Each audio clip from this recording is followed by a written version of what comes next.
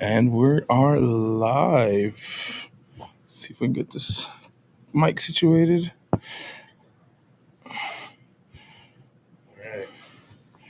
Let's see if it. There it goes. Yep. Yeah. Sweet.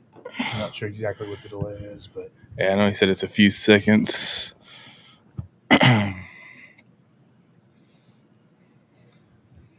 cool. All right. Don't need volume on that. Yeah. We got 30 minutes. Cool.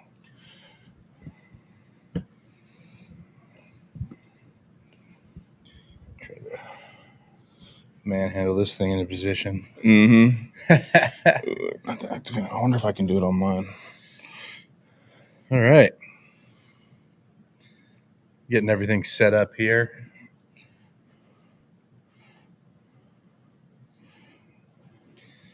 Make sure to blast this thing out.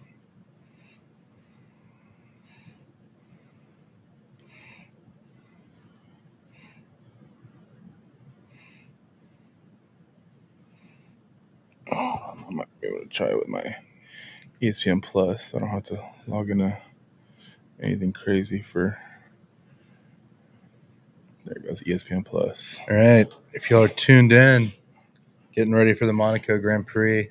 Bright and early. I think we've got our fuels of choice out here on the table. Junior's got his coffee. I've got my C4. Should be a good one. Going to be a long day of racing.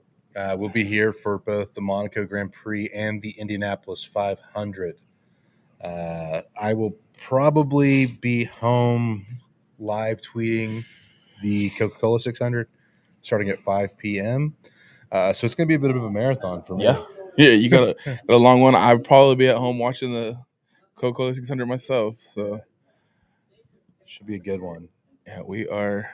I know both F2 and the Super Porsche series were off to insane starts already this morning. So huge crashes going into turn one.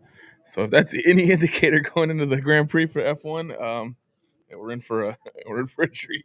Yeah, it's man, it's gonna be a wild one. And Junior, you probably watch Formula One a little more than I do. I'm more casual when it comes to my Formula One consumption, but I know one of the biggest talking points into Monaco for the past, however many years is just how hard it is to pass. Yeah, the cars have just grown over the years, so they're just so huge. And Monaco is such a narrow track. Street circuits are usually pretty narrow. There's not a lot of runoff room. They're all closed. If you make a mistake, you usually go in over a huge curb or you're going into a wall. So with the size of the cars nowadays, they're just much wider than F1 cars in the past. So as they've gotten bigger, obviously the tracks haven't changed. So Yeah, it's passing is. I know last year, for instance, the 1 through 10 started in 1 through 10 and finished in the same positions 1 through 10. There was a accident like lap 1 that messed up the back half of it, but other than that, it was pretty much where you start is where you finish. F1's kind of tried to fix that because now they implemented a 2 pit stop rule this year. So strategy is going to play a pretty big part into it this year. So we'll see how the teams manage that. Some teams are better at strategy than others. Yeah. So we'll see. It's going to be interesting. It's going to be Ferraris. They're in for a long one if they can't figure it out. Oh, man. The Prince of Monaco himself, Charles, almost had pole yesterday. So Yeah, that was a really fun kind of sprint to the finish there with, Norris was on pole, and then Piastri. Chuck Leclerc is he's been called sometimes over here. Charles gets the faster lap, and then right at the end, Norris gets the pole right back, and it's I'm not a huge McLaren fan, but you got to give them props. They got out there early and they gave themselves enough time to do 2 laps. So they set it high with their first lap, and then when Charles came through and tried to snatch it away, they had time for one more lap. and Norris put it together. I mean, he's been struggling. I say struggling. He's still been finishing podiums, but for the car they're driving and everything, he's been struggling a little bit to get to the top. So it was a good bounce back qualifying for him.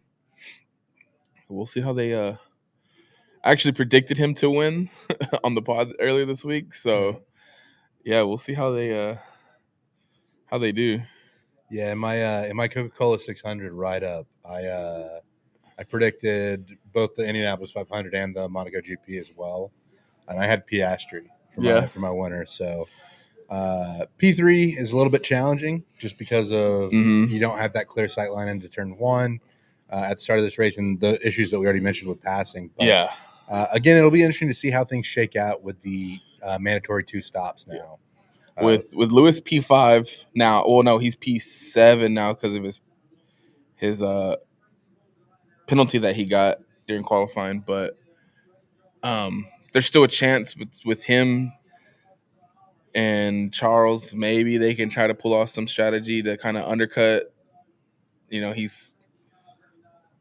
Charles is split by the by the McLaren, so it's a little tough for him. He's gonna get a taste of what Max Verstappen's been having to deal with a lot. Yeah. Fighting both the McLarens. It'll be a big challenge. Man, I love Monaco though. Even though the racing hasn't been great, still all the pageantry around it. Yeah, it's like no other. It's what I think of when I think of Formula One. I will say one of my favorite images in all of motorsports is the shot of Kimi Räikkönen walking onto the yacht in full. Oh yeah, full fire suit and helmet. Just walked right off the track, and then you see him a few minutes later, and he's in the hot tub on the yacht. Yeah, I remember that one. Just classic Kimi.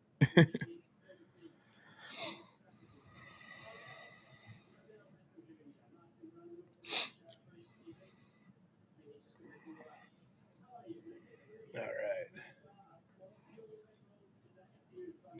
Looks like Odell Beckham.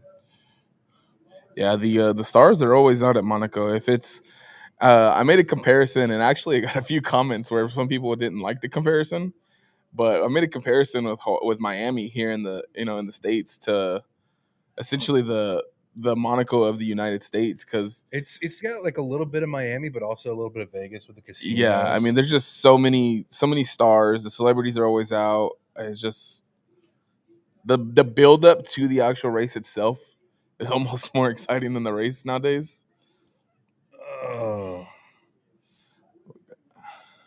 we got a comment. Thoughts? Salvador asking thoughts on the last Motorsports Christmas.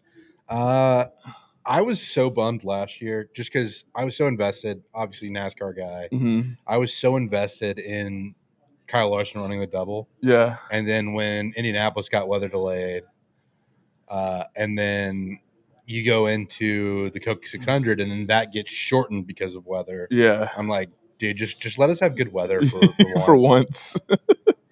And I get it. Charlotte, May in the South, you're always running the risks of thunderstorms. Mm-hmm. I don't think to bring it to another sport, the SEC does their baseball championships in Hoover, Alabama in May. And I don't think I've ever seen an SEC baseball championships without weather issues. Yeah. So it's just kind of part of the territory. Yeah. It's like you said, the South this time of year, we just tend to. It's all that humidity. Yep. But that was kind of my biggest bummer. It was really cool to see Charles get the win last year. Yeah, that was especially considering he essentially had a curse for the longest time, and then to finally break the curse. I mean, he was going for his 4th pole yesterday, so to be on pole times previously and to not convert it to a win, and then the way with the commentators just wrapped it up. They told this story about how he told that the white lie to his dad who was ill and his last few days. He lied to his dad and said, "Hey, I finally signed my F1 contract." Ended up coming true not long after anyways. And then he finally won at home after just bad luck. I mean, there was one where he was leading and they called him into the pits and they tried to tell him,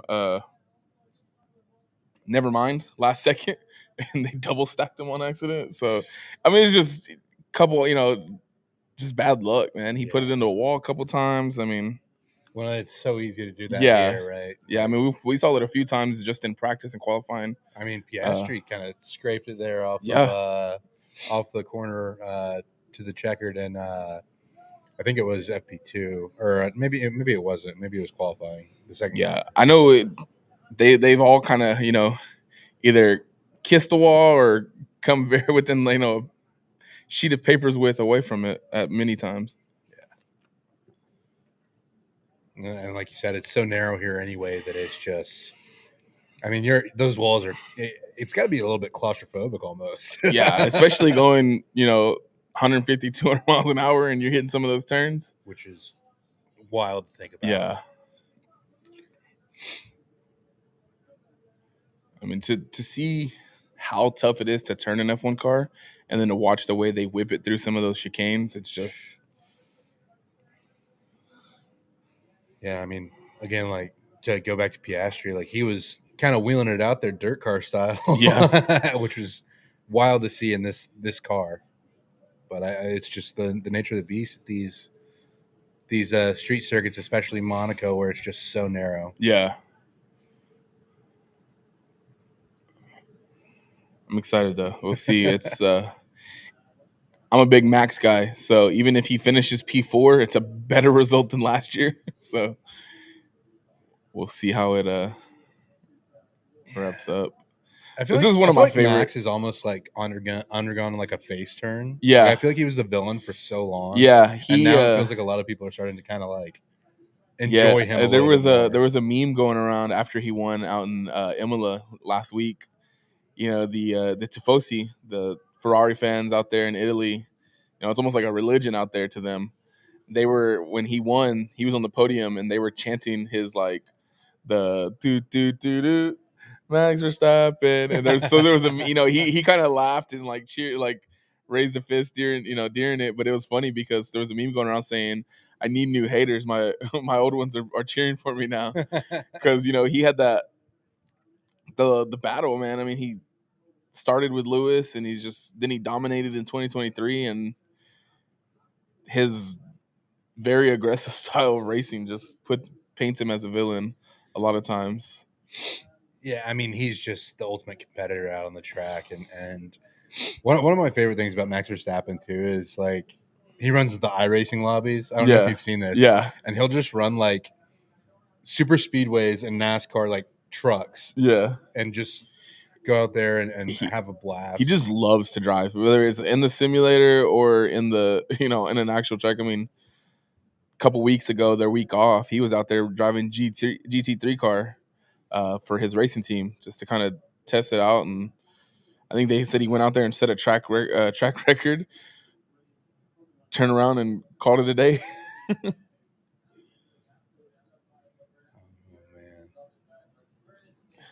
Ted's grid walk before the races are always something to watch.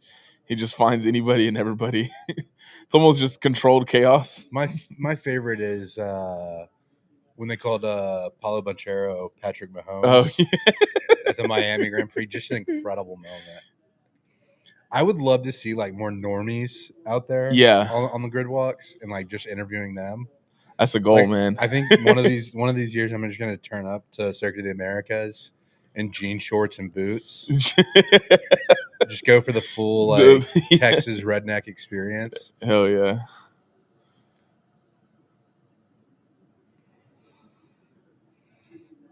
Ask him what he thinks of my outfit. I know my goal is to get out there, especially at Circuit of the Americas. Just get out there on the grid one day, or at least in the paddock. Yeah, and so I've done Circuit of the Americas a few times as a fan, and then this year covered NASCAR at Circuit of the Americas as a member of the media. And I mean, the facilities out there are just so cool. Are they? I love it. Austin's a fun town. I may be an Aggie, but I'm not too proud to admit that I love Austin. Yeah. Great food scene over there. Really cool track that they've built out there, and I hope F1 just never stops coming. Yeah, same. I know they rotate, some of these circuits. Yeah, but they're doing so many races now. I mean, 24 races a season now is the most that they've ever had, these last couple of years. And then they're, they just extended Miami till I think it's like 2041. So Miami's not going anywhere, but Vegas is supposed to be a short run. They might extend it. There's talks about bringing a track to Chicago. Yeah, a street circuit in Chicago. NASCAR has been doing a street circuit in Chicago the past couple of years. I just don't know if the Formula One cars are going to handle the bumps quite as well. I think that's a big worry. And like, I mean, you had things like the manhole covers in Vegas have caused issues, right? Yeah, that first year in Vegas, I think it was during one of the practice sessions. Carlos drove with a man cover. It didn't stick the way it was supposed to, and destroyed his car. And it was crazy because I know he took so much damage. They had to replace certain things that actually I think gave him a penalty or had him start from the pit. It was something weird, but I remember it was just kind of like, dang, like, he took that, and for what? It wasn't his fault. He was just driving the car. That was the dude. And there's anytime this was the the track like last year causes issue. Oh man, Checo Perez was in the middle of just one of the worst stints he'd been on.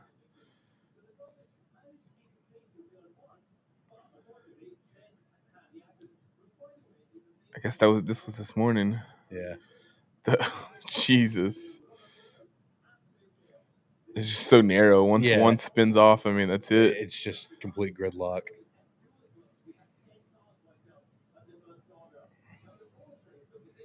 Oh, man. All right, so here's a question for you. Other than the American circuits and Monaco, because I think Monaco is on every racing fan's bucket list, what Formula One circuit is one that you want to go to the most? Man, all right, so I got two, but mostly because of the way, and I'll explain it here. So I want to go to Zandvoort. As a Max fan, I want to go to the Dutch Grand Prix. It's his home race, and he has his fan grandstands. They stay painted orange for the race. Next year is actually the last. It's one of the tracks that we're losing. Next year is the last year, so I'm slowly been kind of piecing together and pricing it out and seeing what it would cost for me to fly out to Amsterdam and visit, Circuit Zandvoort for a season or a race. Other than that, Spa. Yeah. Spa. I mean, it's just the uphill.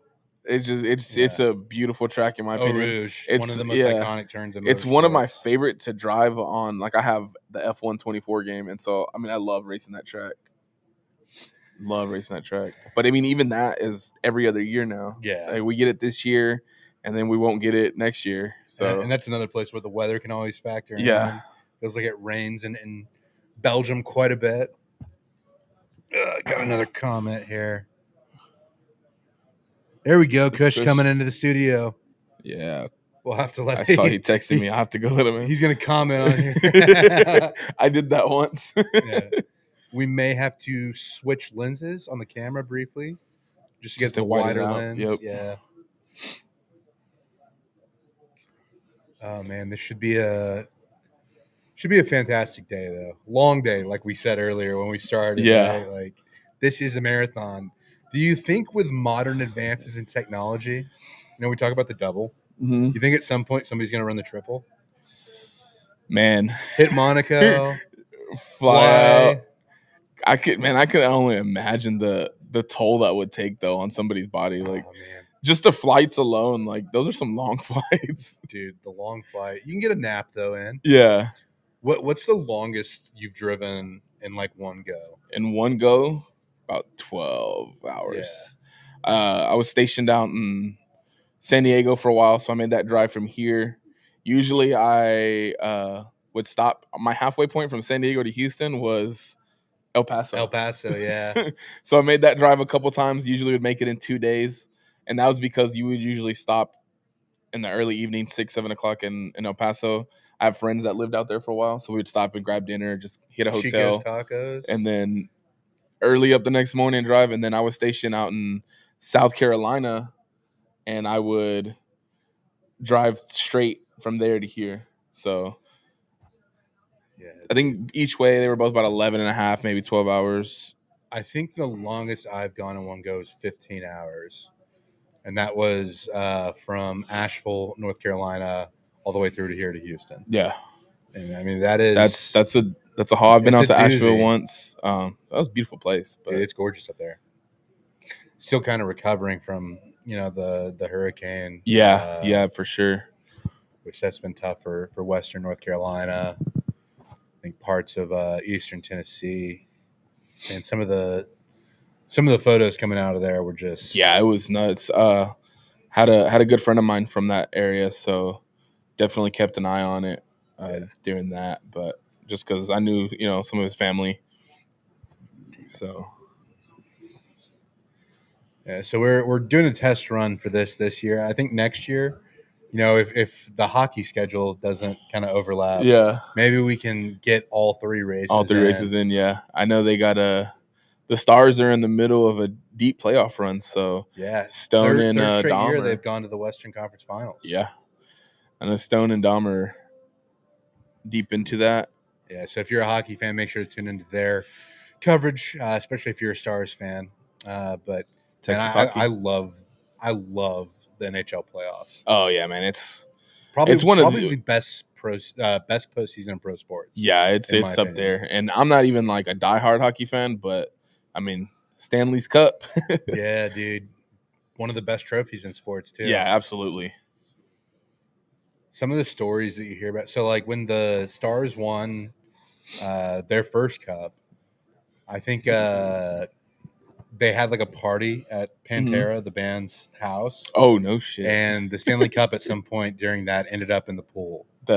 Which sounds about right. I think the stories you see around the Stanley Cup are like no other. Like you said, it's the best trophy in pro sports probably because there's just so much going on. They have that trophy everywhere, and it's indestructible almost. Yeah. As we're talking about this, we got an ad for the Stars and Oilers tonight. Well, they got an early game today, don't they? Yeah, that's I think that's why they're recording kind of earlier in the day. It's not going to be a late night. Although with how long the Coke 600 goes, it's probably going to be midnight before we wrap up, motorsports Christmas as it is. Yeah, it's going to be a long day.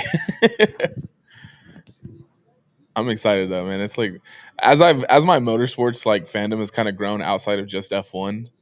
I really want to learn more Indy. I'm a very, very casual fan when it comes to Indy race series, but especially with them coming here with the new track coming to Arlington soon, I want to learn what I can just so that I can know what's going on when I finally make it out to that track because it's going to be an interesting situation. I mean, I know you've been up there and just the area that it's going to be driving around is it's again, the bumps are going to play a big role. Yeah. I feel like they're going to have a lot of work to do leading up to that because the roads are something. Well, and one thing that I am curious about is kind of like how they select these circuits. Because like again, I feel like Circuit of the Americas is such a good dedicated circuit. Yeah, and I don't know why like IndyCar hasn't gone there. Yeah, that's an interesting one, actually, because I mean, every race series that I've followed, just they love Circuit of the Americas, especially F1 drivers. They love that track. Yeah, I think it's just because it's such a fast track. Well, and it feels like there's good passing zones. Yeah. Again, the facilities are great. It's a relatively new circuit. I don't know. I mean, and I'm sure there's like some behind the scenes stuff that we're not familiar with as to why Circuit of the Americas isn't on the docket for IndyCar. But it is good to have them back in Texas. Obviously, they ran the oval at Texas Motor Speedway for a long time.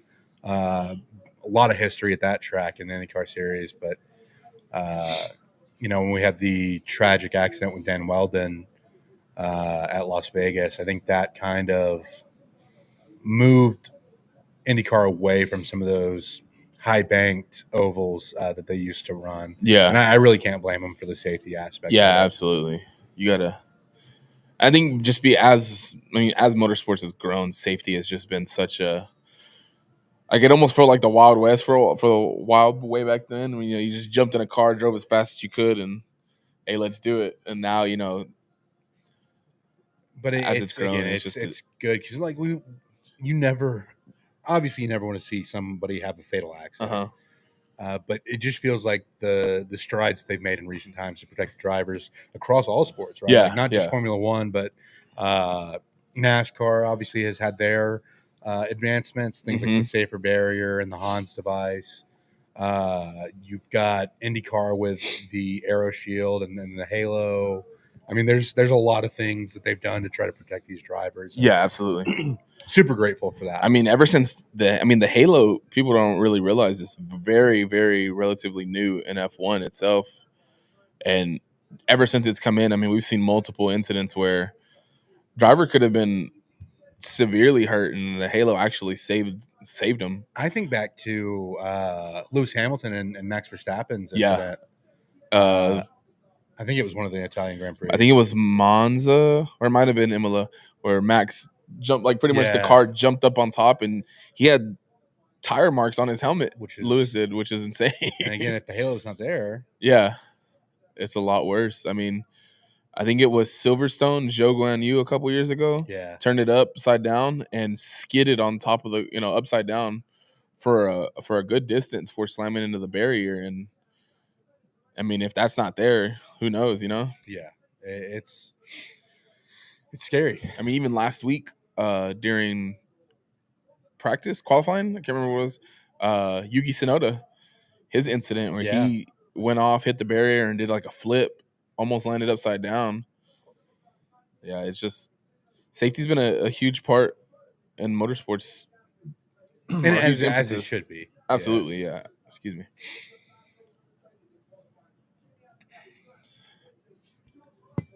So, man, again, it feels like everything's going to come down to just like how the start goes. Yeah, Lando has struggled. Yeah, Lando does not have a very good pole to conversion rate after the first lap. So if there's ever a time where there could be a passing move in Monaco, it could be this one. Yeah. Man, you kind of feel for Lewis on that because he got that penalty and it was his engineer's fault. Yeah.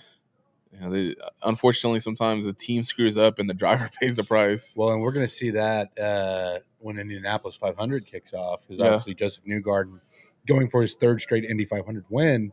Him and his Penske teammate Will Power will have to start from the back of the field. Oh yeah, due to penalty, illegal part.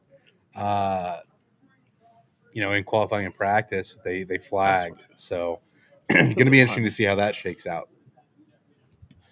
Yeah, I read up on that briefly, and I was kind of confused at what it was. But then I saw some of the the interviews. Like I saw Bato Award's interview where he said, it's not like they were exactly hiding it. The blood torch was right there. So it's one of the guys that I follow for a lot of like my technical motorsports knowledge is Bozy. I don't know if you have seen Bozy's account on Twitter. I have to look him up. So he goes into depth on a lot of the engineering stuff, and he doesn't cover F1 as much, but like a lot of IMSA, WEC, NASCAR. He's a crew guy in IMSA. Okay, and so he has a super super great depth of knowledge about a lot of the technical stuff on these cars. So for anybody watching, like if you want to get more technical knowledge, definitely give Bozy a shout out. I'm not going to try to pronounce Bozy's last name. I think it's like, I just said I'm not going to try to pronounce it, but it's like Tataravich. Okay. He is just an incredible resource for race fans who want to improve their knowledge. Definitely worth giving him a follow if you want to learn more about the cars. Yeah, definitely will. I'll be right back. I'm gonna go let some of these guys in that are showing up. Mark's here, and I think Kush is right behind him. All right, we're gonna have to figure out the lens situation. I think it's pretty simple.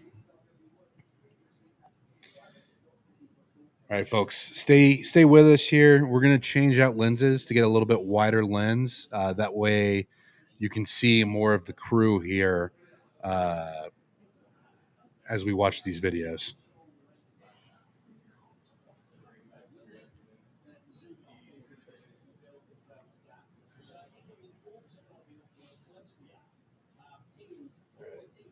We're just gonna go in for it. Okay. I think it's pretty simple.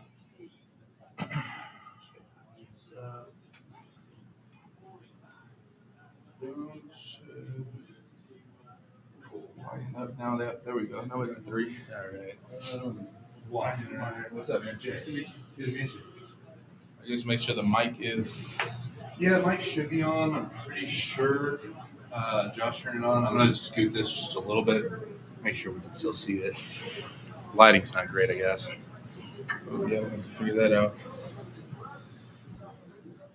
Do you know how to fix it? Kind of fix the lighting? We did not know that. Man, thanks, Josh.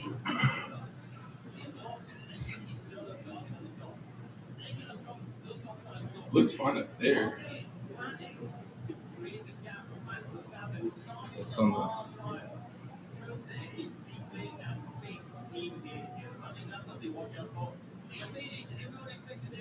I mean, worst comes to worst, we do have.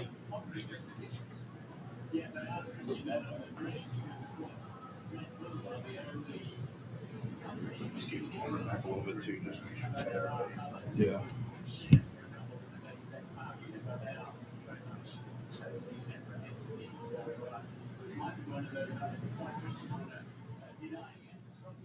I'm literally just going to turn this off real quick and turn it back on and see if that helps. Mm-hmm. Yeah.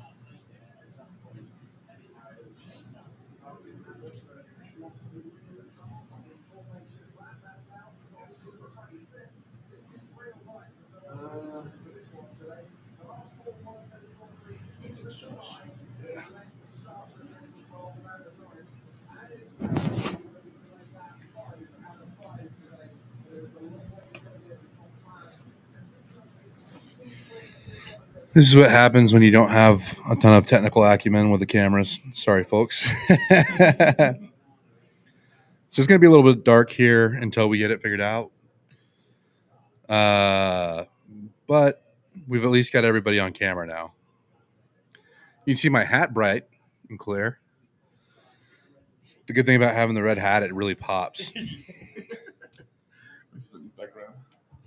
Yeah, just text it, producer Josh. Yeah, See if producer he can Josh. hit us up and let us know what's going on.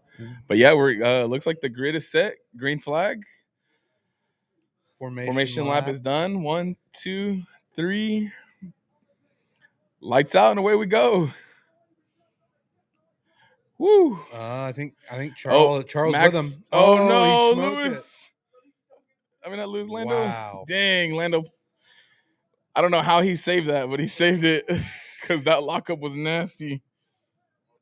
Charles pushing him. Yeah, Charles is going to be on him quick. These 2 pit stops are going to. I mean, that lockup itself is going to destroy his tires just so early on, man. But the thing is, like with the lack of passing zones, it's Charles just going to be able to take advantage of that?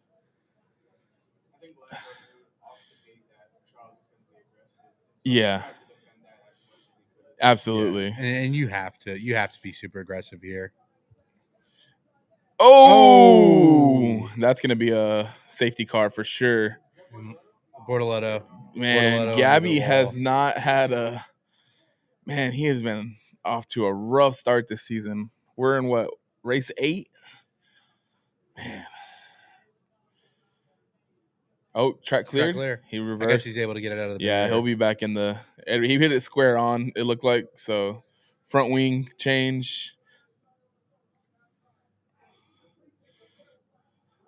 I will say that like one thing that Charles is going to have to really think about, and Ferrari's going to have to think about, is just being sandwiched between the 2 McLarens. Have to wonder how that's going to, and Tsunoda into the pit. Virtual safety car. Okay. There goes a free pit stop essentially for Ollie everyone. Behrman and A Gasly 2.6 for Red Bull for Yuki's stop is not bad at all.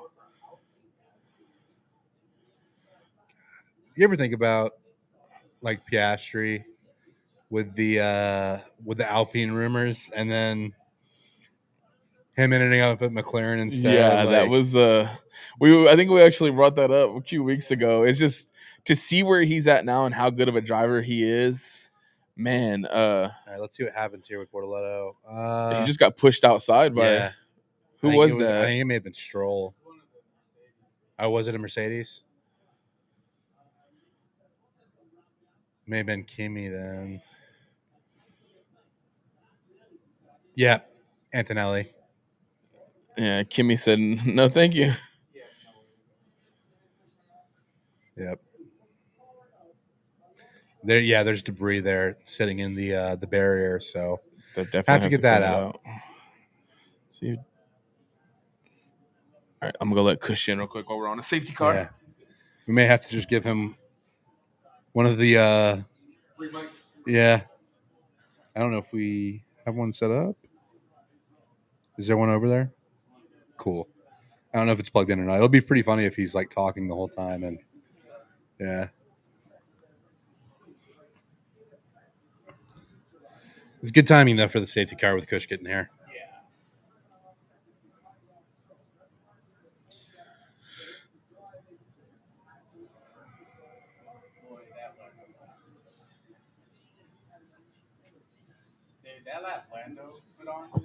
Oh man, it was insane.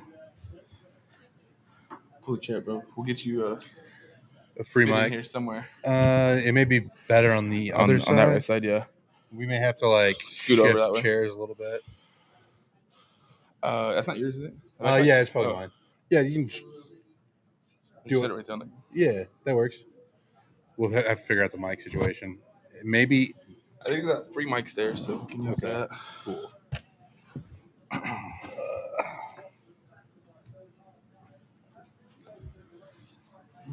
We're good. Yeah, you've got plenty of room on your side. On that side.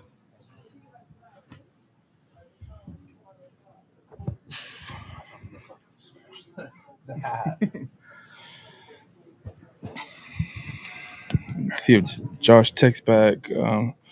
Not yet. It's an early morning. Yeah.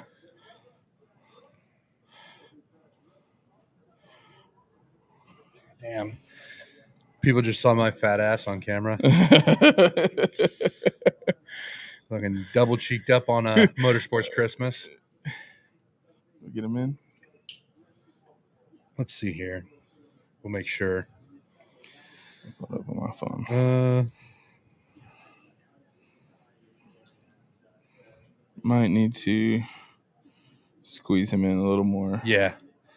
We're gonna need to scoot a little bit more. Actually, well, I'm trying to see if that mic will reach. It'll probably be better to have you on this side. Yeah, I think so. If the mic reaches, just because look at the space. Oh yeah, you do have a ton of space over there. Man, he locked up so hard. I almost thought Max was going to get in on the outside of Oscar for a second there. I do wonder how the strategy is going to shake out now for the guys that were able to make it in. Obviously for the free stop versus, some of the guys who stayed at, obviously the leaders were past, I think, the pit entry whenever that virtual safety car was thrown. You don't think it's going to reach? No worries. We'll just scoot a little bit more this way then. Yeah, you're just outside it.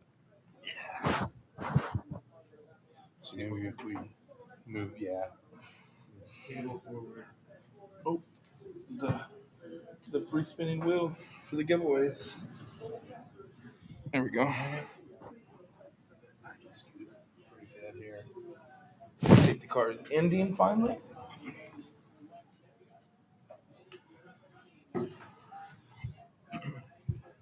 Oscar get caught sleeping, or safety car ended, and these two are the only ones.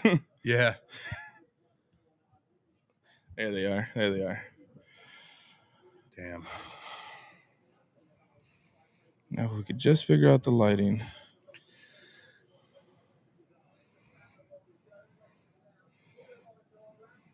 All right.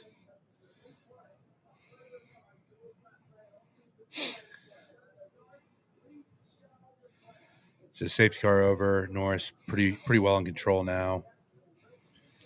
Yeah, it'll be interesting to see how they play these pit stops now.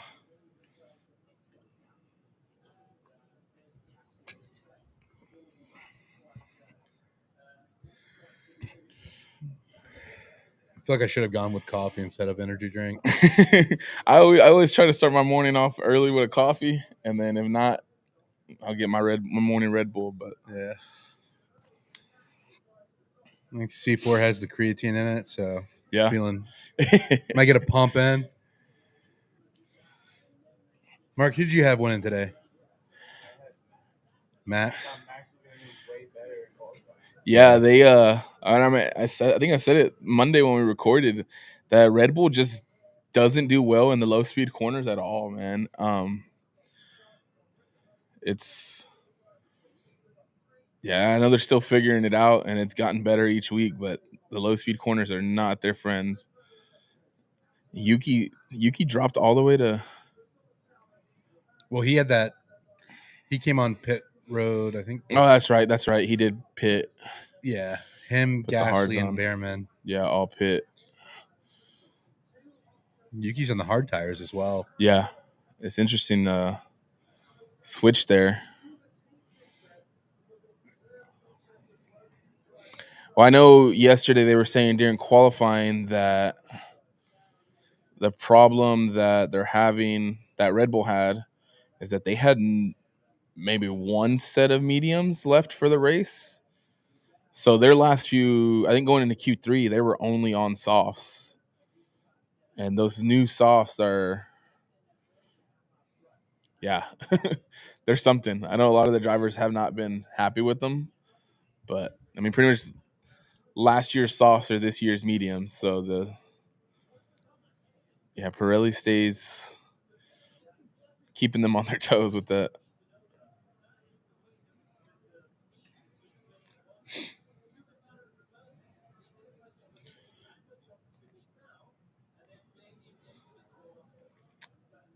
Behrman on the hards. Yeah, of the guys that came in, looks like Tsunoda and Behrman are on the hards, and then Gasly's on mediums. So something to keep an eye on. You know, they trialed option tires in NASCAR at some of the shorter circuits, and it didn't stick. But I love this piece of Formula One where you have different tire compounds that are you can strategically deploy them throughout the race. It's really fun to see like who's on different tires, how they manage those tires. Yeah, and then just because the cars, I mean, they all look the same, but they're so different sometimes that some cars are gonna eat away and cause more degradation than others faster. Yeah. I mean, it's just you'll see some cars driving faster on hards compared to some on mediums. It's insane. You know, I look at sporting events and I feel like I could probably fit in just about anywhere. Monaco feels like a place where I would stick out like a sore thumb. I agree, man. I would show up and just like, man, am I underdressed to this race? Yeah. Maybe instead of doing it at Coda, I could do the jean shorts and boots look in for Monaco. There you go. Can you imagine? You would definitely turn some heads. Whew. Gotta go full cowboy hat at that point, too. Yeah, at that point.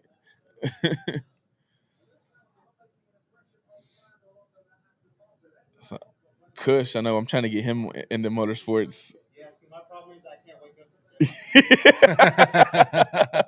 This one isn't even one of the bad ones. Yeah, wait till. I mean, we had a couple already where there was I think it was like a 3 or 4 a.m. start. Yeah. I'm a psycho, so I get up and I watch them. But yeah, the sleep schedule does not love me for it. Every single week. Like, hey, you watch the race? No, I just woke up. Dude, And it's funny because if you look at the calendar, the way it's set right now, and I know they changed it up a little bit to kind of help with that. So yet last week's was an 8 a.m. start. This week and next week are all 8 a.m. start. And I think we have a week off, and I think we go into Canada, which is Another yellow midday for us. track hazard. I wonder if it's just some more debris from Gabby. Oh, nope, no. there it is. Wow. Oh no! That's Gasly. Pierre. Oh, Ivan is gonna be. And that left He's front, still driving on it. the left front is destroyed. There's- He's not going to be able to turn. Oh, he's just leaving debris. Yeah, he is. He needs to pull off. Oh, he's No got no brakes. brakes. That explains it. I was like, why is he still going? Because at that point, he's a track hazard, and that's a There, penalty. he found a turn off here. Or is that pit entry? Yeah.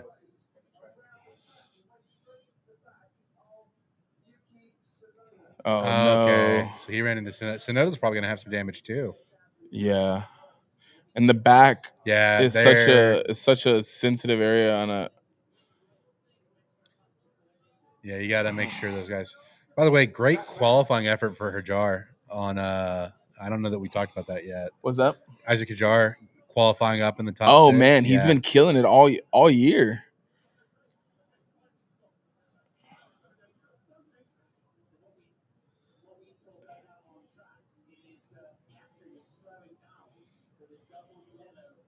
Max is right on Piastri. Yeah, that's what I was saying. That's what they were talking about. Like Max was like the race was still going on, and he was chasing it off. Biggest rule in motorsports: if you ain't cheating, you ain't trying, right? Well, I want to know. Here's the incident.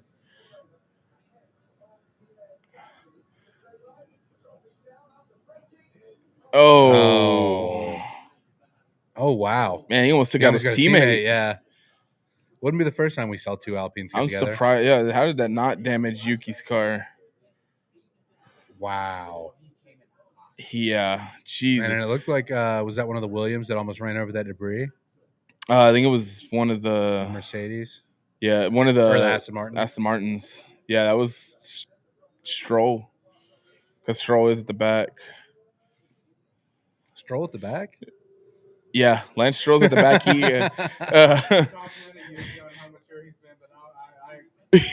he said, "Is he an idiot?"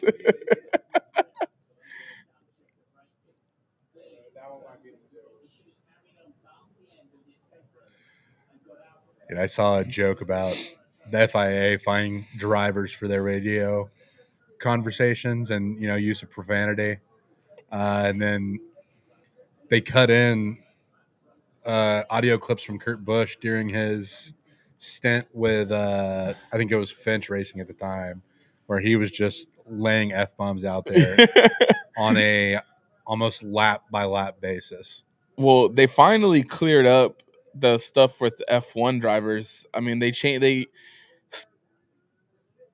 coming into the season, they had said that drivers were going to be penalized for cussing and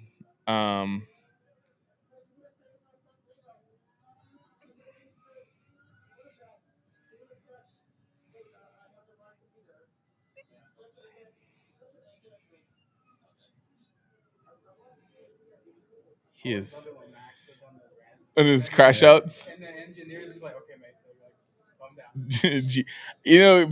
People talk about how like angry he always is and stuff like that when he gets on the radio, but man, I've talked to a few people. Like GP is just the perfect engineer for Max. Like no one else can calm him down or even like put him in his place if they need to real quick, like GP. Like the relationship that they have. I mean, an engineer and driver relationship is so important, but theirs is just on another level. Kind of like Lewis and Bono were at Mercedes. It looks like pit lane entry is back open. So obviously had some debris there from Gasly and his incident as he drove back onto pit road, but they've got the entry back open. So we talked about the strategy and like how that early safety car would impact the race. But that's two of the cars that came in during that safety car with damage. Obviously, Gasly's out. I don't know how bad the damage is for Tsunoda. It looks like he's still driving. Yeah, he's But definitely could have been a lot worse. So then they just hit the rear tire, and Gasly luckily took all the damage there. I almost wore my Yuki shirt today too. I'm glad. Love to see him recover. Yeah. Again, if he has no damage, because he's Mm-hmm. one of two guys that have pit at the back of the pack. Yeah. That doesn't. Obviously, Gabby has the incident that brings out the first virtual safety car. Kind of surprised we didn't get a virtual safety car for the gas incident, just with how much was on the track. Yeah, it was strictly yellow flags.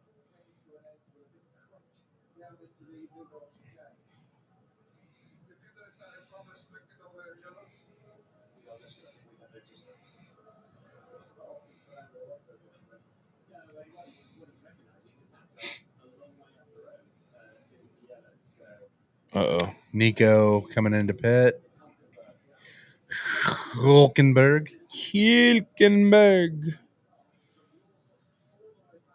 2.4. Good stop.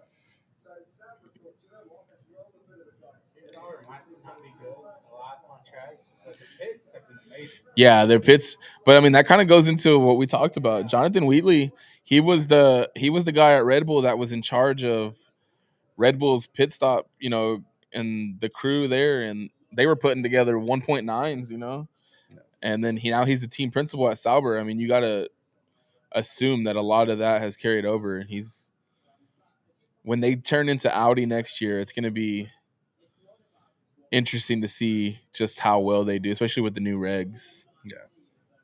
Has Josh said anything about the? No, not yet. I'm still. Yeah. I love the driver cams. There is one that you can kind of.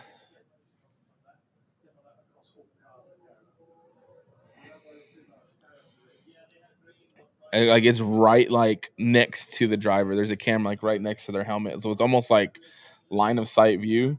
That view, or don't they have one in their helmet? Probably at this point. Right? I don't remember, but I know there is one view that's Colapinto in 2.5 for the Alpine. Yeah, some of these guys are coming in early just to get that first stop knocked out. It looks like. Yeah, because Nico put on the hards. Let's see what Colapinto has on. Yeah.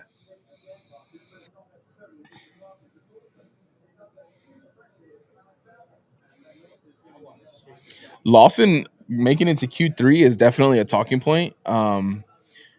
We have definitely Hajar's coming into the pits.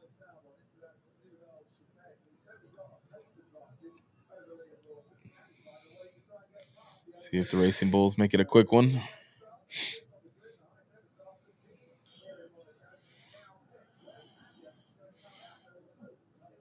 Pretty smooth. Yep, 2.7. Not bad.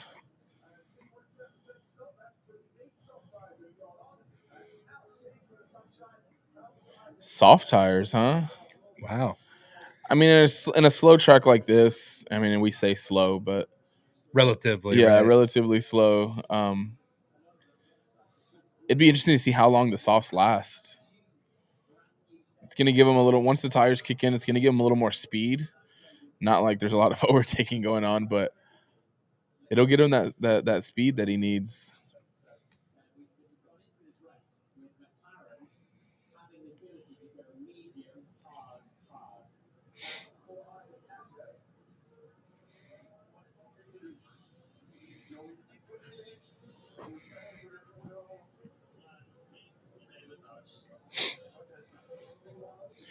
Charles wants this win so bad. I mean, the Ferraris were probably next to McLaren's the best performing car this weekend. It was interesting to see how well that they were handling. I mean, they had more front end grip than anybody, I think. And it man, that lap Norris put together just was. Charles went first in every single practice session, and I was like, Yeah. Yeah, I was gonna text you and ask you how you were feeling, but I was like, you know what, I'm gonna let it play out. I was like, Charles is great at Monaco, so I like. Yeah, he's got that extra motivation, I'm but not letting this blind me when qualifying gets here. We'll see what he does, and he got it, man. He put on a great lap, but then Lando comes in. yeah, I don't know where Lando pulled that lap out of, but Like I that mean, lap was. P2 and P4 for Ferrari is just considering how they've been all season is really good qualifying. Unfortunately, Lewis took that penalty, but I mean, they're in it. They're in it, man. Especially with, like I said, the two stops. We're already seeing some teams at the back end pit early. Um, it's such a short track too that there's just so many laps. Yeah. Fernando in. The 15-year rookie. Ooh. 2.6. He lost a little bit of time there with Ocon coming in, though. Yeah. Almost. Well, he held Ocon it had a up, so 3.1, so that's a little bit of a slow stop compared to what we've seen, at least.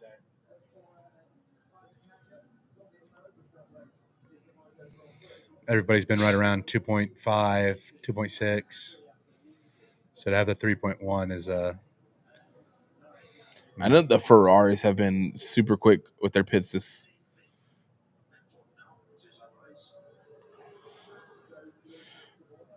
And the gap is insane.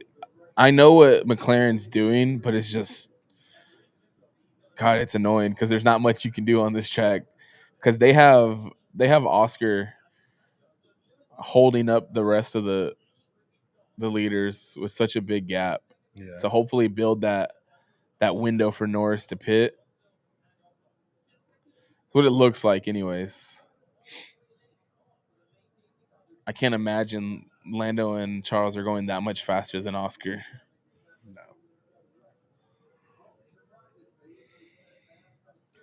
No. Oh.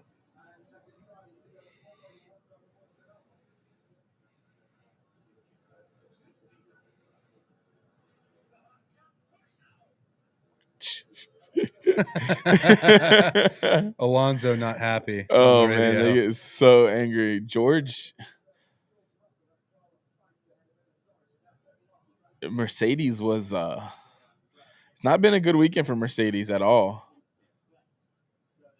Lance Stroll in. Behrman back in too. So this is Behrman's second stop. Stroll with a 2.5. 3.2. So the Haas crew has not had two good stops. So. Yeah. But Behrman's done theoretically. Can he make? Yeah, I mean I don't know like what. if they put him on some hards, he could probably make the rest of this race. Yeah, which Because I mean, normally it was a one-stop race. yeah. So you put him on some hards, he could finish it. I don't think Behrman's going to be looking to make it into the points. So I think at this point he's just looking to finish the race and maybe gain a position or two.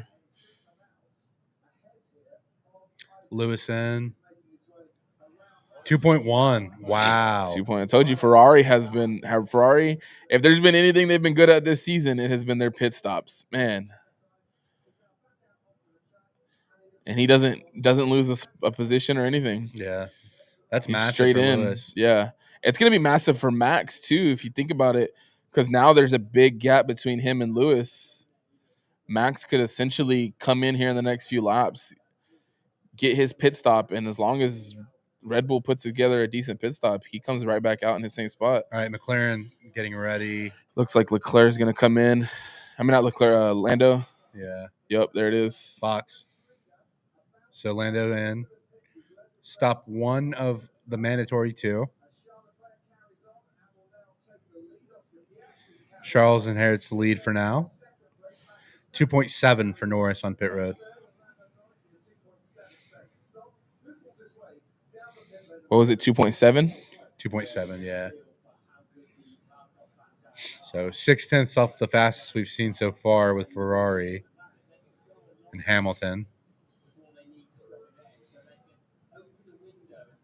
I think the gap was about 2-3 seconds. Isaac coming in on his second stop already. He got some wow. quick stops, some quick laps in. I mean, he really ain't. Well, I see the gap now. And he was on the soft, so I wonder if that's part of why. Yeah. Looks like he's going to the hard tier. Looks like they put him on softs. They let him build a little bit of a gap, and he had his teammate in Lawson holding back traffic. Yeah. It looks like a lot. There's a 54-second gap there. Yeah, you got a train of cars behind Lawson. You got to give kudos to Lawson too, because we've been pretty critical of him all season. He had a really good qualifying, and he's playing the team game right now.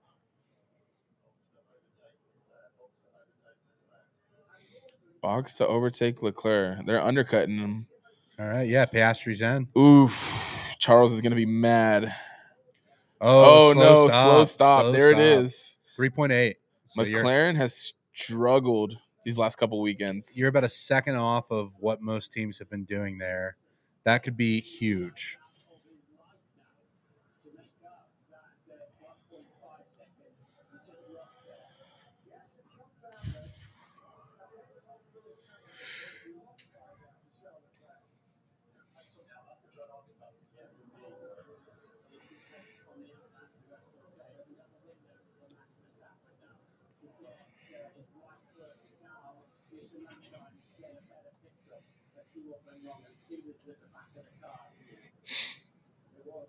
That rear left, yep. It was front left last weekend. That left side of the pit crew are gonna have to put it together.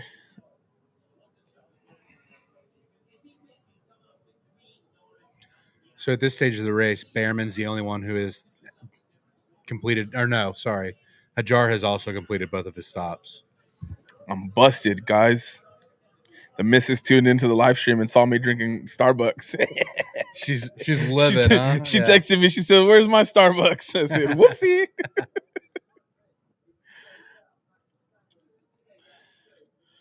What's the Starbucks drink of choice? Iced caramel macchiato. I'm a venti vanilla sweet cream cold brew guy myself. Okay. Whenever I go I thought about going cold brew, but stuck with the macchiato. Probably should have got the venti, but here we are. Yeah.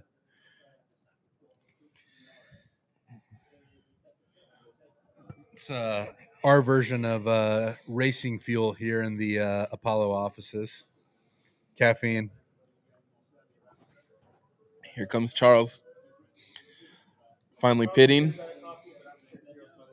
Hey, it's a long day. Got to stay hydrated. Yeah. Yeah. The Houston heat has kicked in here. That ain't no lie. So had my little nephew's 4th birthday party yesterday, and we were outside. The heat was out there. It was a pool party, so all the kids were staying cool. But man, it was a hot one. Dude, this is that time of year when you invest in one of those inflatable pools, fill it up with ice. Oh, that was just fast. Lie down in it like you're a husky. Yeah. 2.0. 2.0. Wow. That was fast. I mean, you guys talked about it. Ferrari's pit crew on the money right now. They've been on it. There goes Lando. So Lando, the undercut the undercut did not work at all. And it's that slow stop for Piastri, obviously. You have to wonder if they hadn't had that second delay, I think the undercut would have paid off. Yeah, it would have been really close. But it's a combination of a slow stop for McLaren and an extremely quick stop for Ferrari. Yeah, I mean, about 80% of the wins and the glory goes to the driver. Probably about 75%. But man, that pit crew and that strategy, they play a huge part. The engineers, that 1.8 seconds doesn't seem like a long time, but when that's the difference in a pit stop.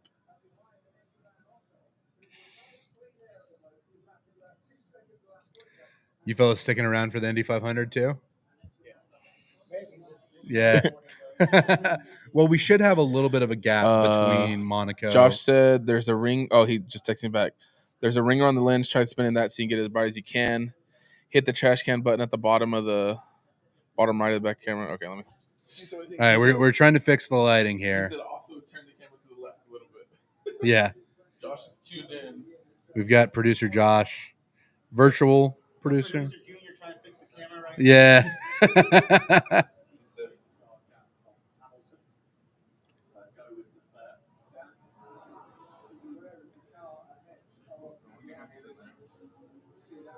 It's like just put a big smudge on the lens.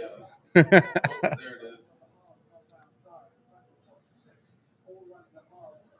See how that's looking.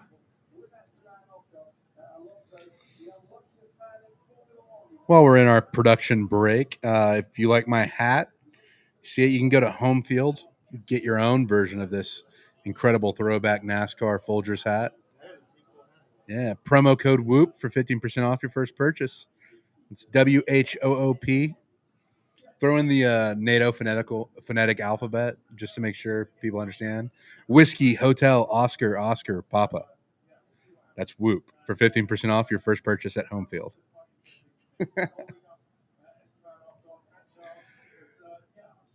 The teams on the track have sponsors. We have sponsors here we have to plug, right?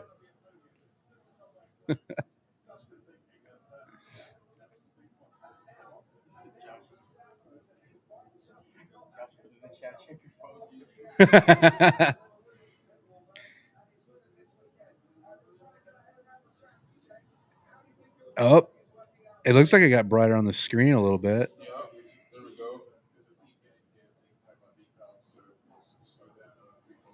We're definitely more visible now. Turn that a little bit more, get pushed more into it. Get everybody more centered. Yeah. Just realized Josh commented and said, check your phone. Yeah, that's what we're talking about. We welcome comments of all kind. If you have any more feedback for us, just let us know in the comments. Thanks for everybody Thank you, Josh. joining us. You're amazing. We love you, Josh.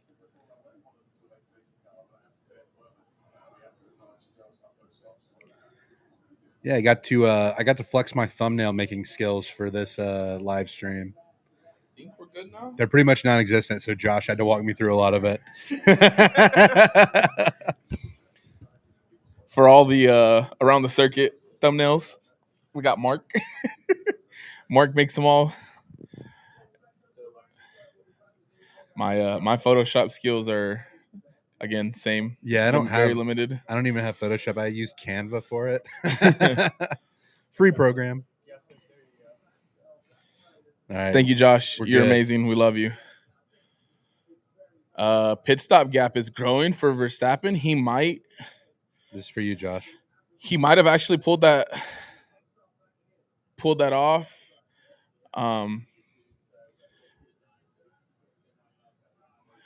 Man, Max is doing everything he can to come out in P3 right now and take that spot from Oscar.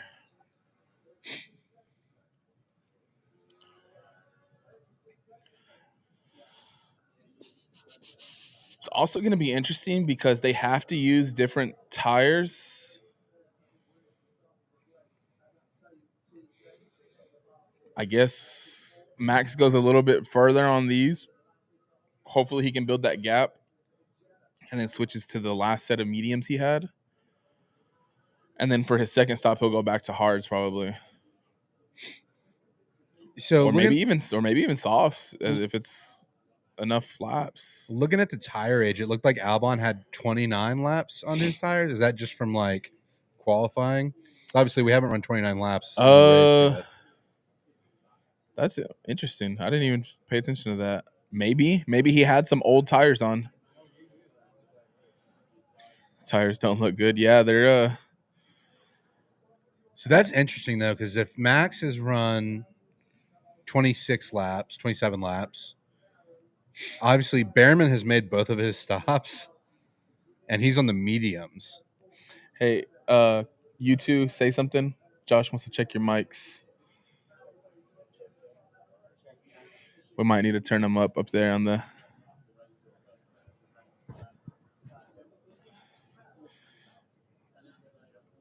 If we need to turn them up, let me know. I love how we have Josh in the comments producing.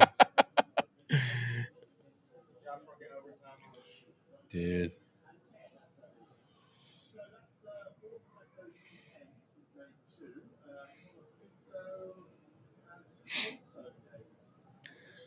And thanks to everyone who has tuned in to this Absolutely. Apollo Motorsports Christmas live stream. And I know it's early, so if you're up watching the Monaco Grand Prix with us, hey, kudos to you. It's an early start. Not as early as it could be, but it is an early morning. I know there's a couple people that are probably up right now watching with us. You're both muted. Do you want to check it up there, Mark, on the yellow and blue?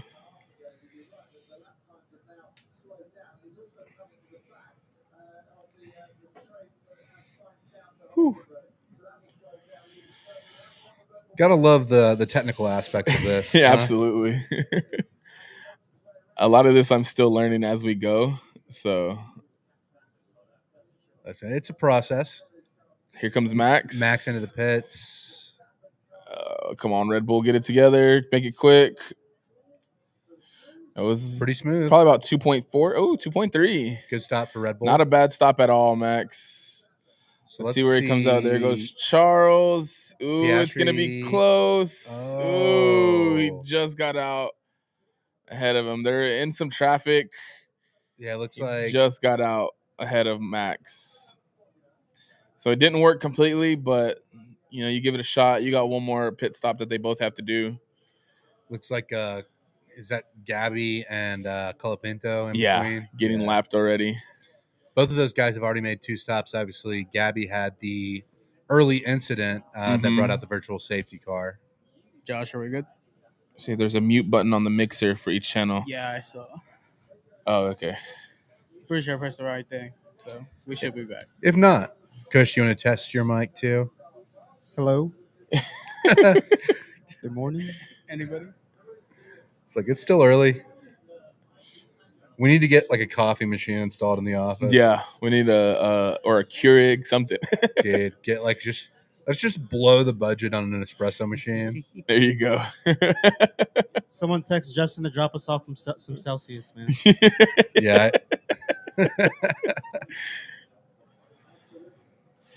Josh, you're amazing, bro. Thank you. Legend. All things considered, I don't think we're doing terrible for our first. No, yeah, I mean this is our first. Stream. This is going well. Going as smooth as I can go, right? Yeah. For me, getting here late, you see, too. I was supposed to get here earlier, but I kind of slept in. Dude, they are in the middle of some traffic right now. Yeah. I know Lando's got. He said, "Why are there no blue flags?" I'm sure everyone is asking the same question. Dude, that water at Monaco looks so nice. Yeah. Oh, man.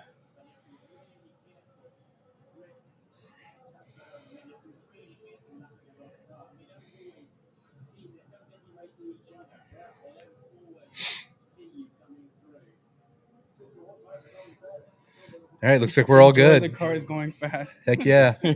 Thanks, Josh. We certainly will.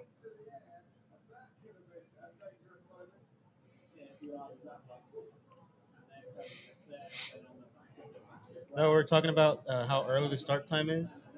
I was actually at the Astros game yesterday. It was a 3:00 game. And I'm like, man, I want to get home before 9 o'clock, 8 o'clock, so I can go to sleep and wake up early for this thing. I got home at 7 something, fell asleep at 9:15. I still woke up late. Yeah. Oh, we got a little drifting session there for. Oh, he's in here. Yep. Man, yeah, watching Lewis do that during the practice. Man, during practice, that was. I'm actually surprised he didn't do any damage to the bottom of the car on that one, or put it into the wall. The fact that he landed and was able to keep it out of the wall right afterwards, and it was. I mean, it's Lewis, so you would. Dang, he's already lapped the whole back half of it almost. There's Russell and Sainz. With it being such a short track, you're almost not surprised, but there goes Russell. And he'll pass here. Sainz. Blue flag. I think Sainz is going in right now. That was smooth. I know. Just letting him by. I can't imagine it's too easy, especially when somebody's letting you pass. Chuck not happy.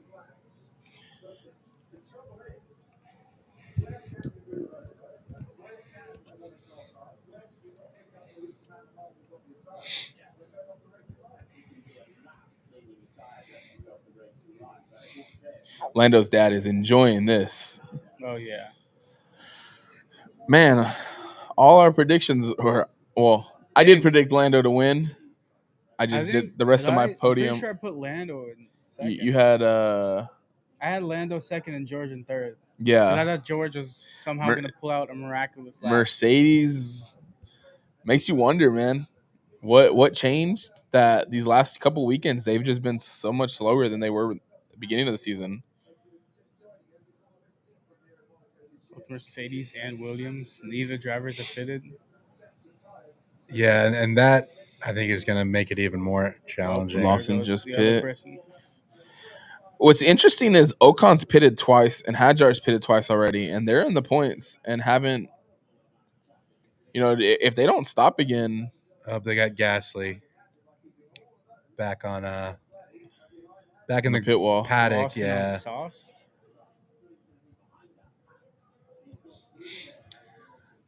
I do wonder how the tires are going to hold up for those guys because Max again was saying after 26 laps. What did Verstappen just say? What did Verstappen just pull out He's his ass? such a nerd, man. It's so funny to see some of the things he says. So for those that didn't hear the broadcast, Max said his shifts feel like Monaco Grand Prix 72, which I'm not exactly sure what that means. I can only assume that. I mean, he was complaining about issues, I think, during one of the practice sessions. Man, there's always something with Red Bull lately. Albon is coming in, I believe. Should be his second stop. But yeah, what I was saying before that incredible commentary from Max was, Max was complaining about his tires about 26, 27 laps into the run. So these guys that have already made 2 pit stops, we still have 45 laps left in this race.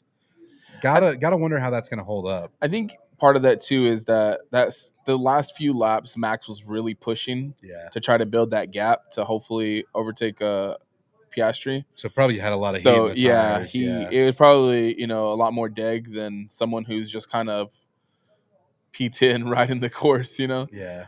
So hopefully that's all it is that plays a factor into it. If not, some of these teams that stopped early, like you said, could be in some trouble. So you have Hajar and Ocon up in the top 10 who have made 2 stops. And then the rest of the guys that have made 2 stops are well at the back of the field, and Behrman, Gabby, and Colapinto. Man, I almost feel for Lawson because I think he still has one more stop to make, don't he? I think Lawson has at least one more, yeah. Yeah, he has one more. He just he lost a place to Ocon, who has already made his 2. If Ocon doesn't stop again, great points for Haas, but kind of brings down, Lawson, who's had a great weekend considering where he was earlier this season.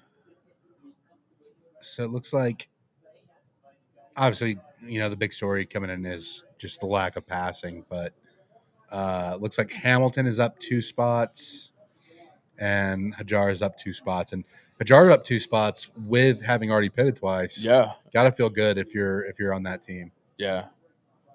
He's had such a good last couple weekends as a rookie in a car like the V carb. Man.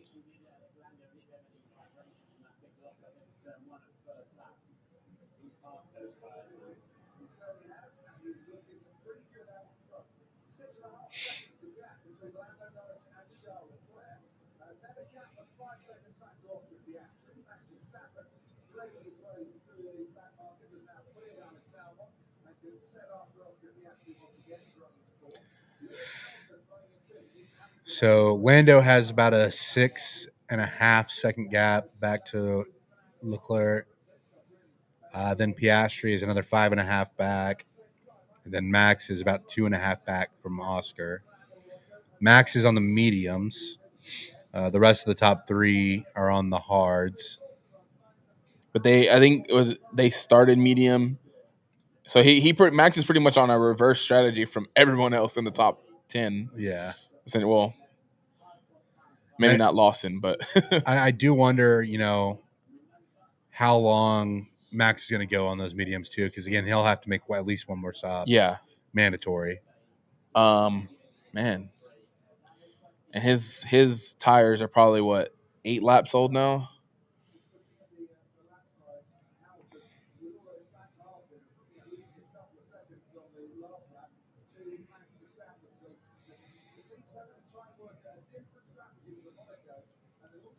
I can't imagine driving like a regular car on these streets. Yeah.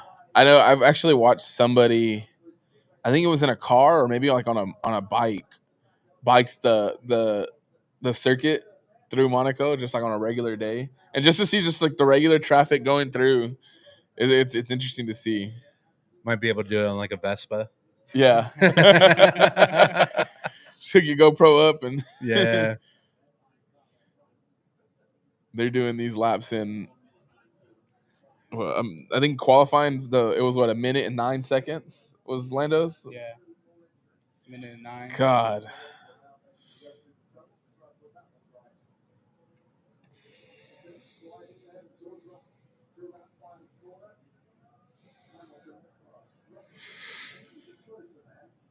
Man, Russell does not like being where he's at all. He has been on Carlos the whole race. Gabby is in pit. Man, This is stop number 3 for him. and he did take that pit in the VSC, but Well, he was the VSC. oh so yeah, that's true. That's true. I guess he's just trying to finish the race at this Yeah. point. I mean, what can you do? Piastri has the fastest lap currently. Man, 15 seconds from the lead, Max. 13 for Oscar. This is just a huge gap that I know McLaren. It feels like that third place is probably going to be the battle. Yeah. Like I feel like It's all going to come down to pit strategy too, Yeah. because I know what McLaren's doing, and they're playing the smart team race. They're going to make sure Lando wins. They're building that gap so that they can undercut Charles and keep the lead. But man, it's just you, especially on a track like this, like there's just where there's already not a lot of high speed overtakes, like well, and you have to wonder how the lap traffic is going to play into this too. that too. Yeah, I mean we've already seen it take a few seconds off of some of these guys just trying to get through it on the back markers. 40 laps to go. Uh-oh. Oh no. Fernando. Alonso. So Fernando has had contact with the wall, it looks like. Man. He did get straight into a gap. As he called it, the unluckiest driver in the world.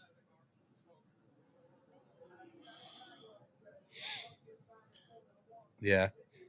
Just talking about the unluckiest man in Formula One on the broadcast.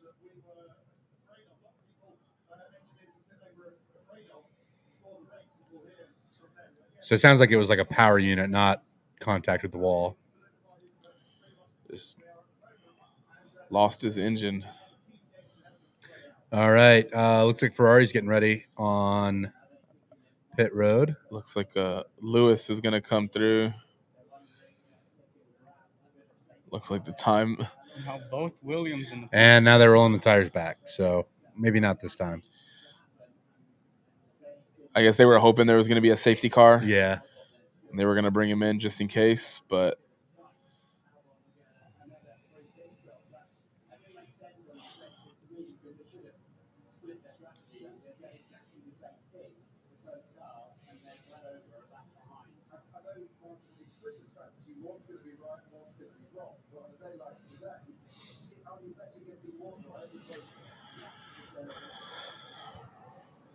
I will say the nice thing about this race being so early is I think this is the lightest I've ever seen the parking lot at the office. yeah. Yeah, when I pulled in, I was like one of 2 cars. I said, man. This is nice. We got good parking. Yeah. I was like, oh shit, a parking spot's open? That never happens. Yeah. Normally I'm behind the dumpster. You get that smell wafting into you while you walk by. Yep.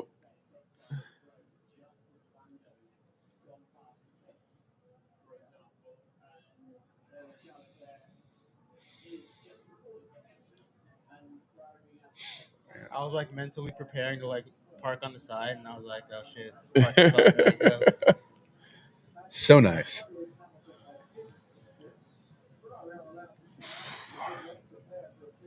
It's like if we ever start doing Premier League streams, now we know we'll be able to park. Yeah. As a Premier League fan, a Chelsea fan, Oh, that would be man. nice. But I'm a Tottenham guy. yeah, We finally Man. got a trophy. So Man, excited about it. Chelsea has a yeah. This was a rough year as a Tottenham fan. I know Chelsea kind of started the season off decent, and then they just had a rough run, and the precision, man. Like Albon just kissing the barrier ever so slightly. There's Alonso out of his car.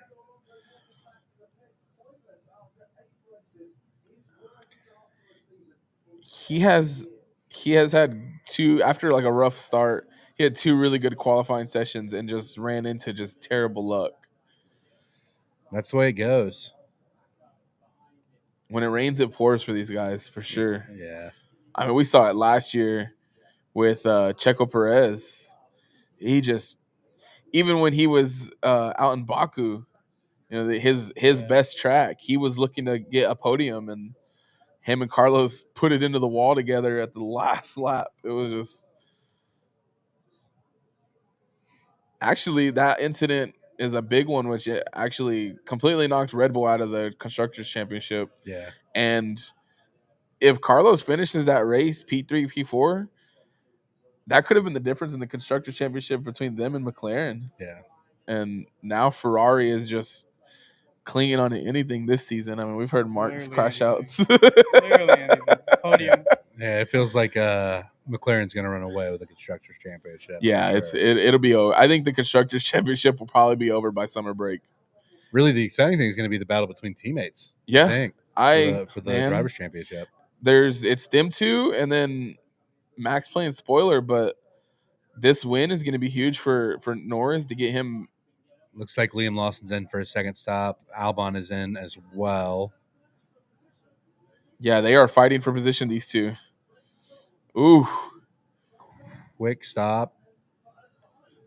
I think both of them had pretty quick stops. Looks Albon like- with a 2.3. Yeah, it looks like Lawson. I didn't get Lawson's time on that. I don't know if they showed it. I don't think they did. They're just.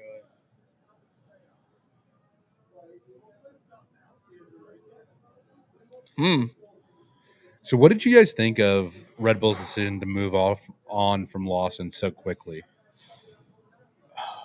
I mean, we definitely talked about it on the pod. I think all of us had the thought going into it that Lawson was probably going to be in there for a little bit longer. Yeah. But with the circumstances, it being Yuki's home race, Honda, and everything, it was just the perfect storm. Mm-hmm. I mean, Liam was not doing good at all. Yeah, So, and then there was the money talk too, Exactly. where I think they were already possibly eyeing Lawson to move. Maybe they would have kept him in there a little bit longer. But then Honda said, I think at the beginning of the season, from what I read, is that Honda offered Red Bull a large sum of money on top of their sponsorship, saying, hey, if you put Yuki in, since he's the Honda driver, we'll give you this on top of, the normal. Red Bull said no. Well, when Lawson struggled, they went back to Honda and said, hey, is that offer still on the table? And Honda said, sure, but he has to be in for his home race. And we saw it happen. Yeah. I mean, the money was money talks, as they say. Yeah, and more so in motorsports than I think any Absolutely. other form of competition. Yeah, when you look at, obviously teams have their sponsors, but like baseball, football, basketball, they all have, the individual players have their sponsorship. For this, it's, the individual drivers do have some of their, sponsors, but when they bring that money in, it goes towards the team. Yeah. Yeah, So you don't see like Nike saying, all right, we want this guy with this team in this particular market. Yeah. Right. Now, I will say it's probably going to get some interesting stuff with that in NIL and college sports. yeah, and we've already seen a lot of it. I think you could see like, high school athletes coming out if they're getting a deal with Nike, obviously they're not going to go play for an Adidas school, Yeah. right? Like I think we could see that start to kind of play out a little bit, because you even think back to like how big of a deal it was for getting the rights to LeBron coming out of high school in the draft, right? Ooh, Like signing those deals. Oscar sliding into the barrier a little bit. But yeah, that's yeah. just kind of a comparison to Yeah, draw absolutely. for people who aren't as familiar with motorsports as to how important sponsorship is, Yeah, and how important money is to this particular sport. absolutely. Yeah, I mean, the NIL stuff is so insane to follow. I'm just mad that I graduated before it was a thing. Yeah. I feel like I could have at least got my bar tab at Northgate paid for as a college athlete, you know? I mean, we've seen, was it this year that we've seen one of the college players holding out from college practice? Yeah, for so it? it was I did a little video about it. Nico Iamaleava was the quarterback at Tennessee, obviously led the Volunteers to the playoffs, and then held out for more money during spring practices. Tennessee and Josh Heupel eventually say, you know what, we're not playing this game. Free to go. He enters the transfer portal, ends up at UCLA. And look, I don't blame the kids, just because coming from a college athlete background, playing Yeah. football, I Anything know how can much of a happen. toll Yeah. that sport takes on your body, and you have 4 years, 5 years to maximize your returns. There's no guarantee of the NFL. So I don't really blame the kids Yeah. for trying to maximize it. But I think we're also to the point where these universities have to really look after themselves as well. Absolutely. Yeah, absolutely. It's a double-edged sword for sure. Yeah. I mean, And there's also the locker room culture aspect of it, right? Yeah. Because you also have the guys, in the trenches that maybe don't have the opportunities, and there's always going to be some element of, I kind of wish I had that kind of money, and how that impacts, the performance on the field. Because obviously communication is such a big factor. You have to trust the guys next to you. But there's so many moving parts in college athletics these days. Obviously, with the Get Back Coach, Apollo's college football podcast, we'll probably talk about a lot of that NIL stuff as we get into the season. We're starting to gear up for that. But yeah, definitely something to consider with college athletics moving forward. And we're focused on football, but obviously it plays out in college basketball. Yeah. I mean, you've seen some of the on the women's side, right, with Caitlin Clark and her deal, and then eventually coming out of Iowa. So it's going to impact all sports, to some degree. Absolutely. I feel like Nick Saban got out like at the perfect time. And like I still talk to some guys that are in the college coaching ranks, and a lot of people are either trying to get to the NFL, where yes, guys are getting paid, but there's less red tape to deal with, or they're going down to the high school ranks, where you're coaching, but there's a lot less to deal with on that front with NIL and the time commitment too, which is something that I don't think a lot of people realize with college coaching, because you have obviously practice, preparation, all that stuff, but then also dealing with recruitment, which is now a 24/7 cycle. There's a lot of people that are trying to get out of college coaching just because of the commitment, the time commitment, and just how much you have to deal with NIL and stuff. Getting a little bit off topic here with the No, you're good. I love it. Yeah, it's I mean, we love all sports around here. At least I know I do. Kush football is life for Kush. I know. Yeah. Yeah, you spoke to me when you brought up the football. It's I mean, there's so much that overlaps too between every sport. Yeah. And obviously we were here watching Formula One right now, but in NASCAR, the pit cycles, the pit crew, the pit stops, very different format from Formula One, where you kind of have everybody in place and you put on each tire, or you have to jack then. NASCAR pit crews are more limited, so it's really become, an athletic competition in itself, with the pit stops in NASCAR, where you have 5 guys. So you have your fuel guy, you have your jack guy, you have 2 tire carriers and a tire changer. And now NASCAR teams have started recruiting former college football players that don't go to the NFL, or guys that have, kind of petered out of the NFL to be on their pit crews. So now when you head to the track, you see these guys that are like my size, right? Like big dudes, Yeah. in much better shape than I am. And those are your NASCAR pit crews. So it's kind of something that I think there's a little more opportunity for NASCAR to kind of capture some of that college football fan base, because you have guys that were stars at their universities now on the teams. And especially with NASCAR, the heart of the sport being in the South, which obviously SEC, ACC country, there's a lot of kind of turnover there where there's a real opportunity. But it's so fun to see those guys do Yeah, those that's tire changes. such a jump from sports too. I mean, yeah, the athleticism and the strength has got to be there. So I guess it carries over well. But to go from playing football to being a pit crew guy, I couldn't. Oh, Oscar coming into the Piastri in. pits after 27 laps on his tires. 2.3 for Piastri there. So Not much bad. much Much better better than stop last this one, time. yeah. Yeah.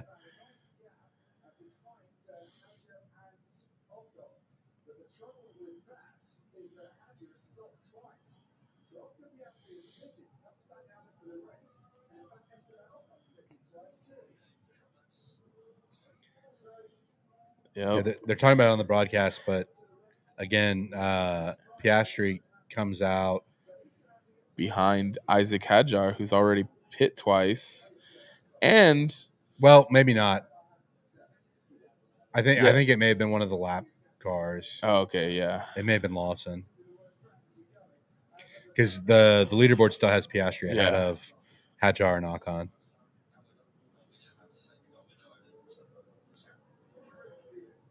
Well, he's in traffic for sure. Yeah. He's stuck behind the Mercedes and the Williams cars. Here comes Leclerc. All right, so Quick stop, 2.2. there we go. Can't beat that. Very good for Charles Leclerc. He's going to come out just behind Max, it looks like, ahead of the traffic where Oscar is still held up. What's interesting, too, is so Oscar's caught in this traffic, and the blue flag's going to wave, and they're gonna let him pass, but he's got to get past. McLaren's asking Norris to push.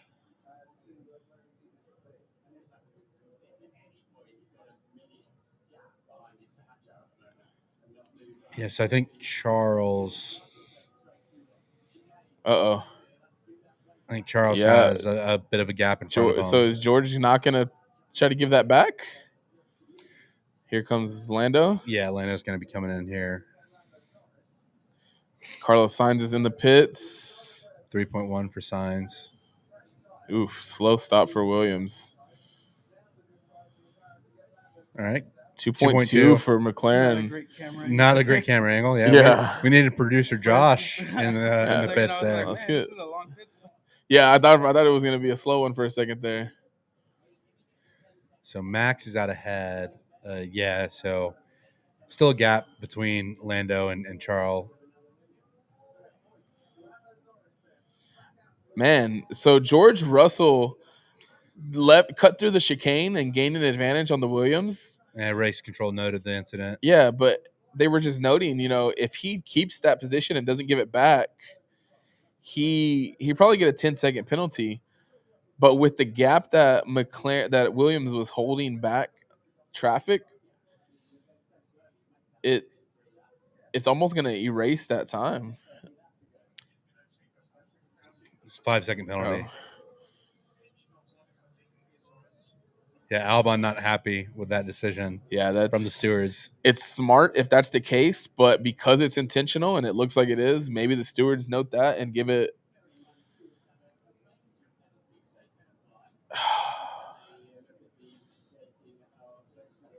So Max leading the race for now, but he has one more stop. He's and pushing. Max is the last of the leaders that need one more stop. Yeah, and we're down to 27 laps. So he goes another 5 laps on these tires probably if they last. Yeah, he did this. He definitely did this on purpose. I mean, so that was Kimmy. There's Russell.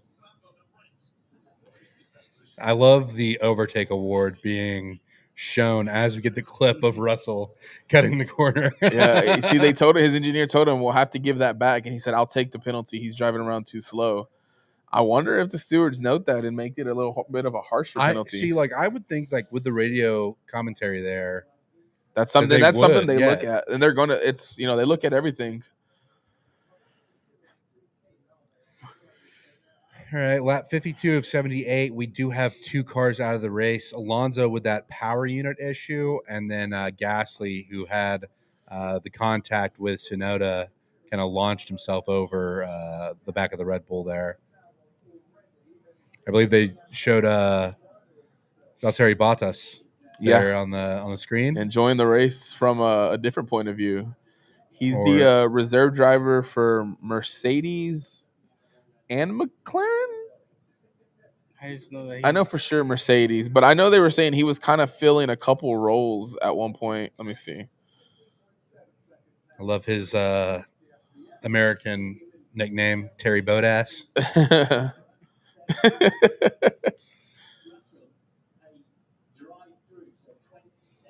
Let's see. All right.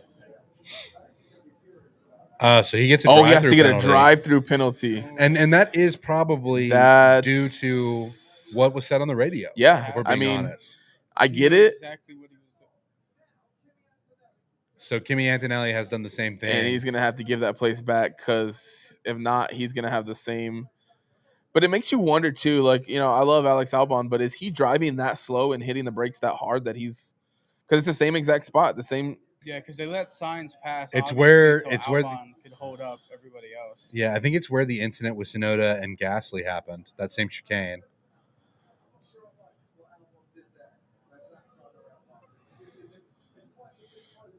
Back markers. Max is pushing through the traffic. He just passed. Who is that? I think Kimi. That may have been Kimi. Yeah. So he's up on Alex. Yeah, that's pretty slow. And he's braking really hard. I get what he's trying to do, but man, honestly, good reflexes by Kimi to avoid that being. I mean, even the traffic behind him. Max cut the corner a little bit too, but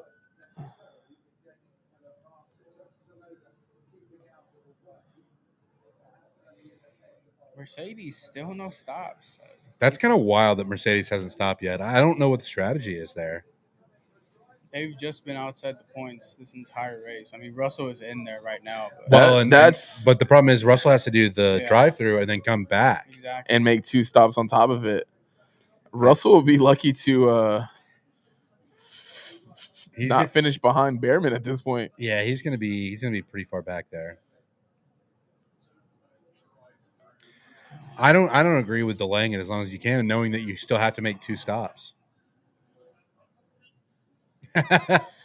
Sounds like he's crying. He hit him with the. Sounds like he's crying. I was like, he's angry. He hit him with the Jose Mourinho. I prefer not to speak. If I speak, big trouble. Yeah, and then especially like I was brought it up earlier. They came into the season with different rules on what they could say on the radio as far as like language. They wanted them to stop cussing. A lot of the drivers didn't agree with it. It kind of became a big deal. And then here recently, they just changed the appendix to where things said on the radio in the heat of the moment are okay, essentially. But if you're aiming any of your remarks towards an official, so the stewards or anyone essentially, that can be penalized. And then obviously they want you to be more controlled in the and like the conferences and the media day stuff. So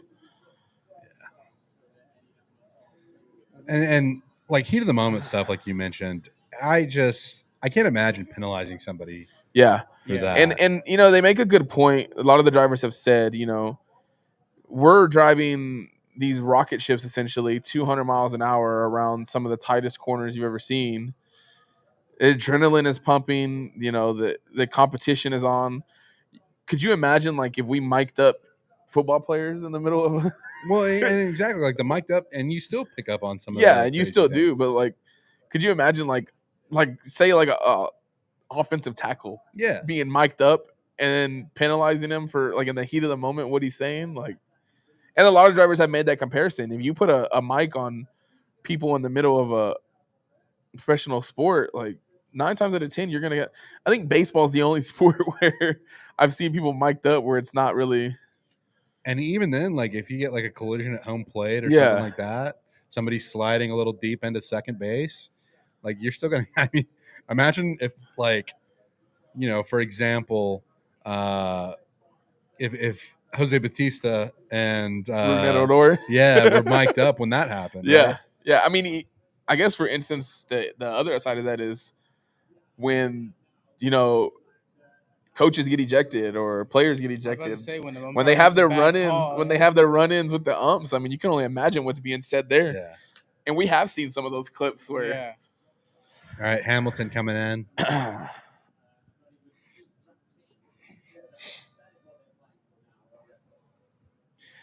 Mark, did you see the chaos leading up to the F1 race, the F2 and the Porsche Yes. supercar?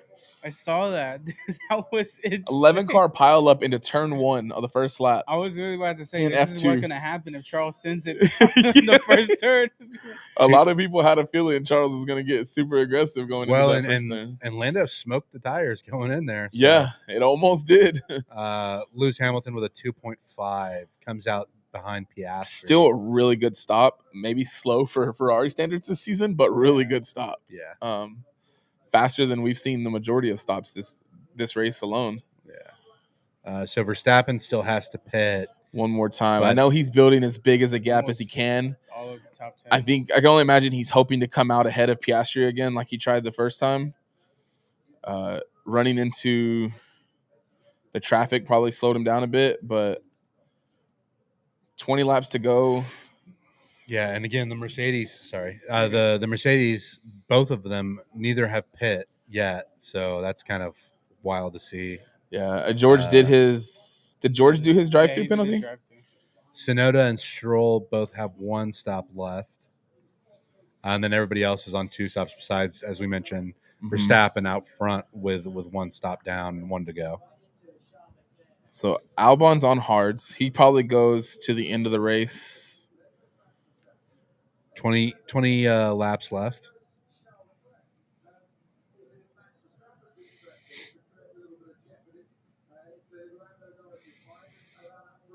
So Lando's closing on Max right now. This could get interesting. Yeah, like they said right now in the commentary, if Max decides to maybe just kind of slow down and hold up Lando a little bit, that gives Charles a chance at maybe something before the end of the race. And then I don't think he's got a big enough gap to come. I think he's going to come out P4 after his stop regardless. I think Oscar's still putting together really good laps back there. The other piece of this is Lando is on the hards and Charles on the medium. Yeah, and with how much better Ferrari has been on those turns. I mean, he's under D. The gap. There's one Lando, DRS zone here. I think so. Yeah, down the main. Yeah. The gap from Lando to Charles, and you can see it now on screen. It is under a second. Yeah. So I think if Max can get out of DRS range and keep Charles can stay in DRS range, it makes things interesting.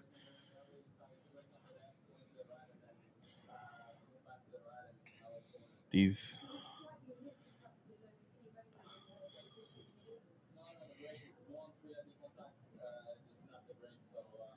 Surprised it took that long for them to show a significant other of one of the drivers. Yeah, well, we saw Lando's with his, but she was behind his dad's. Yeah. I was surprised to see that. I was like, wait, he has a girlfriend now? Yeah, but it's interesting to see that it took us. I mean, as F1 fans, a lot of us already know who Alexandra Charles's significant other is. Yeah. It's interesting that it's lap 60 and we've barely seen her Yeah. and his family. Considering we're in his home race, I mean, he grew up in these streets here. I think he won last year, and he biked home. Yeah. You saw the TikTok. That Yeah, left left the track and rode his bicycle home. So Charles is right on Lando now. Yeah, it's It's Max Yeah. has made things interesting, Yeah. if nothing. Max leading this group of 3 cars. He still has to pit. 31 laps on his mediums. Lando has the freshest tires at 9 laps, but he is on the hards while Charles Leclerc is on the mediums with 13 laps. So, again, just going to be really interesting to see when Max comes in and how that affects the race with Lando and Charles.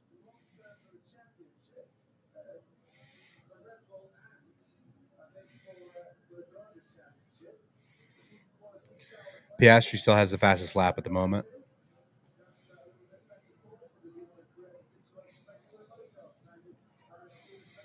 Man, 0.4 of a second now. I mean, he is right on him. Yeah, he like they said just now, Max is gonna come out P4 no matter what. So why not make the race interesting? If Leclerc can pull off the overtake somewhere and win, it does help you It if helps you're Red him, Bull yeah. in the Drivers' Championship. exactly, exactly. So There's a little bit more of a gap from Max to Lando. yeah, now. so Lando does not get DRS behind Max, but Charles does get it behind Lando. So he gets that advantage. Man, I hope Charles can pull it off, man. I would love to see him win back to back at his home race. It would just be great to see a pass. yeah, that too. A legal one at that. Yeah. Looking at you, George. Oh man, we're down to 17 laps, and Mercedes is yet to pit. Are they going to pit like back to back laps, or do they throw them on a set of softs, run 5 If laps, I could and see the leader, I would Yeah. know where they are. I don't. Again, I don't know what the strategy is there. For I think Mercedes. they're P10 and 12 right now. Yeah. Yeah. And again, like y'all mentioned, they've slowed down so much. They don't have the speed in the cars, but it just feels like, even if you're trying something different, this is not the strategy I would have gone with. Yeah.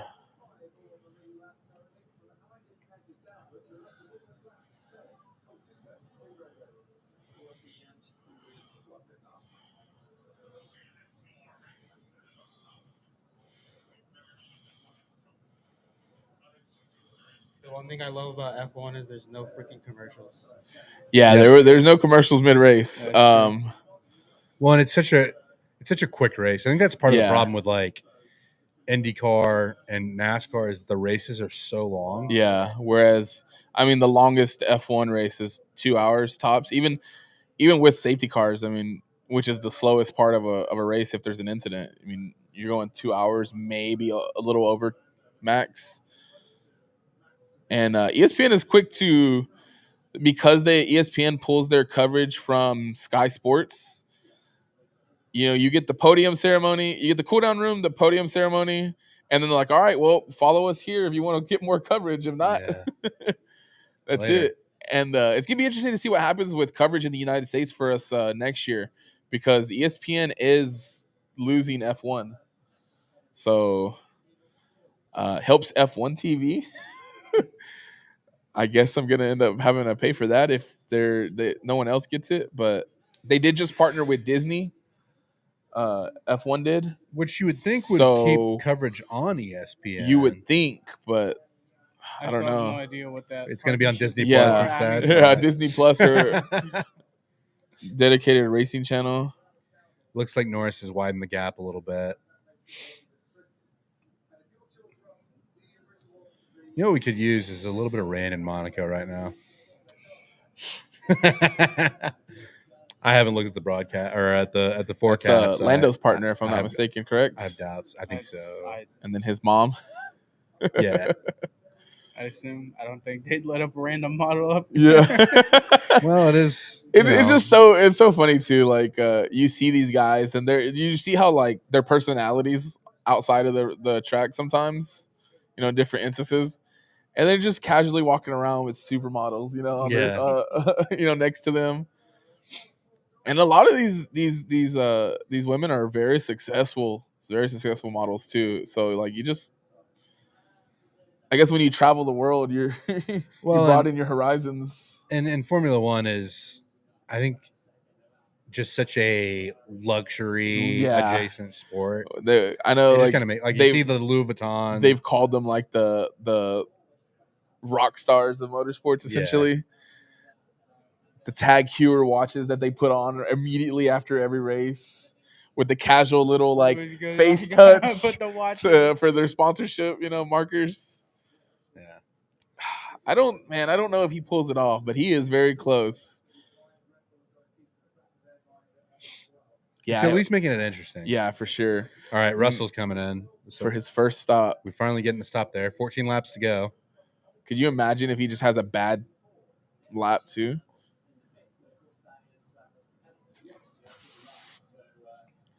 Man, Oscar is pushing. Yeah. But the McLaren's almost just like they don't eat up tires at all. I don't know. I mean, there's the rumors that they were putting water in their tires. That now there are talks that in Imola, the FIA secretly or casually looked like it was a little slow for Russell. Yeah, 3.7. Yeah, that one was just when it rains, it pours. Yeah, just adding salt to the fucking wounds. But yeah, they casually like slipped out a couple technical directives. One of them around tire cooling or tire management is what it was, Mark. I think. And so people wonder like if that had anything to do with McLaren, and McLaren denies it all. And we still have Verstappen. So Verstappen has widened that gap out to 2.5 seconds. Yeah, he has pushed.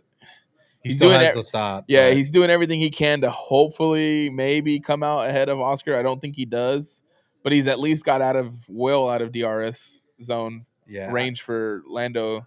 So Piastri is, I think, last call 3.5 seconds back. Yeah, he's not far behind. Not far back. So when he comes out, he'll be P4 max. But he did everything he could to help his friend Charles. 2.5. I do wonder if Lando is slowing down to kind of help Oscar get back into this and put some pressure on Charles. Yeah, to defend. I wouldn't be surprised. One thing McLaren does do well is they play their team game well, with knowing that they have two good drivers. All right, Sainz and Albon are swapping. Carlos is not going to be happy with that. No, but Albon has been a better driver. He has. You just kind of, as a Carlos fan, I mean, you just kind of gotta say okay, and but we've seen Carlos is very hesitant to do stuff like that. Yep. This is probably the one part of like Formula One that I don't like is the team orders there. The team orders, yeah. There you see the switch happening. But I get it with respect to the points and everything. Yeah. It's just, the pure competitor in me wants to beat everybody else on that track. And they talk about that too. I mean, you get to a point on your team where your teammate is your biggest rival. And I think it's been a while since we've seen a team that has that. Now McLaren is right there. Yeah. Where, I mean, Lando is fixing to get his second win unless something crazy happens. Which, I mean, again, Charles is right there. Yeah. It's going to take one little mistake from Lando, and I think Charles takes it. Charles currently leading the driver of the day vote. Please, I need that point. Yeah, you did pick him, didn't you? Let me go vote for Lando real quick. I'll go vote for Charles. Man. I think we've gone like 4 weeks where none of us have gained a point on our driver of the day predictions. It's so hard. It's always some random driver. I think he probably gets it considering where he's at, but especially if he finds an overtake and wins it, oh, there's no doubt Charles is driver of the day.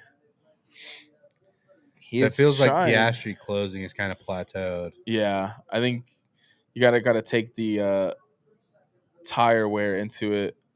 10 laps to go. Max is definitely gonna pit and come out on softs, and man, you just hope that if Lando makes a mistake, that it's not one that costs Charles too. Yeah. Or if Charles pushes a little bit too much and something happens between the two. Yeah, I mean we've seen Gasly do it. One bad break, You misjudge something and just like that, I mean, right? especially in this track, the margin for error is 0 to none. Every time somebody takes that corner. So good through that chicane there for Charles. Mm-hmm. Yeah, he is on him. I mean, just 20 meters difference, 23-meter difference. 10 meters, man, it is. He is on him.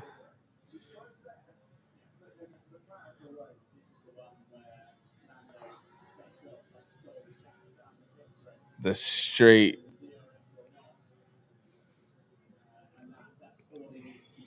Yeah, so it looks like through the high-speed sections of the track, Charles Yeah. is quicker, whereas the slower corners, Lando's really able to launch off. Yeah. That straight line speed is. Max says these left-hand tires are dead. Yeah, it's about time for him to come up. 40 laps on those mediums. Yeah. That's insane. And Max had built up a little bit of a gap between him and Lando. Looks like that's closed down pretty significantly. Yeah, he's going to have to pit just to get out of the way and hopefully give Charles a chance to, if that's still his game.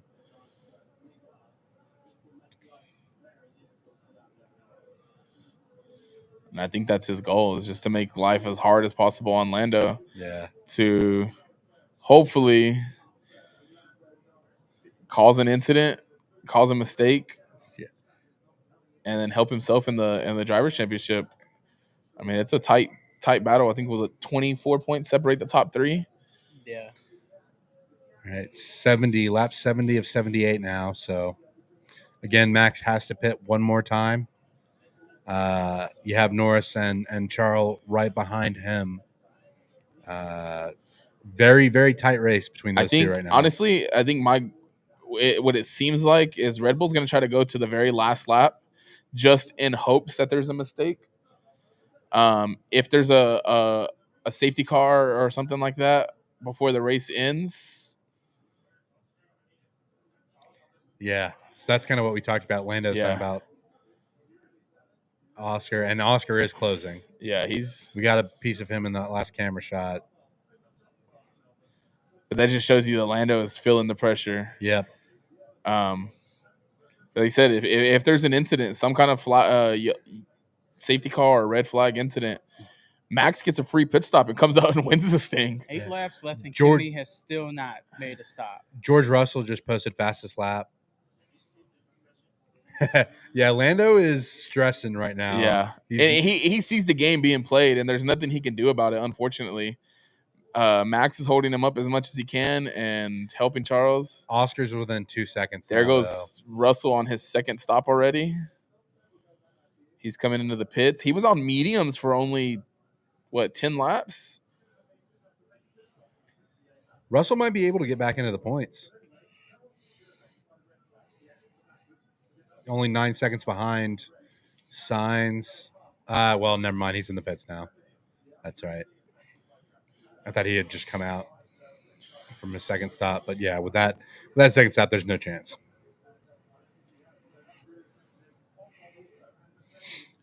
But he does have, I guess, you have to be in the points to get a point for fastest lap, right? So they actually took that away. Okay. There is no, so you didn't have to be in the points to get fastest lap point. You could be at the back of the track if you wanted to. That's why a lot of times, like, if it was still there, like Bortoleto, Hulkenberg, they'd be put on like softs just to get that. Just to get the fastest lap. But you no longer get that extra point for fastest lap. So, Okay. man, Well, Russell does have the fastest lap now.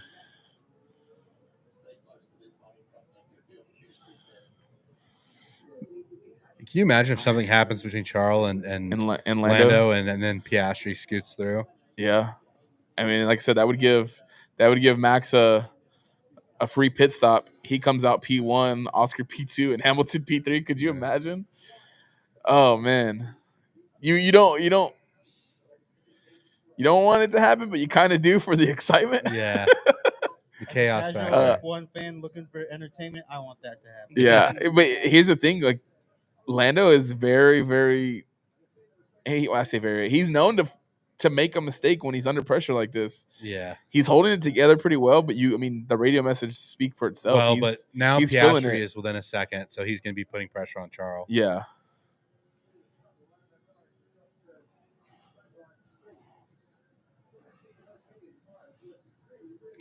Yeah, the braking there into the chicane, Charles really able to close the gap. Here's on my Lando. thing: if Lando makes a mistake and Charles is able to pass him, with Oscar that close, Oscar could take the position from his own teammate as well too. Yeah.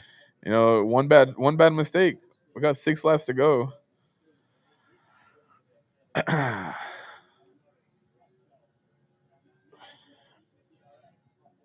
Yeah, it just feels like Charles Leclerc is so good under braking, but then Lando's able to take off so well. It's going to be like, even if there were a chance that Charles could set up a pass, it feels like it's going to be so hard to complete it just with the takeoff speed of the McLaren right now. We got a comment that said Adam Silver has traded the Ferraris to the Lakers. Oh, and Brandon came in and said that. Love that, Brandon.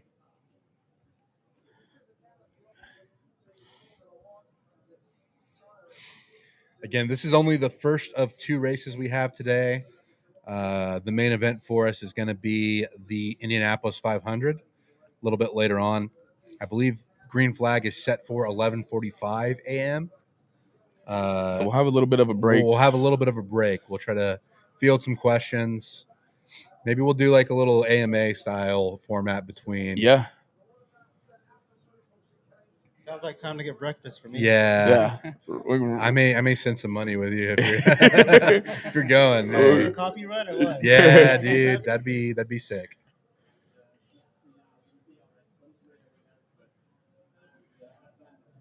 So Piastri's got DRS on Charles. Charles got DRS on Lando. Max is gonna go to the very end. He's gonna go to the last lap. Hamilton is just too far back to try to take that position from him. So Max will finish P4 if nothing else happens.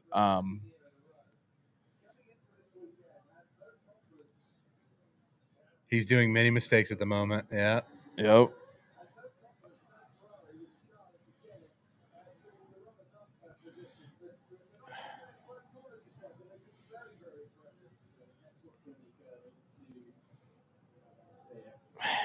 $45 laps on those tires for Max. Yeah, he is. And he's widened the gap a little bit again. Probably due to those mistakes that Charles was saying that Lando's making. Yeah. Why are we looking at Jeff Bezos? Please. Charles is just praying for some kind of mistake on. So Kimmy's in the pits. Finally. Or is this his second stop already? This is his second one. Charles really increasing. Isaac Hadjar. Let's talk about Isaac Hadjar and P6 and Liam Lawson. Double points for the V carbs, and not just double points. Like they're getting a chunk of points right there. Isaac Hadjar has been so good. Looks like it's going to be double points for Williams as well. Yeah, Williams has continued to constantly. I think this is going to be their 4th week in a row with double points, or 3rd. This will be Lawson's first points of the season. He was one of, I think, 5 or 6 rookies. One of 4 rookies without points, or 5. Oscar is so close. Yeah, Oscar's right there now. Like that one corner. If Lando makes a mistake, he might lose 2 positions because Oscar is not forgiving. Never, like, prey on the driver to make mistakes, especially Lando. But Lando, one time for me, man, make he a is mistake, on dude. him. Again, this is where you're seeing the McLarens really good at getting out of the turns and onto the straight when they put the power down. Man, this angle I'm kind is of looking at it, and it's like, with how slow Lando is through the corners, Piastri could very well get a chance to accelerate down the straight and comes get the DRS next to Charles. The thing is, if Lando has another lockup like he did in that first turn, and that could be it for his race.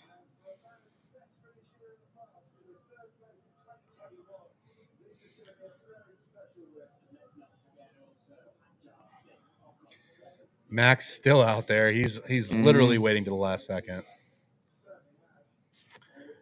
Is he just being a troll and trying to fuck shit up for everybody? I think partially yes, and partially. So if an incident does happen where they bring out a safety car or a red flag to stop the race, Max gets a free pit stop. He can come in and it won't do any damage. He won't lose any places. It looks like Max's box. Yeah, Max. Yeah. So that opens up things for Lando. Yeah. Or no, that was Yuki. Oh, it's Yuki. Oh, that was kind of threw me off. Yeah. I guess Yuki had one more stop to make. Yeah, he did. That's unfortunate for his race because everyone ahead of him has already pit twice.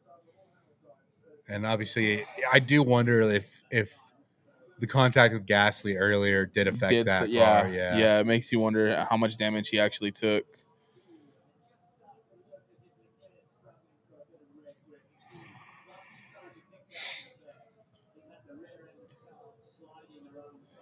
Yeah, Leclerc sliding around. Obviously, he's on the mediums. Probably a little more degradation than the hards that the McLarens are on. Patrick Dempsey waving the checkered flag for. I saw a clip where he was hanging out on the yacht with Red Bull. Yeah. He was having conversations with Max and Charles and Christian Horner, and Yuki was playing on the horn for the yacht. and Dempsey's a pretty avid racer himself. Yeah, you'll see him do a lot of like sports car stuff. So really cool to see him out there. Russell with another fastest lap. Yep. All so right. here comes Max in. is coming in. He held it out to the last lap.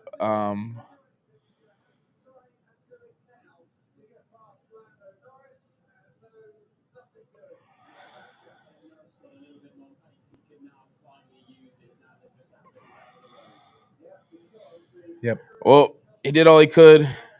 Held out for the possible safety car. It looks like it's gonna wrap up. I mean, good stop for Max. Great stop for Red Bull. He's gonna come out, finish his race where he started it in P4.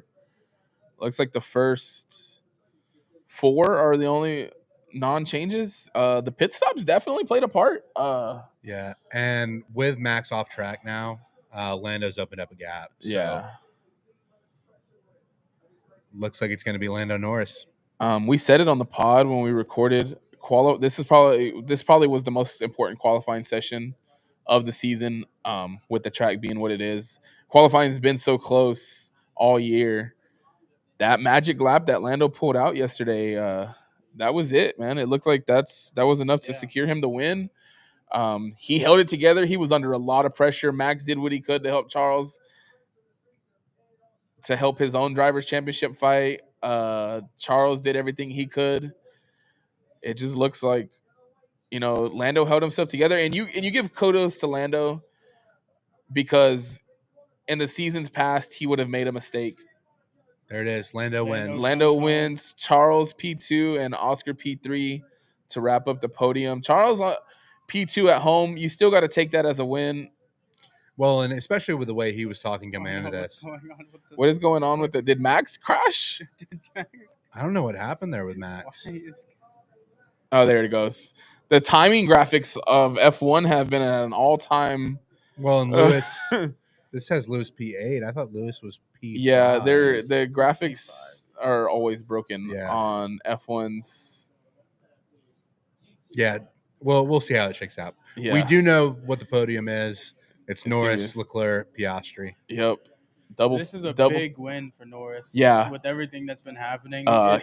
to be able to get this win, he's right back in the drivers' championship. Absolutely. Yeah, we talked about he's been on a struggle bus the last few weekends. It's still we're a third of the race through this, a third of the way through the season now. Good win for Lando in his fight for the drivers' championship. This is race 8 of 24. Yeah, So, so we're a third of the way through. You know, I actually looked at the calendar and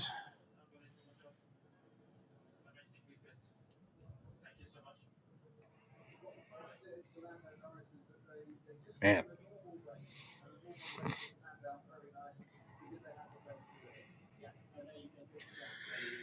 Whew. And we've got 2 hours to the Indy 500. We'll have some post-race coverage here from Formula One, obviously.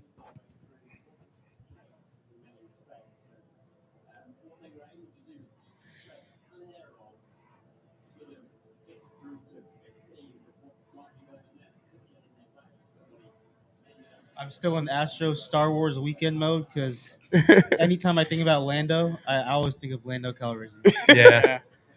Understandable. Very understandable. I mean, this is about as close as we get to pod racing, right? yeah. A little Star Wars for you guys early in the morning on Sunday. I'm very upset about Star Wars weekend. I bought the add-ons for the Astros game on Friday and completely forgot about it, so I didn't pick them up. That shirt from yesterday was cool. Yeah, I was supposed to pick them up on I wanted Friday, the shirt, but, and like, I did not. I So, completely forgot. So when I bought my tickets for yesterday, uh-huh. I don't know what happened. It completely slipped my mind about the add-ons. And I got there and I saw everybody with the shirts, and I'm like, damn. Well, at least you didn't buy them and not get them, because I definitely paid for them and did not pick it up. I completely forgot. It hit me yesterday that I was supposed to pick them up on Friday, and yeah, man. And I'm pretty sure there's no refunds, so Probably not. that's cool, you know. Very angry at myself on that one, but it is what it is, I guess. Yeah, I picked up that Jordan Cycle bobblehead yesterday. I saw that. It's cool. What do we think of the race, guys? That was good. I mean, the two stops The definitely. two stops played a huge part. I mean, played a even to part. see Max lead for that long, knowing he had another stop he had to make, just hoping for a safety car. If it would have come out, I mean, it would have played a part too. But it shook up the top 10 at the very least. The first 4 finished where they started, but Don't fall. Don't fall. That thing's so wobbly. Yeah. I thought he was gonna jump and it was I gonna know, like and he was slide just out from gonna underneath slip him. from Yeah, I could just see it. Oh, she was holding it for him. Yeah. Thank goodness. The special helmet from Charles to this weekend was awesome. Yeah. Love the suits from McLaren's. It was really cool seeing Charles push Lando there towards the end too, with Max out front. Had to think of. If anything, Max will definitely do his best to play spoiler this season, and yeah. Charles does win driver of the day. It's a point for me. Point for Mark. I don't even know how many points I got, but I know I probably Let me see. I'll pull it up on my notes. 20% of the vote.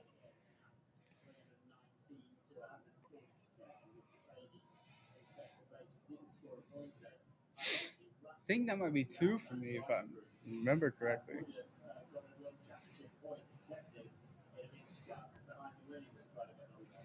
There's the watch. Literally a specific lady going, hey, don't forget this.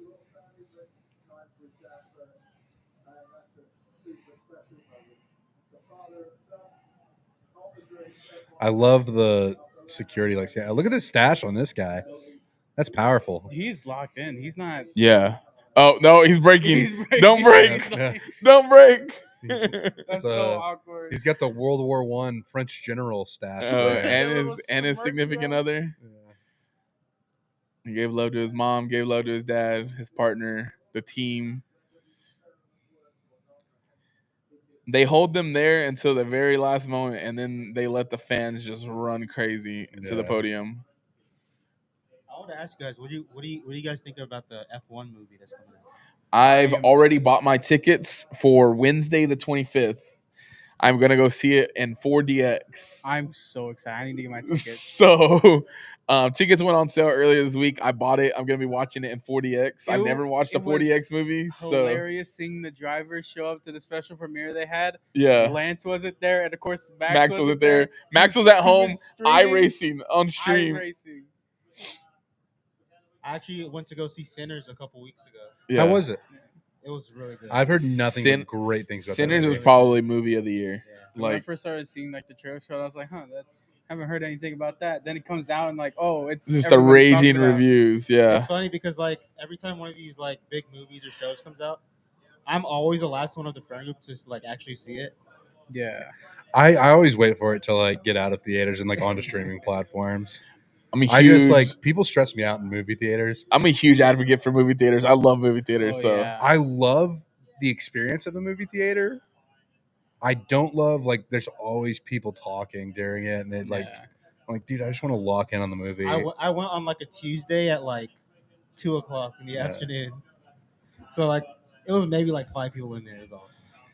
Yeah, theater etiquette has definitely been lost yeah, over yeah, the past yeah. few years. These damn kids with their Minecraft movies and their chicken jockeys, you know. You know, that's one movie I didn't go see in the theaters. My son is 11, so he's a huge Minecraft kid.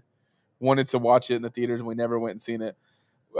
He plays select baseball as well, so our weekends are usually busy with that. Yeah. So the weekend Minecraft came out, we didn't make it to the movie theater, and the next weekend, the Marvel movie Thunderbolts came out, so we went and seen that instead. Yeah. He was a little upset, but that's why I didn't make it to the Astros game Friday. It's out on digital now, so I got it off of Amazon Prime, and we watched it Friday night. And he loved it. He loved it. I watched it, and I was like, man, what did I just buy? I was like, what did I just spend $25 on, man? Dude, honestly, the last thing I think I saw in theaters was like the Taylor Swift Eras Tour movie. Okay. Because my fiance, huge Swiftie, wanted to see it. Honestly, dude, she puts on a hell of a show. Yeah, she does. I can't lie. I went the weekend after and to see another movie, and I got the cup, so I have the movie theater cup.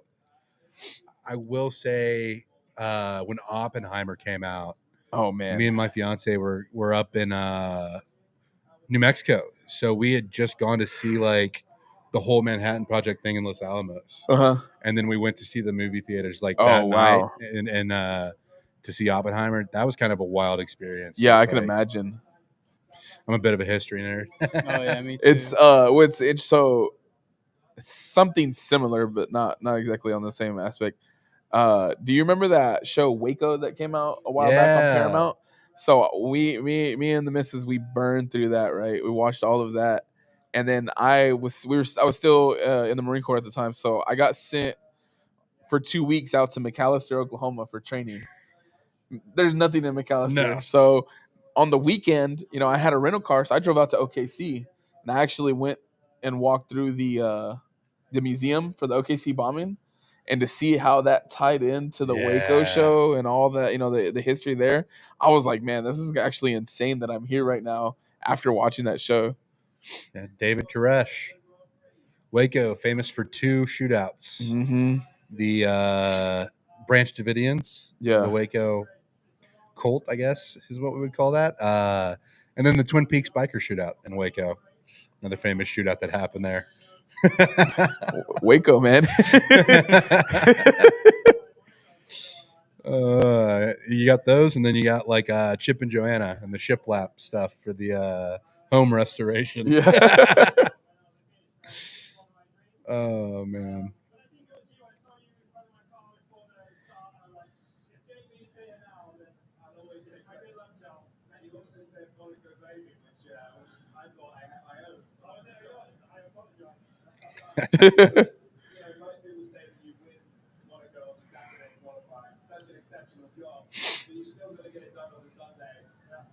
There goes the watch. There goes the watch.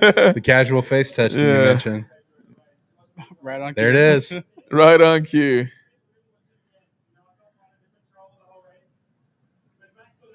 It's like when somebody on the internet brings it up. Next time you watch it, of course, you notice all the times, and yeah. I don't think I could pull it off if I was wearing my Fitbit,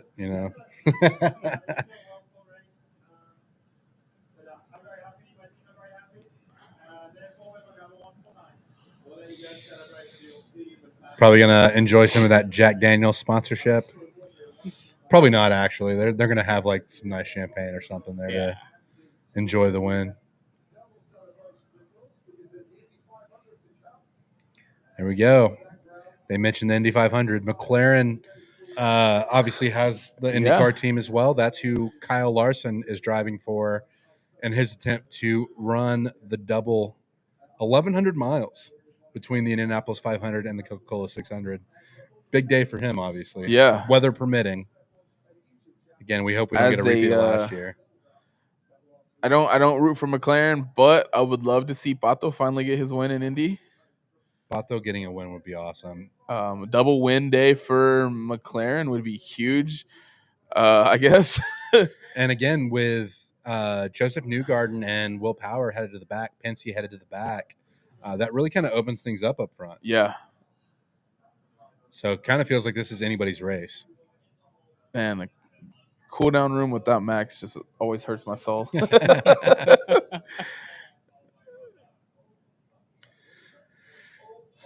It's always interesting to hear him talk about the incidents on track.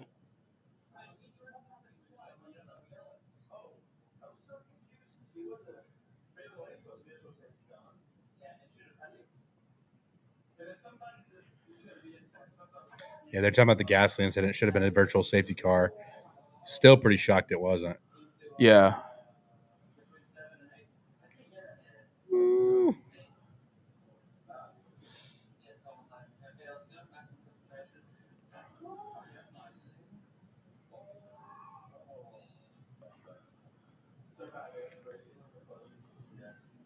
I think that was the second. Yeah, that was Albon Kimmy's. incident. That was Kimmy's, yeah. And you could just see all the marbles just fly up when he hit that outside of that.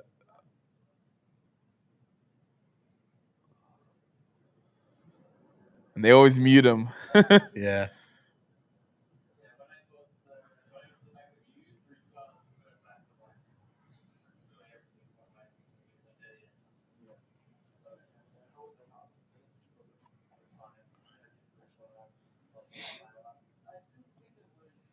Man.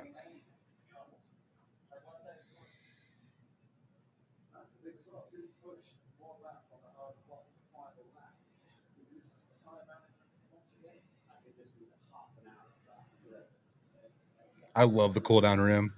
Yeah. So much fun.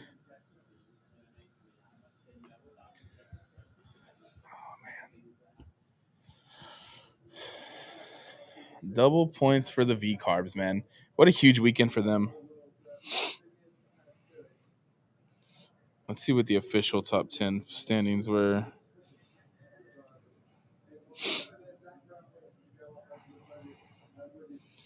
So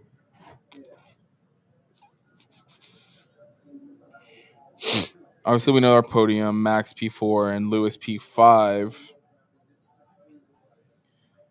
Isaac P6, Ocon P7, Lawson P8, and then the Williams boys wrapped it up P9 and 10. Russell still came out P11 after all the drive-through penalty and both stops. Well, after that whole time being with the Kimmy and the other Williams, they held up the grid. Yeah. Like,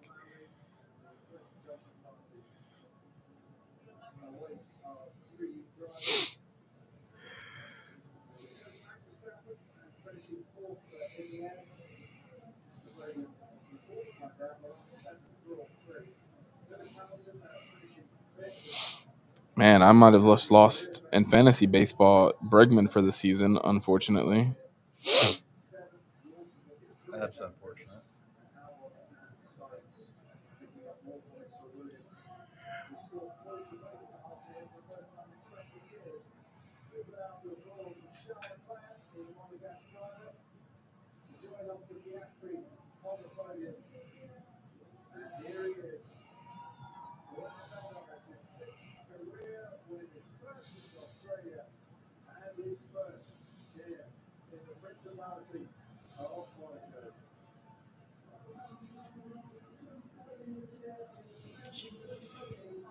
Yeah, I am thinking maybe like a little quick breakfast between the two races might be a Absolutely. good shout. Gosh. Obviously, we'll keep the stream going though. We'll try to do it in shifts, right?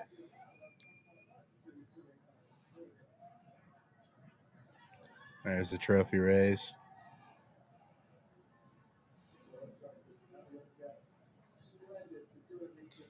I feel a bit like a driver in the cockpit right now, right? Her Serene Highness. Gotta love those Euro titles for royalty. Serene Highness. Serene Highness. Yeah, it's interesting when you visit some of those countries just to kind of see like how, like I know for us, I deployed out to Bahrain, and Bahrain's a small island out there in the Middle East, and where we were working at, we were right on the water, but there was a fence blocking the beach, and one of our first questions is like, "Hey, we're there. Can we go out on the beach?" And they said, "No, that's the king's water. You don't touch it." All right. Duly noted.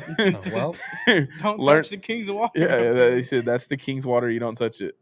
I said, all right. Well, we'll stay clear away from the beach. We're not going to the beach. Yeah. that would be. I can't imagine like causing an international incident because you don't. You decided to go for a I swim. just wanted to swim. It's like in Lord of the Rings when Gollum's swimming in the sacred pool. Yeah. It's like the penalty for swimming in that is death.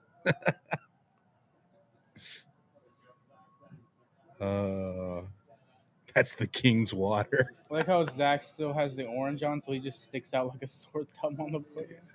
God.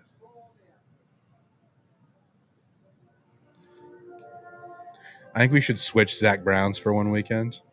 Like have the country singer up there for McLaren. And then have McLaren Zach Brown perform in a concert. Just on the podium. Well, he's going to take his spot. If there's one thing Zach Brown loves, it's to be in the spotlight if he can. It's always funny to see how, like, most of the time it's the team principal, but there's a lot of times when it comes to McLaren that Andrea Stella gets pushed off to the side and Zach Brown says, no, I got this. I mean, even the start of the season, the F175 Live, where they revealed all the liveries and the drivers for the season. It was Zach.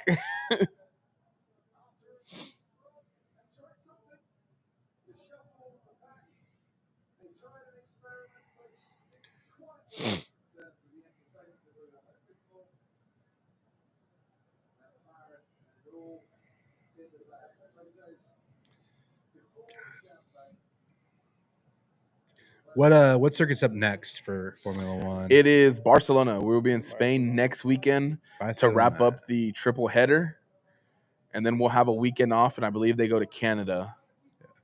Not too long of a trip from Monaco to Barcelona. No, yeah, they actually, like I said, they shifted around the calendar a little bit to help with that. I think one of the biggest complaints they were getting from the drivers is the travel was just, they would bounce from here to there, back to here, back, whereas they've gotten a little bit smarter where they're trying to group up some of the races together. Told you they're quick to cut this. Yeah. They said, all right, we're out. You get a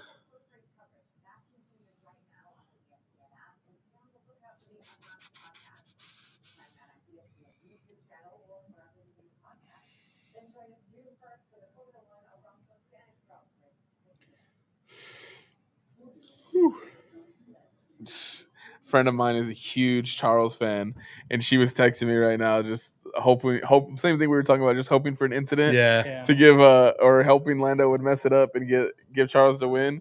And she texted me right now. She says, "Well, maybe next year." Yeah. All right. Speaking of food, big shout out Big City Wings, one of our sponsors. Oh, Yeah. Shout out Big Cypress City location opens on May 29th. May 29th. That's next weekend. Might have to There we go. make Slide a drive through, and go slide through. Get there for the grand opening. It's closer to where I live, so I'm definitely going to be. Yo, I bet. Get in. Yeah, the summer break is a little different this year. I've noticed they usually we have about a month off. So we go into Spain next weekend. We have a week off. Then we race in Canada, and then they have That'll be Cirque 2 Gilles weeks Villeneuve. off. In Canada, Yeah, it Montreal. is and then they have 2 weeks off, or is it 1 week? Let me see. Check my calendar. No, they have a week off after Spain. They go to Canada. A week off. They go to Austria, and then immediately they go to Silverstone, Great Britain, and then they have 3 weeks off in July before they race in Spa.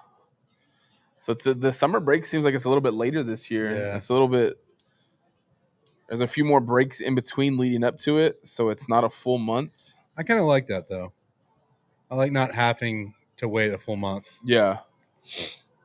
And then they'll be in Spa in July. Hungary, the Hungaroring, and Zandvoort. Man, Zandvoort's one of my favorites just because as a Max fan, like just the sea of orange and all the like The videos that smoke, come. yeah. The orange smoke. That's why it's my goal to go next year before they take it off the calendar and before Max retires. Just to go as a Max fan and enjoy it. I really like the track. Like when I Yeah, raced the it in track. Sims, like, Yeah, I the love track is it. a very fast track. It's so unique because you have like the banking in the corners, which Yeah, you just don't see a ton of at Yeah. Formula One circuits. it's probably the most. What is it? Banked track Yeah. on the calendar. Oh, what do we got next? Well, So we got about an hour and a half now. yeah. Hour and a half before we'll green get flag into. set for 11:45 for the Indianapolis 500. It'll be on Fox, so Okay, that'll let's see be if we get fun some. to see. Oh, that's not on ESPN Plus. Da-da-da-da.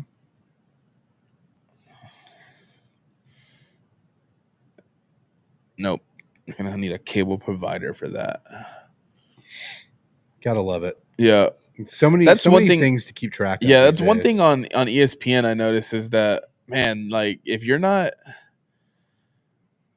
you either have to have ESPN Plus or a cable provider or both if you want to watch something. Yeah. All right.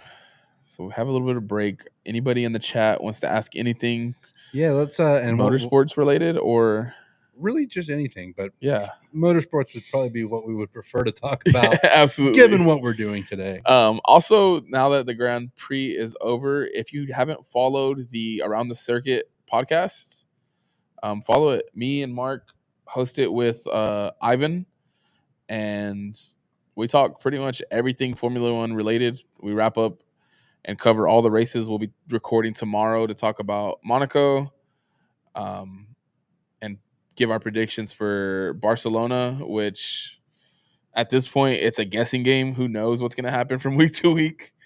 I've stopped predicting. I've just thrown out random names and prayed. I will say I had the winner correct. I did say Lando was going to bounce back, and he did. I was hoping I had a Ferrari on the podium, if that counts. I had Lewis P3 and I had Max P2. I was actually surprised to see him not qualify in the top 3. Man, that Red Bull just still needs work, unfortunately.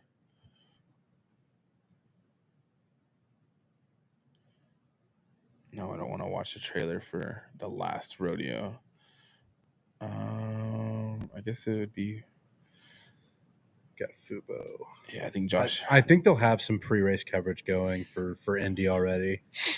Could be wrong on that, so don't quote me. But it's 10 a.m. right? You need an hour 45.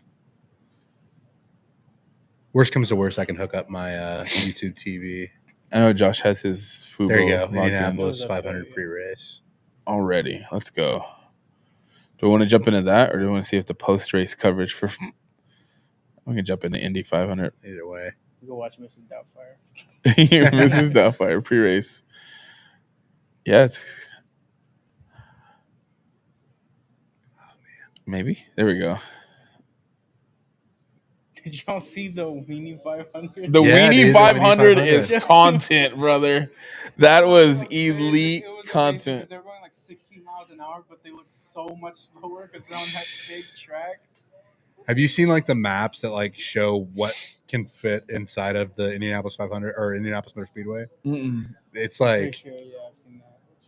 there's a picture. One of the ones I saw, like the entire Vatican City, Yeah, plus the Roman Colosseum, plus like more stadiums. that's a place I want to go visit for sure. Man, it's so weird to see Will over here, man. Yeah. I miss him on the F1 side. I really do. I don't miss her. I don't miss her. Nope. And All respect, but you yeah. did not know what you were talking about. yeah, I mean, I respect it. I mean, they tried. Yeah. She was a hell of a driver, but Yeah, in IndyCar, she was a hell of a driver. In NASCAR, nah. just to see, like, I don't know, it was just some of the things she would say during the F1 coverage. I mean, You're like, that's what happens when you date Aaron Rodgers, right? Like you just get some wild off the wall shit going on. She's big into crystals too, which Yeah, is is a she? red flag for me. It's different. Yeah, I consider that a red flag. Yeah, man. I do miss Will. It's gonna be interesting to see. Do you think they try to bring him back for DTS, or do we just get more Susie Wolf? I would definitely prefer if they brought him back. I would But- too, but Out of So- curiosity, have y'all seen the?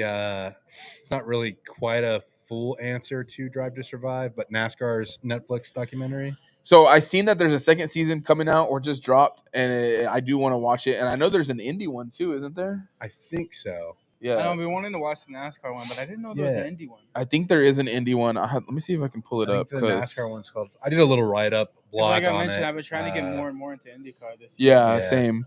As I was telling him before y'all got here, is that I want to learn more Indy because I want to be able to go to the track when it's in Arlington Yeah. next year and Yeah. like know what so I'm watching. That track looks cool. I'm excited for that. Yeah, 100 days to Indy. It was 2 seasons, but they said it's leaving soon. So It's not super successful. yeah, That's one of the things about IndyCar is it was only 6 episodes each season. it doesn't get enough traction outside of this race. Yeah, And there's some great races. Like, don't get me wrong. I mean, some really fun circuits. I've enjoyed a lot of the races at Mid Ohio that they've done in the past. But yeah, I mean, it's tough because Yeah. IndyCar kind of occupies a weird space in that it's like, the American circuit, but it's not quite Formula One, but it's also not quite NASCAR. Yeah. Like, it's, and I think like now that I think what hurts it too is like Formula One is growing rapidly in the United States. so fast. So, if you're not watching, you're not a diehard NASCAR fan, you're probably not watching Indy either because you're watching Formula One, you know? Yeah. So, like you said, they fall into that weird space, that middle ground where, I don't know. I would love to see Pato in an F1 car next year. My dream team for Cadillac going into next year is Checo Perez and Pato Award. The 2 Mexican drivers just going at it for an American team. Dude, I haven't Uber Eats anything or like done a food delivery app in forever. I think I may have to do it today. I just don't want to leave the studio. You know what I I mean? 100% agree. I picked up a. I do feel like I need to get some fuel in though. Yeah, I think I'm about to go home and eat some breakfast real quick. There you go.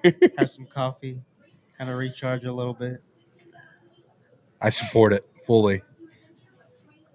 I'm just gonna be a sicko and stay locked in here.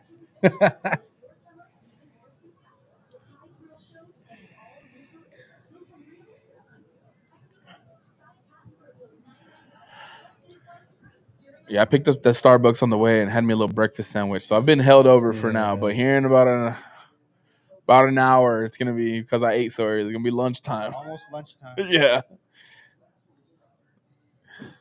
All right, boys. I'm We'll be back. Okay. Couple hours. Yep. We'll be here watching maybe it. Eat, get a little nap in. You know. There you go, Kush. We support it. Thanks for hanging out, Kush. Yeah, dude. We're gonna have to watch more F1 races, bro. I guess I get you on a F1 sleep schedule. Yeah. Well, we'll have some American races. Canada's coming up. Canada's at I think 3 p.m. or 1 p.m. So not as bad. You muting it, Mark? You muting it? Yeah. Cool. I hit the head. Yeah.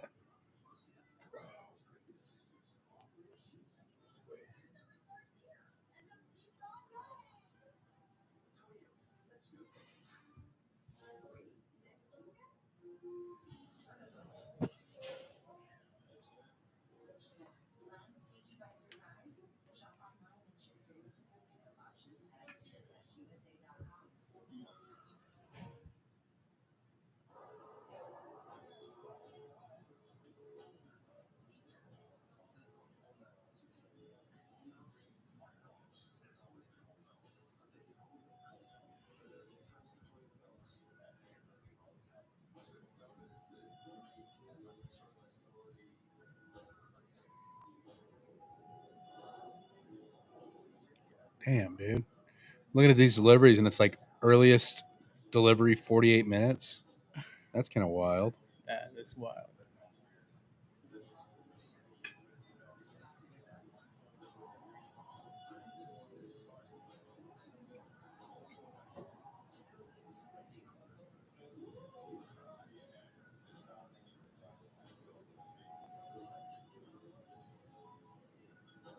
Of course, McDonald's is 11 minutes. That's pretty quick. Dude, I want some milk now. A glass of milk, dude. A glass of milk, man. I can't believe nobody went with chocolate milk. I was literally about to ask that. I'm like, how has nobody asked for chocolate milk? It's all whole or 2% milk. Yeah. Mostly whole. I'd be up there like, where's chocolate milk? I need some chocolate milk. Wonder if they do got chocolate milk just in case anybody does ask for that.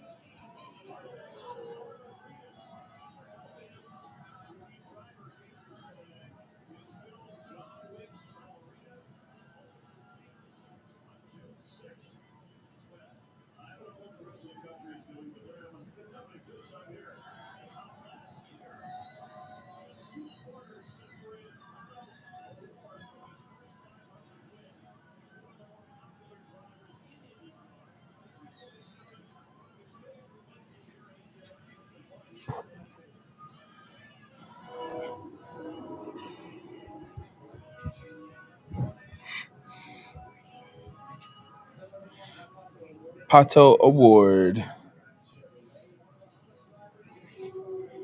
Junior, you watched Saturday Night Main Event? Bro, no, I You forgot. I went home late, so I had my nephew's birthday party, and on the way home at like 9:30, my daughter, who's a huge wrestling fan, she's like, "Dad, we forgot about Saturday Night Main Event," and I was like, "Why did you remind me?" She's like, "Well, I was in the pool. I forgot too." So we got home, they showered, and we turned it on to start watching it. and I got through the first 3 fights. So I got through the tag team. My twin showed up. That's my twin, man. Bronson Reed. Me and him look just alike. If you look at it, we got the long hair with the high fade. Both big boys. But yeah, it's good. My twin's back. Seth Rollins is recruiting some monsters. Dude, yeah. Dude. That group's gonna be so I good. watched the Chelsea Green and Zelina fight. Man, they do not like Chelsea, bro. I'm a huge Chelsea fan, and like, she has not. Bro, she was taking pins on NXT. It's crazy. And then I watched that fight, and then I watched the R-Truth and John Cena. That's the only one I missed. I was in the restroom. I was watching that one. by It was so quick. Yes. Well, I was watching it, and I started to doze off. And then, like, I woke up, and it was over. And then he was hitting R-Truth upside the head with the belt. And I was like, what? And my son was still awake. I was like, did they even really fight? He's like, it went by fast. I was like, there's no way I was asleep that long. I just dozed off. And at that point, I paused it. Well, at that point, I fell asleep right afterwards, and I woke up, and I had missed a bunch of it because I was watching replay. So I rewinded it all the way back to the John Cena fight, and I paused it. And I turned off the TV. And I was like, go to bed. I was like, I'll watch it tomorrow. So I haven't watched it all, but I'm gonna go home after this and probably watch it. Yeah. Because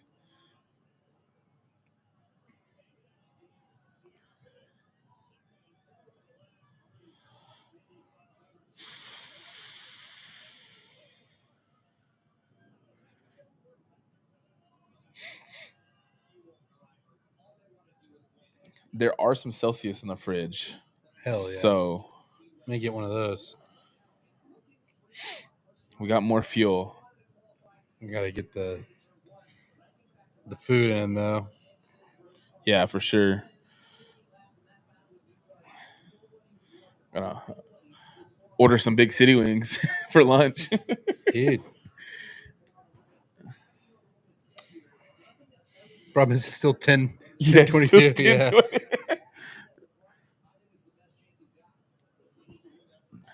DoorDash breakfast, big city wings lunch. You just get all the sponsors, right? Yeah. It's still early enough for Zing Zang, right? Shout out Zing Zang. Have a quick little- Bloody Mary. Yeah, there we go.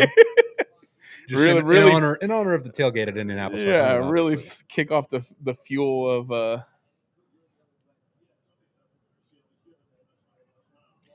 Would I be a real sicko if I got Panda Express delivered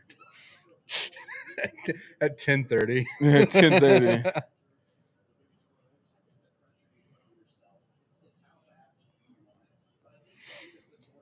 So I think since Ivan's not going to be able to make it for the pod tomorrow, I think yeah, my that's friend right. Myra is going to step in. I got to text her All right. right now, and Hell yeah. That'd be cool.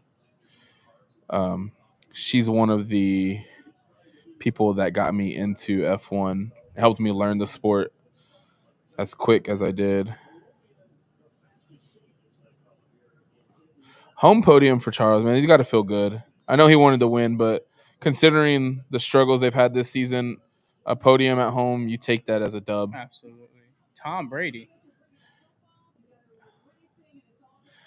Jimmy Johnson and Tom Brady just hanging out at the Indy 500. Why not, right? Jimmy's racing in NASCAR today, so he's got to catch the flight after this. Yeah, I was going to say. It's a couple 7-time champions. Coach Jimmy Johnson. Isn't it interesting just to see how fast they catch these flights and jump from? Oh, dude, Yeah. it's crazy. Because, like, I guarantee you, Zach Brown's probably in Indy by the end of the 500. You would think, no? Maybe. We'll I don't see. know. What's the time difference? The time jump from Monaco to there? Yeah. And this is going to be a longer race than Yeah. the Monaco Grand Prix.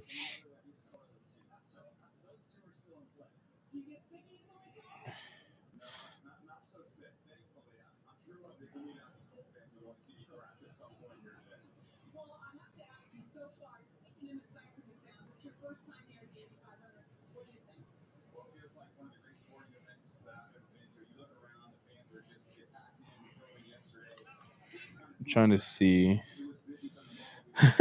F1 admin is hilarious. They said gear shifts feel like 1972, you say, Max? And they posted a clip of the Monaco Grand Prix in 72. Wild. Swipe to travel back in time with Franz Hermann.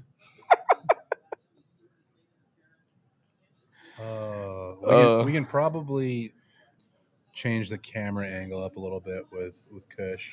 Yeah. Gone. We'll get that here in a second.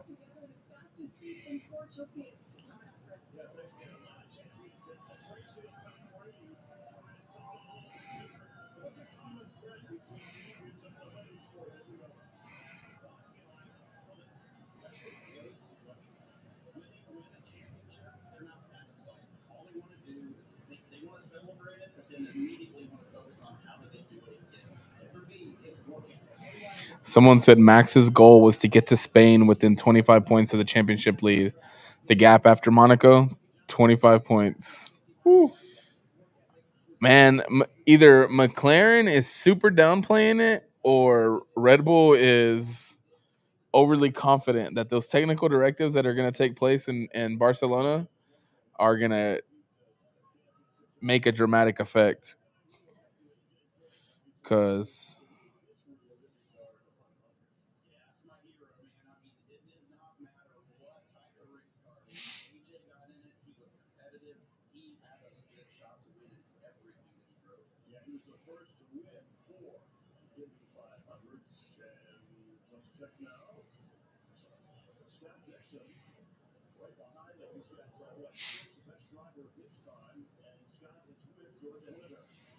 one legend to another. Scott Dixon, 6-time champion, Indianapolis 500 champion as well. You just walked through gasoline alley with your family. How special is that moment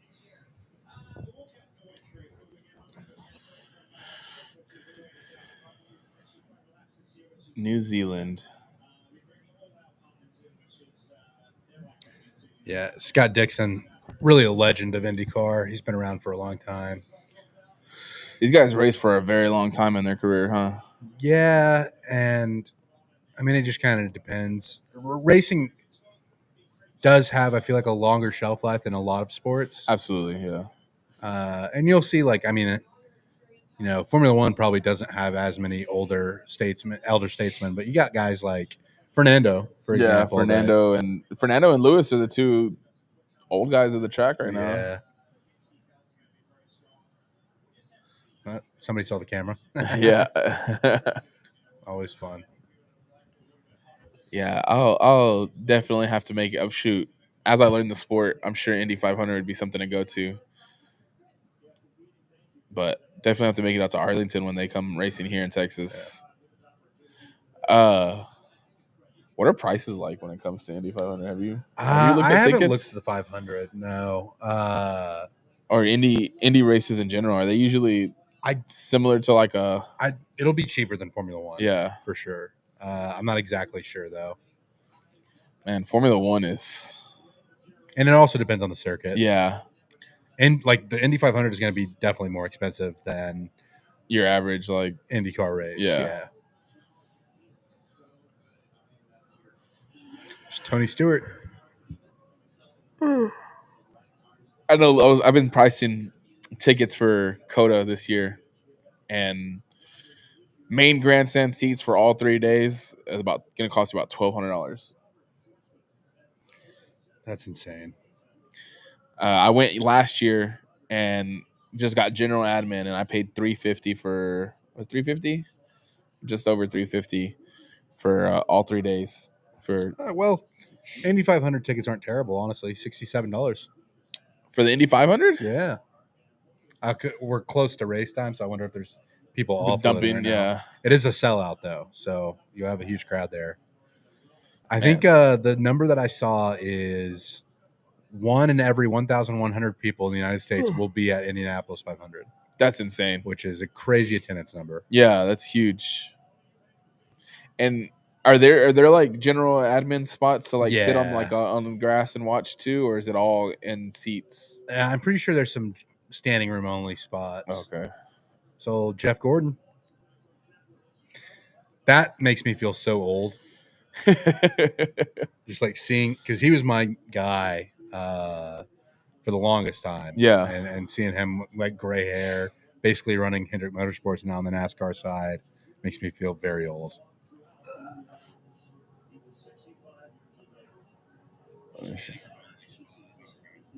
Yeah, it looks like Robert said that you can go to the infield. Under $100. Yeah. Sold out years in advance. Wow. Yeah, I figured the seats would be pretty hard to come by. But the infield would, it's still one of those things where you go for the experience. I wonder how hard it would be for me to get them handicap seats. Yeah. As a disabled veteran, I mean, maybe I can pull it off. This is an interesting commercial they've got here. But no, that's significantly cheaper than which I guess it's only like a 1-day thing. I mean, I guess it's not all packed into one weekend, right? The qualifying and practice and stuff like that. It's spread out over the course of like a week. Yeah.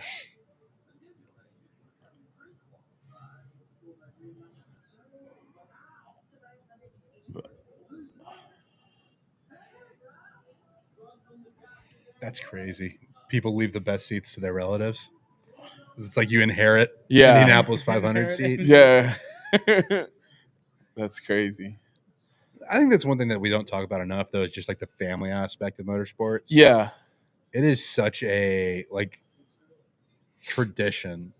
I mean, you see it like in Formula One, obviously, with, guys who are second generation drivers. Yeah. I mean, NASCAR's the same way. IndyCar, I mean, like the Andretti family. Yeah. The name for so long. And I know talking about this last pod, Vic Schumacher. Yeah. How much name that holds when it comes to the Cadillac seat. Yeah. Yeah, he's looking at a possible contract with Cadillac next year, and he's at the Stars game. That was kind of wild to see. He's building his rapport in the States right now. Yeah. Like, guy, you like me, right? But no, it's the family names, like you said, the aspects of the family, and even if they don't race in the same sport or same race series, essentially, to just see how like it's like Carlos Sainz, his dad is a rally car racer.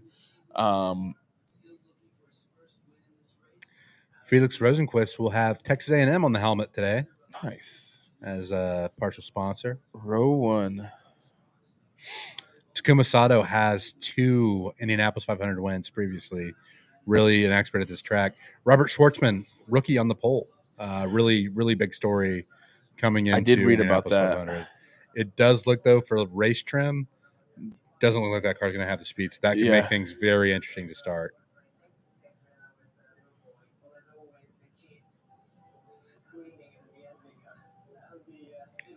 I love Takuma Sato. Really, really cool guy.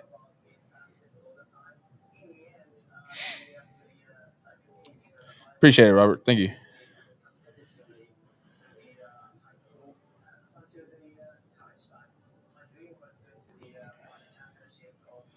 Yeah, it's I want to see. I'm biased though. I would love to see Pato win. Pato winning would be really cool. Alex Palou. Obviously, I got the A&M connection with Fro now. Yeah. So kind of want to see him do well. Speaking of A&M, I don't know if it's recent or what. I saw a clip of the baseball player broke his wrist. Jace Lavalette got surgery and was back out there the next day playing. Yeah, That's so insane. he broke his hand and had surgery in the morning, played that same day. Jace Lavalette. That's nuts. I made the comment, tougher than a $2 steak. It's an old J.R. Ross quote from the old WWE days. Yeah, JR. But yeah, I mean, he's going to be a pretty high draft pick. Really, really strong player at A&M. I think they're talking about the double now. Yeah, so Tony Stewart's the only driver to complete all 1,100 miles and finish on the lead lap of both races. Yeah. There it is. Man, I am old. Yeah.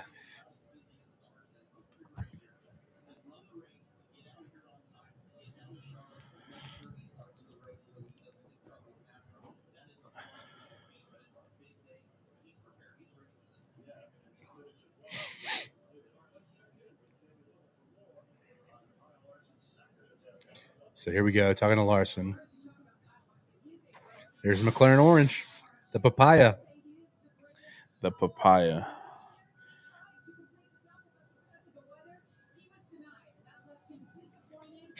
So you got in the background there, Rick Hendrick, the owner of the top 3 5-car in and Monaco. Lando came out with the win. Charles finished second, and Oscar Piastri finished it out in third.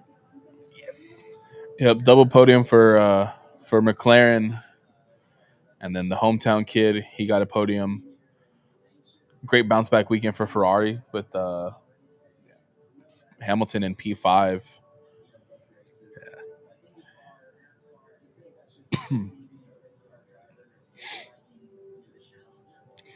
So Larson had a good run going last year and then got a pit road speeding penalty in IndyCar 500.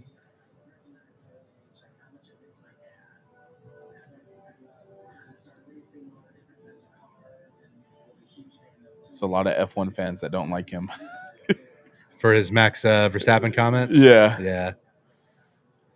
Well, and I think he probably worded it wrong. Yeah. But I do think there's a point to be said, like, Max would probably struggle coming in and doing what Larson does in the oval or with the heavier cars. Yeah, But I also think, like, I mean, just something as simple as, like, the different buttons on the steering wheel, Yeah. which you have some of that in IndyCar. But, like, that would be a huge adjustment for him going over to F1. F1. Yeah. Yeah, it's you think it's driving a car, in either a squiggly circle or an oval, but it's definitely a lot more to it. There's so many intricacies with the Yeah. car, and I do think Larson is an extremely talented driver. I don't think there's any debating that. But I think it's hard to really pin down who would be the best. Yeah, because you see Larson doing something like the double today, and then you see Max, he goes and he races F1, then turns around and goes races a GT3 car or races, in another series on his free time just for the hell of it, or to help his Verstappen.com racing team. They both do it, but just on different levels or on different, I guess, planes. And I'd say, like, Larson too, the dirt track obviously is another discipline thrown in there. Yeah. It would be fun to just give him like 2 years and something completely different for each of them. Yeah. And just see what happens. Well, I know after Max retires from F1, we're probably going to see him do the Le Mans at least. He's going to be in WEC doing endurance racing at least for a year or two. I know his goal is to him and Fernando have talked about teaming up together and racing at Le Mans. I think so, because Fernando's already won Le Mans. Yeah. Before. I know he's talked about teaming up. I joke around with a friend of mine. We always joke around. Imagine a team of Lewis and Max, even if it's just an F1 together. To see where they're at now and how, like, Max has definitely matured over the years, and just to see them two, like, in a fast car together. Yeah. Oh, it'd be insane. Yeah. Well, there you go, Jeff Gordon joining the Fox broadcast here with Tony Stewart.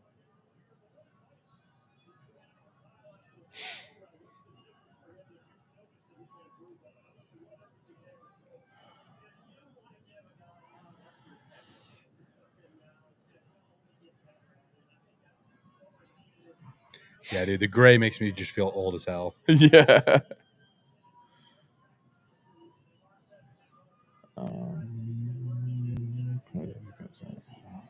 That just reminds me of that one time when Stewart and Hamilton, they traded cars I forgot how long ago. Mm-hmm. And that was really cool to see, and how they both talked about the differences. Yeah. I remember that. They both had that respect for each other. Yeah. And it was funny seeing him talk about when Lewis was doing so well. Well, I think Jeff at one point traded cars with maybe Fernando Alonso a long time ago. It may have been Juan Pablo Montoya when Juan was in Formula One at one point. But they ran it around the Indianapolis road course back when Formula One, the U.S. Grand Prix was still at Indianapolis. Yeah. A long time ago. It's wild to think about. Yeah. I enjoyed it there just because I think it's such a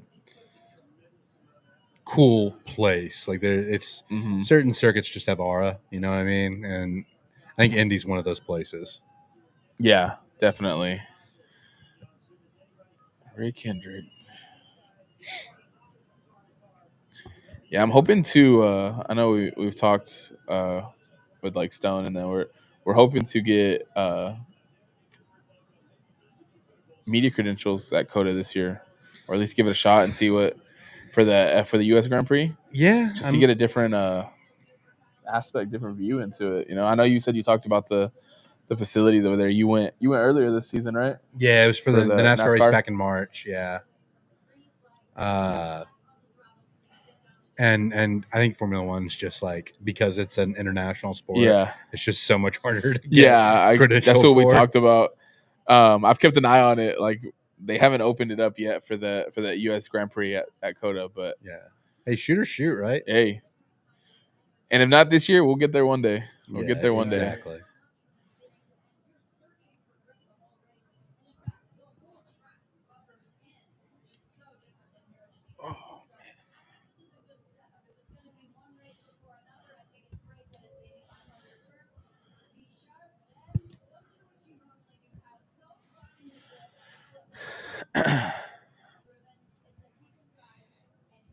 Yeah, Robert brought up that Mario Andretti raced in all three series.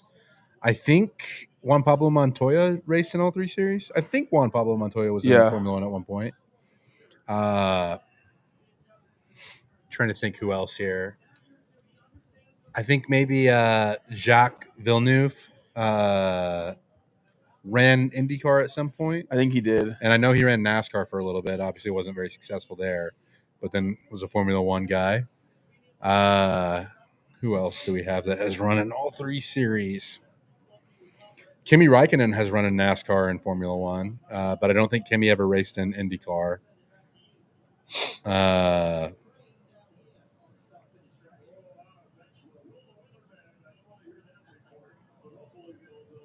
think they just said some rain there. Don't want that.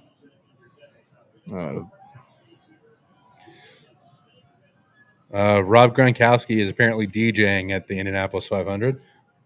They got them all out there, huh? Yeah, a little bit different vibe from Monaco to this. Yeah, Right? and most definitely.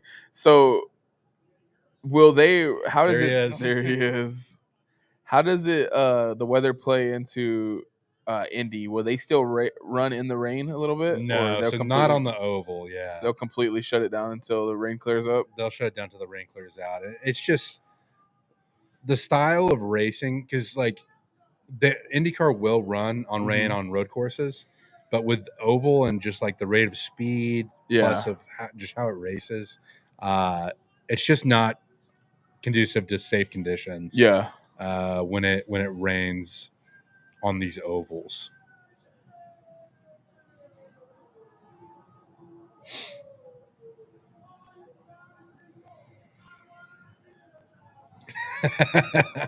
Gronk's having a heck of a time. Gronk's been enjoying retirement. Yeah.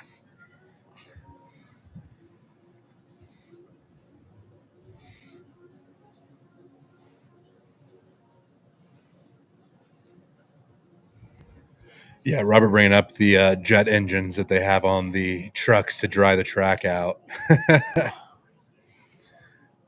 So whenever I went to the Texas Motor Speedway race, we got a huge storm Friday ahead of the Craftsman Truck Series, and I tell you, when those trucks with those jet engines on the back of them drying off the track are driving around the track, it is loud. Is it?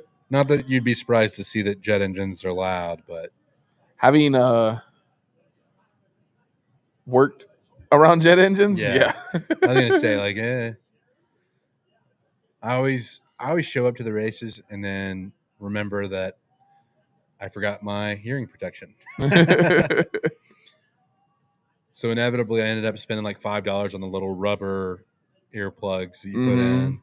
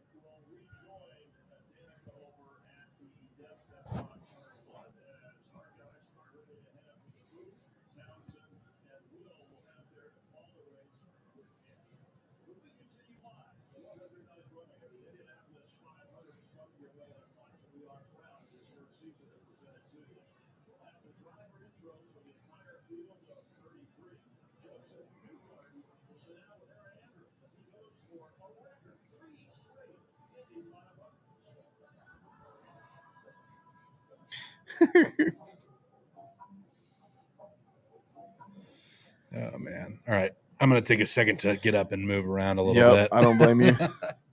Yeah, These to do chairs that get a earlier. little. These chairs get a little uncomfy for After these bigger Monaco, guys. I had to get up and move around. It Oh was man, tough. yeah. It's not like they're terrible. They're just like after sitting in them for a while, Yeah. like it gets to a point. Let's see what. Says people hide in the tunnels that go under the track in the heavy rain. I don't blame them. It's interesting.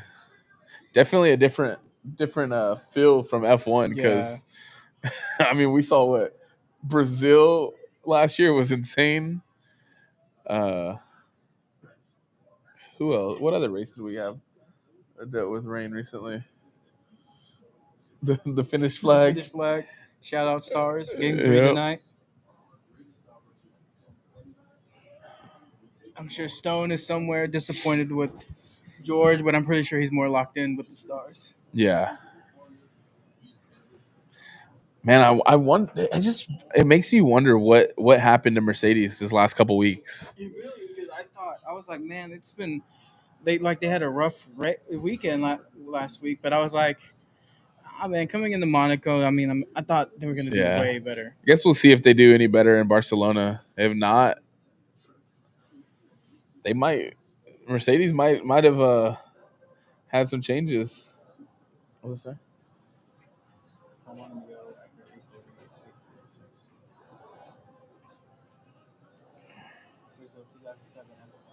gonna plug in my laptop just so we can keep the comments going. Brazil last year was an awesome rain race. Figure it out. I think there's outlets back there behind the. If a plug. Yeah, right here. I'm just trying to figure out the best way to like reach it. There's some right here. All right, cool. Do they call the chick? What happened? Brandon comment about Monaco.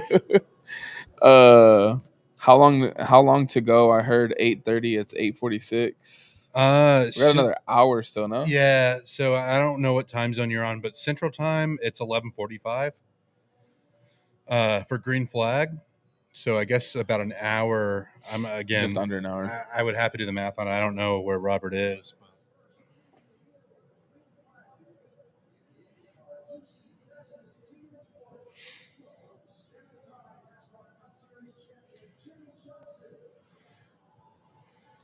See, is that charger working? Yeah, we're charging. Michael Strahan. Tom Brady. When did He got booed. Boo. I mean, it makes sense. He's in Indianapolis, Yeah. right?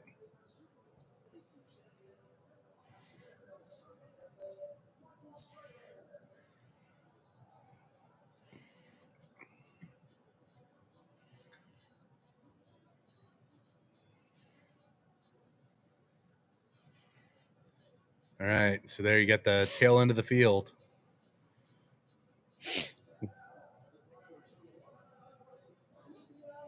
So you got Will Power and Joseph Newgarden. Again, those penalties that led to the dismissal of some people from Penske Motorsports, by the way.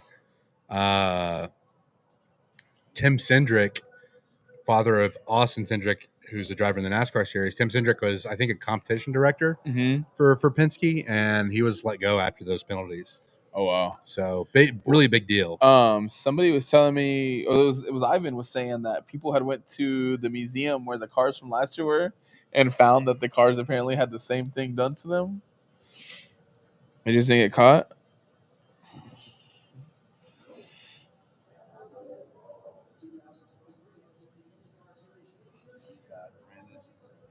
That's what I was. You just saw it. We're gonna have to get in Phoenix. So yeah, you got the West Coast time zone. well, and Phoenix doesn't do daylight savings or whatever. Yeah, I always because I know it sometimes changes. Yeah, sometimes Phoenix is on track with Mountain Time, and sometimes Phoenix is on track with the Pacific. I always forget like what time of year it is. yeah. Apparently, Texas is thinking about passing a law that we're going to get rid of the switch. That's what I've heard. I wouldn't mind it as long as I hate those early 7 p.m. looks like midnight out there. Yeah. Colts, man, what a drop he's had this season, huh? Colton Herta, Yeah, I know they were looking at him as possibly getting an F1 seat with Cadillac, and then they completely said, nope, never mind. Things can change in a hurry Yeah. Well, because I know Andretti is involved with with the Cadillac. Yeah, so he's wanted his own team for a while. I think with him getting into F1 finally through the Cadillac, I wouldn't be surprised to see him get his own team, a 12 team on the grid.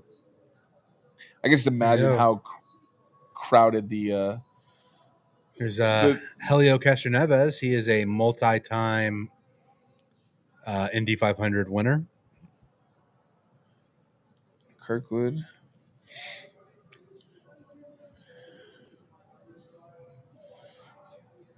Yeah, 4 times.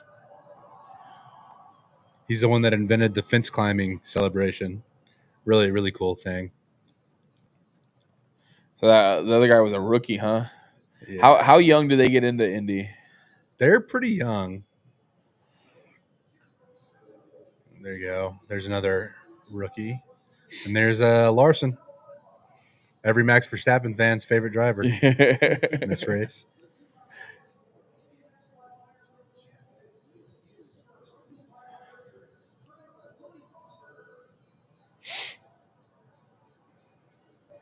Interested to see what the crowd reception is for Larson.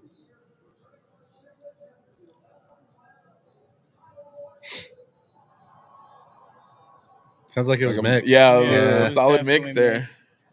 Loud, though.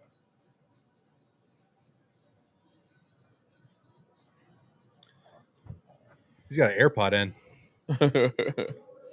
Devlin DeFrancesco. Stingray Robb, one of the best names in motorsports. Stingray Robb. You know what? Respect. That's cool as fuck. Unless you're Steve Irwin. Oh, yeah. Too soon? All right. Touche.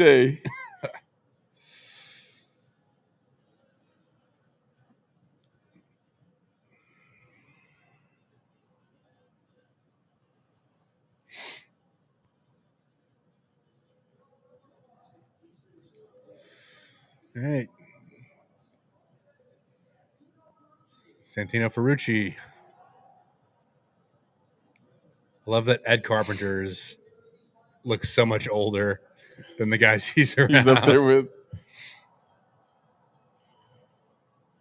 It's another guy that's been around the sport for a long time.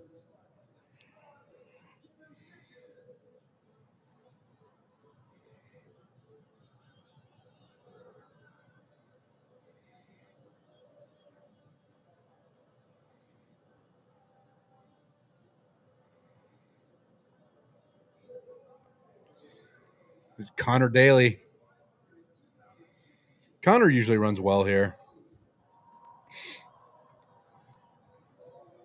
I love the stylized 76 on the car. In honor of the gas station. So Scott was not penalized with his Penske teammates. I think because he absolutely destroyed his car during qualifying. How many? So each team gets how many drivers? Like, how was the difference between? Well, it's not limited to 2. Okay, There will be different numbers of drivers. just depending on. Yeah.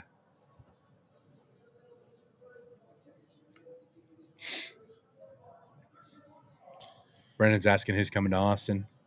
Who's coming to Austin? Hopefully all of us. Yeah, I for sure will be there. Dude, last year. I went last year.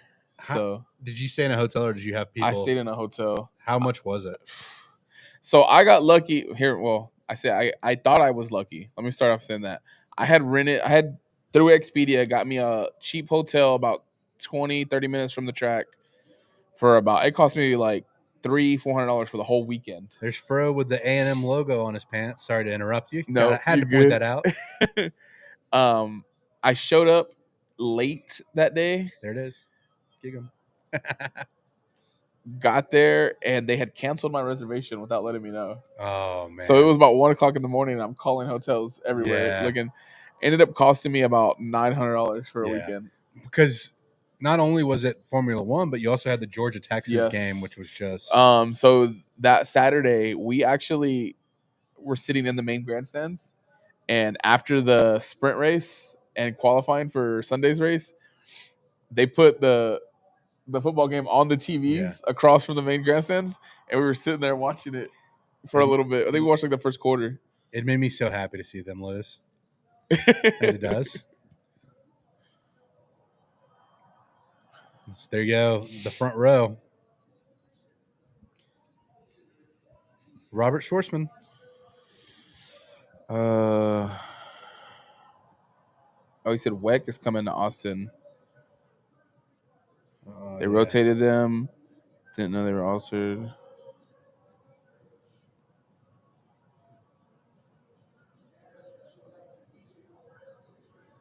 Yeah, I love Circuit of the America. It's a really cool circuit. Yeah, Austin is a great track. It's so man. Like last year was my first year going, and it was. You don't really get as much of the perspective from watching on television. Yeah. But that climb into turn one. Oh man, it's wild. insane. I know it was funny because during the sprint, Lando locked up that first one, and you could see this. Like I zoomed in afterwards. I took a picture of the skid mark. Yeah. On the uphill. Just going up to that flag, that turn. 6 back-to-back winners. So again, Joseph Newgarden looking to be the first guy to go 3 in a row, but he's starting in the back.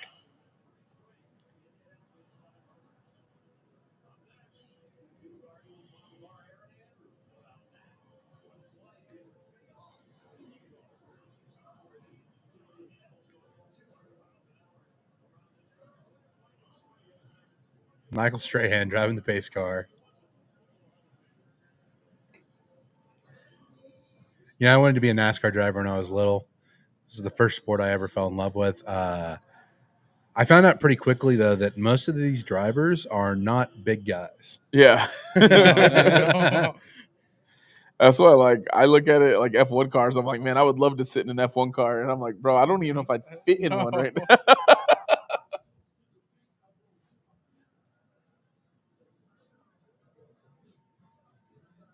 Reading the comments. I really should have worn my glasses so I can see it from far. All right. Robert for the win. I'm guessing he's going for Schwartzman.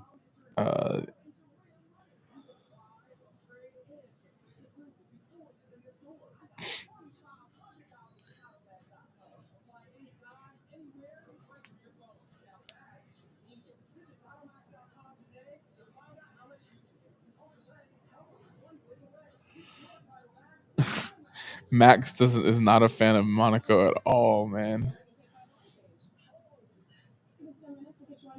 In the post race, he said, "You can't race here anyways. It don't matter what you do. 1 stop, 10 stops." He said, "We're almost doing Mario Kart." He's like, "Then you can have install bits on the car. Maybe you could throw bananas around."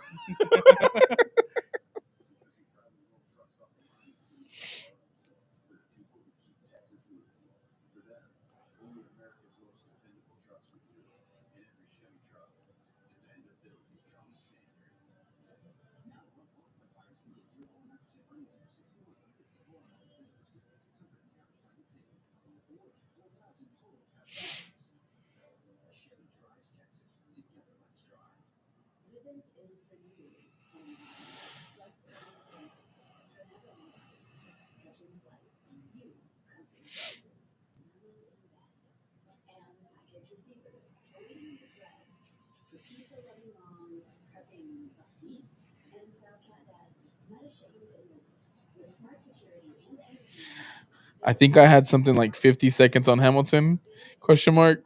He said, so I could have done like 5 pit stops, maybe a bit of pit stop training even for the team.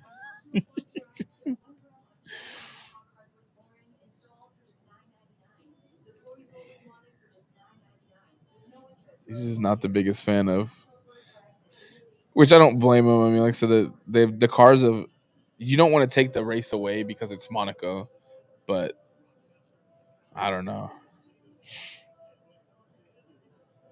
Driver weight still counts for car weight, yeah.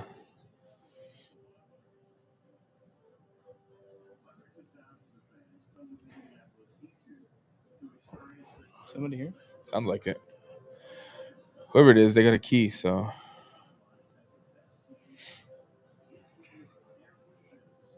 I have not even checked on my F1 fantasy team in so long. Dude, I actually made some moves this past week.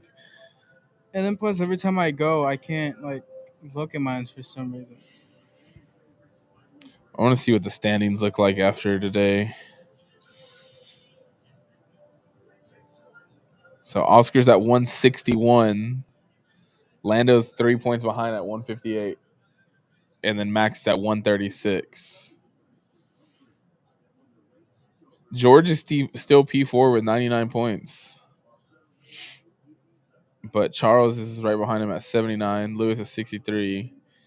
Kimmy at 48. And Alex Albon right behind him at 42. Alex Albon being P8 in the standings is nuts. Isaac's P10 with 15 points. I can't stress enough how good Isaac has been. Bro. He has been so good. Schwartzman for the win.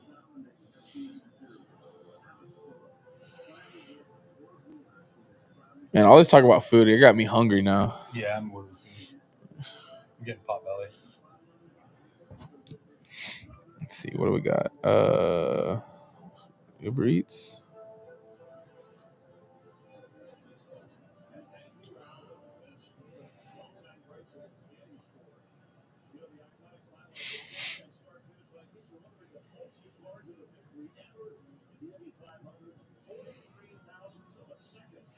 Yeah, driver weight counting for car weight would not do me any favors.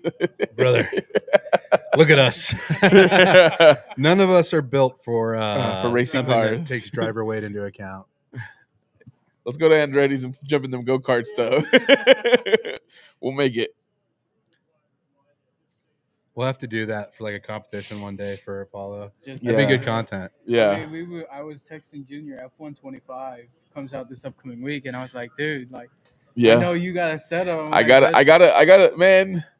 Here's my thing. I've been eyeing this rig on Amazon. It's like $240, and I want it because I'm so tired of sitting in my like little office chair and using a little diner table for my steering wheel. I There got you go. so I got the wheel, and I was gonna have a ghetto stand up, just the tape, but I couldn't have anywhere to sit, so I had to get the stand for the wheel and for the pedals. Yeah. But I just still have an office chair. And Yeah. I lean back and I do it, but it works, man.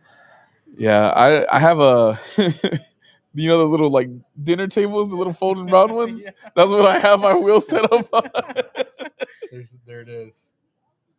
The Mourinho edit for George Russell. Dude, that's an all-time Mourinho quote. I prefer not to speak. Honestly, if I speak, big trouble. I don't want to be in big trouble. I use that meme all the time. The fact that Russell said that just makes me. Yeah. It's I so prefer funny. not to speak. I'm gonna go check on the door to see if somebody is here because I thought I heard it too. I thought I heard too. But But nobody's back here. yeah. Oh, you're good.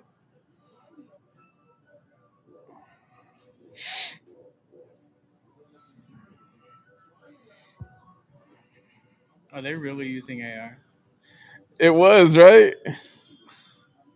Guys, stop being lazy. Stop using AI, please.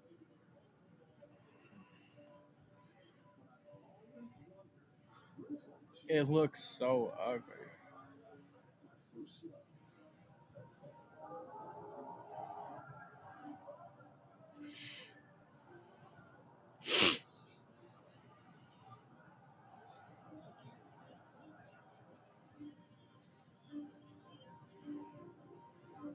We were talking about that, how the milk. Like, how has nobody asked for chocolate milk?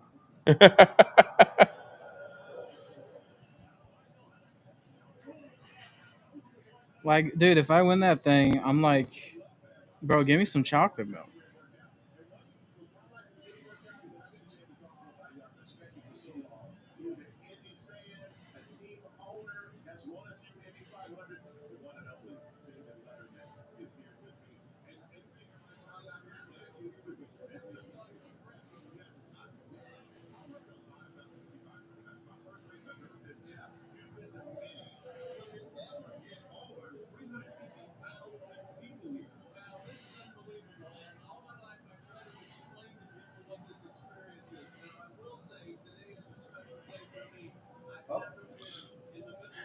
Somebody might have like, so we've had people where they mistake our studio for like the one next door. Yeah. So they might have pulled on the door and it was locked, and they kept walking.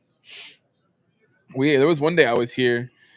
We had a chick walk in. She walked in and was like, is this not? And Dez and Josh and Garrett were all just staying out here hanging out, and they were like, no, that's next door. Yeah. And I was like, I was at the table like in between, like by the couch, and I saw somebody walk in, and I caught like between the curtain. Had no idea who it was until I heard her talking, and I was like, wait, she don't.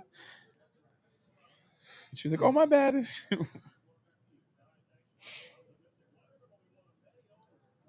right. I think my food is going to get here before the race starts, so that's good. Yeah. Got a Powerade too. You know, got to stay hydrated. You said there's Celsius in the fridge? Yeah. I opened the fridge looking for water, and there was just full of Celsius. All right. That may be the move. Shout out Justin.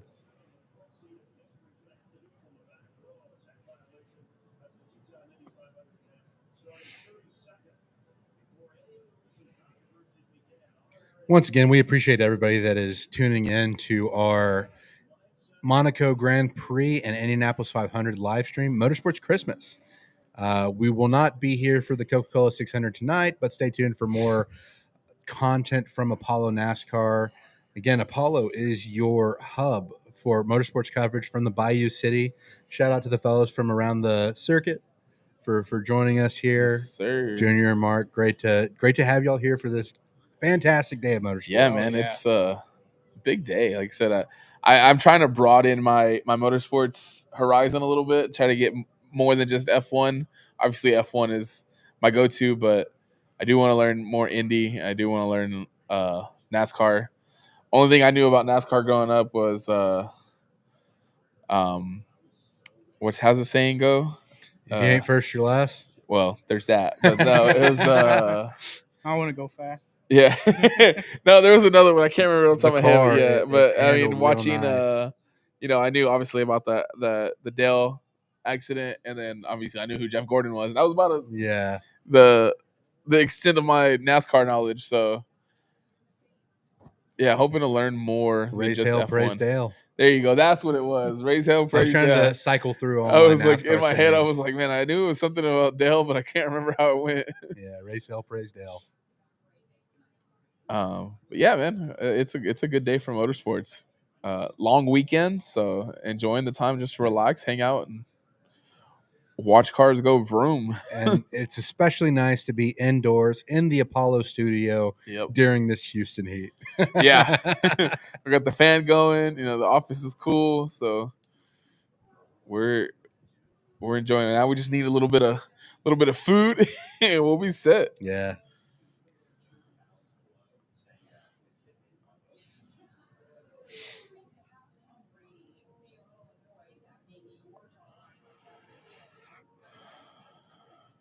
The jawline commercial is hilarious.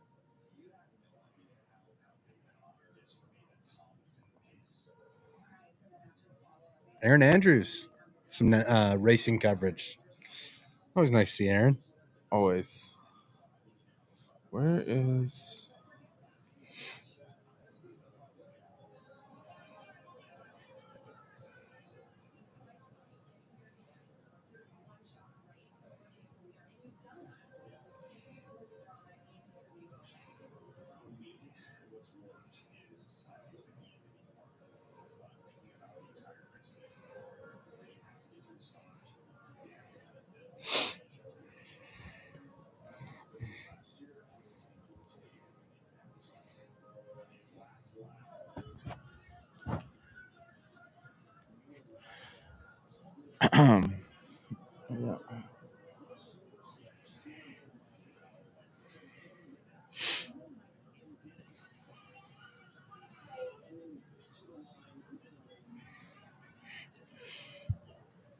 Just threw the broadcast a like on my personal account. Listen, you got to love yourself. No one else will. Oh, man. Again, I'm really interested to see. We've still got a good bit of time before the green flag drops, but I'm really interested to see how this race shakes out at the front with, again, Schwartzman struggling in race trim practice. That could get very interesting at the front. It's going to be a good one, man. I'm excited. Yeah.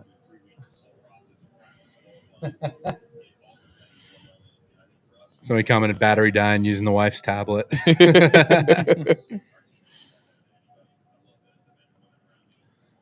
I would love to see somebody at like Sunday church service with the Indianapolis 500 Yeah. pulled up on their phone. Oh, or you know whatever. they will. I've seen like all of the TikToks where people are like at weddings and stuff like that, and they're watching the F1. It's the Monaco Grand It's Prix. the Monaco Grand Prix. I can't lie. I can't miss the Grand Prix. I have watched Texas A&M football on my phone during a wedding. I actually last season had a quinceañera I went to. One of my cousins, their daughter had a quinceañera. Was it last season? Yeah, I think so. And there I was sitting at the quinceañera watching one of the Grand Prix. It was late. For some reason it was just a crazy like start time, and there I was.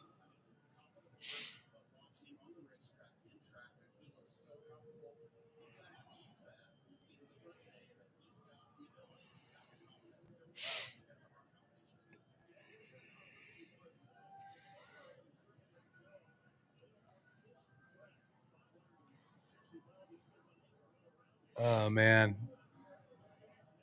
Joseph Newgarden crashing a party around the neighborhood last night. That's Just incredible. decided to pull up. So one of the things that I did talk to people about at NASCAR that covered both the NASCAR race at Circuit of the Americas and Formula One at Circuit of the Americas is just like how much more approachable NASCAR is. Yeah. Obviously, with Formula One, they're very stringent about interview. And like, with the NASCAR bullpen style interviews, it's pretty much like if you're credentialed, you can go up to a driver and ask questions. Yeah. Like, it's really cool. And again, this goes back to Formula One being such a massive international sport. Yeah. It makes sense. Yeah. It makes sense.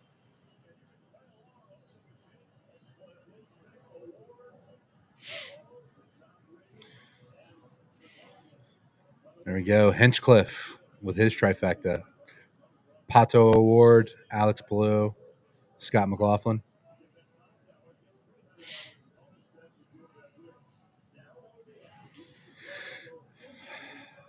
So for people who maybe watch Monaco or watch Formula One but haven't tuned into IndyCar, obviously the Indianapolis 500 is a very, very different style of race from Monaco.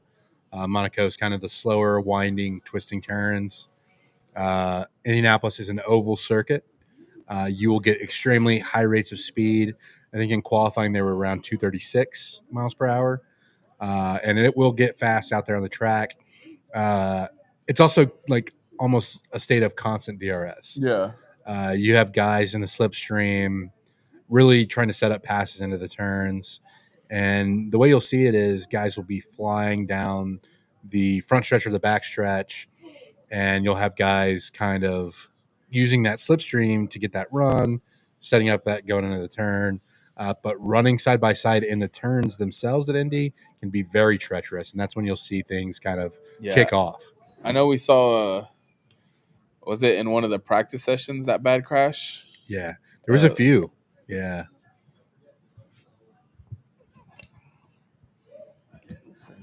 Keeps moving on me. It gets super hectic. I'm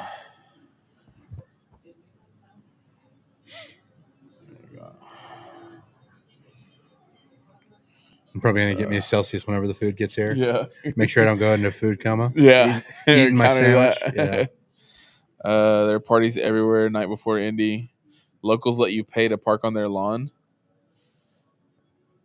Don't park unless they agree. You'll walk 6 months. Yeah, Coda's kind of the same way. I know it was interesting to see like driving in the back way of the track. There was a parking pass that we bought. It was for all 3 days. I think it was like $200, and it was a home that just let some. They had outfitted like an acre of their land to just like fit parking. And then like as you're driving through, it's just all these people that are just letting people park on their lawns for like $20-$25. I love it. I think I definitely saw some of that for NASCAR. Obviously, luckily with the media credential, you get a parking pass, dedicated parking lot, so you're a little closer to the track. But like, it reminds me of like I've seen pictures of Buffalo Bills games, where people just park on the grass at whatever house, and like, hey, go ahead. I think Green Bay's similar. All right, they're loading up Tom Brady into the car. Going to go on a lap, I think, with Jimmy Johnson here. Yep.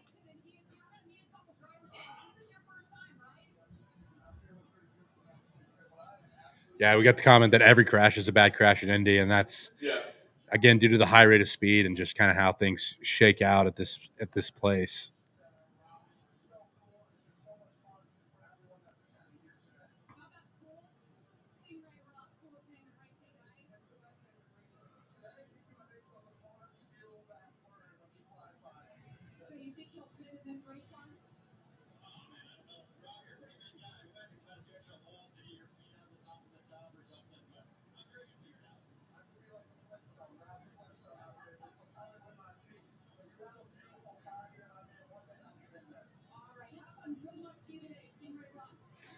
All right, so Fox is doing their version of the grid walk with Jamie Little and Rob Gronkowski.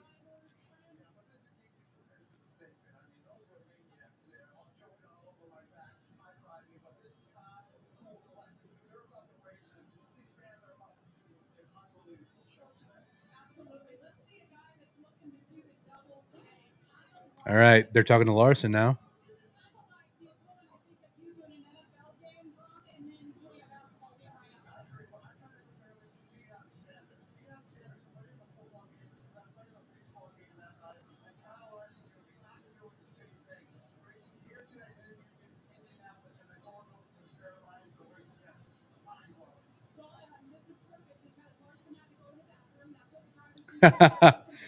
Apparently Larson is going to the restroom, so they don't have him here for the interview.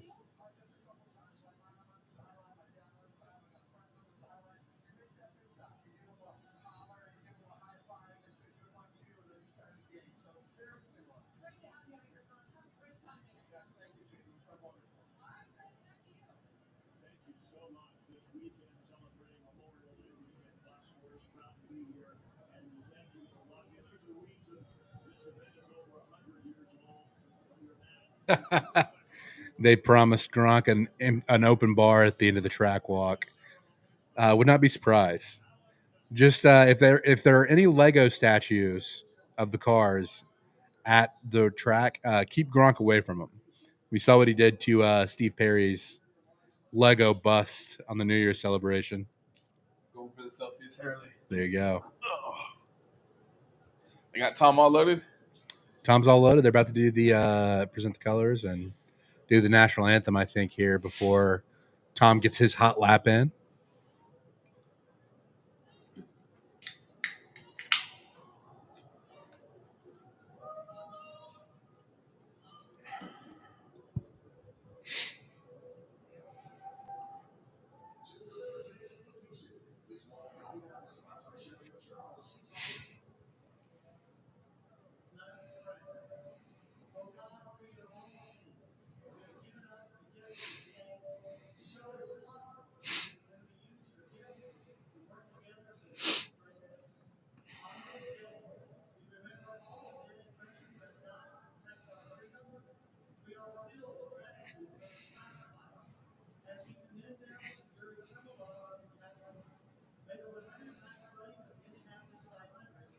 $109.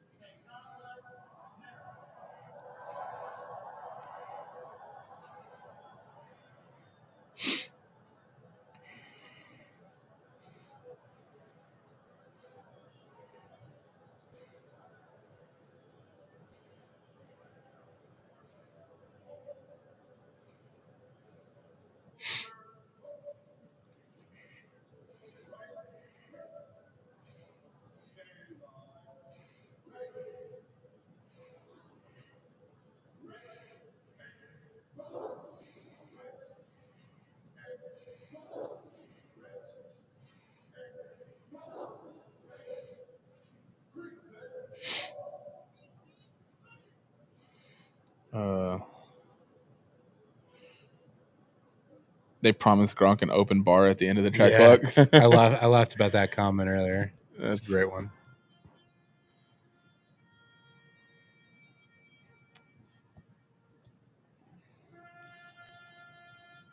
Still get used to the new Army dress, or I guess it's their dress uniform. Yeah. It changed right after I got out of the Marine Corps. The Marine Corps service uniform is so much similar to that wasn't color anyways. That Yeah. always throws you for a loop.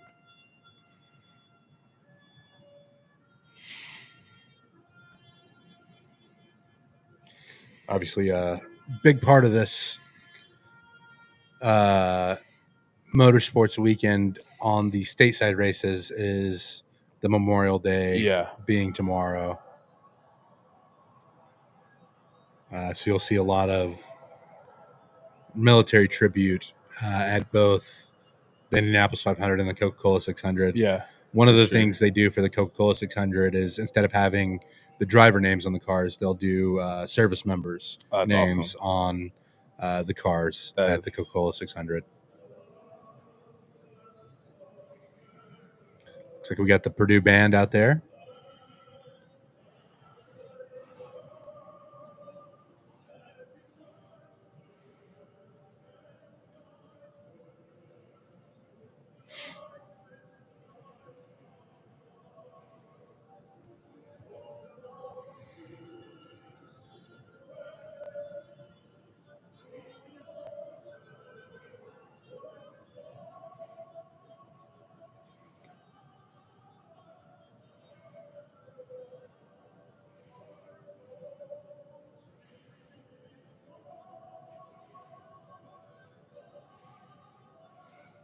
Got Creed on the driver's suit for, I think that was Fro there that they showed on the camera.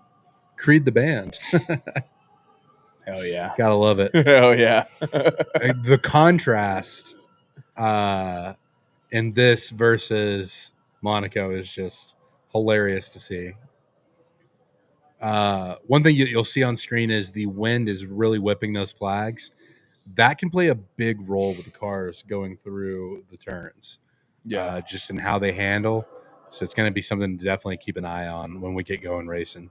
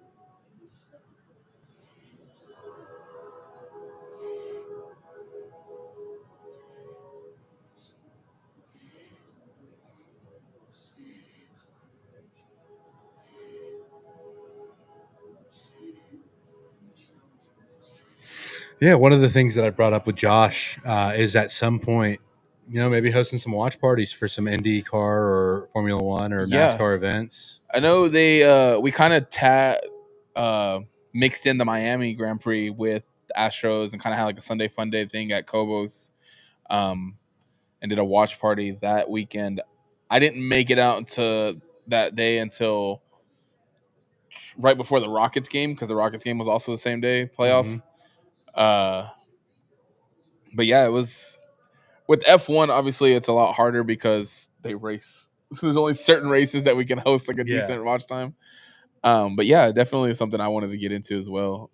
Something like this, but a watch party. I think it'd be a blast.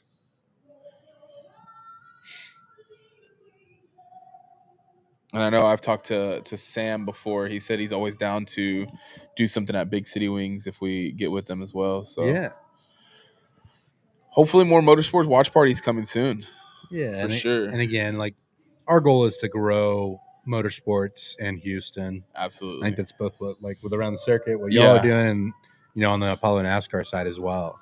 So obviously, if you're in Houston and have any interest in that, let us know so we can get it set up. Yeah. Love to hang out with other motorsports fans and watch some fast races.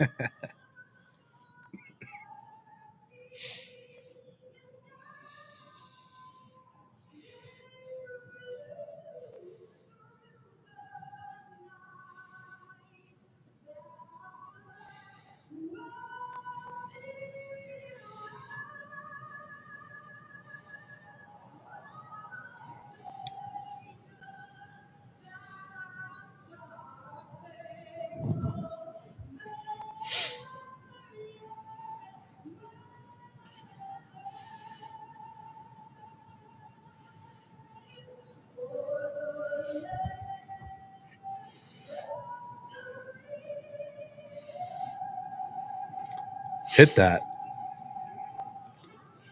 And the flyover. That's F-16s. Nice birds. I throughout my career I worked with majority of the time I was working with F-18s in the Marine Corps. Got to work with few AV-8s, the Harriers, a few times, and then towards the end of my career in the Marine Corps, the squadrons were transitioning into the F-35s. Hated that bird. Yeah. But no, yeah, working with jets was fun. I can only imagine, man.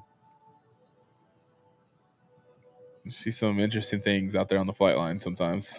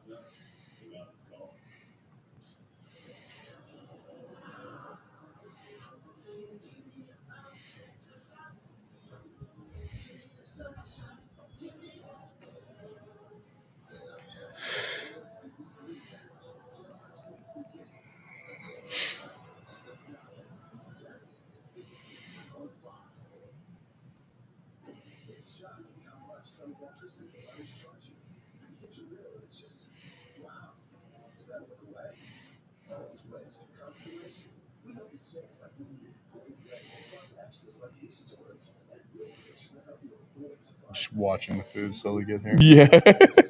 I haven't ordered anything yet. I haven't decided what I want. Yeah.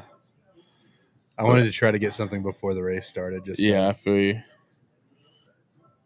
I'm just riding on my breakfast still. Yeah. I didn't get breakfast, so that's like I needed some fuel. Yeah. It was an early morning. As I was getting ready, I put the order in on Starbucks and I went and picked it up on the way here. Yeah. Once again, if you enjoy this throwback Folgers Tim Richmond NASCAR hat, got it from Home Field Apparel. You can use promo code WHOOP for 15% off your first purchase at Home Field. Every little bit helps. Feed my family, please.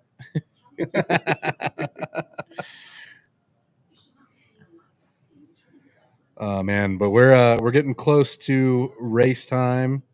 I am gonna have to pop out to go get my my food here shortly. Yeah. But again, appreciate all of you joining us. Looking forward to what should be a fantastic Indianapolis 500. A lot of storylines going into this one. Joseph Newgarden hunting for his third straight and starting from the back. Takuma Sato looking for a third overall Indianapolis 500 win starting from the front row. We have a rookie on the pole in Robert Schwartzman. A lot of fun things to watch here. Kyle Larson going for the double for the second straight year. Going to be monitoring all these storylines as we head into the Indianapolis 500. Can't wait. Can't wait. Food's here.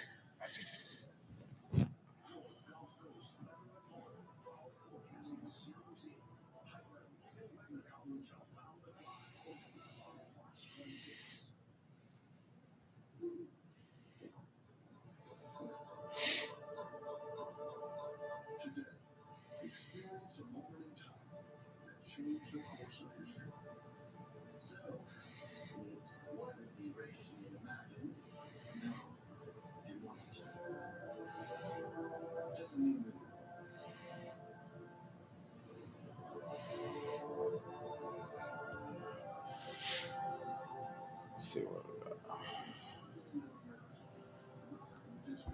Now, also to add on to what Jay was saying, don't forget to follow us on all our socials. Around the Circuit has uh, a TikTok.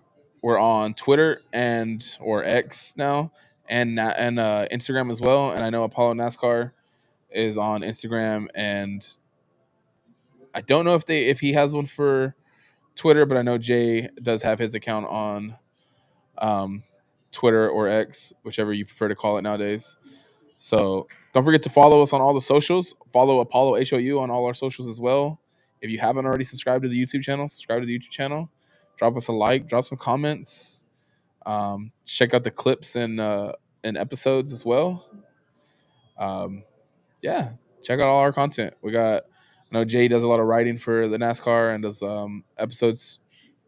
We drop weekly episodes on Around the Circuit on YouTube and Spotify for our podcast. So yeah, show some love and drop some support.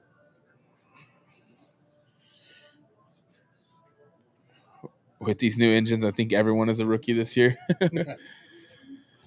It's going to be similar to F1 next year. 2026 is launching completely new regs, and yeah, it's going to be interesting to see what happens.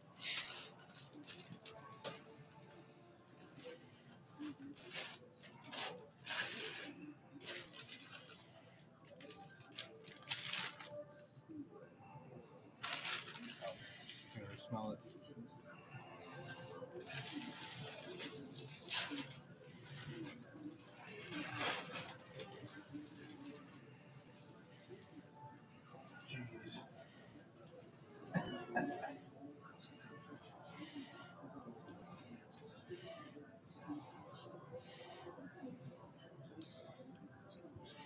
I know this is content everyone wants to see is me eating a sandwich on the live stream.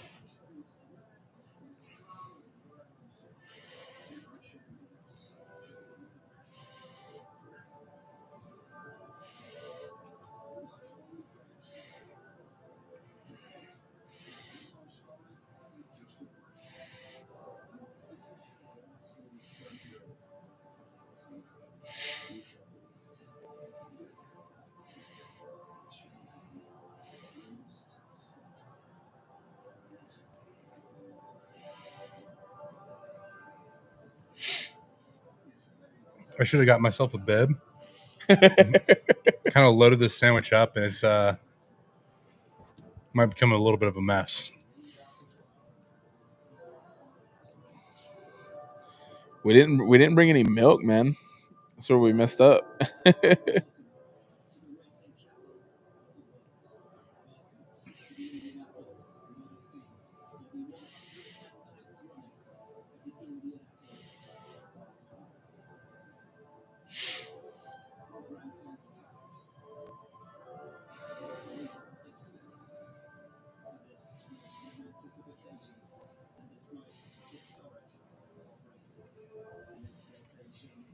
The world needs a Daniel Ricciardo Indianapolis 500 so we can get a milk shoey.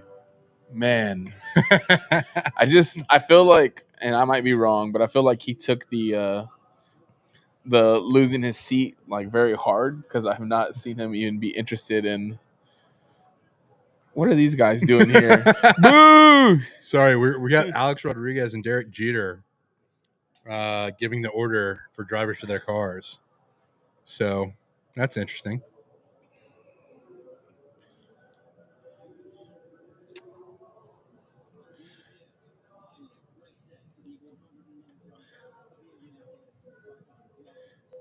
Will Buxton, we miss you in F1, buddy, but I don't blame you for taking that paycheck.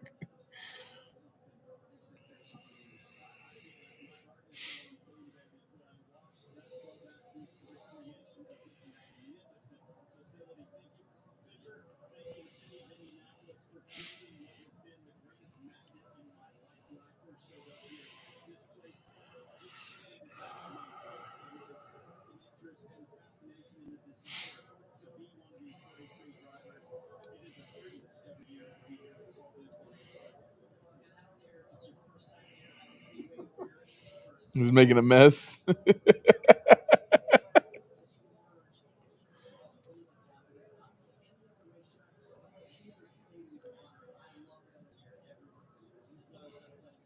figure out what to get for lunch myself.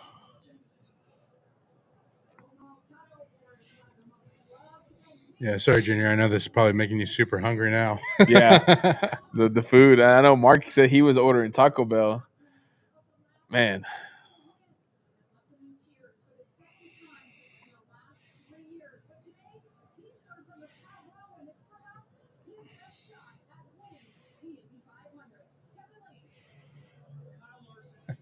Apparently, Buck told off a spectator on camera per one of the comments.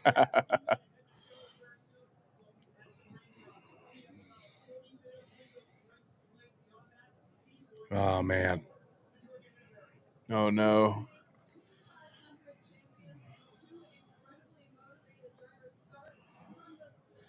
Well, So hopefully the rain holds off. They said Kyle Larson has about a 40-minute window if the race is yeah, delayed. And I don't know if that takes into account like cautions for incident during the race either. yeah. Man, it's tight, ain't it? Very. And what's his main? What does he mostly run? Indy? Kyle Larson's mostly Yeah. a NASCAR guy. A NASCAR Yeah, guy? yeah. So I guess if like he misses his window, the chances he has to just hop out mid race of the Indy to head over to NASCAR. Well, no, Or he is would it- run the 500. He'd all run way the through, 500 yeah. and then just take whatever they. What they'll do is they'll probably have somebody on standby to start the car, Yeah. and then he would finish the race. Okay. Last year, they had Justin Allgaier, who runs in the Xfinity Series, the level Yeah. just below the Cup Series, was running that 5 car for Larson. He also qualified for Larson for the All-Star race this past weekend, Okay. just to give Larson the chance to qualify for Indy and Yeah. do all that.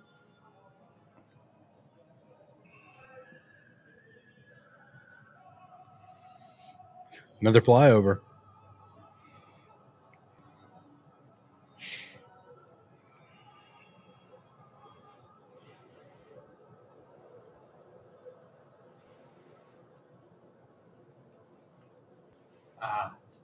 Apparently the book incident was in F1. That's funny.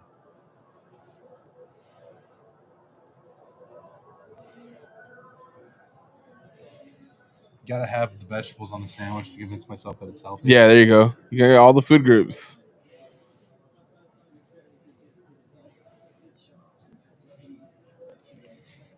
Yeah, this thing is leaking.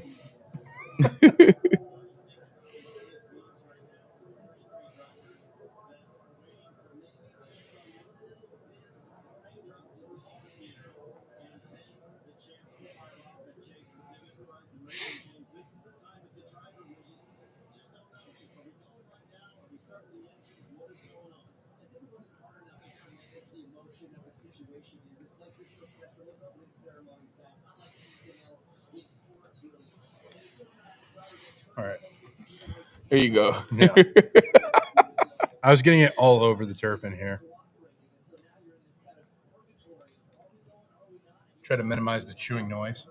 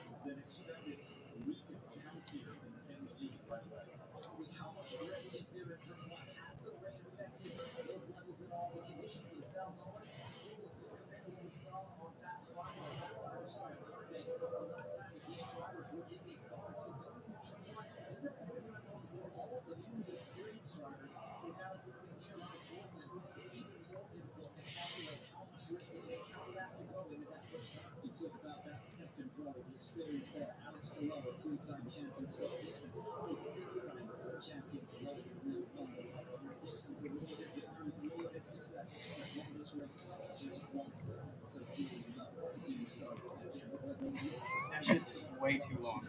I don't use DoorDash. They're like, shit. What do I do? They got it to you already though? You already ate? Yeah, no, I'm getting it right now. Oh, okay. But like I said, I was sitting there like, shit.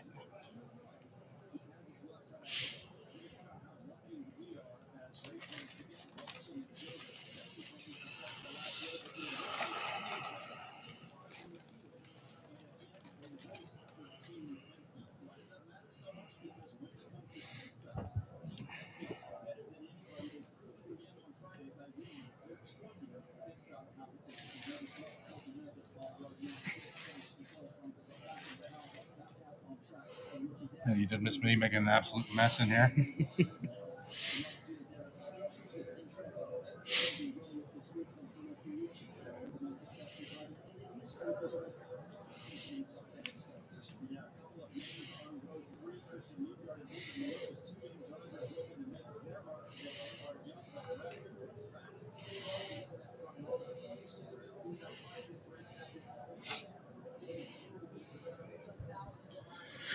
All right, so if you are joining us for the Indianapolis 500, there is a little bit of weather in the area, so we may have a delayed start. Green flag is set for 11:45. I don't think it's been like anything heavy rain to where they've lost the racetrack, but it is something to keep an eye on. Obviously, very dangerous conditions with these slick tires on the oval track in the rain.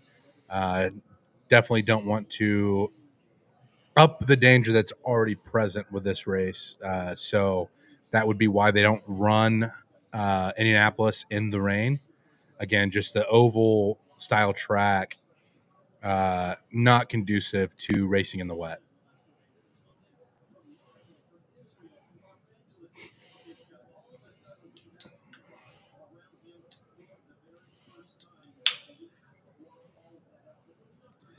Got the Celsius cracked. Shout out to Justin. Oh yeah.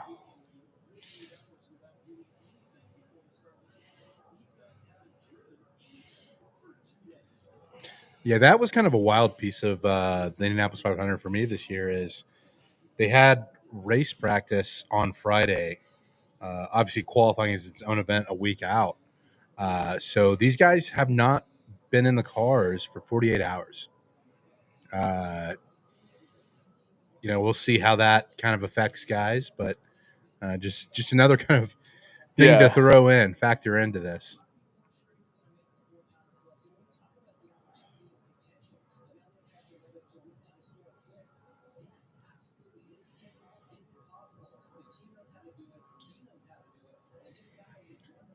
So yeah, I think the rain may have picked up a little bit. You just see him covering the aero screen there. Maybe not. You can't see the drops on the car. But you can see it on the camera. Oh yeah.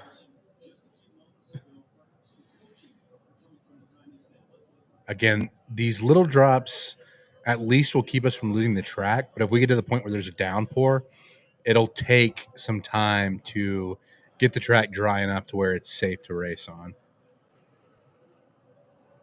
So again, fingers crossed for the weather, for the sake of Kyle Larson's double attempt. Yeah. Come on, Mother Nature. Stick with us.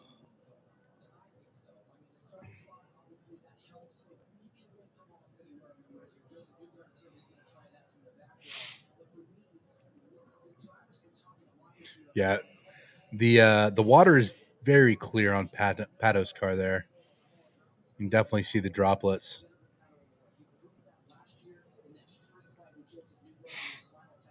Hopefully it stays light and it'll clear up. And Yeah.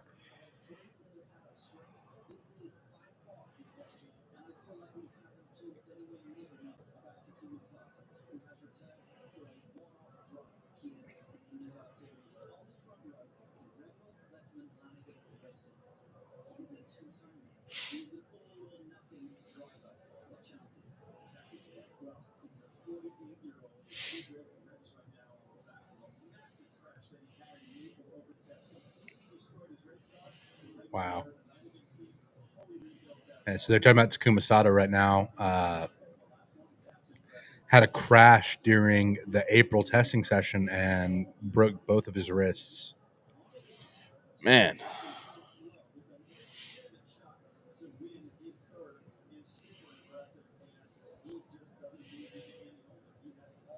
48 years old.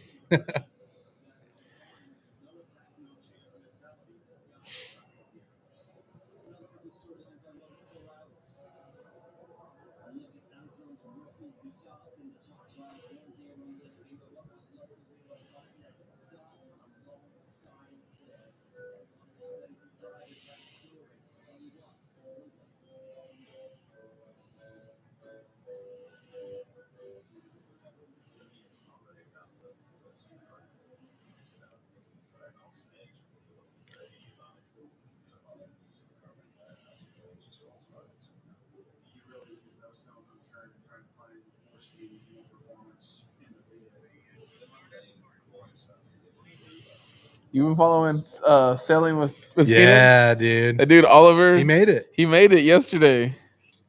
I meant to follow it a lot closer yesterday, but being busy, made it to Hawaii from Oregon on a sailboat, man. Got a Coast Guard escort into the marina.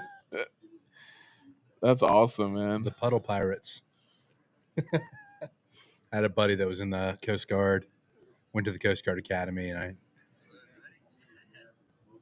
had another buddy that was in the Navy, and they called him the Puddle Pirates. The Puddle Pirates. We always joke. So we were like the branch that's not a real branch within the military itself. Yeah. Every branch has its jokes. Oh yeah.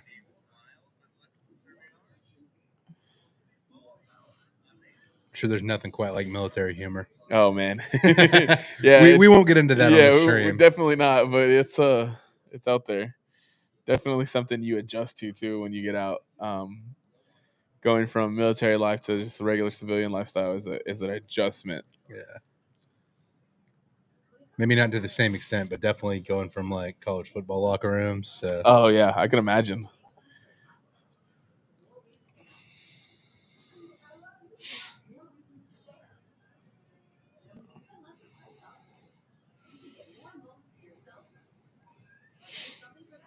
You think Kush makes it back? I don't think he's going to. No. I'm gonna say we could probably place bets on that. I think we'd all be on the same side though. Yeah. He looked like he was tired this morning. Yeah. I know he had a long day yesterday with the early Astros game, so.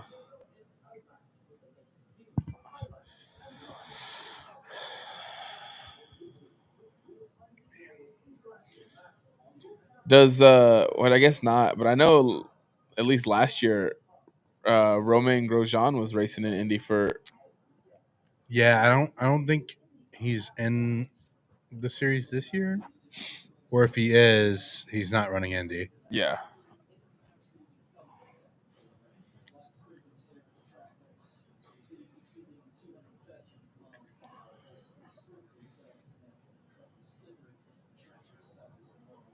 Oh, she's got the bush apple there. The bapple, as they call The it. Bapple. So don't look like they're starting on time, huh? Nope. iRacing. I have a buddy that plays regularly. He has a rig and everything. He does a lot of I think WEC iRacing, or maybe Yeah. it's IMSA. But he was telling me like you gotta pay like a subscription and everything to run. I'm like, man, I would love to get into it, but I don't have the rig set up for that yet. No. Dude, some people have like the full hydraulics. Yeah. So no free ads, but there is that new spot right here down the road. That I went and checked it out during their soft opening. Man, Is it sick? it is sick. I know we've talked about trying to go and do some content there that we're probably gonna go do soon. With the F1 side of things, if we can. Though he from that day, I talked to one of the managers there, and he said that during F1 weekends they'll sync the rigs up to the track for wherever they're racing. Yeah. That way you could try to like compare your Feel it, times yeah. and feel what they're doing. So that'd be cool to see and go from there.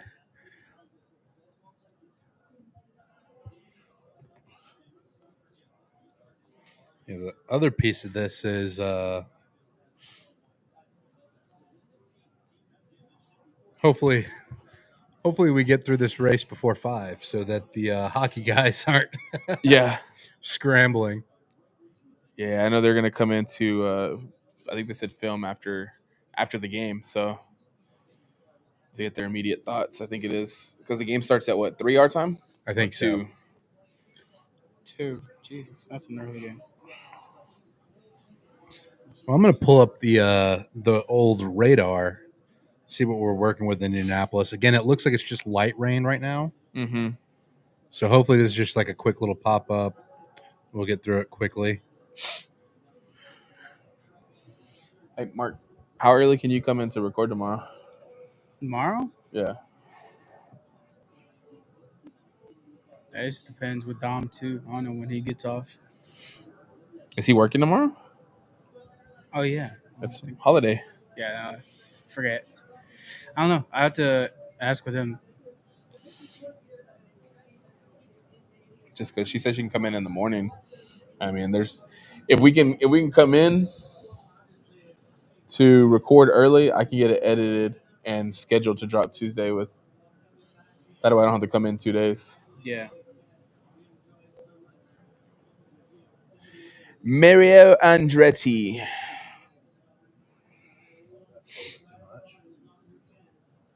Oh, man. Perfect. Got to be literally like, yeah, that's crazy. Just the smallest little patch. We're looking at the radar right now, and it is literally just a small patch over Speedway, Indiana.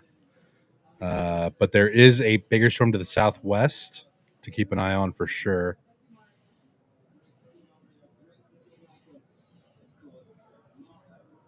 The good news is it looks like that big storm is going to stay to the south of the circuit. It doesn't seem like it's going to come. Yeah, so again, we'll keep our fingers crossed that this kind of clears up pretty quickly. It does look like it's just a very, very small bit of rain, nothing major. So hoping this won't delay the start too much.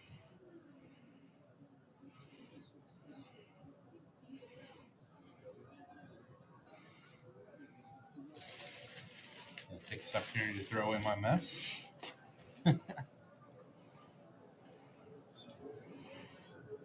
Oh, I should have gotten milk. That's what I told him. I said we forgot to get milk. He was saying a Danny Rick win at Indy Oh with a my a milk shoey. Milk shoey. Could you imagine?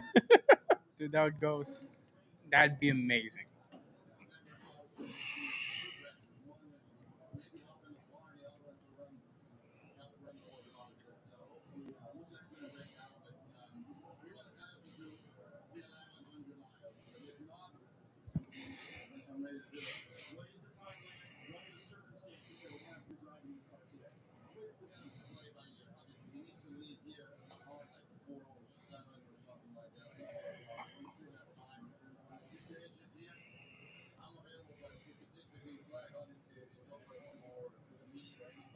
Yeah.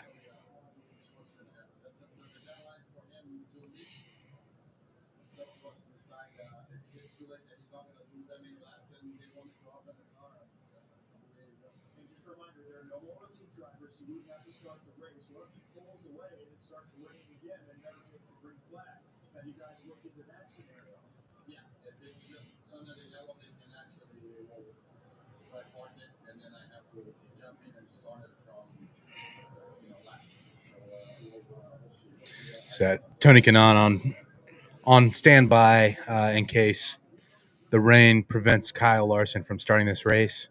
Sounds like he needs to get out of there by about 4:05. That's Larson to get to Charlotte in time.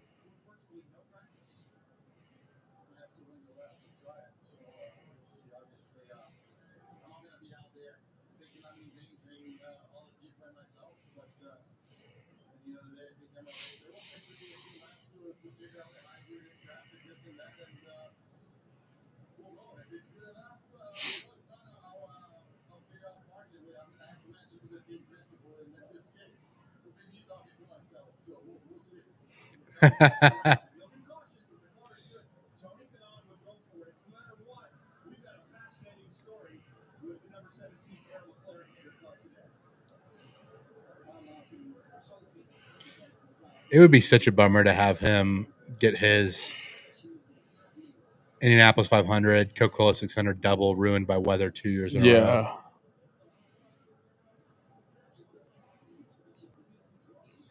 So Mother Nature does not want him racing both. Literally just looked at his watch inside the car.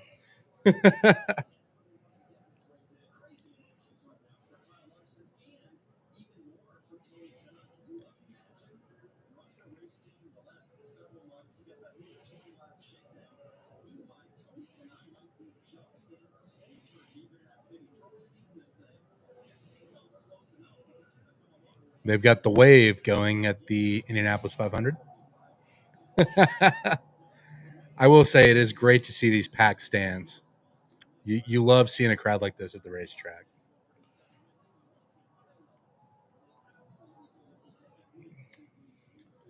The wave.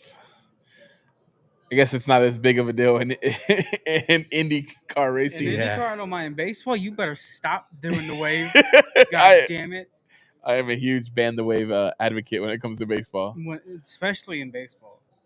They're talking right now. He's supposed to go get suited up. Yeah. 15 minutes already. Oof. Man. We're getting a storyline and the cars haven't even started rolling yet. Yeah. So I guess if it comes close to it, he jumps out and just goes straight to his flight to go race NASCAR, huh? Yeah, and what they said on the broadcast is there are no relief drivers in IndyCar. So if Larson does start the race, If he does take a green flag, he has to finish it. he has to finish it. I guess theoretically you could have a DNF, but like Tony wouldn't be able to hop in the car after that point. I guess at what point do you have to play, I guess, the team game instead of being selfish when it comes Yeah, to and I don't know that 17 car is a full-time entry for the series. So I don't know if the points are as big of a concern. Well, that would be a. I guess is he in any fight when it comes to the NASCAR series? So with NASCAR, I think they've already preemptively granted him a waiver should he not be able to make the race today. Okay. He's near the top of the points. Obviously, the way NASCAR's point system is set up is you have the regular season points, and then the last 10 races of the year are considered the postseason. Kyle Larson has already locked himself into the postseason with multiple wins. Again, I don't love the way NASCAR's point setup is. Yeah, I've never really understood it. I guess that's one of the things I would have to learn. But it's the problem is it tries to be like so many other American sports where we have an obsession with postseasons and playoffs. Yeah.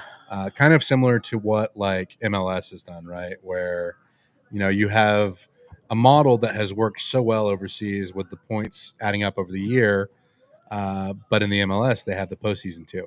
Yeah. NASCAR is kind of the same way, where it used to be just a year-long, whoever wins the points at the end of the year wins it. Yeah.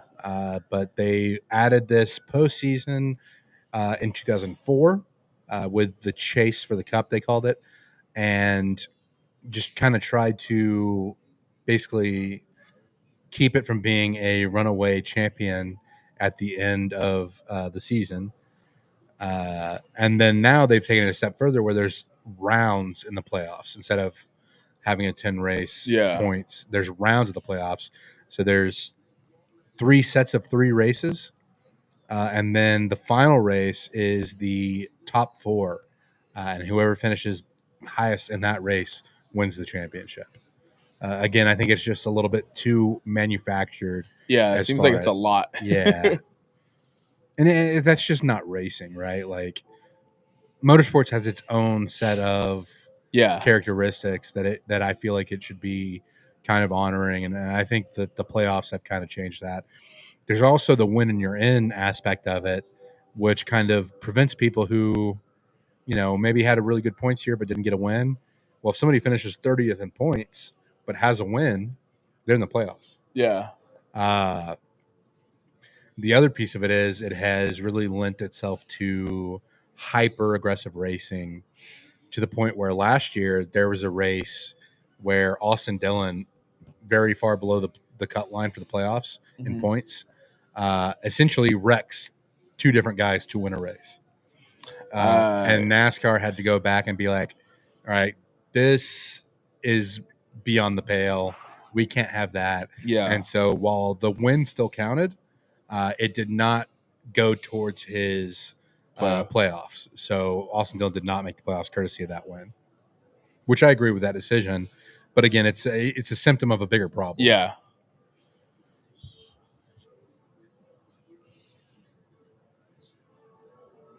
There's a lot of things that I complain about as a NASCAR guy.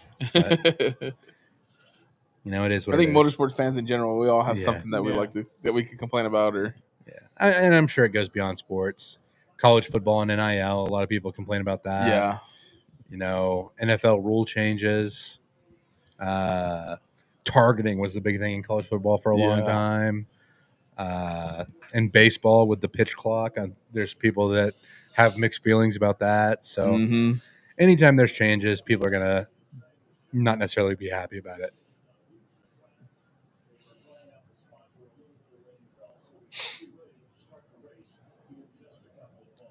There we go. So they said they didn't lose the track, which is good. That's what we were worried about with having to dry the full track. They're just trying to work on drying a couple spots, and then we'll get rolling. The rain has stopped. So I brought up Roman Grosjean earlier. He is actually not racing this season. He's a reserve driver for Prima Racing, which is Robert Schwartzman, the rookie who qualified on the pole, his team. So yeah, he's he raced for Juncos. Is that how you say it? Juncos last year. He wasn't kept at the team after they chose to sign Stingray, Rob, and Connor Daly for this season. Yeah. Just to see him in a car again, though, is crazy after that crash that ended his F1 career. That was in 2020. One of the scariest things I've ever seen on track. It's right up there with the Ryan Newman crash at Daytona. I don't know if you ever saw that one. I don't think I did. Yeah, we might as well pull it up, right? Let me see. Yeah, I was about to say. I showed my dad that crash, and he was just like, "Oh my goodness, he survived that." I was like,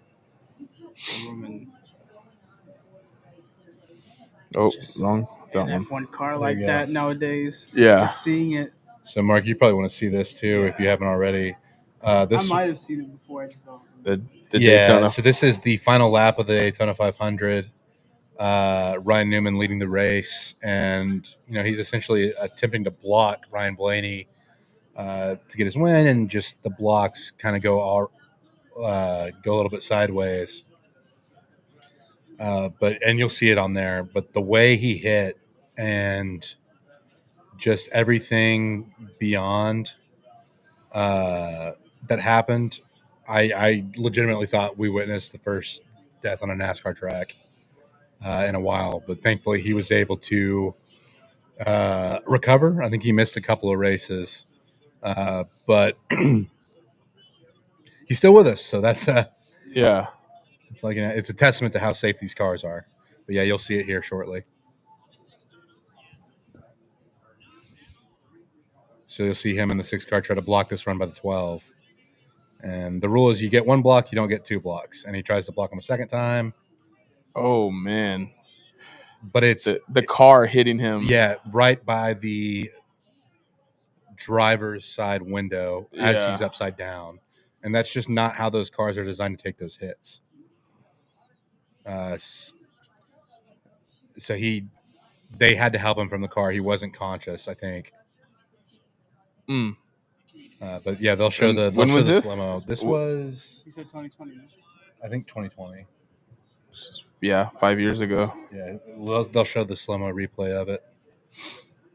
You see the fire and then all the liquid pouring from it. It's insane. Well, and they do such a good job with, how quick they get to the cars. Yeah. But yeah, if they get the angle where you actually see, I think it was Corey LaJoy who hit Ryan Newman's car while it was upside down. It was just genuinely terrifying.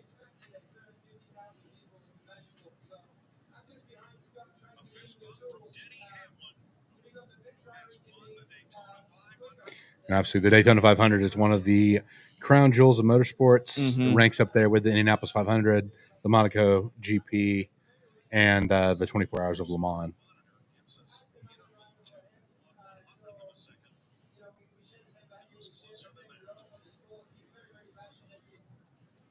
All right, they didn't show the slow-mo. Yeah.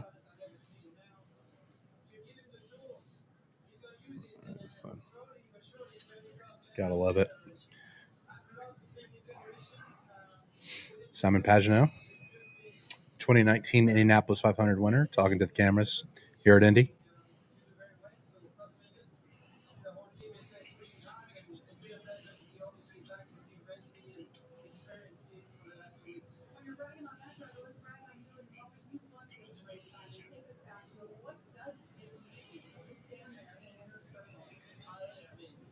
Yeah. That's the hit that was like... Yeah.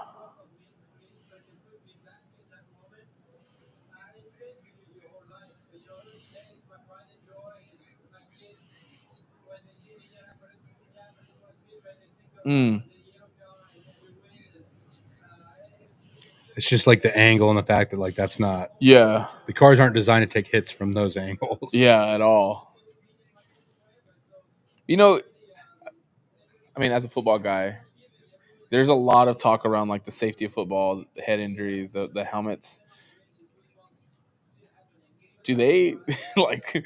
At what point do we put the football players in a racing style helmet, man? Like, you gotta think some of these guys they hit the walls and they take these crashes going so fast. Yeah, to walk away almost unscathed sometimes. Yeah, and it's. I think no matter what sport you're playing, that like you have to put safety above everything. Yeah, is my opinion. But at the same time, there is a physical aspect to any sport where you're not going to be able to prevent all injuries. Absolutely, all absolutely. I just wonder how much, like, now that I know, like, what I know about motorsports, like, how much do they actually like if you're like somebody who's trying to improve the helmet design on for football players, do you look at helmets like that? Like, and I think that's definitely something they should consider. And concussions are the big talking point. Yeah. Concussions are a factor in racing too. Yeah. Dale Earnhardt Jr.'s career, at the end of it, he gets a concussion at Dover in a wreck, and that's a big part of why his career came to an end when it did. He had multiple concussions, and I'm like, I don't know. CTE is obviously the big talking point in football. It's also a big thing in rugby, hockey, wrestling, mixed martial arts. Like it's a big talking point in all these sports. We haven't talked a lot about how it may impact racing, Yeah. but Dale Earnhardt Jr. has been pretty vocal about the issues that concussions have caused, and I wonder if maybe there may be some piece of it that we don't think about in NASCAR, right? Yeah. Because like when you take these hits, how much does that contact kind of hurt your mental ability moving forward? Yeah. Right. No, yeah, for sure. So it's And I guess, definitely something to think about. Accidents, it's not like I guess when it comes to like another sport like football or rugby, like it's constant. Whereas in racing, I mean, if you're lucky, you don't crash, but maybe once or once a season, if not, even less. Yeah, it's not the repeated blows. Yeah, to the head. repeated blows. So, there's that aspect of it. But I guess to me, like going 200 miles into a wall, that's a pretty big blow to the head at a time. Dude, I can't imagine the emotions for Larson right now. You can look at him; he's just stressed. Please let us get this race started. Because he's got, let's see, we're about 30 minutes past. So he's got, if the 40-minute mark is the window, he's got about 10 to 15 minutes tops before he possibly I has wouldn't be to call surprised it. if the window's a little bit bigger than that. That may just be Yeah.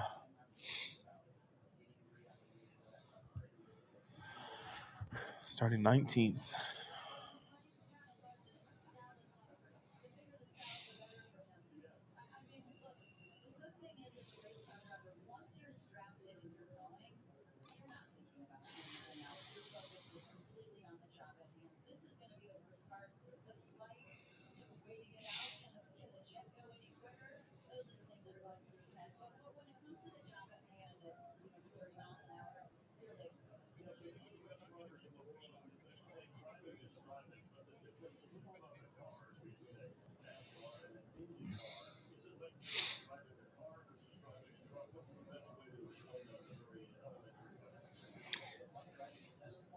As I was getting my food, I don't know if it was like a homeless guy or what. Out there, he walked by. I drink Folgers every night.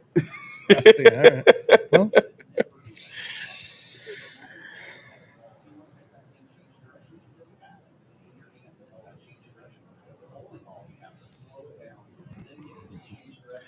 Lewis Hamilton's pretty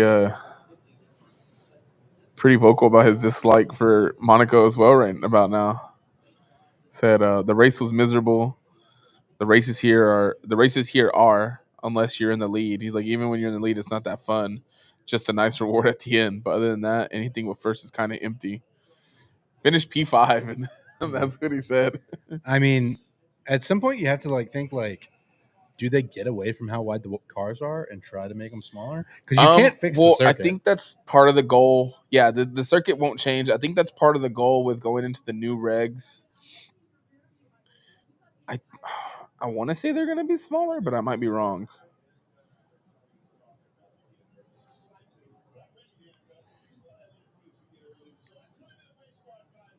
Yeah. So the next year they're going into new regs, and the cars are supposed to be smaller. I don't know how much smaller. I mean, you think smaller, but you look at the cars that they drove back in like the 80s and 90s, like Ayrton Senna era, where they was compared to the cars now, it's just huge difference. Yeah. But I think that's the goal. I know trying to create more overtaking and passing opportunities in races is a big emphasis in F1 right now. Yeah. So, what up, man? What up? Yeah, you're chilling. Yeah, we're streaming. Watching. We watched the F1 race this morning and getting ready to start the Indy 500. It's Motorsports Christmas. Yeah, it's Motorsports Christmas Day, bro. We got the Coca-Cola 600 later tonight, but yeah, three huge races all of the same day, with across different series. So NASCAR, Indy racing, and then F1. He left after the F1 race. Said he was gonna go home and eat and take a nap. He was a little bit sleepy this morning. Yeah. We had the 8 a.m. start. Yeah. It's an early one. Yeah, brother. Good to see you. What you up to, man? Nothing? Okay.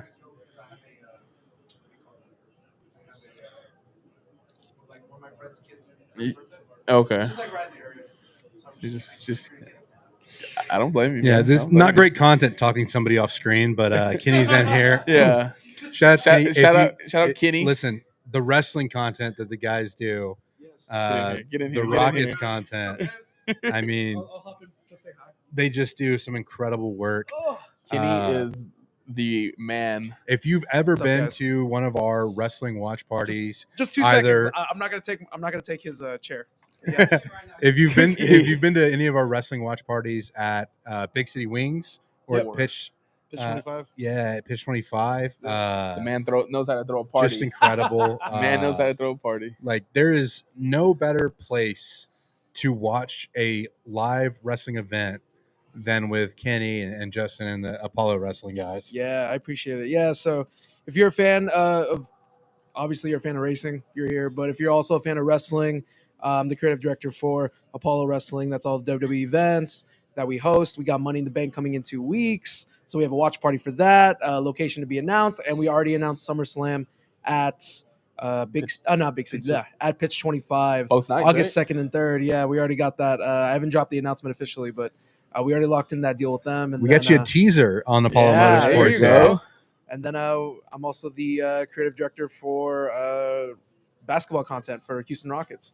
So yeah, busy guy over here. But be sure to follow both of them. They kill it. They kill it with the racing content. You guys are so sick. I freaking love it. I'm excited that I got to just drop in and say what's up to y'all. Yeah, man, we dude. love you, Killing Kenny. the stream. I love y'all too, for real, for real. So what's the race coming up right now? What is We it? have the Indianapolis 500. Okay, It the Indy is- 500. Oh, this is the big. It is this the big is Christmas. Yeah, Okay, Motorsports okay. Christmas. So- This is probably the biggest motorsports event in North American racing by Yeah. far. One of the Indy biggest in the 500. world. Yeah, I think the Indianapolis 500. only thing in the US that would probably compare would be the Daytona. Yeah, it would be on the Daytona NASCAR 500. side. but- Oh, okay, right. So right, there's right. the Daytona 500 and NASCAR is probably next to this, Okay. and then I mean F1 is not as big in the States, but I mean, they the, had Mon- their the Monaco they had their Grand Prix Monaco is Grand Prix today. as which is- prestigious as this. Yeah, Dude, okay. so it's Motorsports Christmas. Motorsports Christmas. Okay, I like this. So be sure to like I said, be sure to follow them. They kill it with all their content. NASCAR, F1. I follow all y'all stuff. Watch y'all shows. You guys kill it with the stuff and just Appreciate keep it, man. going. And the ones that are tuned in, be sure to watch. How long is this going? How many hours? We've been more? going for about 4 hours. I Yeah. love it. It's like a marathon. We probably have 4 more hours to go, depending on when they get the race started. A little bit of weather in the area, which is kind of why Okay. we're delaying the start here. The race was supposed to start about 30 minutes ago, and Yeah. Oh, so it's just delayed right now. delayed Yeah, because of the just the rain. weather. Did they have like a start time? Did they already adjust It- the start time? They haven't announced exactly when it's going to start. The original start for the green flag, 11:45. Obviously, we're past that now. But yeah, as soon as they get kind of the track completely dried up, we'll go green and we'll get some racing. There's a driver in the field today attempting what's known as double duty. He's going to run this Indianapolis 500, Okay. get in a plane, fly to Charlotte, run the NASCAR race, the Coca-Cola 600, 1,100 miles of racing he's attempting to do. Wait, who's this guy? Kyle Larson. Kyle Larson? He's a Yeah. racer. Yes. What the, is this ever Primarily- been done? Has this ever been done? So, in fact, there is one driver that has completed all 1,100 miles. You just saw him on the screen earlier. Tony Stewart is the one driver who has done it. Several drivers have attempted to run both races, but he's the only one that has completed all 1,100 miles. Kyle Larson actually tried to do it last year, you said, Yep. and weather impeded, he wasn't able to do it. oh, And So now he's We're really hoping that this gets green soon so that we can see Kyle complete the double. wow. 'Cause- So when's the second one? When's The when's second one will race? be at 5 tonight in Charlotte. Shit. So it'll be he has a tight window. Yeah, Yeah, I was tight like, the window. window's tight, bro. Yeah. yeah. He has a tight window. And he's gonna like fly. He's gonna have to Yeah, obviously so fly, he'll leave catch straight a from the flight. track, catch a plane, fly to Charlotte, jump in a It reminds NASCAR car, and go. from a wrestling standpoint, it reminds me of when Logan Paul wrestled at the start of SummerSlam, and then he had to make it back to Dallas, Texas, so he could walk out his brother. Oh So, yeah, he for the walk, box so match. literally Yeah. in his wrestling gear, he was like, Yeah. I gotta make it in time for the main I event. remember that. And then he walks out literally in his He's wrestling still outfit. in his yeah. And I was like, oh, 'Cause I okay. remember they were like, you couldn't change on the plane. Yeah, it's like, dude, you couldn't do it. You gotta do it for the brand, dude. That's sick. Okay. Okay, so So- hopefully he gets it done. Yeah, we're hoping to get a green flag soon and get it started. Awesome. Well, this is great stuff. I'm gonna hop out. You guys enjoy. Appreciate it. Stop by, Thank you Kenny. guys for letting me come on. I appreciate it. I'm officially canon in the NASCAR and F1 Apollo universe. So I'll take Yeah, that. Absolutely. motorsports universe. There Right? you go. I love it. You'll love to see it. All right, What I'm up, bro? bouncing out. Y'all take care. Enjoy the stream. Jay, Junior, my boys. Y'all enjoy. Love Will Kenny. do. Thanks, Kenny. Love y'all too. Once man? again, thanks, Kenny, for joining us. If you enjoy either Houston Rockets content or WWE wrestling content, make sure to give Kenny a shout. Stay tuned for all of the live watch events for Apollo Wrestling. A lot of great stuff at Big City Wings or Pitch 25. Really appreciate Kenny jumping on here for a second to talk about that. Absolutely, we love Kenny. And if you just saw Dex stop by, Dex also is tapped into the F1 side of things, so you'll see him around at events in the future as we start hosting and stuff like that. All right. I think Roger Penske's about to give the command to start the engines. Here we go.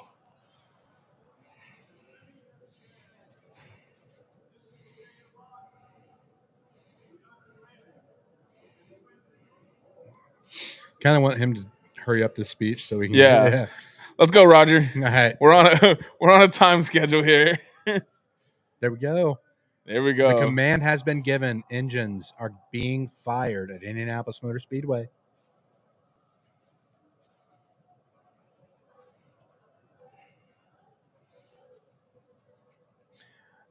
Hey, Mark, do me a favor.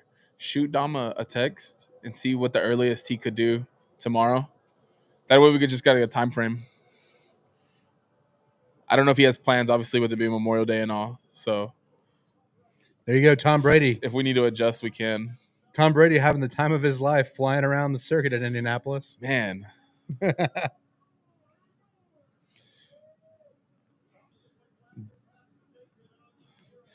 So is he driving or is he just along I think for the he's ride? just along for the ride. With, Okay. I think Jimmy Johnson is driving. Okay. Yeah. Have you looked into the man, I don't know where it is. I think it's at the Texas Motor Speedway, where you can drive like The driver supercars. experience, yeah, Man, I'd be so scared to get behind the wheel of one of those things. dude. I have a buddy of mine that he got gifted one. I think it was his birthday.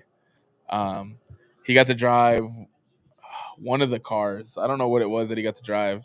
I think it was more like a NASCAR style car. He said he got to drive, but I couldn't imagine, man. Just going 150, 200 mile an hour, whatever it is that you can get up to. Dude, so this is the wild part. They have the 3 wide start. I was gonna say they start 3 wide. It's nuts. It's insane. Do they do rolling start or do they come? It's to a rolling start. Okay. Yeah. So much different. So much different, but I love it. The chopper going over with them. Yeah, That is a heck of a visual. Yeah, I can imagine like photographers, like the shots they get, man. Wild. Yeah, so Supercar, pace car.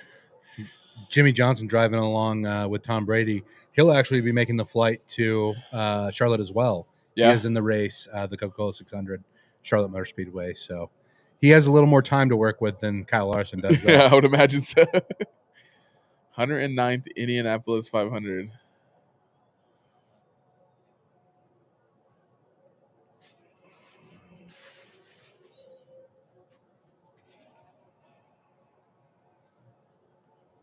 Man.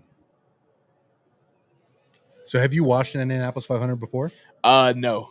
First Not time, yeah. well, I've caught bits and pieces of them Yeah. before, but I've never sat through and watched from start to finish. It is a spectacle. Yeah, a little Baja Blast action. Love to see it.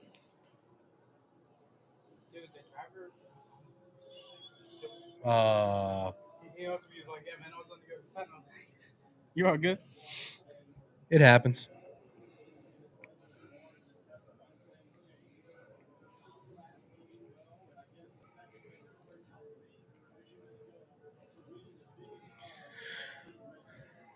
So now with the guys rolling, you have to hope that we don't have any incidents. One, for driver safety, but also so we can Wow. avoid like a red flag or He anything Yeah. like said that. anytime after 10. Anytime after 10. All right. Let me see if 10:30 works for her.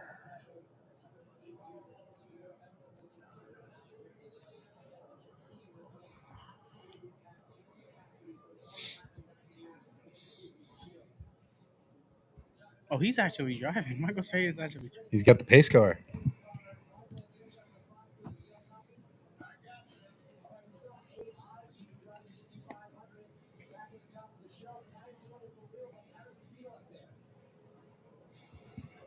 He's stressed. He's locked in. He's like, guys, can we not talk right now? That'd be me. He's like, why are you talking to me right now? Yeah. I'm driving this car.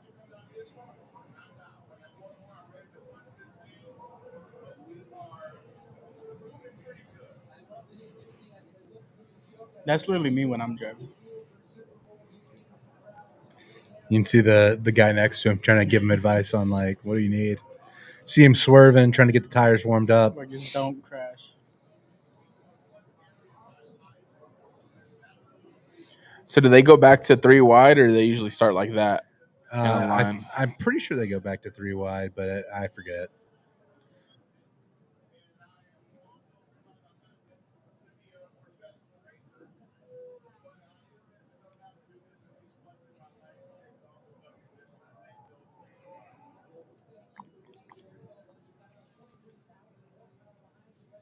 He's saying.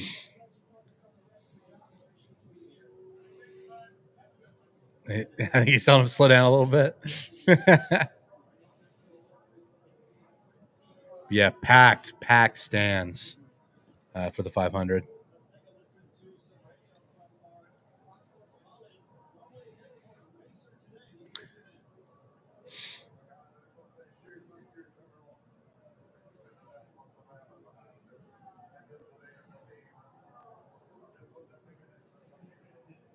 Yeah, so there you can see some of the differences, but these cars are more akin to a Formula One car than no.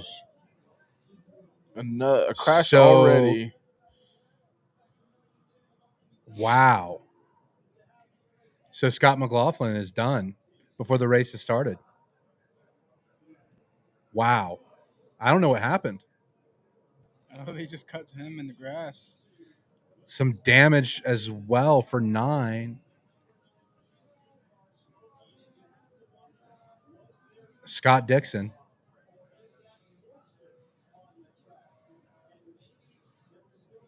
Yeah, you have to wonder if they got into the water at some point, and that's why. Oh, Got a fire for Scott Dixon. His day's we probably don't done even too. know Absolutely. what happened. They haven't showed us the replay of what happened. Before the race has started, we already have, 2 cars out. and Dixon was my pick. So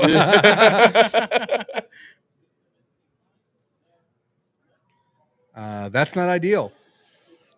No, it is I not. think they're going to bring the cars. Oh, wow. Man. The emotion on Scott McLaughlin. That's gotta Obviously suck. just absolutely gutted.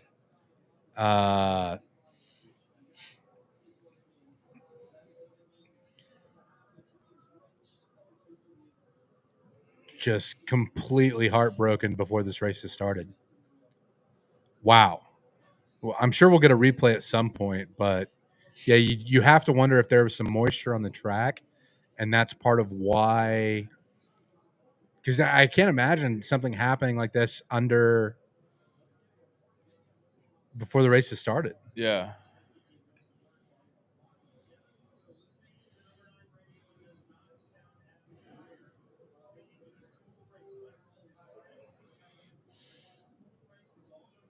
It's just a quick brake fire.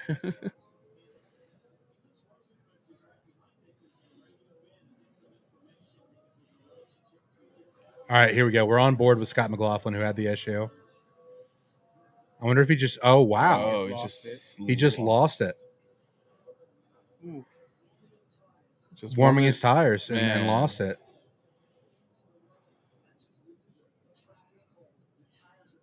he is going to be beating himself up for that. Yeah. I don't think the moisture played a role in that. You can't rule it out, obviously, but it is a cold racetrack. Man. Just the conditions. And you So can tell we've he's- kicked things off before the race started, and Hell of a start. that really explains the emotion too, though. Yeah. Knowing, right, like this is, man.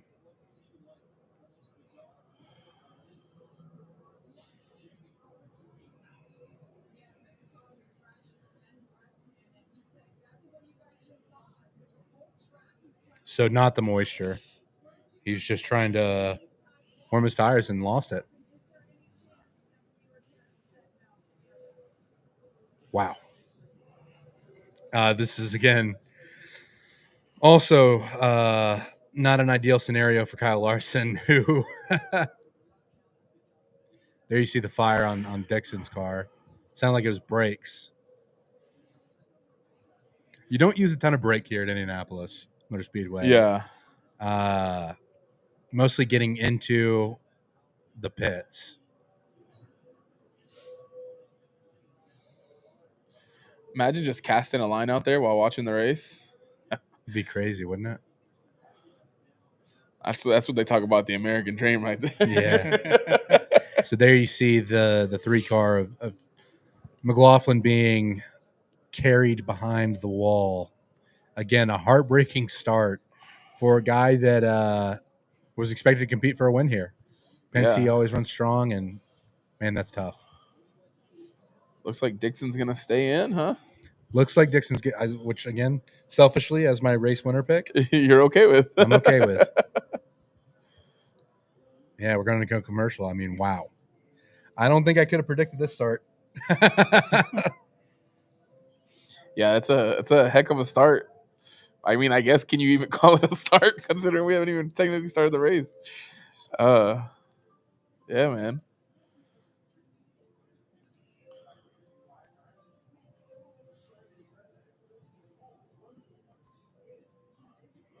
So the broadcast is saying that the pace laps are counting. Oh, are they? So we're starting the race under caution.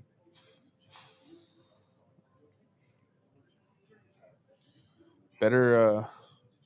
I guess it's better for Larson's sake. Yeah. I think that means that we're also not going to have the 3 wide start. Yeah, it's just gonna go straight into a. Straight into it. Okay. Which the cars try to get single file as quick as possible. Yeah. Anyways, just because of the difficulty of racing side by side. But yeah, again, I can't believe what we've seen. Yeah, it's. I mean.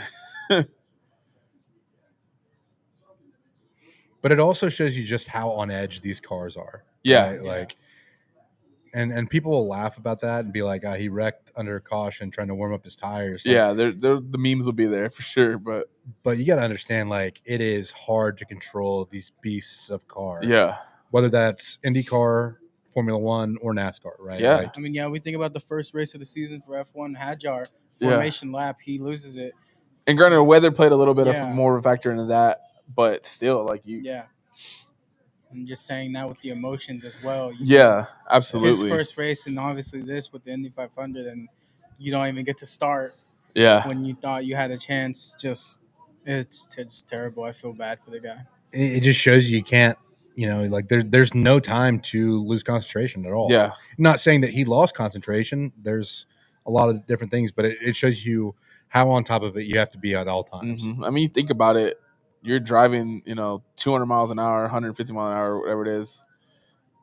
I mean, the amount of distance that you cover just on a blink, It's wild. and you're in a tunnel of vision as it is.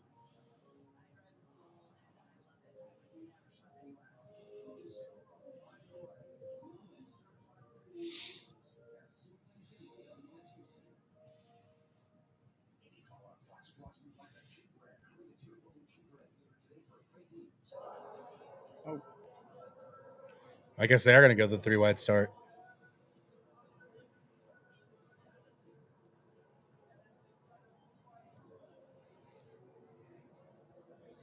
So yeah, if you're Larson hoping to pull the double off, you have to hope this goes green. I also don't love how they have the there's a wall in between them. I was like, the truck's right there. Oh yeah, I was gonna say, I'm like, what are those trucks doing there? There they go. Green flag. Yeah, you see how quick they try to get to single file. Although, yeah, now you see Dixon smoking still, which is worrisome, but he's off. Caution. Oh, Marco Andretti. Oh my, look at that back, right? Just all the tires are. So Marco Andretti is done. Doesn't take long here. We're 4 laps into this race, 196 laps to go, but with another caution slowing the race pace down, you really have to worry about Kyle Larson's yeah. chances of getting to I Charlotte mean, on time here. anything that could have happened to like prevent him from racing later on today, it's happened. Yeah, the weather, cautions. But Andretti is already out of the car. He's pissed off. Let's see what happened. Just a madhouse at the back of the pack. It got Oh. touched. Yeah, Not much could have done. tried to save it. Whoever that was, I think it was Marcus Armstrong behind Marco Andretti, did a great job of not making that worse than it was. Yeah.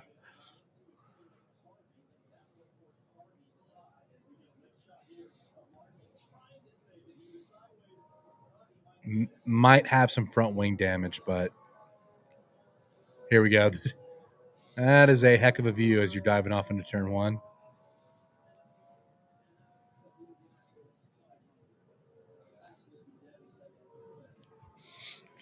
And this is where we talk about, the Penske guys that had to start at the back of the pack. Yeah. Because they have to dodge things like that going on in front of them. So Wild. Yeah, go while you can. Apparently, we're not going to get much of a break from the action. We haven't done a single official lap under the green flag yet.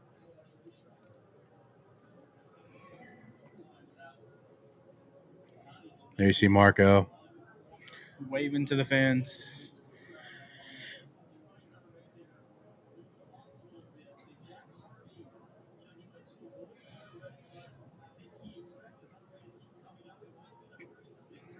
Yeah, I can't believe he didn't hit him as. See, That's on board with Joseph Newgarden. He is well back of the incident. I think he probably assumed that there was going to be trouble going into turn 1. yeah.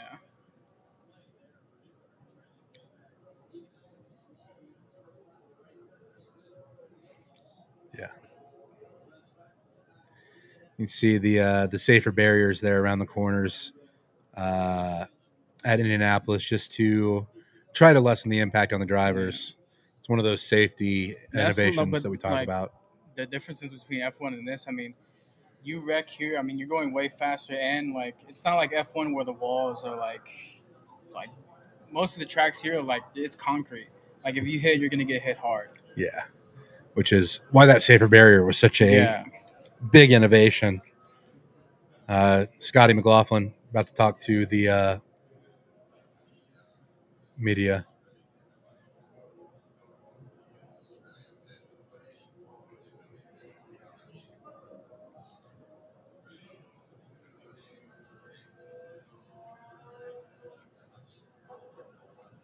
Yeah, you can't really tell if there's anything on the track like water, but it just looked like he lost it. And his reaction too makes it seem like he's just upset at himself.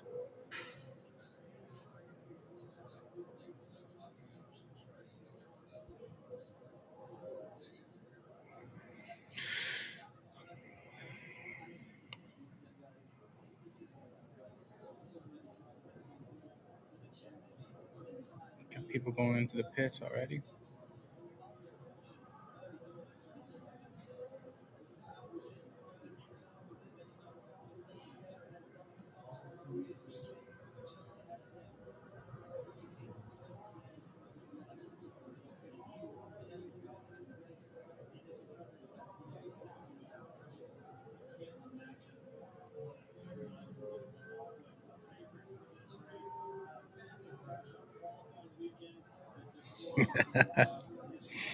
Somebody made a meme post about Toto.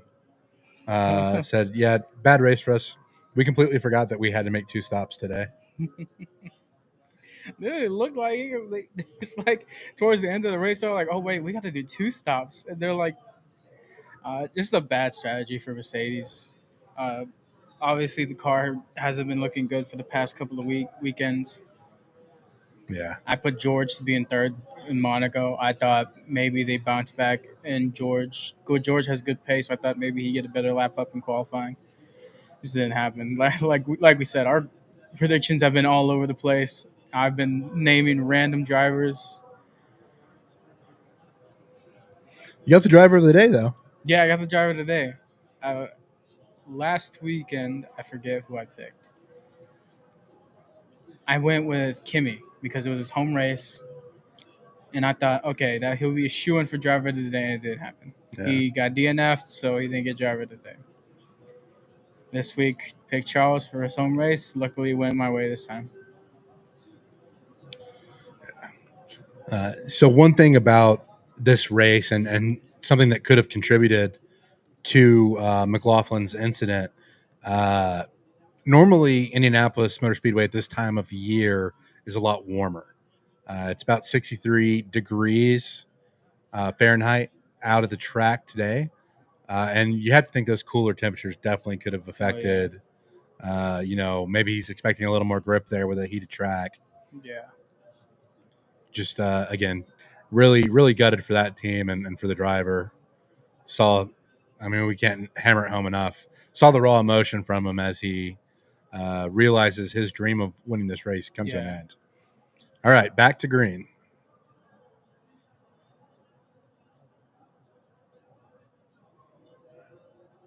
We'll see how long we last this time.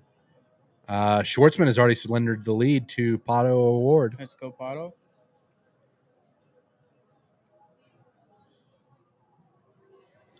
Lap 10 of 20. We made it through turn 1 that time. Yes. It's progress. See if we can get through a lap. And there you see the high rate of speeds. Alex Palou was at 225.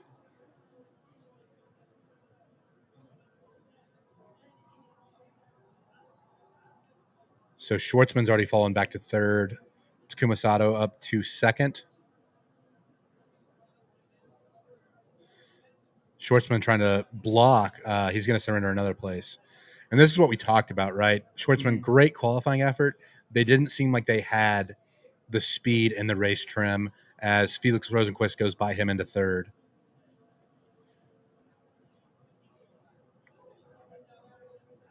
Ericsson in the slipstream on Schwartzman. Meanwhile, Sato gets around Award for the lead.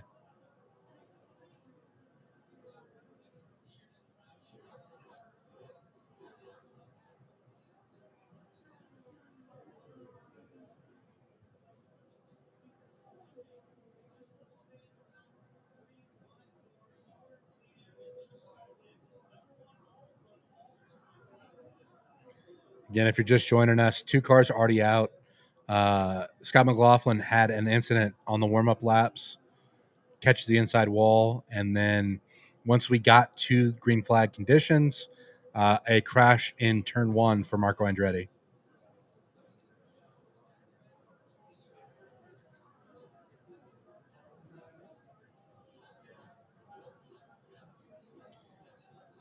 And these guys are 200 miles an hour all the way around this circuit. The raw speed is just wild. You'll see them try to follow each other down the straightaways, stay in the slipstream to set up passing opportunities.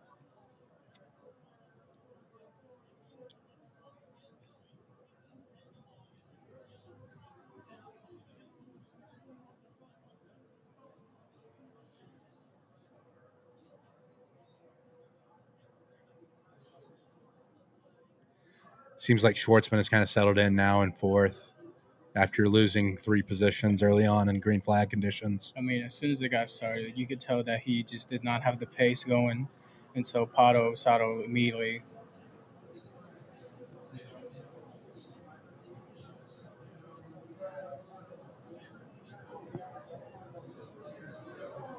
Yeah, I wouldn't be surprised to see the guys kind of take it easy. in these early stages of the race, just because of, again, the cold track. Yeah. Try to give it a chance to heat up a little bit with the cars making I laps. mean, you think definitely about what they just saw. Yeah, How 100%. easily he lost it. Obviously, they don't want anything like that happening to them.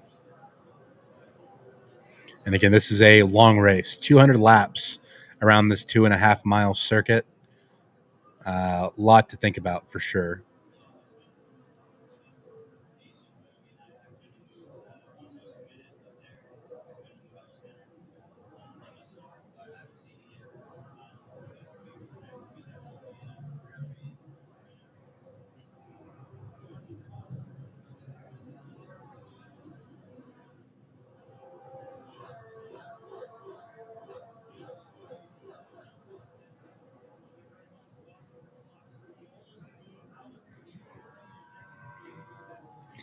You see the cars snake down the backstretch as they try to break up the slipstream a little bit, and then obviously scoot back up towards the wall to create that line of entry into the corner.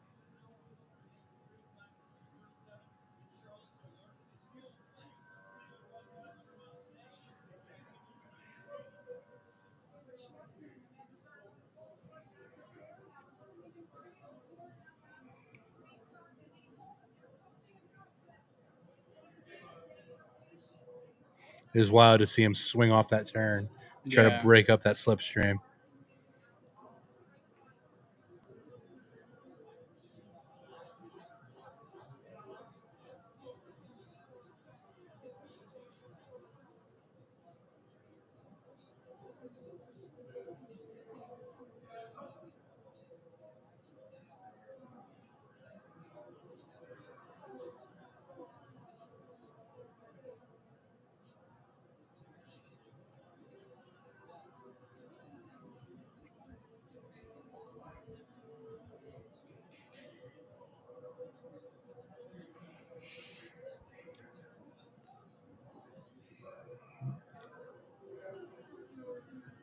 One of the comments mentioned Tony Kanaan crashing in the opening laps back in the 90s.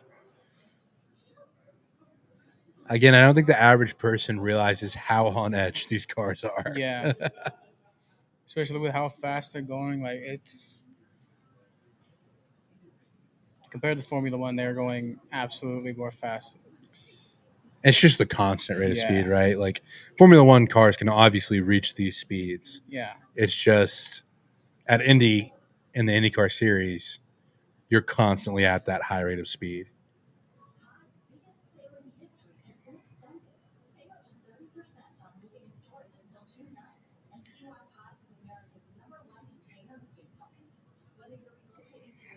Again, I think we're going to have a more relaxed start to this race, given how chaotic we were in the formation lap and once we went green for the first time.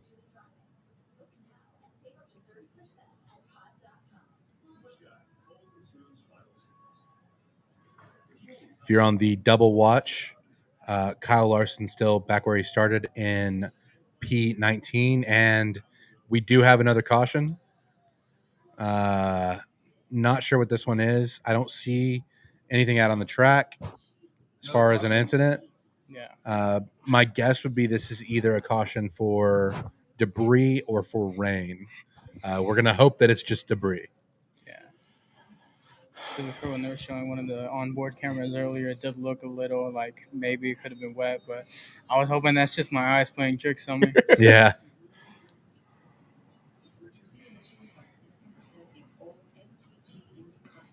It's right. They are staying out on the circuit. Oh, never mind. I thought something happened in the back.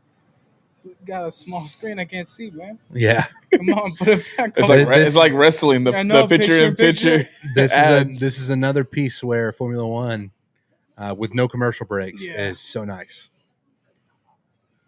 Because we also want to hear what in the world brought out the caution. Exactly. I don't want to see a straight talk, with all due respect, ad. Don't want to anger any future sponsors. Potential sponsor? Never know. All right, so the pace car's out.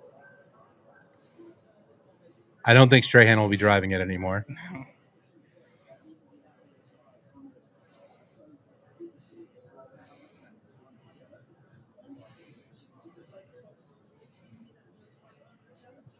I still didn't hear what brought out the Yeah, I caution. know. They said, "Oh yeah, it's out. We're not gonna tell you why." I think it's rain. Yeah. Thankful to be following the great NASCAR and other motorsports author Bob Pockris on Twitter, who said that this caution is for a drizzle.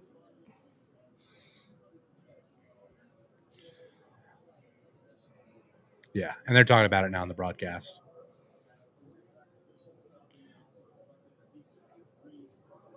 So insane, like just the difference, driving on an oval compared to like a street circuit Yeah.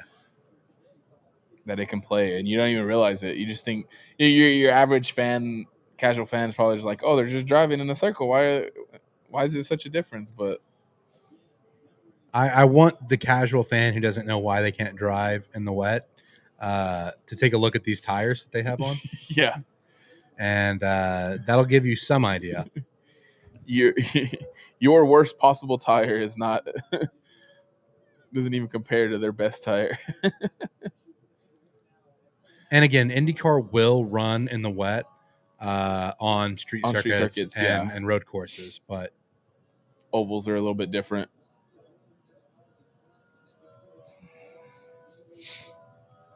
yeah, you can see some of the moisture there on the camera lens. Yeah. Again, not worth playing around with at 211 miles an hour. Exactly Yeah. what I saw, and I was like, please just let my brain be playing tricks on me.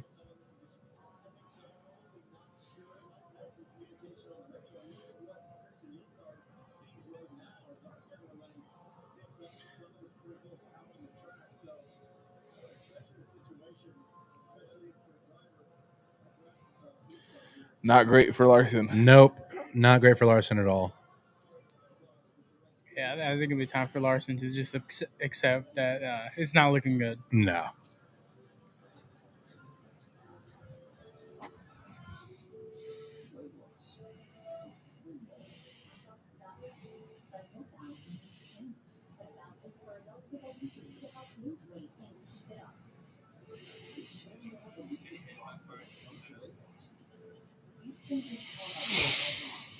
Oh man. Yikes. During the formation lap when McLaughlin had his crash, apparently Kyle Larson keyed the radio and said, someone just crashed. Effing idiot. Yeah, I think Kyle Larson is more stressed in just trying to do the double than competing in general, just in the race itself. Yeah. He's like, I don't care where I place. Like, just let me finish. Like, y'all need to stop crashing. The rain needs to stop. I need to finish this so I can go do NASCAR.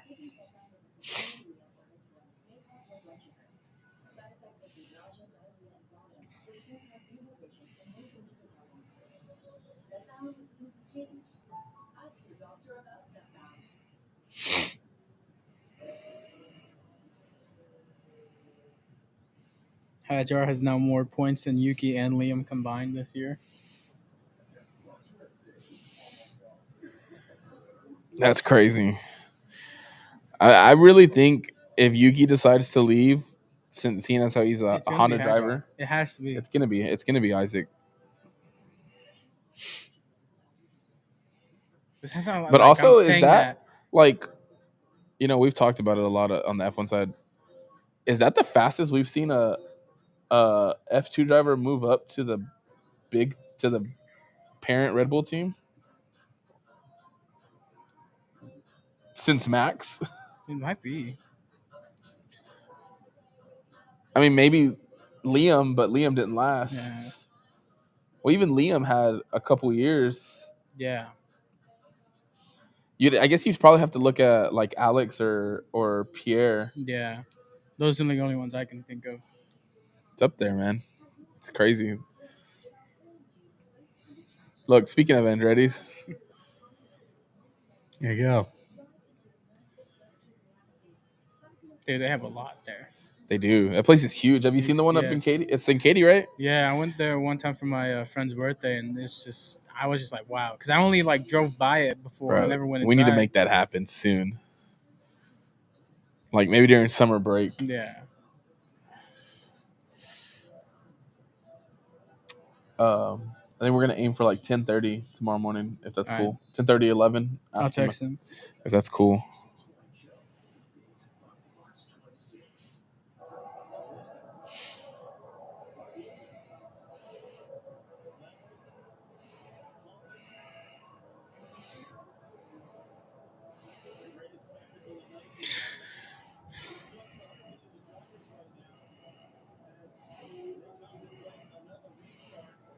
There's John Wick himself. The one.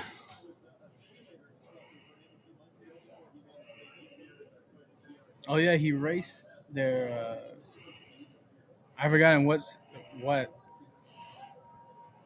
with Cody from Dude Perfect. He raced. I forget what he raced. Uh-oh.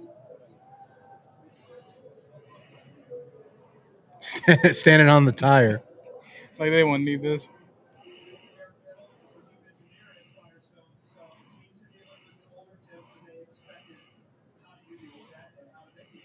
Well, luckily, we run much colder temperatures here and on these tires too. So our tires are designed to be sheared to where we can use their anti-friction well above 100.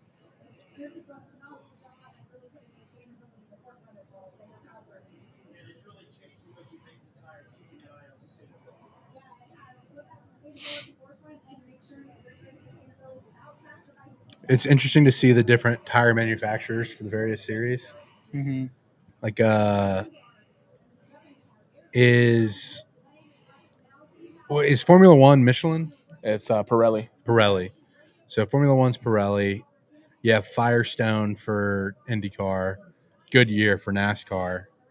I think a lot of the like dirt track or smaller series run like Hoosier tires. Mm-hmm.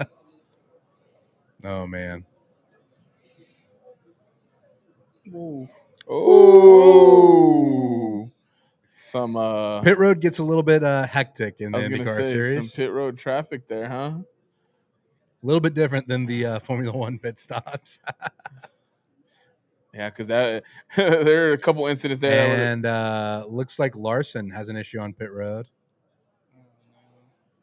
Man, anything that could go wrong for Larson is going wrong right now. So that means he is probably going to start from the tail end of the field. Look at this chaos. Ooh, whipped it. Little fishtail.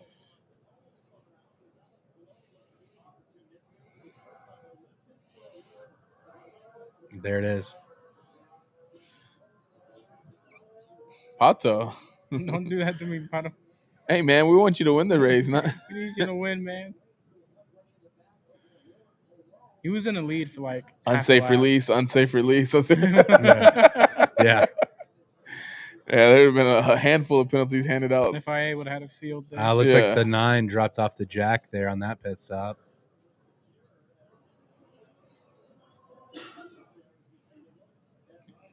I think Schwartzman had a very slow stop too. Man, not been a good start for him. Yeah, really slow in the right rear. Looks like they just couldn't get that tight. That's a lot of lost track position. There's Fro with the Texas A&M logo on the helmet. Nice. He's the one that had to avoid Pato. Yeah.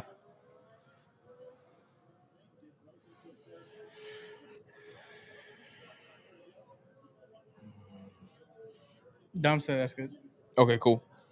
Right. That way I can get it all knocked out tomorrow. I think the weather has cleared out mostly. We'll see. At least they didn't bring it down for a red flag, right? Like, Yeah. That's an absolute worst case scenario. But we're about an eighth of a way through this race, if my math is right. If somebody wants to check me on that. Yeah. I am not the guy. 25 of 200. 25 of right? 200 Yeah. is an eighth. Yeah. There we go. See, Mom, I did learn my fractions. My 8th grade math teacher would be proud of me right now. Yeah.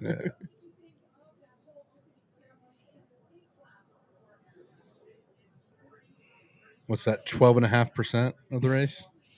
Now you're getting. Yeah. Now we're getting into the technicals. I don't know. I mean, 25 times 4 is 100. Half of 25 is 12.5. So 12.5%. Yeah. Nailed it. Nailed it.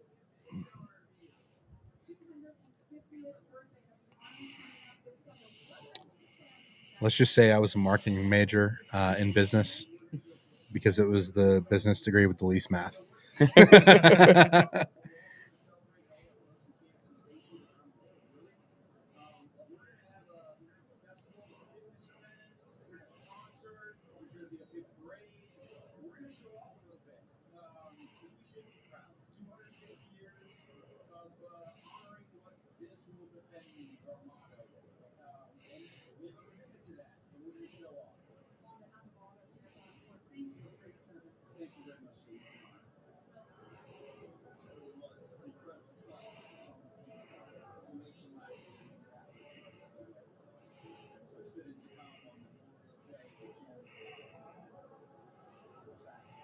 That is pretty cool.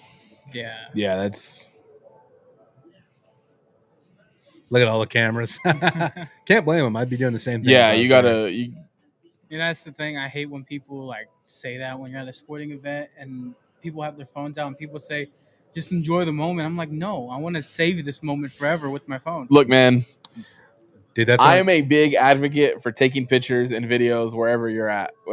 I mean, Like a good for me, like when the Royal Rumble came here in 2020, like I videoed the whole men's Royal Rumble, yeah, and I got my reaction of Edge coming back. I rewatch that video monthly yeah. to Like, look back on that day because it's amazing. I mean, going to Coda last year was my first time going to an F1 race. Yeah.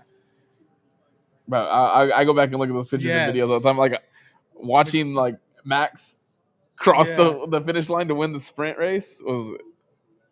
That's why I hate it when people say, "Put your phone away, enjoy the moment." I'm like, There are certain moments where that kind of applies, you know. Yeah. I'll give them that, but what were they doing there? I think what happened there is Lars installed it, and they were trying to get ether into the engine. Oh, okay. I could be wrong though. Don't quote me on that. But yeah, you'll see that Larson dropped from 19th to 31st with that slow stop. There he is at the back of the field. 12 spots lost since race start. A little bit of pit strategy there. You see a lot of guys who have not pitted up at the front now. Yeah. So, is there any mandatory stops? No or mandatory anything like stops, that? but you will have to stop Yeah. for fuel, tires. At least what, once or a couple times? Probably a couple times. I'm not sure exactly Okay. what the length is, but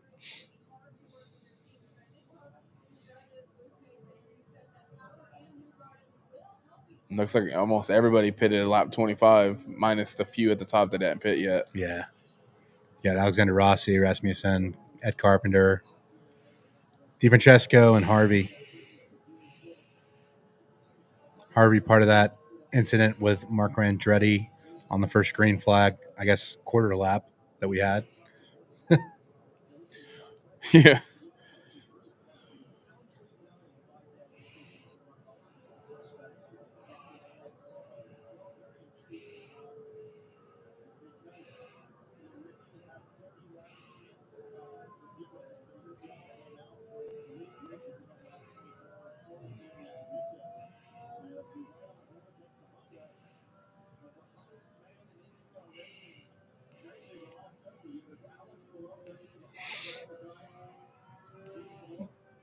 love that angle. Every 30-ish So cool to see, laps right? they stop. Okay. Six With- times. With any About 6 motorsport, times. like, seeing that camera angle for any motorsport is so cool. Yeah. Especially in Monaco when they have that camera angle, it's crazy.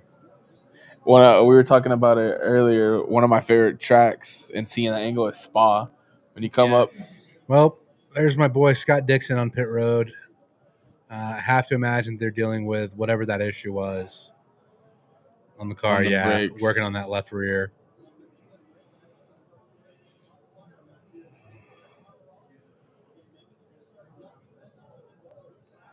Yeah, doing something with the brakes there. Brake caliper change. That's insane. I wish I could get my brake calipers changed that fast. Yeah, right? And it looks like they're going green this time by. Have to imagine that Dixon's going to lose a lap here. Not great. Not good for my race I was winner gonna say pick. Yeah. for your predictions, that is. You guys want to hop on a prediction? Well,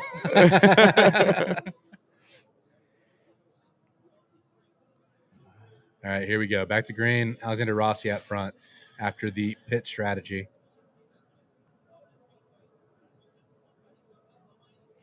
And Rasmussen already overtakes Rossi. This is going to get a little bit crazy. Yeah. Man. To see them go like three wide is just Yeah. nuts. We couldn't even see people go too wide at Monaco this morning. Yeah. Down to 14th.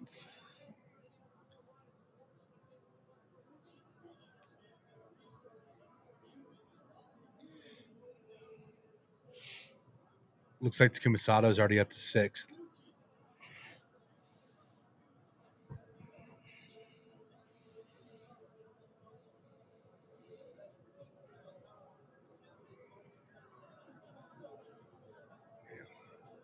It is a hornet's nest back there.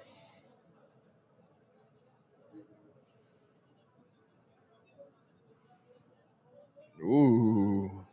Wow. What a move.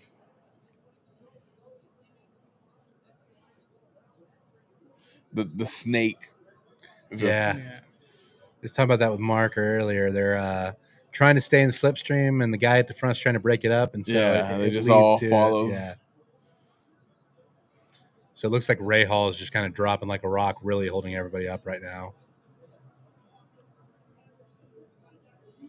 Larson's gained a couple spots since the restart. Joseph Newgarden, again, one of the favorites before that penalty, but he's moving towards the front pretty quickly. Up to 21st already. Up 2 spots since the restart. Or since the restart, not even restart.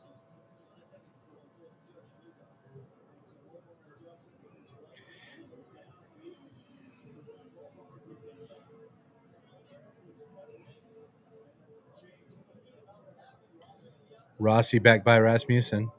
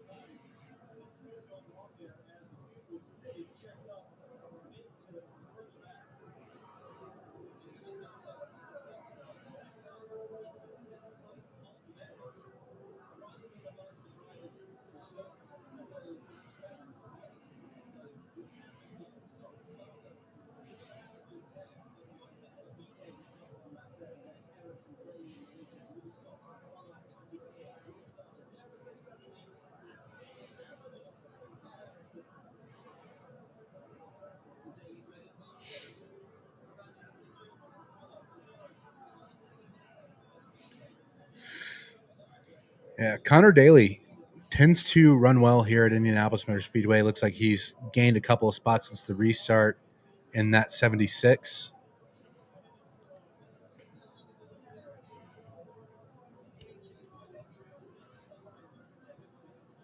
Dang. Dixon down 3 laps. Yeah. Again, Dixon Lost. had that brake issue on the formation lap. caught fire. They had to change the brake calipers, and that is what has left my Indianapolis 500 pick down 3 laps. Probably not going to end up winning this race.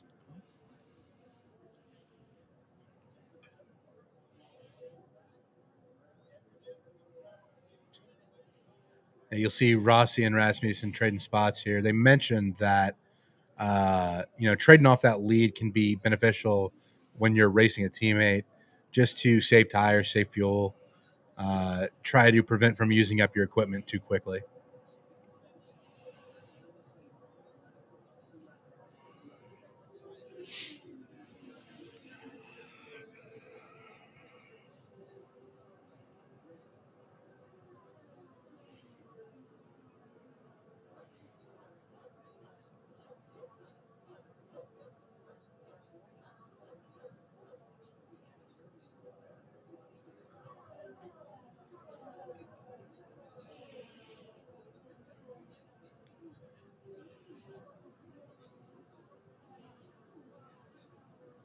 Pato up to 13th. I believe he was 14th last time we checked. Joseph Newgarden up to 20th spot. Again, that 2 car is probably going to factor into the race win at the end of the day here.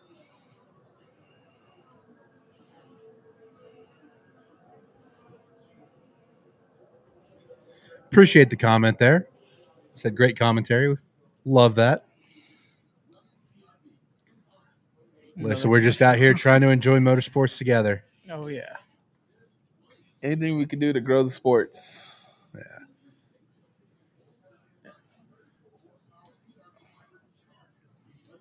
For me, I didn't expect to just like completely fall in love with the way I did motorsports, specifically F1. But like, Yeah. now that I've like there's always more to learn, and mostly the history and everything, but it's pretty much like where I'm at with F1 now, like trying to broaden it. Like I said, I want to learn more. And just because some of these drivers, like we talked about earlier, they jump series to series.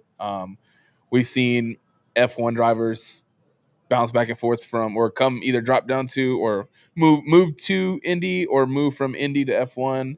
I mean, we're looking at Kyle Larson, hopefully going to be able to run the double in Indy and NASCAR. Elio Castroneves is a guy in the IndyCar.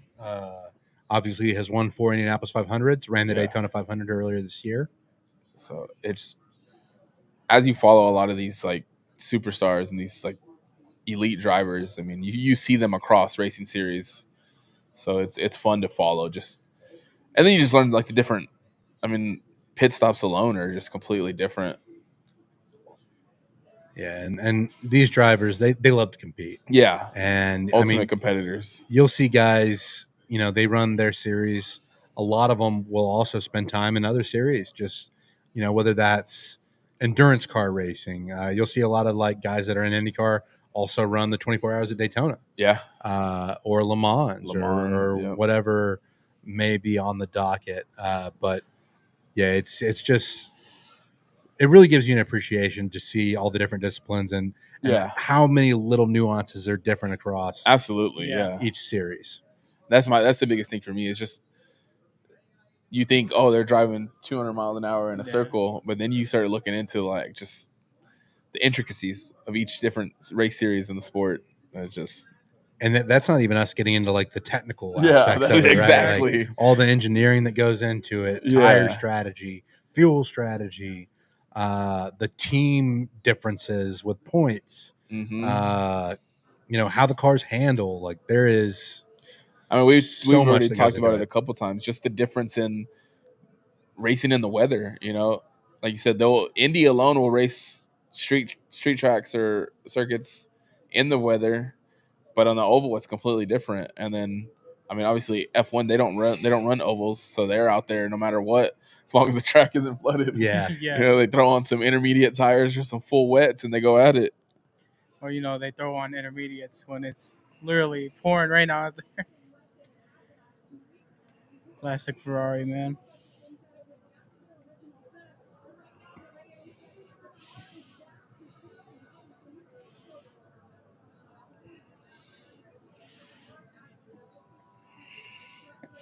Yeah, Graham Rahal really struggling right now.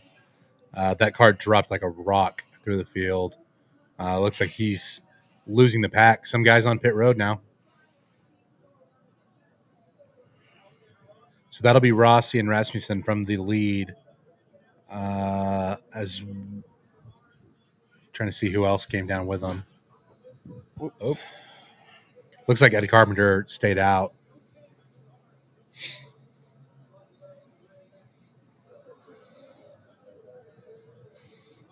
The burnouts, man. Yeah, so that was Devlin DeFrancesco who came in with Rossi and Rasmussen.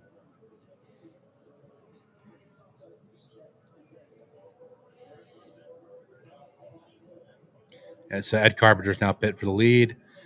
Jack Harvey will inherit first place. Takuma Sato, who we expected to be a factor in this one, will be in second.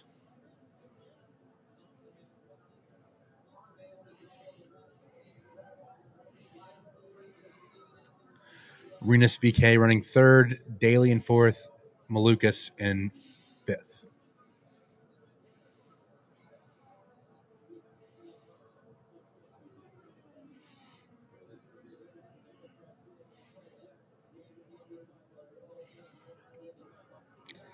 Seems like the guys are really kind of hitting their stride at this point of the race.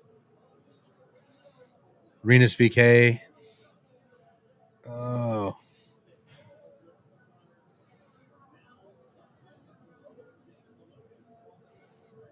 Yeah, VK got around Daly. There you go. So Ed Carpenter in that pit cycle lost a lap. Obviously, once everyone else has to pit, he'll be back out in front. But Yeah. you have to think about the strategy plays here.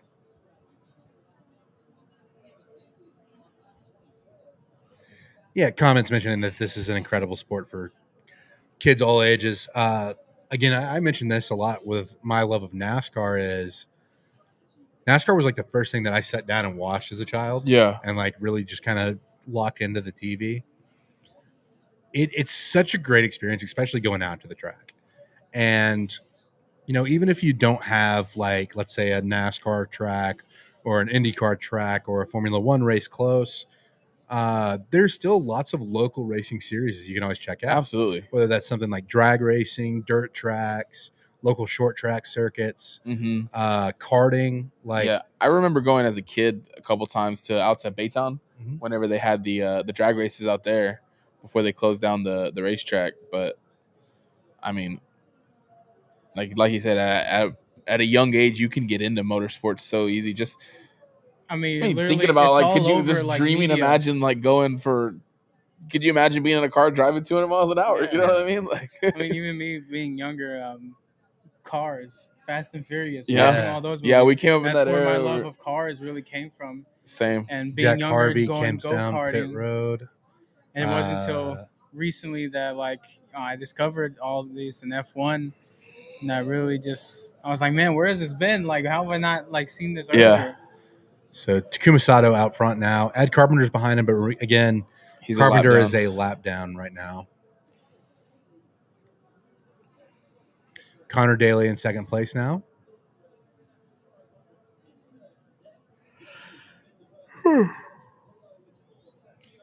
Alex Palou fourth, then Ferrucci.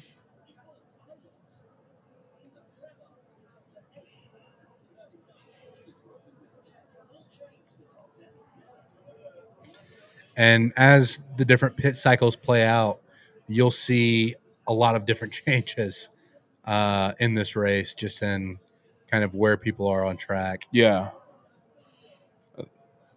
It's interesting to see like how they'll drop laps, but they're able to make it up just on the strategies, like you said, the pit stops. Yeah. And actually, like, I don't know how long the circuit is at Monaco off the top of my head. But like this is 2.5 miles is the length of this circuit. It's just the rate of speed is what makes people go a lap down very quickly, but also be able to make those laps up. Yeah, I mean, Monaco, I guess I can have to convert it because they tell you in kilometers how. Let's see. Hello. Yeah, Robert's saying a lap around Indianapolis 500 in any car is about 39 seconds. It's pretty wild for a Yeah. 2.5 mile circuit, right? So it's about 2 miles the same around Monaco, Yeah, and that's because that's one of the shorter tracks right. on the calendar.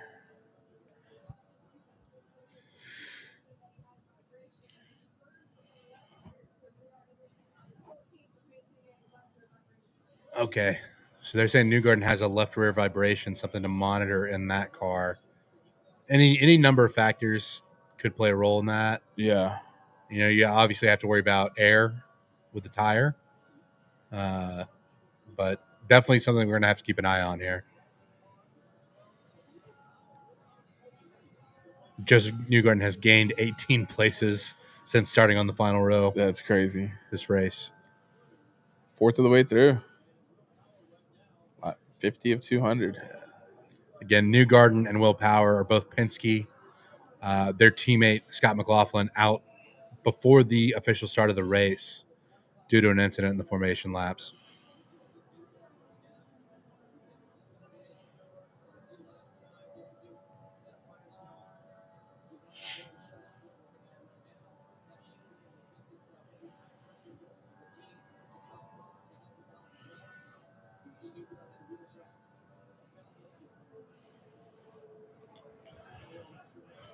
One thing that is a little frustrating with this broadcast right now, we do not have timing and scoring up on the left like we normally would.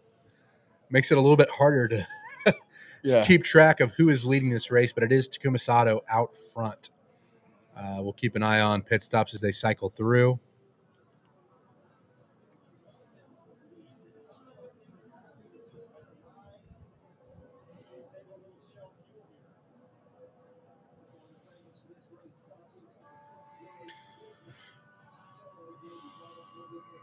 Yeah.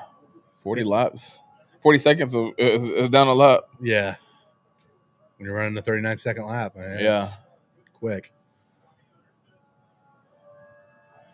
Pato currently 6th. Moving back up. Yeah, and McLaren would love to win both the Monaco Grand Prix Could you imagine? and Indianapolis 500 in the same race day. Like I said, Zach Brown would lose his mind. And I mean, there's still a possibility, you know, we see Pato in an F1 car next year. Yeah. And right behind him was that Marcus Ericsson, Mhm. former F1 driver. Marcus Ericsson. So, yeah, like we talked about earlier, that transition and translation across race series, you see it all the time.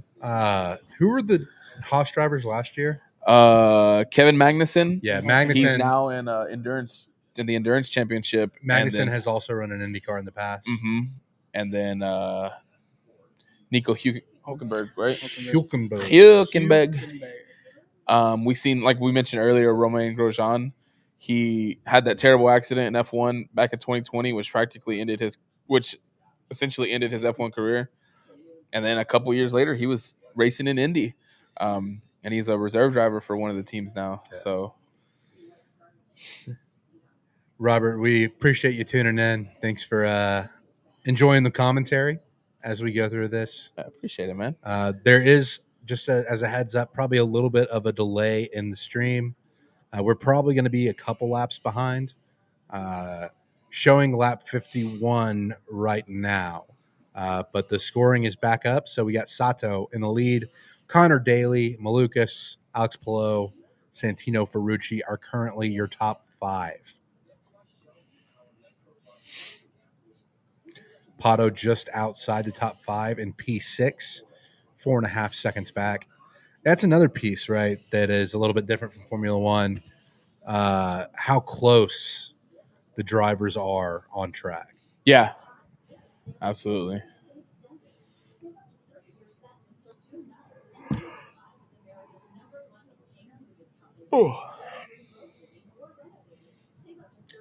Larson up to P22 again. Had an issue on pit road. Started at the tail end of the field. I think he stalled it there. If you're keeping up with the double attempt, Joseph Newgarden up into P13 after starting at the rear of the field to begin this race thanks to a penalty for Penske Racing. Newgarden, again, looking for his third straight Indy 500 win, would be the first time in history that anyone has gone back to back to back. What a feat that would be.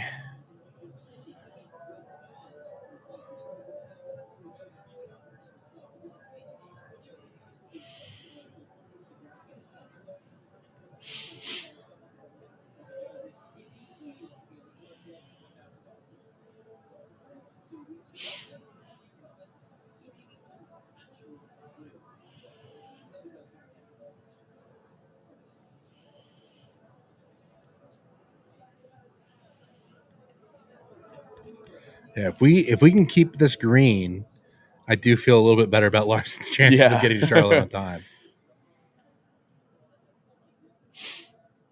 Again, Takuma Sato, always a contender for the race win whenever he races at IndyCar. At the Indianapolis 500, has won this race twice before.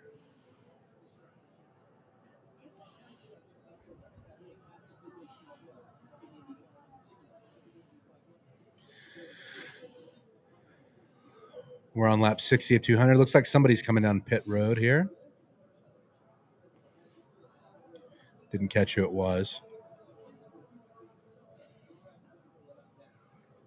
My guess would be Connor Daly, as Malukas is now P2. Lucas P2, Follow Pelot back in top 3. 5. Sato still. Yeah, Sato's a force here.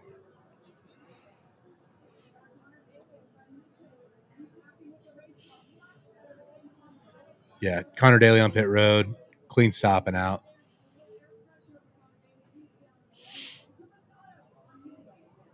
Takuma Sato down on pit road. Again, thanks to our helpful commenters to let us know. Wow, going to be a really busy pit road now. Oh, wow. As everybody is pulling off here on lap 61 of 200. That is big line of cars. Lot of cars, a lot of smoke and brakes. Yeah, Larson locking up. smoked it in. Have to wonder if we're going to get some speeding penalties here as everybody comes down onto pit road. Definitely going to be something to keep an eye on.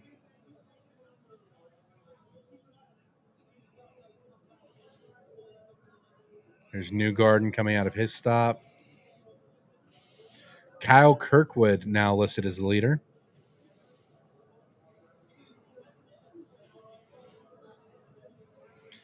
Again, you want to kind of keep an eye on any possible pit road penalties there, as getting on and off pit road can be extremely hectic. Trying to get the car slowed down to the pit road speed limit. What's the typical penalty for speeding down pit road? It's a pass-through penalty. Pass-through? Yeah. I think. It could be stop and go. I'm not sure. Pits are very, very different. Like the structure of the pits themselves are very different.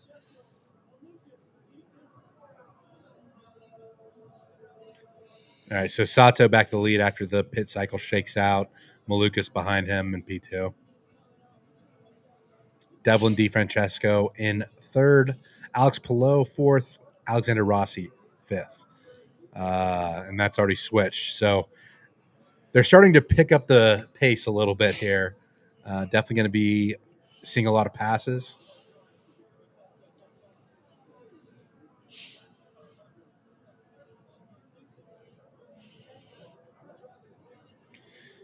Again, at lap 63, we're over a quarter of a way through this race.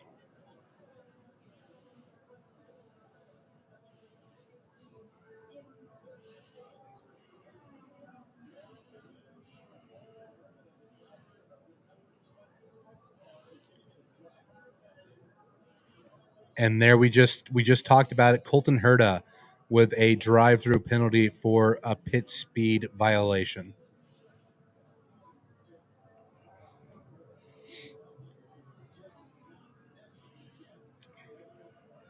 And again, if you're wondering what a pit speed violation is, well, they have a set limit to the speed on pit road for good reason. When you see the crew guys out there, Yeah.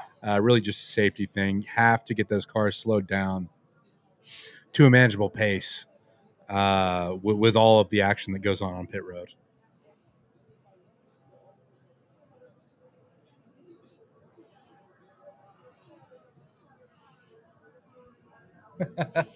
Brandon's in the comments talking about the Jags and Texans. Yeah.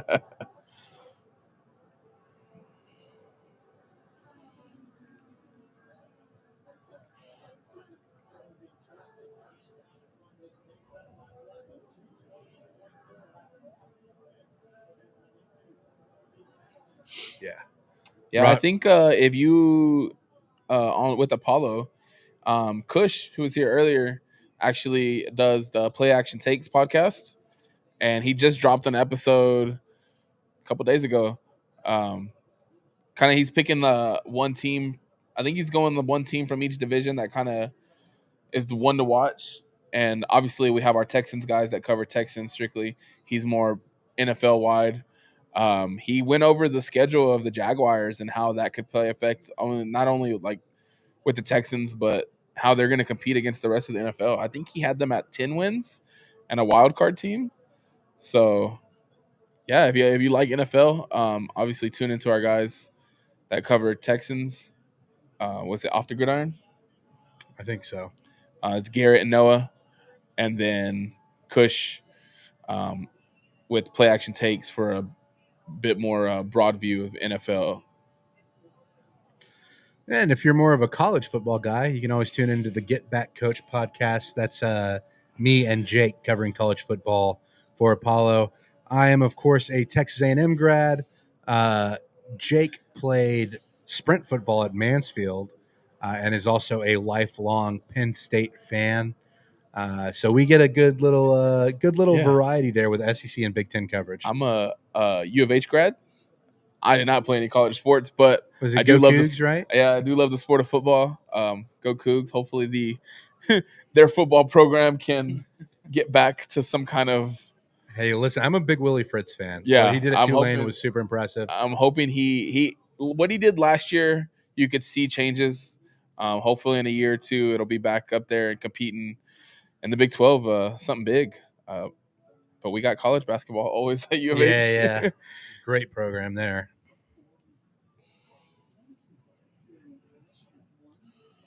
Man, we just went into a full commercial, not even picture in picture, huh? Yeah, this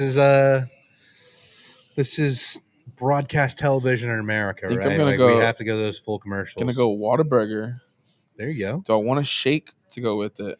Dude, sometimes when I'm feeling like a real sicko, I'll put a honey barbecue chicken strip sandwich inside of a sweet and spicy bacon burger. Like Oh, wow. a Whataburger version of a McGangbang. McGangbang? You know what I mean? Oh, I've never tried that. It is like, I feel like I'm gonna die every time I finish eating it. I don't doubt that. I'll have to do a video on that someday. I feel like people will love that. Yeah, They love TikTok. putting random food together. Yeah. You have to like get really aggressive when how you're Yeah. eating it. It's the TikTok way of consuming food. People eat it up, pun intended. Brandon saying University of Houston has a top-ranked tight end this year. So they have also got former Texas A&M quarterback Connor Wegman transferred in. I wish Wegman the best. I think he got kind of a raw deal at A&M. Just our offensive line struggled to protect him for so long, and I think he needed a change of scenery to get the confidence back. I still think he has a ton of talent, and I'm hoping Willie Fritz can get the best out of him down there at Houston. Agreed. Selfishly, as a Yeah. Cougars fan, I know our quarterback play last year was one of the weaker points at U of H. So, yeah, we'll see, man. I watch the games. Obviously, I go to them when I can. I think I went to one last season. It was like the season opener, or maybe it might have been the season opener, but it was rough. It was a rough watch, man. It felt like they got better as the year went on. Yeah, though. they did. They definitely did, and that's why I And- said you could see the changes that Willie brought in. start to take place. And so, like I said, another year or two, hopefully they're up there competing. Yeah, and that was a true rebuild because I feel like when Dana left, the cupboard was kind of bare at U of H. So Willie had a big project to kind of undertake. Absolutely. It's going to be interesting to see. We're back from the commercial break. I can't tell if I'm seeing this or if it's a little smoke coming out of Alexander Rossi's car. Okay, I was definitely seeing a little bit of smoke.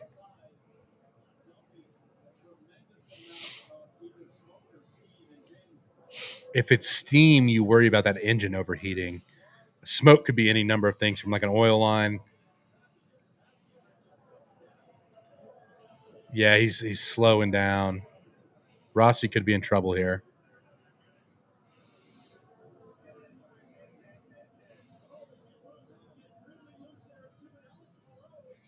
Yeah, look at the screen for Pillow. Yeah. That tells me that there's oil coming off of that Rossi car and really slicking up the track. So he needs to pit, get that thing off the track to prevent from putting more oil down and also prevent from having it come. Yeah. And then Rossi comes down pit road now.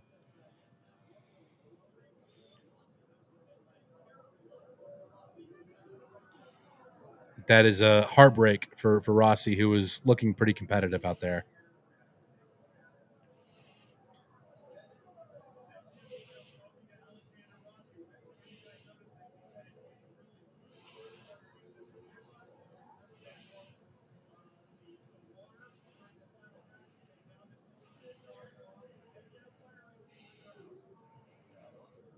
Yeah, a lot of smoke coming out of that car. Yeah, fire. You gotta get him out of there.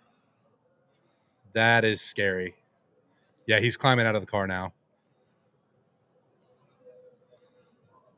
That was nearly really bad. One of the drivers catch fire, it looked like. He is pissed. Yeah.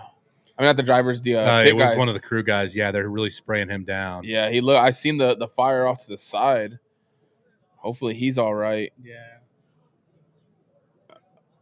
So Rossi. with that fuel, sometimes the flames burn clear. Yeah. And I think that's what they're making sure he's good. Yeah. That's scary. Yeah, it's terrifying. Soaking him down real.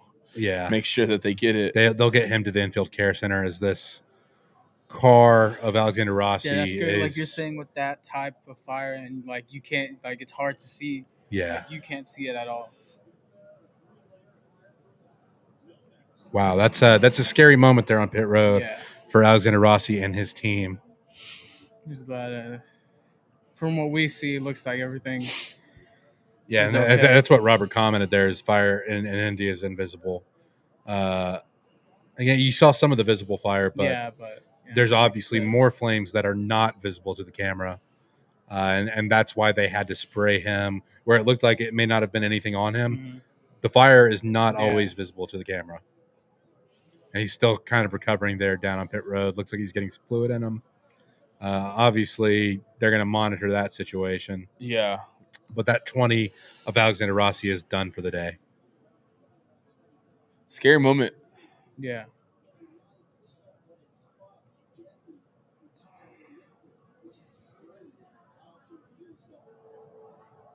So, you see it. Definitely see it. He caught on fire there. Yeah. But caught his hands. Looked like for a moment he didn't even realize. Spraying himself down for a second there because he couldn't get the flames on his hands off. Yeah, and you see the anger for Rossi as he's really disappointed as his Indy 500 hopes come to an end.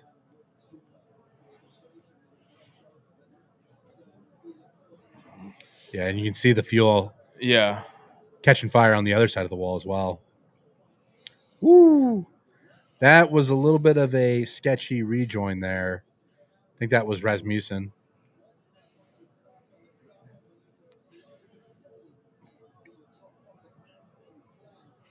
Sato in the lead. Malukas, Pillow, Daly, and Harvey are your top 5.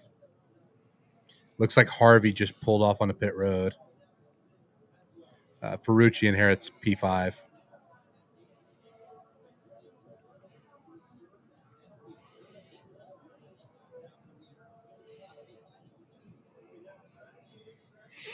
Pato Award sitting 7th right now. One of the favorites going into this race. And again, if you missed the start of this race, we lost Scott McLaughlin early with an incident in the formation laps. Scott Dixon had a brake issue early on. That team had to pit to replace a brake caliper. He is now 3 laps down. It would be really unfortunate if someone here picked Scott Dixon to win this race, wouldn't it?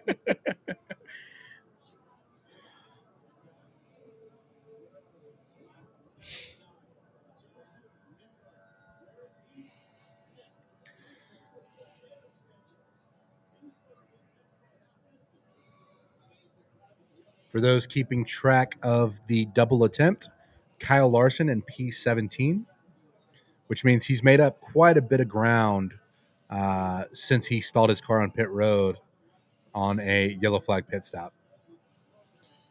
The infield care center is the busiest ER in the country one day a year. Yeah, certainly. Again, one piece of these tracks that maybe doesn't get enough attention, all the safety crews and personnel that respond to incidents, fires, accidents, and the speed with which they get there. Yeah, absolutely. Really deserve a shout out. I mean, those guys and girls work super hard Yeah. to prevent incidents from being worse than they are. Yeah, I mean, even which I've mentioned a couple times already, going back to Grosjean's crash back in 2020. Yeah, I mean, Somebody spun on pit road. Sorry to interrupt there. Oh, And you also see our pit crew guy getting carted to the infield care center. Lost the tire completely. oh, Yeah. Hit. You Yep. see the reaction from That's it. guys in the pit. Renus VK. VK looks like he is done for the. Yeah, that car is done for sure. You have to wonder. You have to wonder if there isn't oil laid down from Rossi's car on pit road entry. Yeah. Now he may have just lost it, but you do have to worry that maybe some of that oil from Rossi's car was down on the track. Also, a scary moment because if he loses that even 2 seconds later, he's going right into the pit crew almost. Yeah. Renus VK climbing out of his car. That car is done for the day.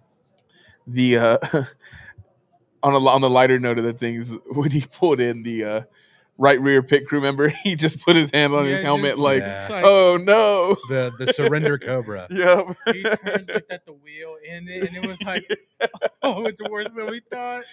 Oh man, that is what, car number 4 or 5 out now. I think so. Yeah. So we have we're not even halfway through. McLaughlin out early. You had Marco Andretti with his incident. Alexander Rossi with his fire on pit road. And now Renus VK, the Dutch driver, eliminated from the Indianapolis 500.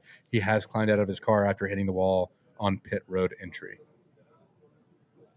Yeah, it makes you wonder. That's definitely something they'll have to look at. Is there oil laid down that caused that? But yeah, like I was saying, to your point of giving a shout out to the marshals, as they call them in F1. I mean, and all those emergency responders out on the track. They're just, what they do is like, I mean, they pretty much, like I said, talking about that wreck, Grosjean, put his car into the barrier. It split in half. He was caught. Essentially, the top of his car was caught underneath the barrier. So him trying to get out. Yeah.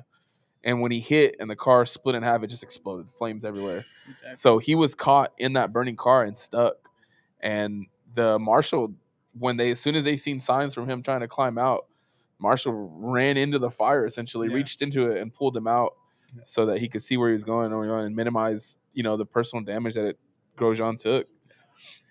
We've got another full commercial break here as we watch along, which obviously hinders our ability to give you updates on what's happening on track. Yeah. But yeah, it's likely about to head into another cycle of green flag pit stops as we approach lap 90.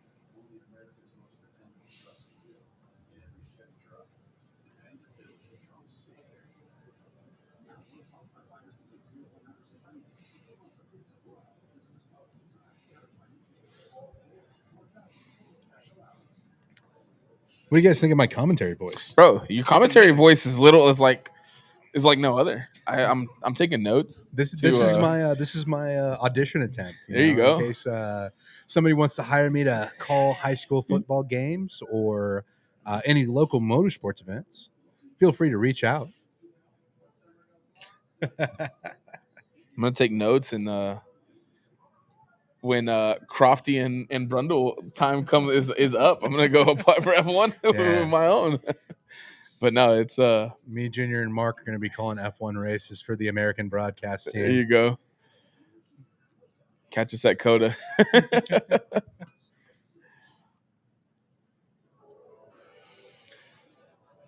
All right. Back from the commercial break, Times Square apparently is showing a video of Rossi's pit road fire. I think Robert mentioned that they're called the EMF team. I believe that stands for Emergency Medical and Fire Response. I could be wrong. Don't quote me on that. It's a big screen. Yeah. All right. So we are under caution.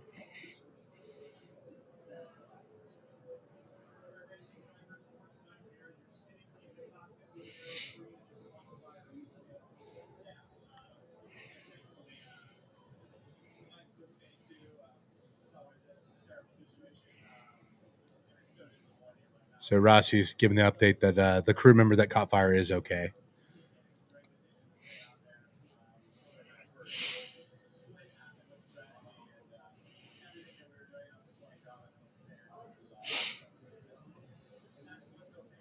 Again, just a very, very scary moment on pit road Yeah, for the 20 team.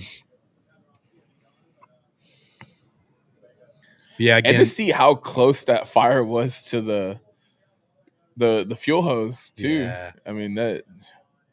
Well, and that's part of why I think we saw a little bit of fire on the other side On of the the other pit side, road wall. it carried over. Yeah. It reminds me of you ever seen the footage of Jos Verstappen, Yeah, Max's that dad, one. back when F1 cars used to refuel on pit stops? Yeah. They pulled the hose out too quick and just engulfed the entire car in flames. No, well, at first it just went over, and then like there was 2 seconds where nothing happened, And then it just all over the car. it was So there's our 4 drivers that we have out of the race. Oh.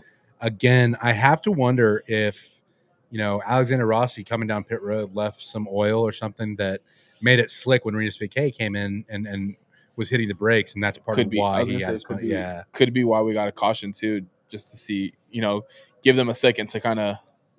You gotta make sure. Lucky it was just one driver that came in. If it was, Well, Could and you we were, imagine? Yeah. and I have a feeling that's why they threw the caution is we were rapidly approaching those green flag stops for the whole field. Yeah. And so I think this is probably the right call. There it is, a trailer for the F1 movie coming out. so excited. Can't wait. My first experience will be of a 4DX film will be watching an F1, so I can only imagine what those seats are gonna do during the crash Man, scenes. just the fact that the guy that made Top Gun Maverick is the one directing it, that's what really got. And then when that first trailer came out and they had like the cameras on the car and the way it was filmed, that was just like, I mean, we've seen oh it all my last God. year. Just in the hilarious. post race interviews, you can see Brad Pitt in the background In the of background. certain interviews, and then you see the them filming podium scenes. After races, they And were then- out at the then on the in tracks. Vegas they shot that one scene of Brad Pitt's character fainting on the track. Oh, was as it he's Vegas or was reaching- it Mexico? I think it was Vegas. It might have been. and he He comes fainted with on a crash. track as the safety car is going there. Yep. And that was hilarious to see. All right, I'm going to take advantage of this caution, go to the restroom. Get some steps in. My food should be here soon. Make sure your guy doesn't do what mine did and go. Yeah. Because I looked at him like, what is he doing over there?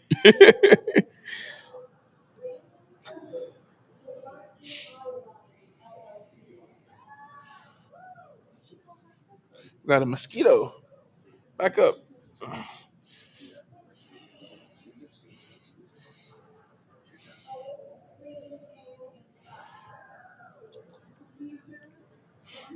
Let's see.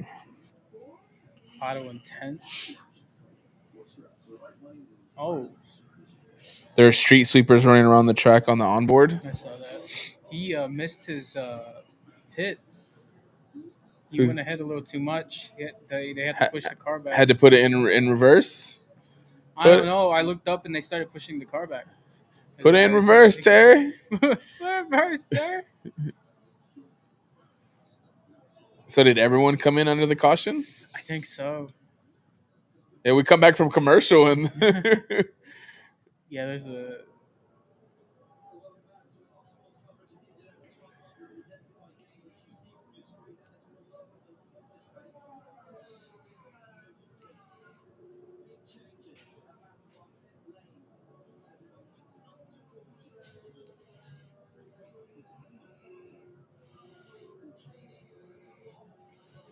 Yeah, I think this is it.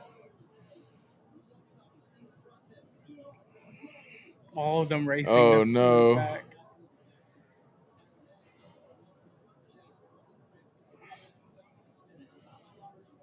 Oh, my God. Shit.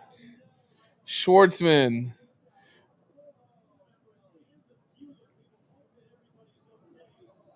God, terrifying moment for the pit crew there. Oh yeah. For Robert Schwartzman.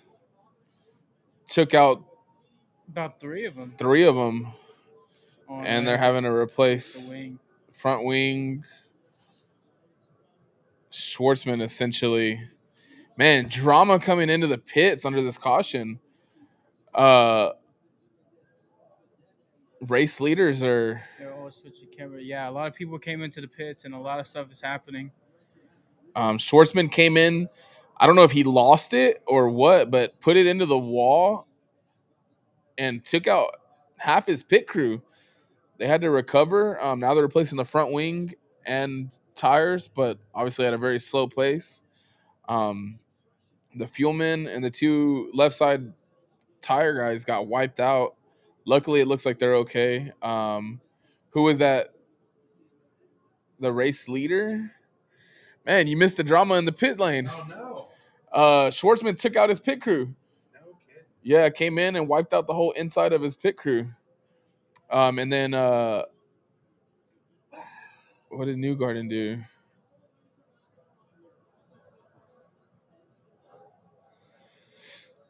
Looks like we got a bot in the chat too. No, I just recorded it. Attaboy. Here we go. We need a moderator. Yeah, he put it into the wall. He's having to replace the nose, the front wing. Schwartzman put it into the wall. Took out 3 of his guys. What was his name that was leading? Takuma Sato. Sato. He passed his markers. They had to push him back. Alex Palou's leading right now. Wow. Yeah. Sato passed his Wow. markers. They had to roll him back. And Joseph Newgarden apparently is P5? 1, 2, 3, 4, 5, 6, 7, 8, 9. 9. Yeah, after starting at the 31st. very end of the field. Yeah. Hell of a jump. Man. I get up for a Crazy. second and they lose it, huh? I guess Palou's not leading. It's He was probably first Hunter, off yeah. pit road. Ryan what it Hunter was. Ray is in the lead at the moment.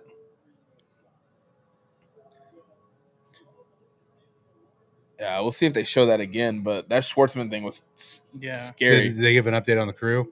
They looked like they were all up and moving. Like, Okay. they were replacing the front wing and the front. I guess they were checking suspension for damage because they had that front left tire off for a while, and they were finally putting it back on. Scott Dixon's only 2 laps down now. Oh, see, Okay, there's his crew yeah. getting checked out.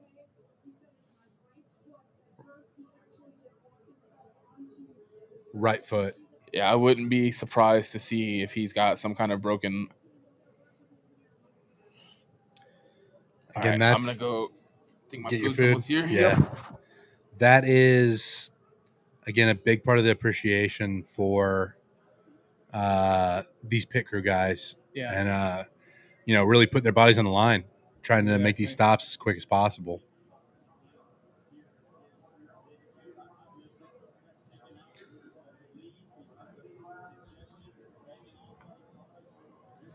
Be limping tomorrow, yeah.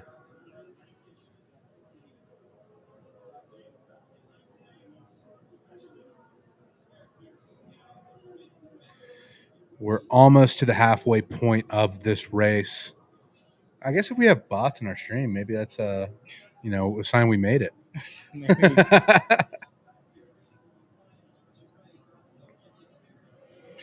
All right, Ryan Hunter-Reay is going to lead the field back to green. 92 of 200 laps. And it is a hectic start. Cars fanning out all over the track here as we head into turn one. Oh, wow. Big checkup here. That's going to shake things up in the back. Whoa, somebody's around. Oh, Larson. Kyle Larson is in the wall, and that will end the day in Indianapolis for the driver of the number 17. He will be out of that car and heading to Charlotte shortly. Larson's done. Not going to complete the double today. nope.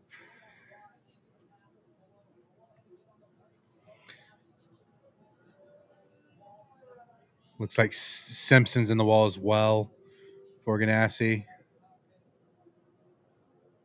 Hard damage there. Another car is in the tires. Stingray Rob.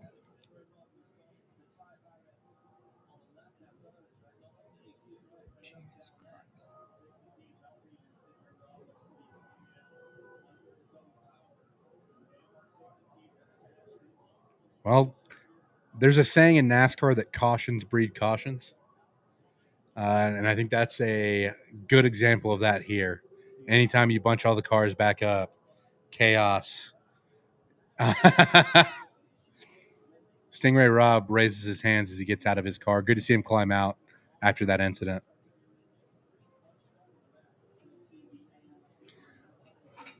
I didn't see how exactly that incident kicked off, but it looked like there was a blue car that really slowed down and kind of plummeted through the pack, and it just really stacked everybody up, and then I think Larson lost it. Larson's climbed out of his vehicle as well. Obviously very disappointed.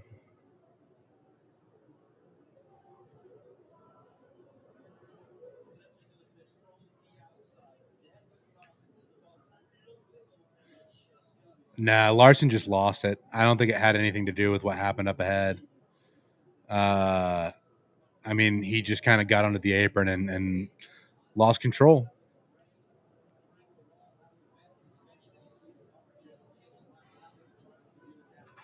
But yeah, that is the end. No way. No way. Yeah. There's no way. Oh my God. Junior stepped out to get his food and missed the end of the double attempt for Larson. Oh no. The missus texts me. She goes, "Oh my God." She's a few seconds ahead of us, and she says, "Just wait after the restart." So I pulled it up on my phone, and I see Kyle Larson is the one to go out and cause a 3-car incident here. Yeah. So I heard Stingray Rob, Kyle Larson, And Simpson, Kiffin Simpson. Simpson. Man. Yeah. All 3 of those guys are out. On the bright side for Kyle Larson, He can still make it to the Coca-Cola. he will make it to Charlotte on time. Oh man, what a There's a lot of social media comments already with the quote, best driver in the world. yeah. I know there's a few Max Verstappen fans that I follow on Twitter that are gonna have a field day with this one. Yeah, he just loses it Yeah, into turn 2. Man. And looked like Rob tried to hold on to it, but Yeah, and he hit hard. got that water. Man. The missus brought up a point. She says every time one of y'all leaves, something happens. Yeah.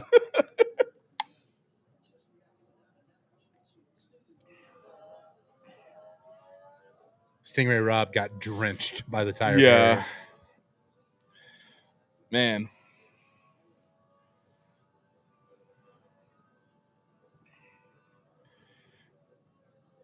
Anything that can go wrong will go wrong. Yeah, best driver in the world. That is all of the comments I'm seeing on social media right now. Let me go see what I find.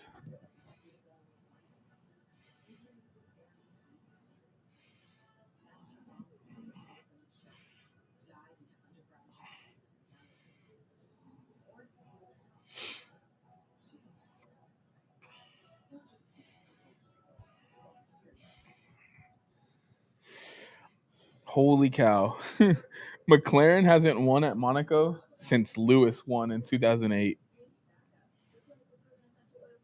If somehow next year Lewis wins at Monaco, he'll be like the only driver to win Monaco with 3 constructors. Yeah. That's why coming in, somebody made that point. I was like, oh man.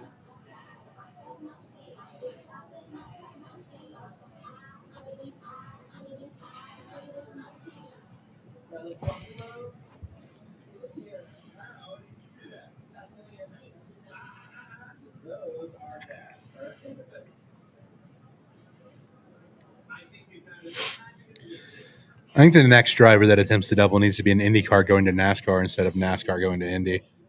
Yeah.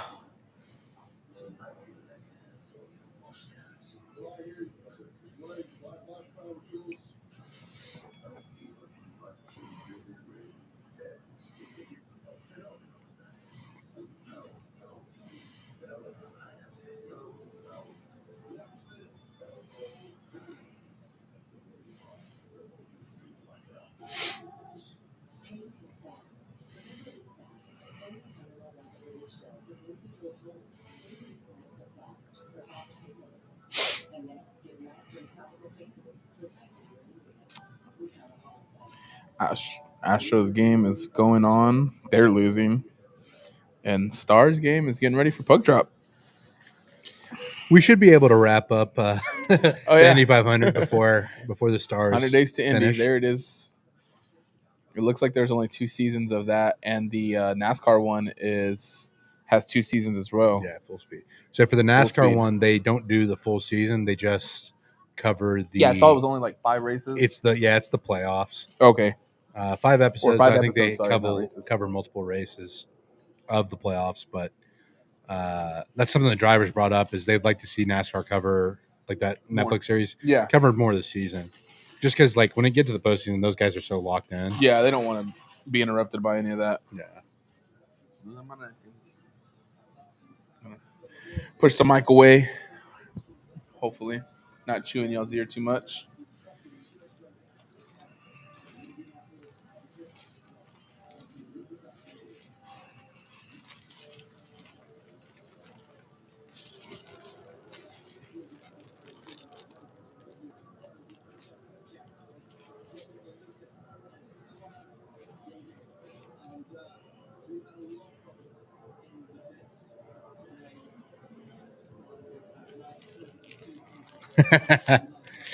Somebody said thinking about all the fans that bought the 1100 mile merch. just a little short. Again, that's part of it though. Mm-hmm.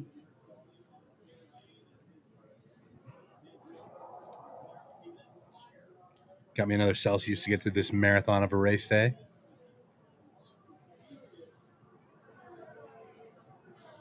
Man, what an eventful day. It's been a wild one, and here's Stingray Rock. Wow, yeah, that was the Schwartzman. Yeah, Pit road has been busy today. Yeah, it's been an eventful day, and it started before the race started. I started on the pace lap.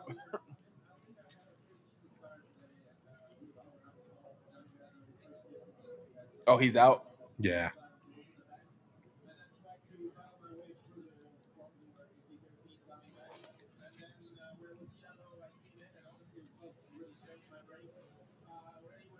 I really thought they were going to get his car back out there.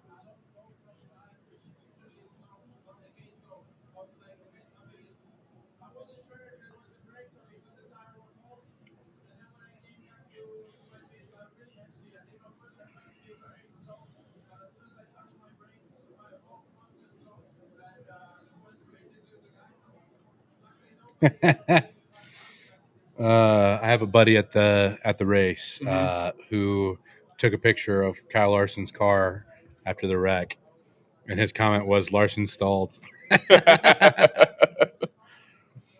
Oh wow.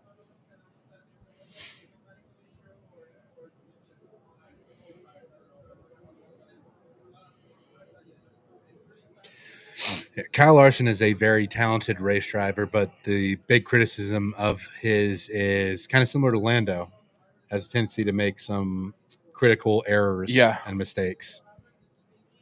And we saw that happen again. I have a feeling he's going to be driving pretty pissed off in the Coca-Cola 600 tonight. Yeah, he's not going to be a happy individual, to say the least. Yeah. Here's Renus VK.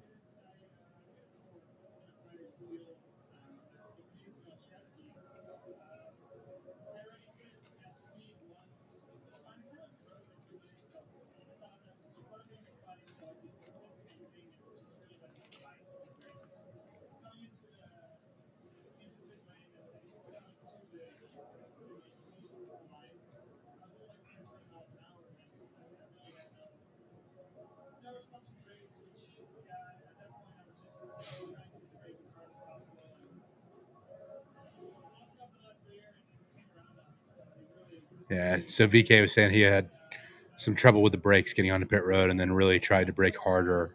That's how he lost it.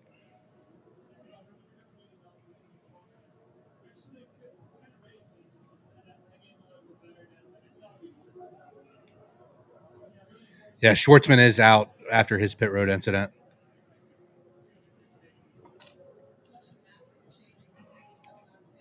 Currently on lap 99 of 200 with Ryan Hunter-Reay out front. Still under caution at the moment. Obviously a big cleanup there down in turn 2 after the Larson incident.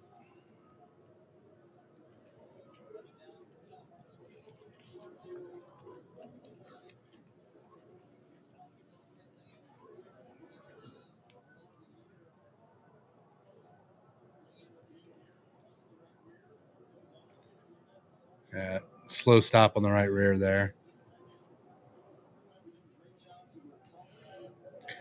We are past the halfway point of the race. Lap 100.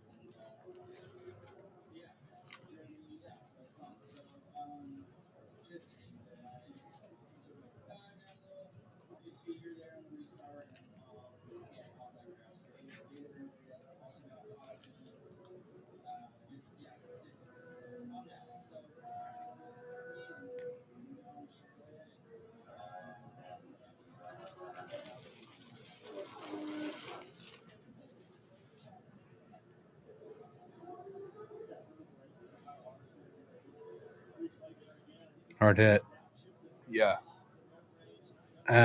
Well, a little bit of moisture on the overhead camera here on lap 100 as we still ride around under caution. But this is a high up camera. So we'll hope that's the reason why. It's just a little condensation, not actually rain. Yeah, so Trucks are running around now. Pretty sizable chunk of cars out of the race. Scott McLaughlin obviously had the issue before the race started. Marco Andretti, Alexander Rossi, Renus VK. Then we had the Kyle Larson incident that took out Stingray Robb and Kiffin Simpson as well. And then Robert Schwartzman with his issue on pit road that eliminated him from the race.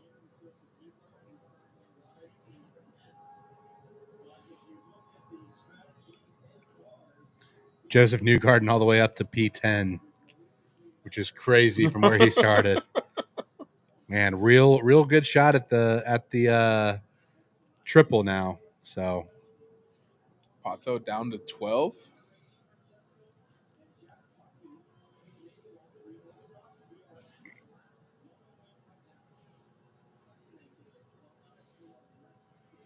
It really is wild how much the field has shaken up over the course of this race, just with the different incidents and the different pit strategies. Mm-hmm.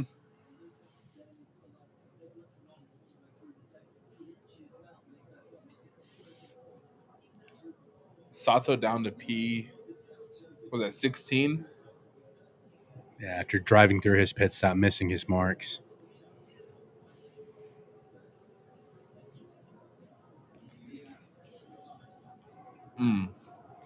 Just barely clipped Kiffin Simpson there. And then Simpson, I think, got a piece of Stingray Rob. That's what ultimately got Rob into the wall and then into the inside barriers where he was baptized by the water that was sitting in those barriers.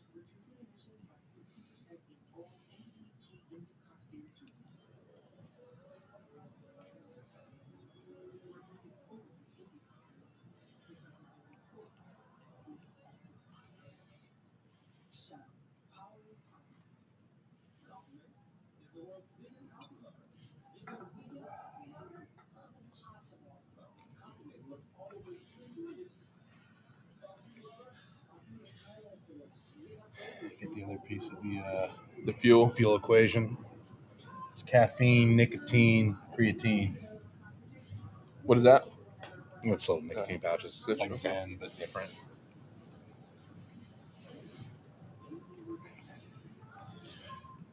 I used to be a big tobacco dipper. Yeah. I'm really, really glad that they developed these nicotine pouches.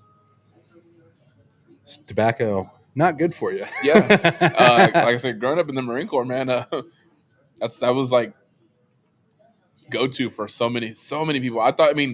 To see how many people actually don't do it on a regular basis compared to while you're in, Yeah. it's nuts. Yeah, I mean, just playing high school baseball in Texas and Yeah. even football to an extent. Yeah.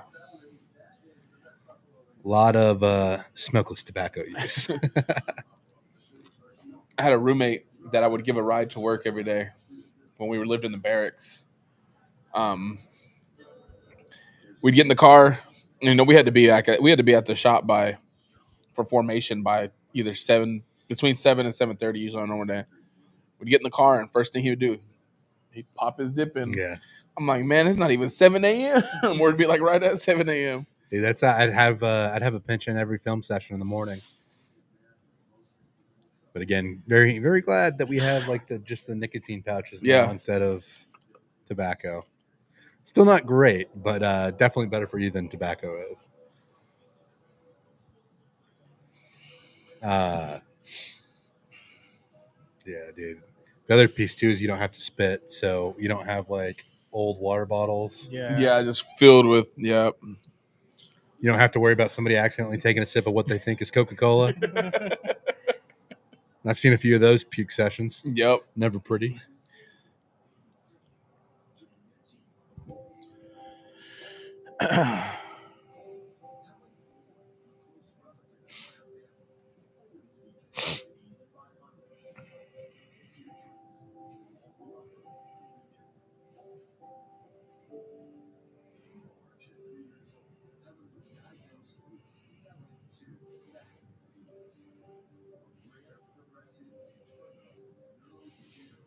Jesus.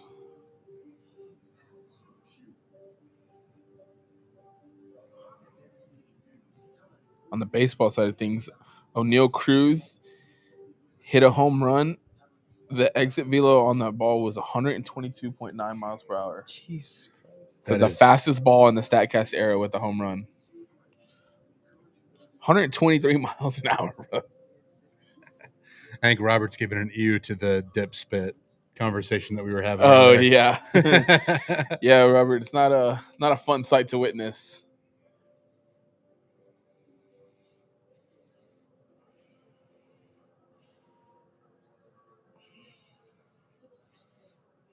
Still under caution, man.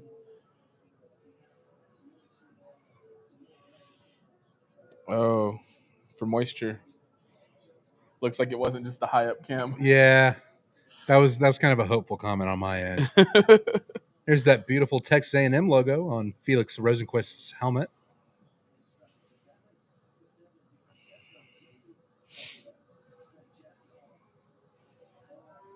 Again, it looks like most of the rain is staying well south of the racetrack. They're just but catching outskirts of it. yeah, there's just like little bitty pop-ups. Nothing beyond a light green, which is good. Yeah. Again, as long as the cars stay out on the track, I don't think we're at risk of losing the racing surface. Mm-hmm. But if we see the cars have to come down for a red flag, now that we're past the halfway point, this would be an official race. If they did lose the track, obviously, no lights at Indianapolis Motor Speedway.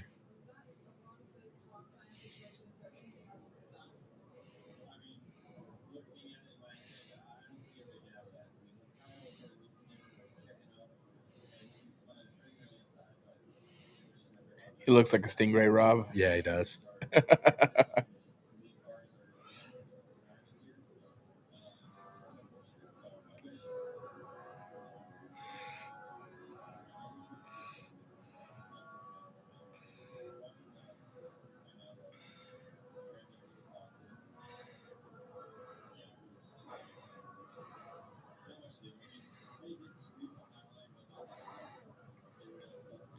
Yeah, it got dunked. Yeah. More line. It's the Really first time I saw unfortunate. that.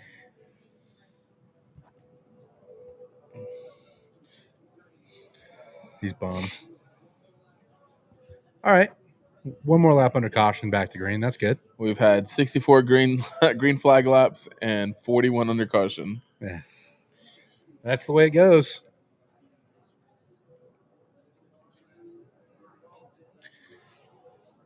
Yeah, that's got to hurt for Scott McLaughlin having that 0 for laps run next to your name Yeah. after that incident. All right. So it's going to be Devlin DiFrancesco leading us to the green flag on lap 107. Again, we are past the halfway point of this race. We'll see if we can get some more green flag laps in. Strategy could be pretty interesting here. Looks like DiFrancesco has run 30 laps since his last. Oh, Another incident. Yeah, we're back to caution. Not even a full lap. Yeah, not even really taking the green flag. I didn't even see what happened there. No. What I was going to say is DiFrancesco is going to have to pit here soon if he's had 30 laps since his last pit. Obviously, it's a little bit extended by the fact they've been running some of these laps under caution. But wow, I can't believe they kept it straight back there. Yeah, it was. Whew. All right, let's see what happened here. Yeah, it looks like Rasmussen lost it and then saved it. The reflexes on these guys, man. Yeah, I have no idea how he avoided hitting anybody else. Yeah. That's incredible. Incredible job by Rasmussen to keep that thing straight. Wow. Oh, we got another bot in the chat. Bots are out to play today, huh? Appreciate it, Mark. Moderator Mark. Hell yeah.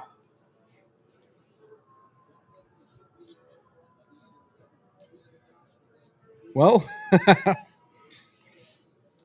was a fun little green flag stint. Yeah.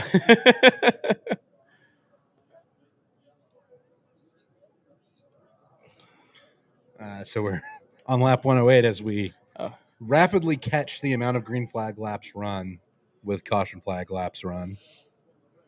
Houston football on next. The Roughnecks had a terrible season if you watched UFL football. Yeah.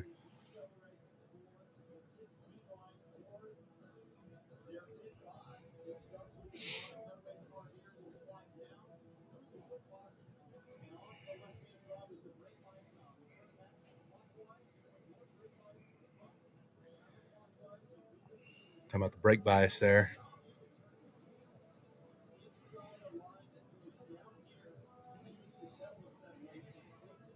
This is cool.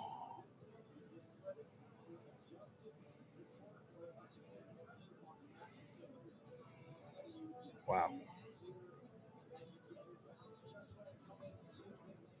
I like the way they did that technical, like the Yeah, visual itself. definitely.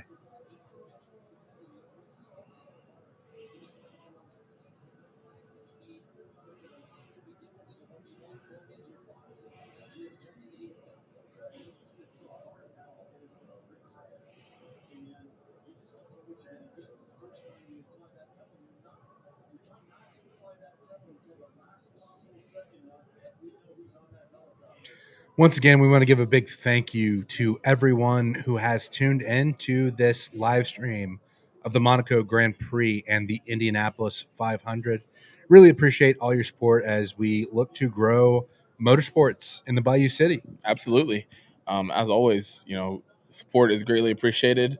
While you're here, don't forget to like the video, like the live stream.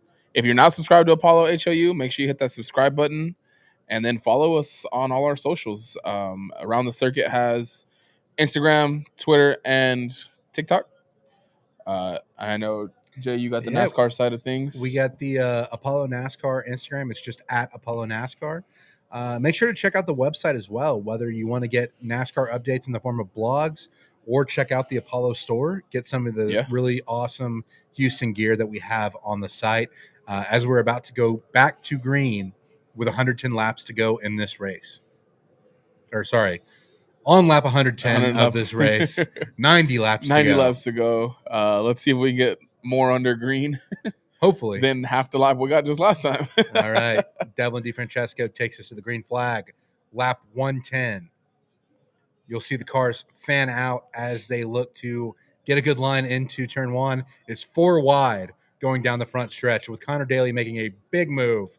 Wow. Daly up into second. What a move. What a restart for Connor Daly, the hometown kid from Indiana.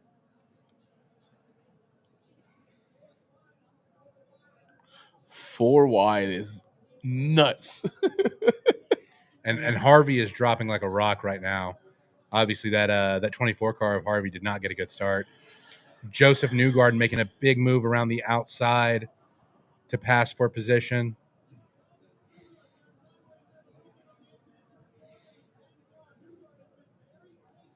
Wow. Newgarden up inside the top 10 now in P9.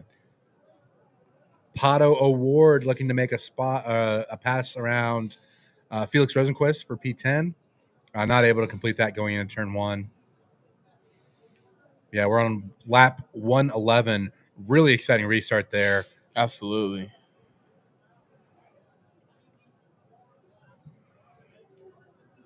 And you mentioned DiFrancesco probably going to have to pit soon, right? Yeah, before that caution for Larson and company, he had 30 laps since last pit. So you have to think he's going to be coming in soon, which means Connor Daly will likely inherit the lead.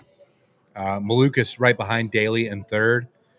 Alex Palou running P4. Santino Ferrucci in P5 as we're on lap 112 of 200 in the Indianapolis 500.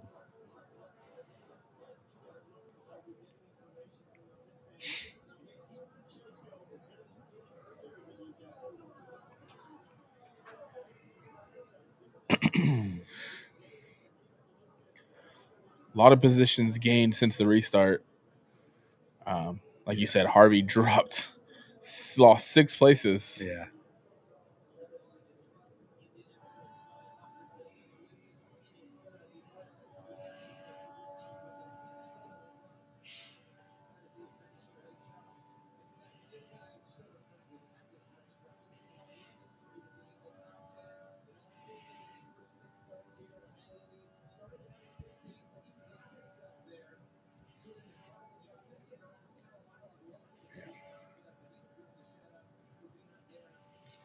Joseph Newgarden has gained 23 positions since the start of this race as he hopes to go 3 in a row at Indianapolis Motor Speedway.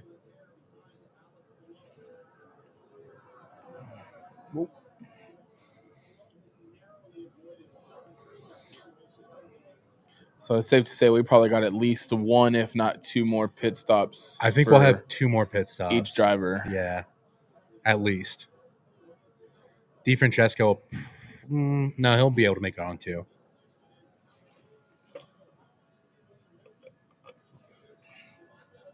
Yeah, they said he'll definitely be pitting before everyone else, but Yeah. I would expect to see DeFrancesco on pit road before lap 120.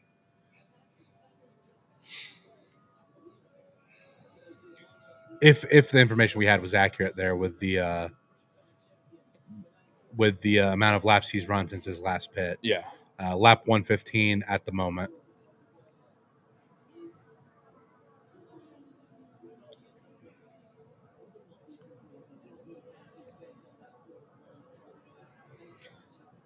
Just looking at the time differentials here, it looks like Daly's closing on DeFrancesco for the lead. We'll see here. So they head down the front stretch. Lap 116.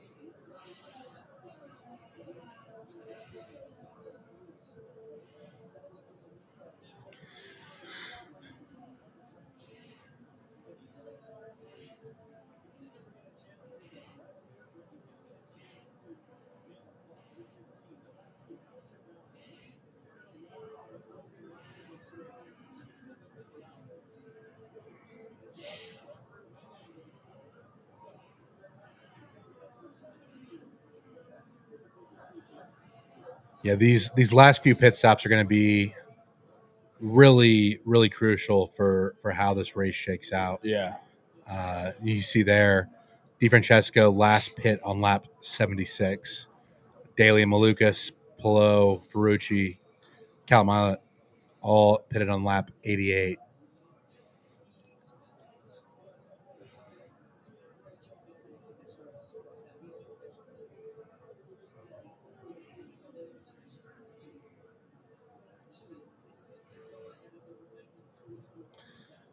Got to keep an eye on Elio Castroneves in 12th place, last pit on lap 106.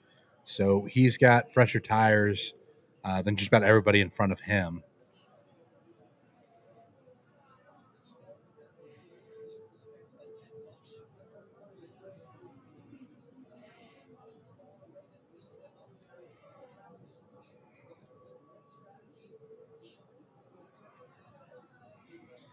The other thing to keep an eye on is the intensity is really going to ratchet up here towards the end of this race. Drivers are going to really start pushing even more as we get towards the end, just trying to position themselves for the race win.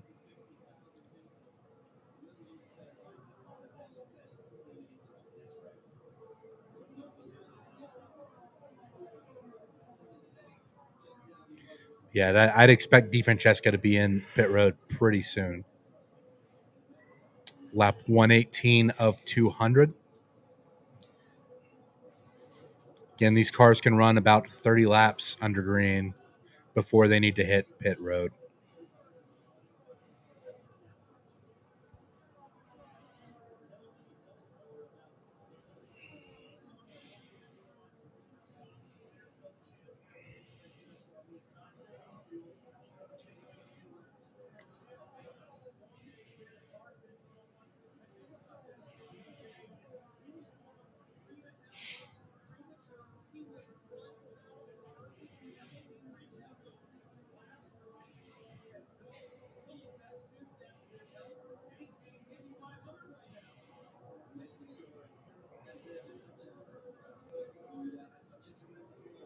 Yeah, I think they mentioned on the broadcast that DeFrancesco is not running full out right now, trying to save some fuel, save some tires, just to keep track of that equipment. Later, man.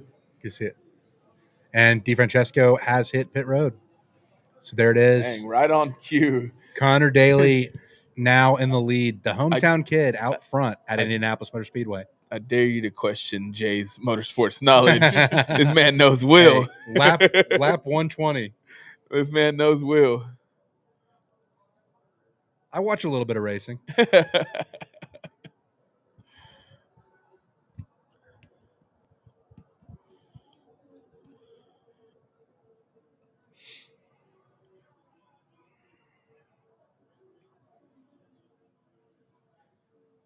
Again, you have to wonder. We saw Daly make that 4-wide pass to get into P2. Have to wonder how much that's going to matter here at the end of this race, as he has now inherited the lead.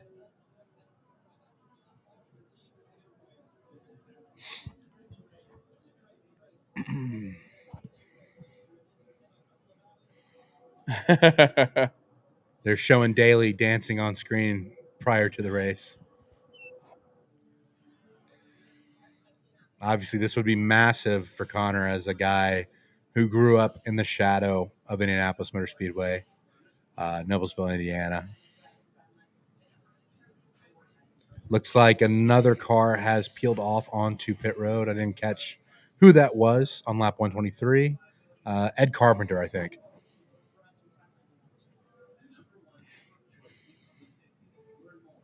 Three, 4, 5, 6, 7, 8 cars out of the race after a very eventful 123 laps so far. It has been a wild one.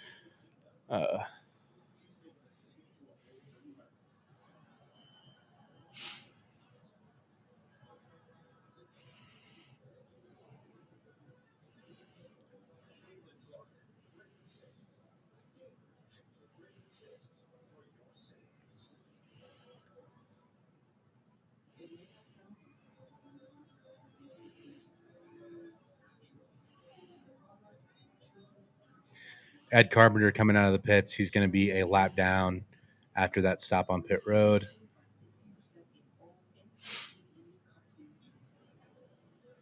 Colton Herta also a lap down after his speeding penalty earlier in this race. Graham Rahal a lap down. I think he had some issues with his car.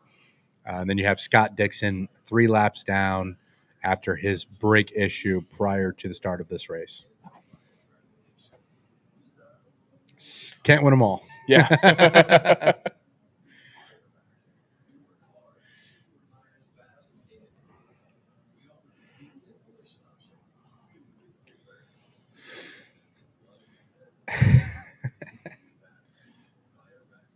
I stream on Twitch, and I deal with those all the time.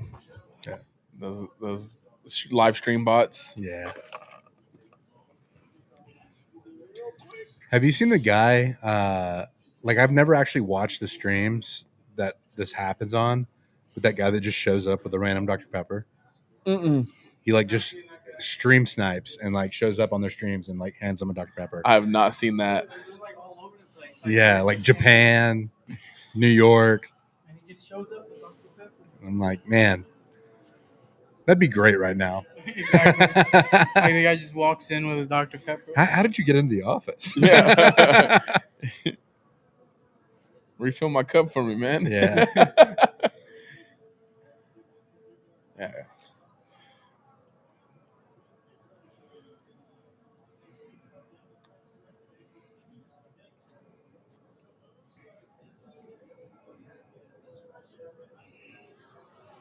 You can see Daly leading. There's a couple of guys in front of him who are at the tail end of the lead lap, including Devlin DeFrancesco, who was the leader when we went back to green.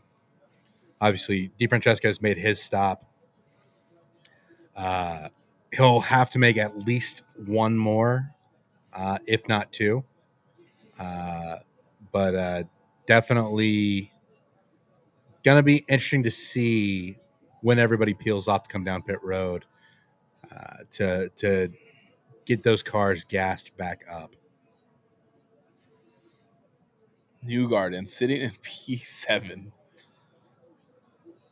Wild day. Yeah. Currently. This as we get to this kind of last stretch before the end of this race, you're going to see guys not going all the way full throttle just to save a little bit of gas, try to set up. But once we get past that final pit stop and we get to the point where it's just a sprint to the finish, I think that's when you're going to see a lot of guys really pushing to make passes. Mm-hmm. Right now, it's kind of more like hold course, stay steady, don't lose track of the leaders, and make sure that you're in it at the end as Jack Harvey pulls off to hit pit road. It's going to move Newgarden up into P6. Pato is up to 8th. After that, Again, Elio Castroneves up inside the top 10. Just a reminder, his last pit was lap 106, which means he can go a little bit longer than the guys in front of him.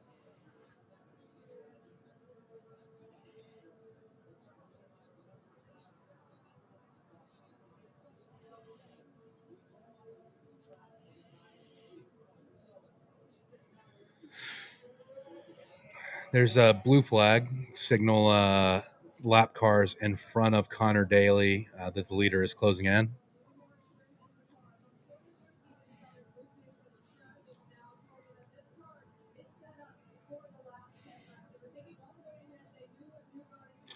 Talking about Newgarden on lap 130. This car set up for the last 10 laps.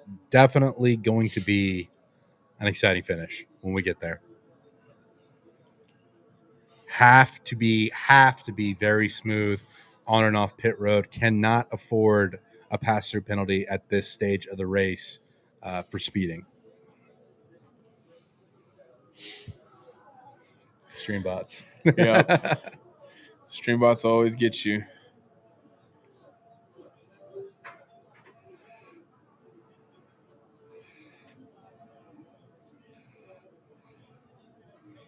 There you go. Put my brain. All right.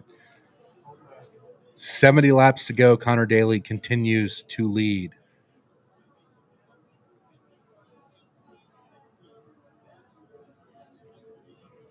There we go. Yeah, on accident. That'd be funny. Once again, really appreciate all the support of everybody tuning into the stream. Make sure to like, subscribe to Apollo on YouTube. Check out the website. Go hit the store, get some of that awesome Houston merch. Follow Around the Circuit podcast on social media. Follow Apollo NASCAR on Instagram. We appreciate each and every one of you who has tuned in for this Monaco Grand Prix and Indianapolis 500 live stream. Yeah, we definitely appreciate the support as always. Like you said, follow us on socials. It's at Apollo F1 Racing on Instagram, at Apollo Formula One on Twitter, and we are at Around the Circuit on TikTok. We're posting clips, post a pod. You'll see it if you subscribe to the Apollo HOU every time we drop an episode. Hopefully soon we'll have a little more content coming out. We've got a few ideas up. Long season. Motorsports is a almost year-round sport, so the content never fully stops. We'll have some breaks, summer break, especially for F1, and the winter break, the end of the season to lead into the next. But as we have more guys head down pit road, it's Kumasato, Elio Castroneves both came down pit road.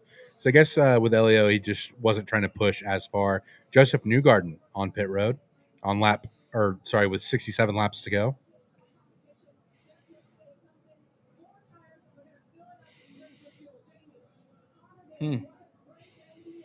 Connor Daly has hit pit road from the lead.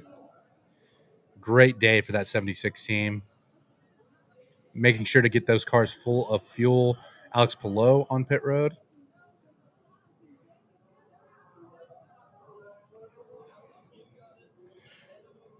Really good stop. Pato Award also coming off pit road. Coming out behind Newgarden.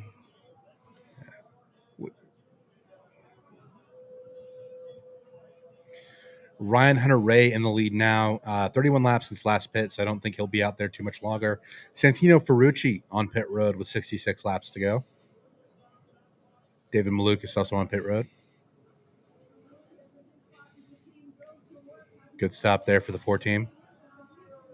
Again, they're waiting a little bit longer to release them after they change the tires, just to make sure they get as much racing fuel in those cars as possible.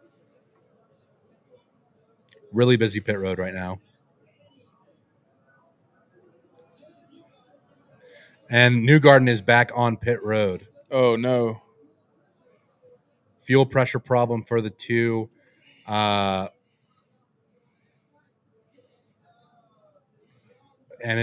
that is going to end Joseph Newgarden's quest for 3 straight Indianapolis 500 wins. Man. Again, very, very eventful race here at Indianapolis Motor Speedway. 65 to go after climbing through the traffic and getting up to as high as, what do we see him as, P6, P7? Looks like his weekend, his race is done. Man, that's unfortunate. Meanwhile, Alex Palou has gotten around Connor Daly, which means once this green flag cycle kind of completes, it'll be Alex Palou leading this race as Malukas makes a move around Daly.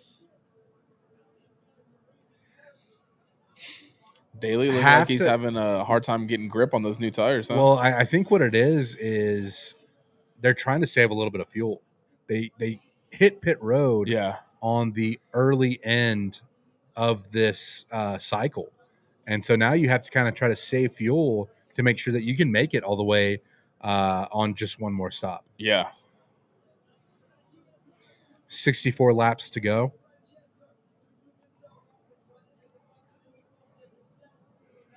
Yeah, it really seems like the pace has slowed down with Palou out front as these guys look to save fuel, as Connor Daly has now gotten back to the lead.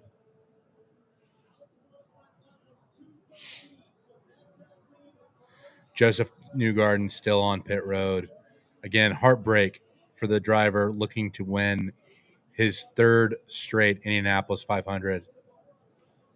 Things are getting very hectic here as people scramble, the drivers scramble to try to maximize their position ahead of a final set of pit stops. 62 laps to go in Indianapolis. Ryan Hunter-Reay currently leading, but again, he's a little bit off cycle from this group that we're watching with Connor Daly, Dave Malukas, Alex Palou, and others.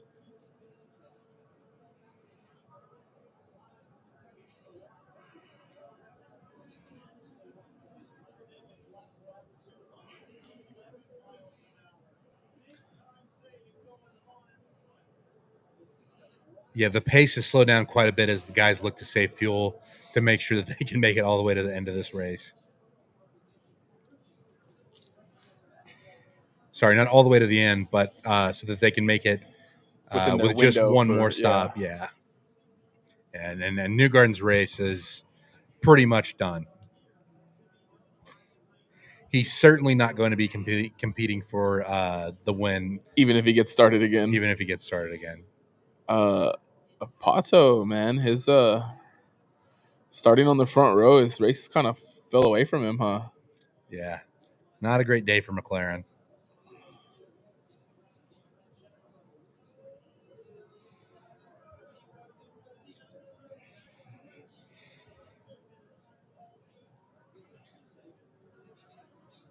Yeah, Ryan Hunter-Reay has hit pit road on lap or with 60 to go.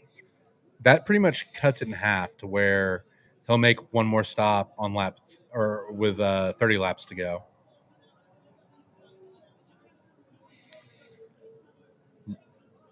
Wow, Louis Foster, the rookie, getting around Alex Palou. Again, the race pace has slowed down so much.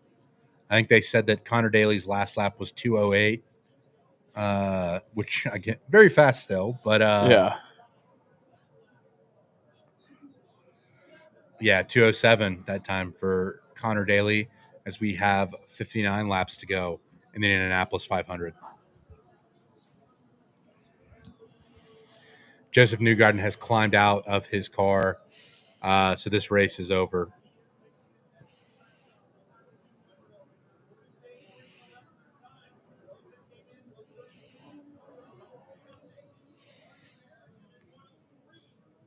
Marcus Ericsson has hit pit road. He will have one more stop.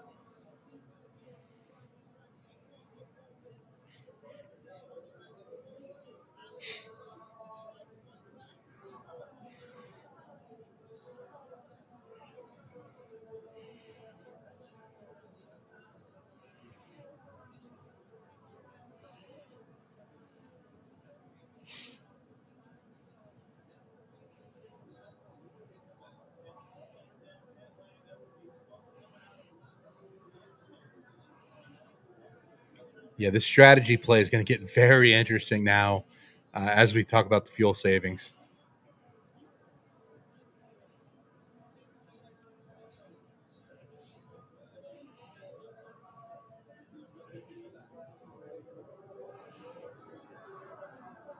Pods with a sailing discount is so extended.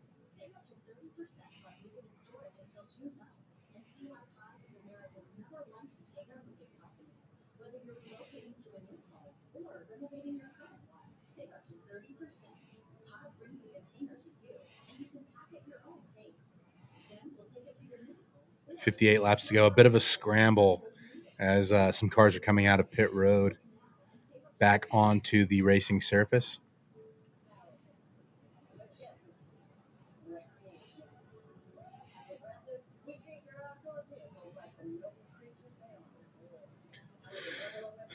So the timing and scoring on Fox has Ryan Hunter-Reay as the leader. I'm not sure if that's accurate. I'm not sure if he's come down pit road already or not. Something to keep an eye on. I guess, if that broadcast is right, Hunter-Reay still hasn't come down for his second to last stop. It's gonna be interesting if he hasn't. Yeah, I thought he had come down pit road, but I could have missed that. Regardless, Daly is leading the group that has at least one more stop. It's trying to kind of stretch their fuel to make it inside their window.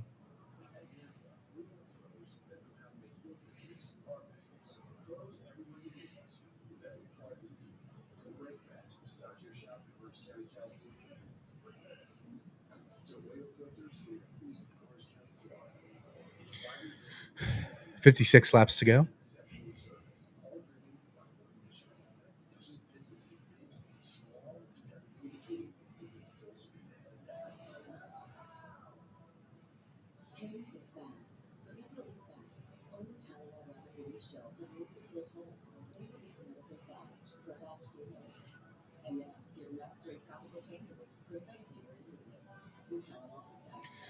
Now, the one thing I will say about Daly now not leading this pack of cars, he can save a little more fuel riding in the slipstream of those cars in front of him. That can play a big factor in how much you can save. When you're out front of the pack at Indianapolis, you burn up more fuel. When you're riding behind guys, He gives you a little bit of a it gives you a little bit of fuel save.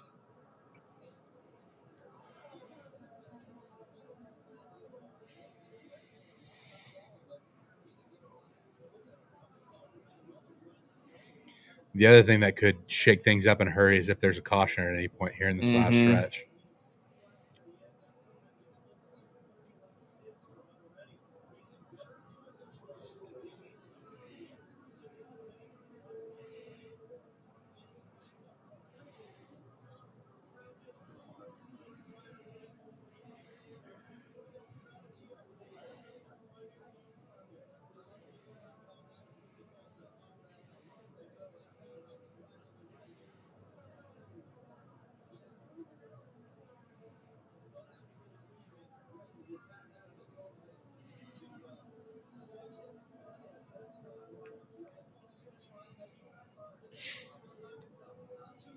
So that's Louis Foster getting in front of Ryan Hunter-Reay to unlap himself there with 53 laps to go.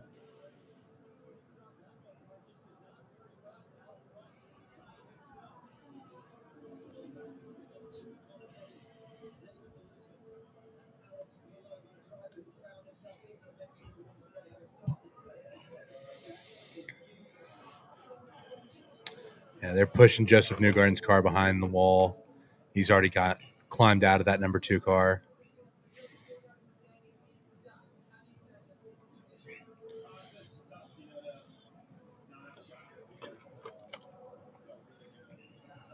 Really a bummer for Newgarden considering how well he worked his way up through the traffic after starting at the rear. Absolutely. That was one of the things we kept an eye on as he was climbing. He was up there. and really methodical, really patient too. Obviously, Yeah. you have so many different incidents occurring throughout this race. Very eventful Indianapolis 500 so far. He just took advantage every chance he could, with everything going on. I mean, 60. He left with 65 laps to go. I mean, who knows how much more he could have climbed and maybe put himself in the position for number 3. Well, and they said that car was built for the last 10 laps. So. Yeah.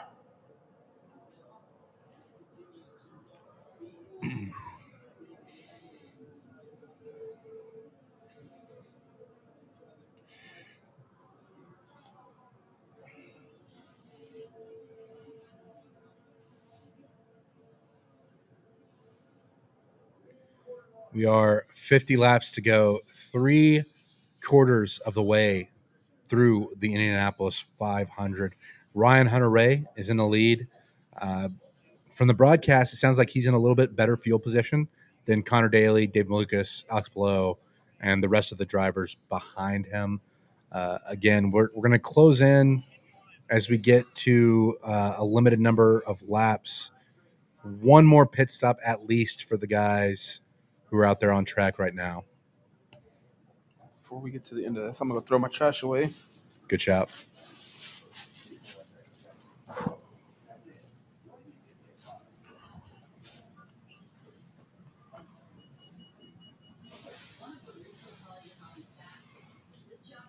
Man, it's been a long day of racing. Yeah. And we still got one more to go.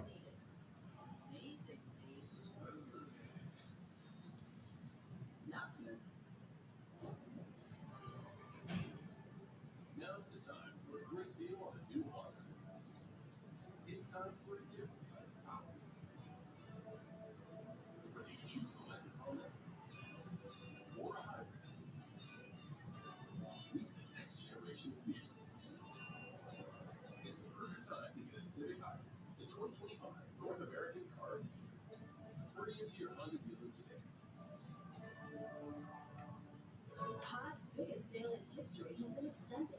Save up to 30% until June 9th and see why Pod's America's Just a little bit sleepy here as we had an early start to the day with the Monaco Grand Prix into our second race of the day, the Indianapolis 500, 48 laps to go. Really getting down to crunch time now, approaching the final round of pit stops. Again, we can't stress enough how crucial it is that you get on and off pit road without speeding. A penalty here would kill your chances of winning this race.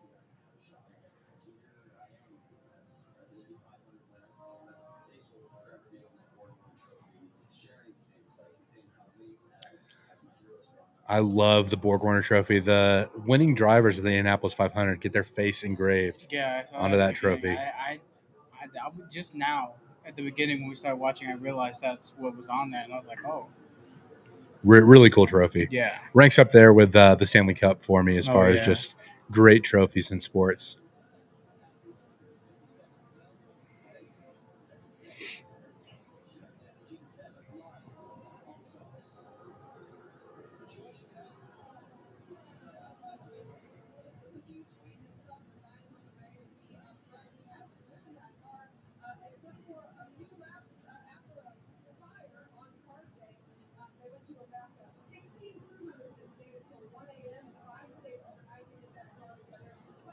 Yeah, this is an incredible effort from Ryan Hunter-Reay, who is in a backup car after a fire on carb day.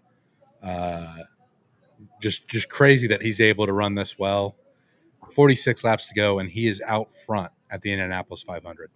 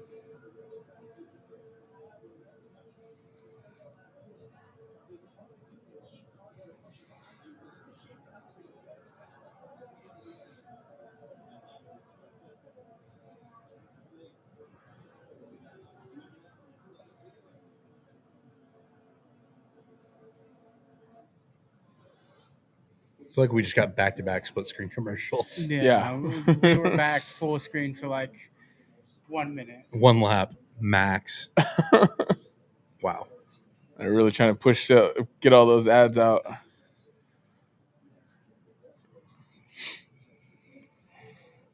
Like you couldn't have got all these out when we had all the cautions earlier. I know, right?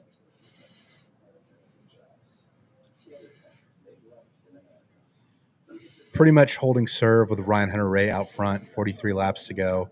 Again, in a better fuel position than the guys directly behind him, Connor Daly, David Lucas, Alex Palou, Santino Ferrucci.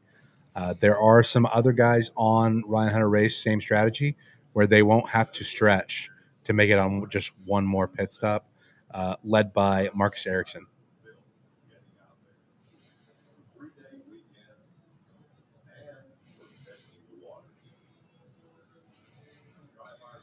Again, if you're just catching up with the Indianapolis 500, there are 8 drivers out. Scott McLaughlin with an issue before we took the green flag. Marco Andretti had an incident on lap 4, the first green flag lap of the race. Alexander Rossi with a fire on pit road that took him out of contention.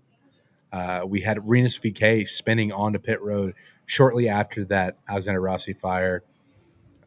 Took him out of the race. Schwartzman gets into the wall after qualifying on the pole as a rookie, takes him out of the race. And then there was a 3-car incident where Kyle Larson, the driver attempting to run the double in both the Indianapolis 500 and the Coca-Cola 600, spins, collects Kiffin Simpson and Stingray Robb. Those are the 8 drivers out of the Indianapolis 500. Scott Dixon, 3 laps down after having a brake issue. Graham Rahal has struggled with speed. He's also a lap down. Ed Carpenter a lap down. And then Colton Herta a lap down after getting a speeding penalty earlier in this race. 41 laps to go. Ryan Hunter-Reay remains out front.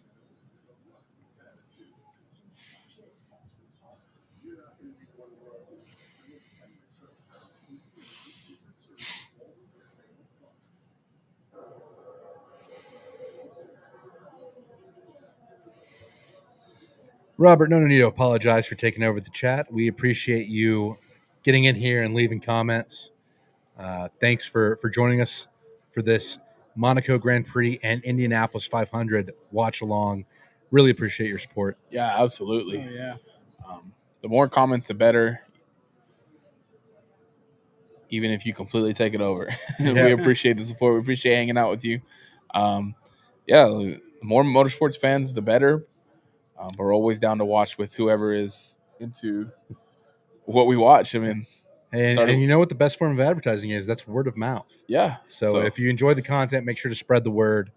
Again, we'd love to connect with fellow motorsports fans, especially on this biggest of all motorsports days. Absolutely.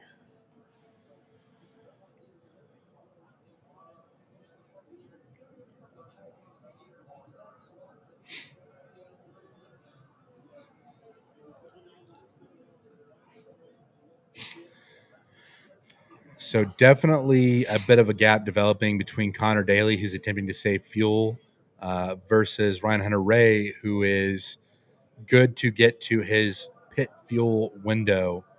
Going to be interesting to see how this shakes out if there is no caution. This last pit is going to be it's going to play a huge factor into how this finishes. Yeah, cannot have a mistake here. Oof. Just check the star score. Yeah. Not good? Not good for into the first period, and the stars are down 2-0 to the Edmonton Oilers. Hey, 2-0 is the most dangerous lead in sports. They always say. That's true. I mean, we saw them put, a 5 spot in the third period in game 1, so maybe they could pull it off. Not to get too much into hockey, but shout out our boys at Clean Sheet of Ice, cover all Texas hockey. Obviously, for now, Texas hockey only in Dallas. It's only in Dallas, but hopefully Houston, we will get a team here soon. And we've got a great Houston Aeros jersey hanging here in the office. Would love to see the Aeros make a comeback. Even if we're not called the Aeros, a hockey team in Houston in general would be amazing.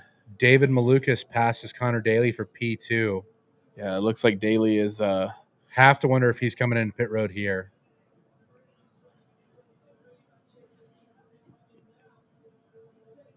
Ooh.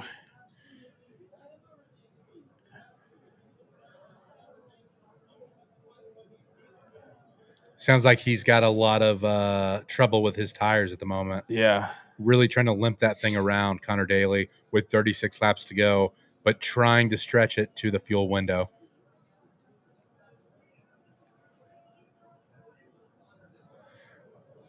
I think he has to bring it down pit road. What did he say there on the radio? I didn't catch it. It sounds something like we have to at least try, but Yeah, I mean, the way he he's is losing a hemorrhaging. lot of time, and he Yeah. goes one more time. He is doing everything he can to stretch it, but he is dropping like a rock. Yeah. As Felix Rosenquist now getting by Connor Daly for P5, 35 laps to go Daly in this has race. dropped from 2nd to 6th. In a hurry. Yeah. Yeah, that's not good at all. Oh, That was almost bad. let's make sure Restream is still live. It looks like we're still streaming.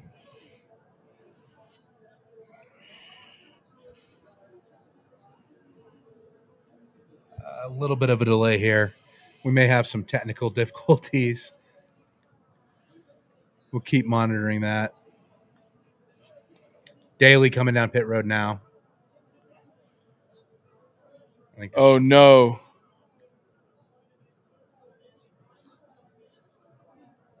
the stream may have froze up here on us. Looks like. No, I think we're good to go now. Yeah, I think we're good. Yeah, I'm looking over there. It looks- Almost a technical difficulty moment.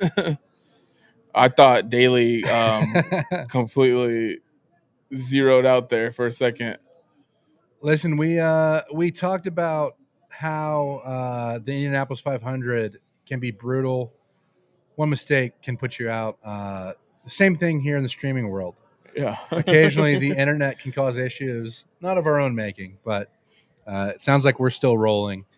Yeah, we're pretty sure we're still good. we're good. We're still rolling.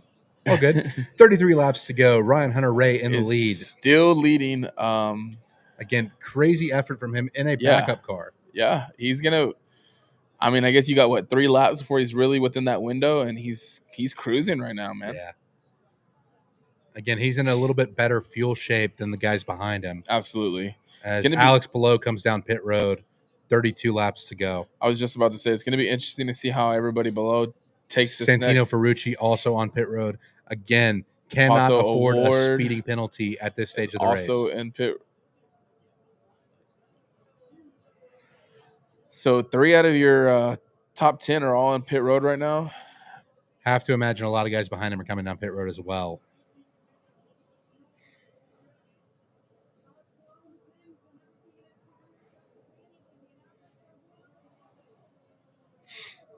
Great stop for Alex Below. Ryan Hunter-Reay has pit from the lead. Felix Rosenquist also in. 31 laps to go. David Malukas now is your leader. Marcus Ericsson behind him in second.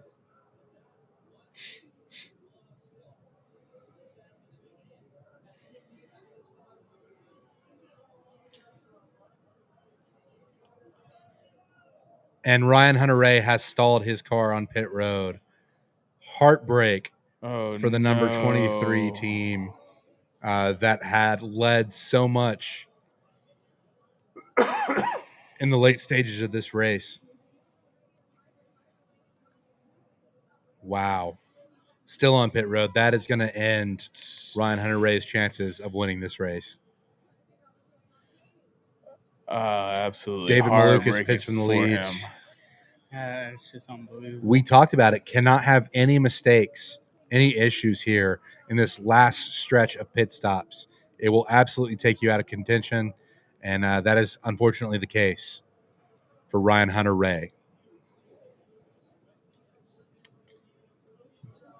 David Malukas gets on and off pit road without issue.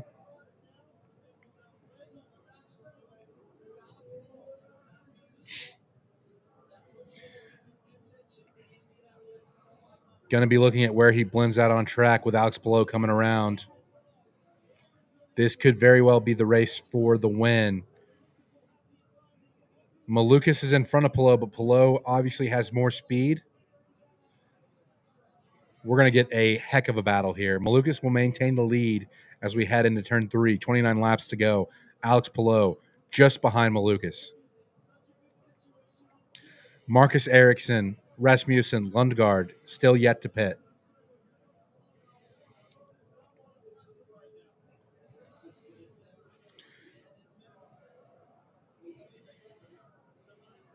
Palou is just riding behind Malukas right now. Obviously, no real stress to make the pass right now. Can afford to save a little bit of gas in the slipstream of Malukas. 28 laps to go.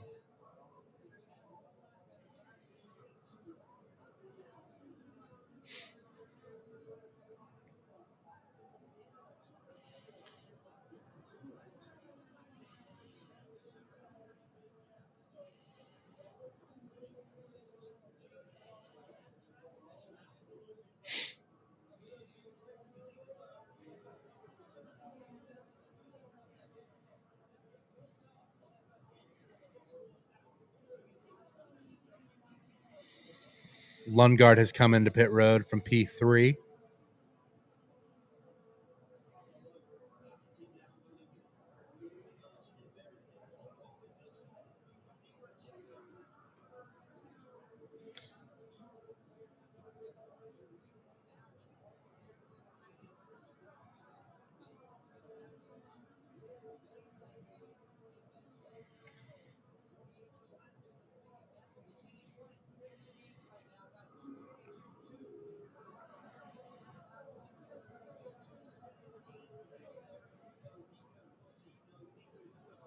Again, Ericsson and Rasmussen, the top 2 positions.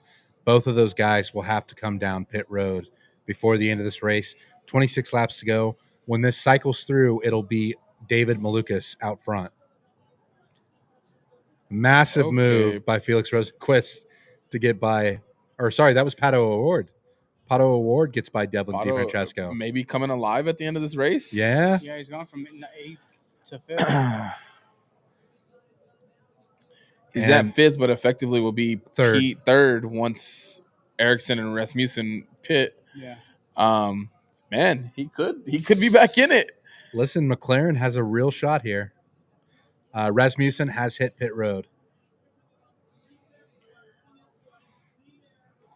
Ericsson on pit road as well. Going to be interesting to see where he comes out after this stop. They are going to be out. We'll see here. They may be in front when we finally shake this out.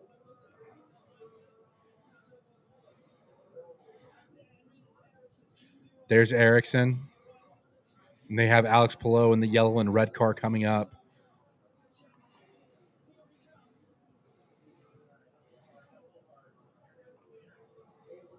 Wow. Came out ahead. It's an interesting shot there. Yeah. But Ericsson did come out ahead of Palou.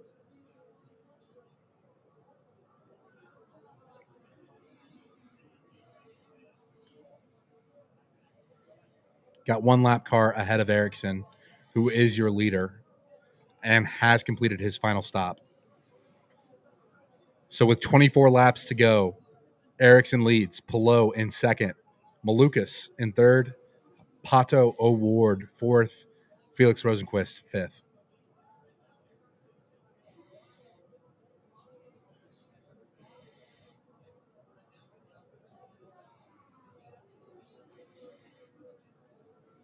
It's Louis Foster in the tail end of the lead lap, just in front of Ericsson.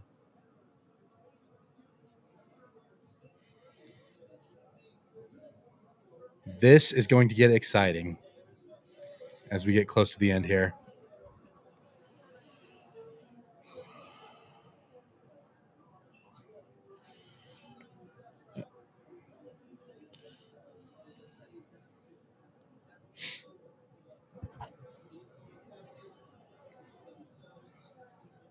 So Ericsson is definitely good on fuel.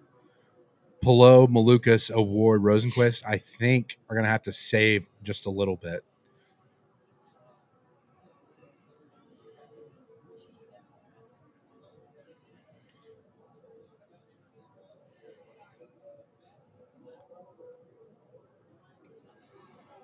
Also have to wonder, if a caution comes out, throws everything Yeah. out the window.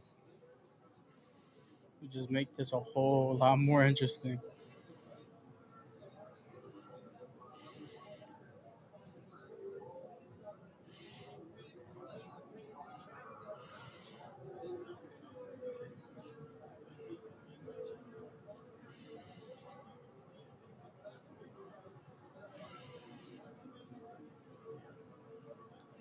Also have to wonder if those lap cars are going to play a big role here.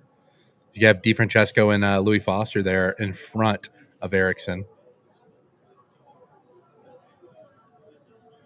Just 21 laps remain in the Indianapolis 500.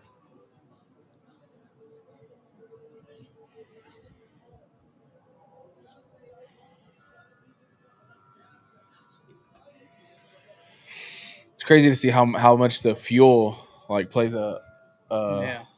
factor into it.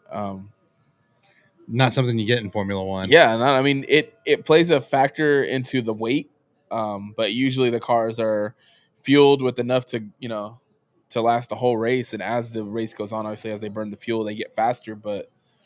And we'll see it in qualifying and practice sessions too, where they vary the amount of fuel they put into the car to kind of get the best qualifying time, stuff like that. So, but once the race is on, I mean, we don't see none of that.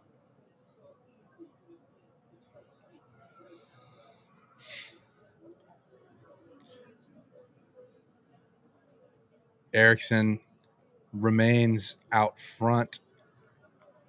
Alex Palou trailing behind. At what point do they do a blue flag to pass the back markers? I saw him throw it earlier. I just don't know that they're kind of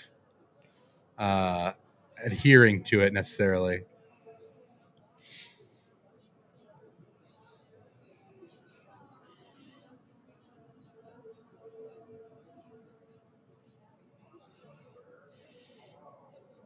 Yeah, look at Ericsson pulling right up on DeFrancesco.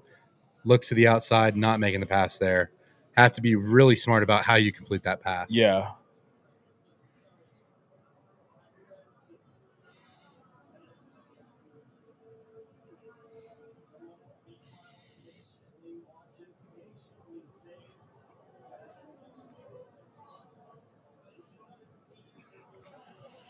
$19 to go.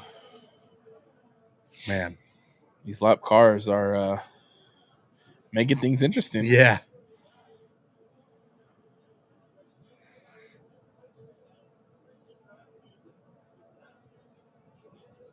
Looks like they've all kind of slowed down too to kind of save fuel before we get to that final push. Yeah.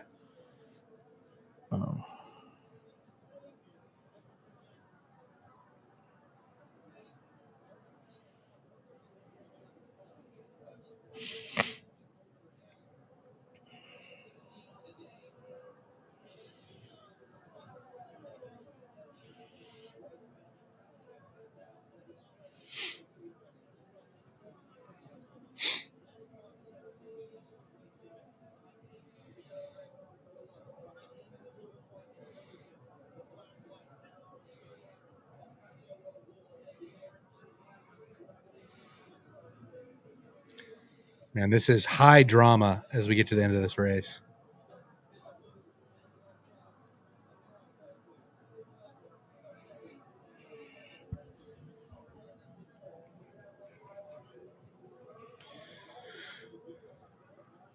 Yeah, so Marcus Ericsson with that white fronted car, third in line, but he is P1 on the leaderboard.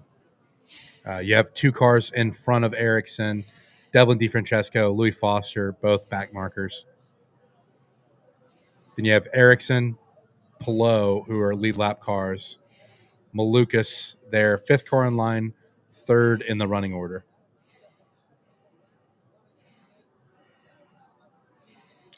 And Ericsson has the best fuel situation of this front group of cars. Pelot, Malukas, Award, Rosenquist, all trying to save a little bit of fuel.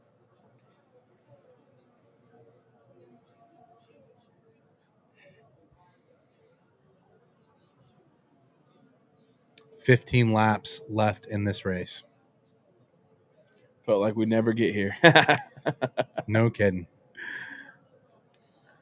And Louis Foster and Devlin DeFrancesco in front of Marcus Ericsson. Again, both back markers. They've been trading positions back and forth. Those are for position on the track, but they are almost a lap behind Marcus Ericsson, who's your race leader, as Alex Pelot makes a move for the lead with 14 laps to go. Pelot is by Ericsson.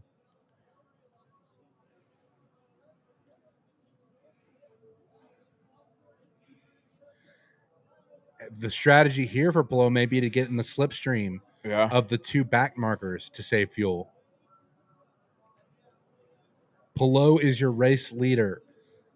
You see two cars in front of him on track, Devlin DeFrancesco and Louis Foster. Lucas looks like he's getting amped up to make a move on Ericsson himself. Yeah. Then you have Pato just behind Malukas. 13 laps left in this race. Do they have enough fuel to make it to the end?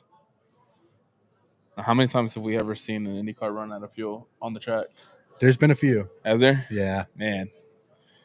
I'm not saying I want to see it, but I'm not saying I'd be mad about it. It adds to the drama. Yeah, it does. That is a whole strategy aspect that is so important to these races that I think people take for granted.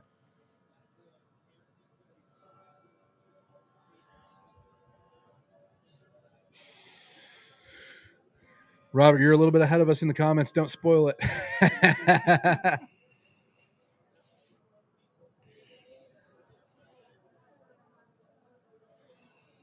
All right. Foster and DeFrancesco still in front of the leaders. Alex Pelot in that bright yellow and red car is your race leader. Marcus Ericsson just behind him in P2. Malukas right there in P3. And Pato Award in P4. Felix Rosenquist, P5. Again, fuel mileage is going to play a role in the sprint to the finish. As we come to the line, 11 laps left in this race.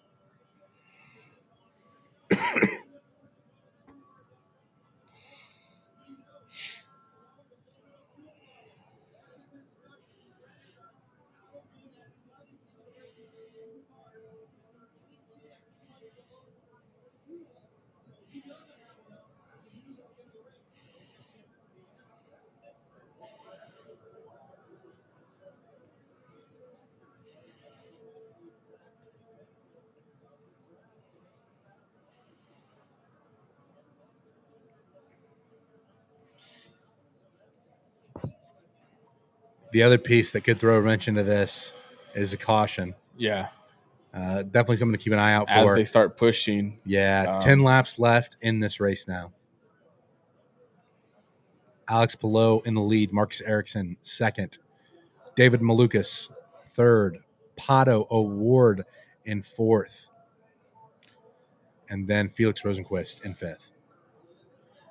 Yeah, Malukas wants that second spot bad right now. Malukas is pushing Ericsson for P2. Again, we have the back markers of DeFrancesco and Louis Foster in front of Alex Pelot in the lead. Those cars could very well be helping Alex Pelot save in the slipstream.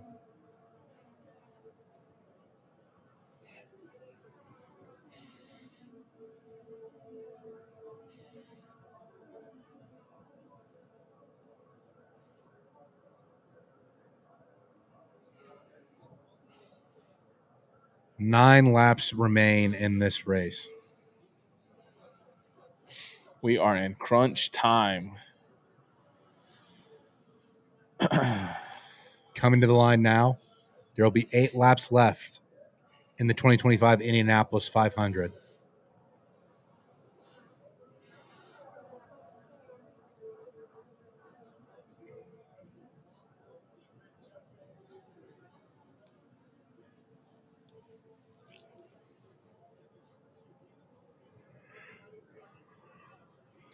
As you see the cars snaking down the backstretch, all trying to stay in slipstream. Again, Ericsson a little bit better fuel position than Alex Palou, your leader, and the cars directly behind him. Malukas, O'Ward, Rosenquist. 7 laps to go.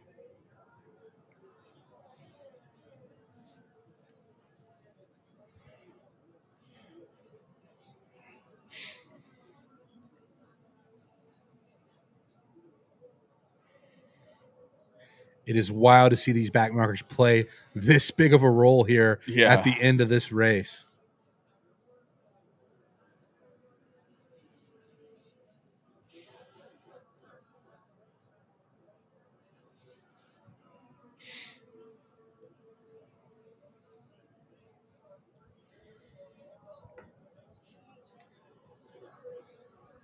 Just 6 laps remaining in the Indianapolis 500. Alex Palou out front. Marcus Ericsson second. David Malukas third. Pato O'Ward in fourth. And Felix Rosenquist in P5. Again, we have to wonder about the fuel situation for Palou as we get to the end of this. Malukas, O'Ward, Rosenquist also similar fuel situation. But Marcus Ericsson, we know, is good to the finish. How is this going to shake out?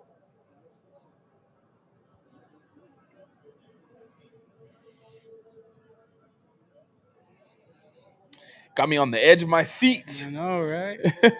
5 laps remain as the blue flag flies for the 2 back markers. I don't think we're concerned about that as Alex Palou tries to stay in their slipstream in order to keep some more fuel in that car and try to make it to the end of this race. Crunch time is here at Indianapolis.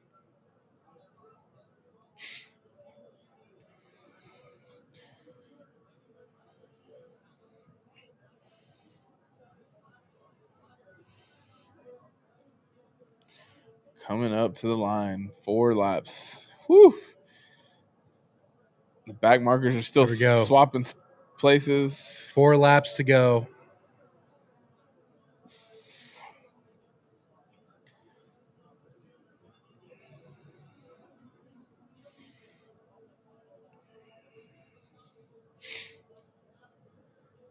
Cars snaking their way down the backstretch.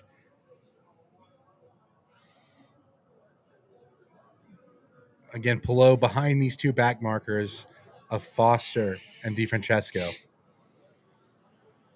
Fuel tires near the end of the line.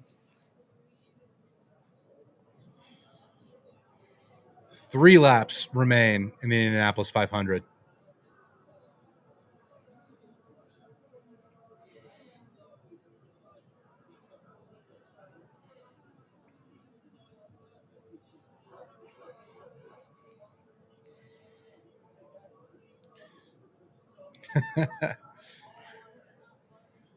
Ericsson closing back in on Palou.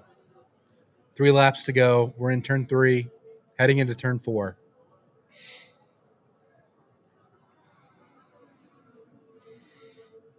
Setting up for an incredible finish as we get to 2 laps to go. Foster, DeFrancesco out in front of the leader, Alex Palou, as back markers. Marcus Ericsson in P2, just behind Alex Palou. David Malukas lurking there in third. Pato O'Ward in fourth. Felix Rosenquist in fifth. Will the fuel and tires make it to the end for Alex Palou? I think that's the big question here.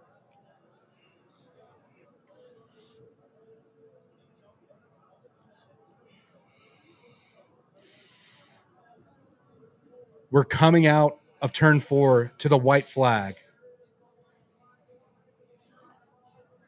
Alex Palou looking to win his first Indianapolis 500. The final lap is here.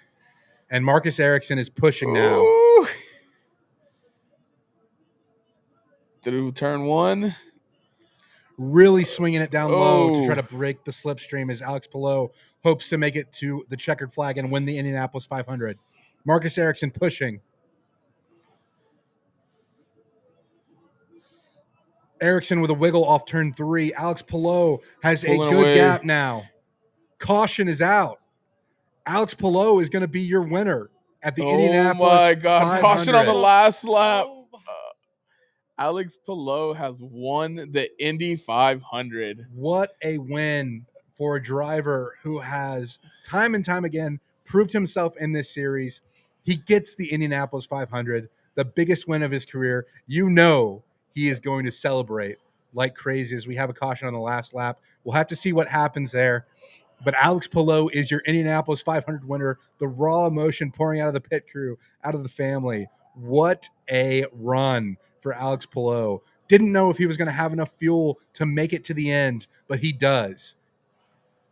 Just an What a incredible race. race. What a man. race.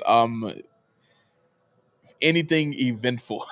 Yeah. All the way down to the last lap. I mean, that wraps up 10 cars that were out on the race.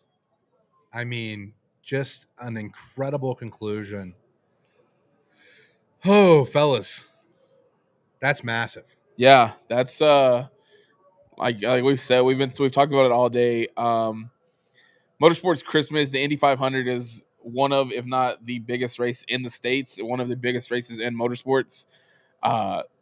So a win, I mean, I can only imagine the emotion pouring out of Alex Palou right now. The first Spaniard to win the Indy 500. Huge congrats to him and the team. Wow. Obviously, Chip Ganassi Racing, massive history in the sport of IndyCar. Another feather in the cap for that team. I mean, again, just the raw emotion here. The first Spaniard, like you mentioned, Junior, to win this massive race.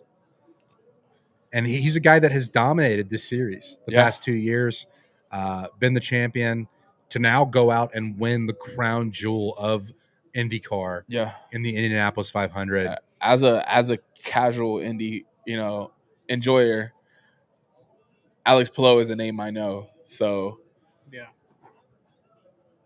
this is awesome. Awesome to see. Yeah. As much as I would have loved to see Pato win it.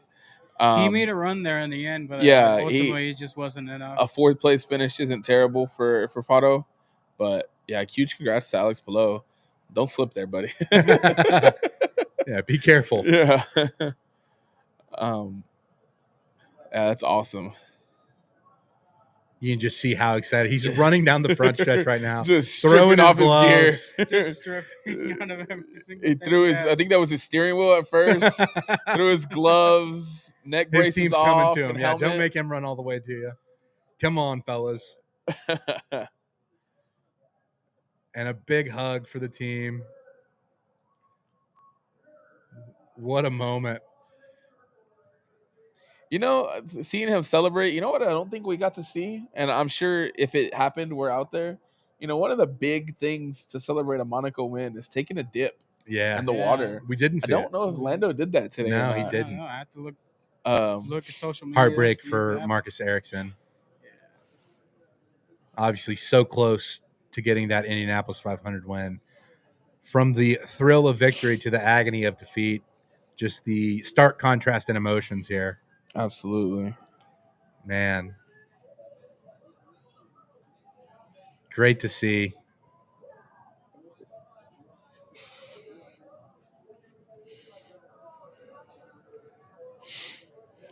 I think he's out of breath. Probably a little sore after that run. Yeah. He ran quite a bit. Just by searching his name, I don't think he took a dip. McLaren is cursed at Monaco. You see Ericsson turning away from the camera, obviously just gutted. Yeah, absolutely. I mean, he thought he had it. Alex Palou made that move, and I mean, it was a smart move. Yes. He saw, he was staying behind Ericsson to save the fuel, and when he saw the opportunity to use those back markers the same way Ericsson was, I mean, the only thing that Ericsson maybe could have done is push a little harder to keep him out of that move. But man, he needs a drink. Get him some water.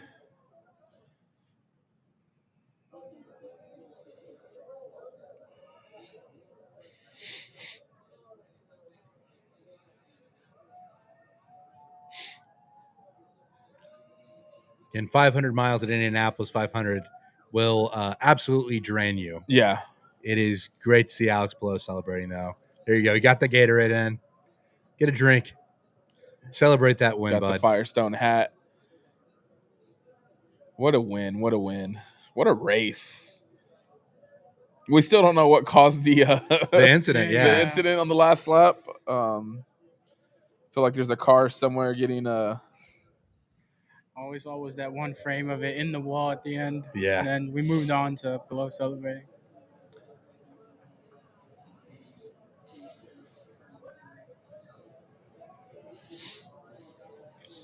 Making his way back towards the bricks at the start-finish line. Walking with everybody. Jamie Little here to interview Alex.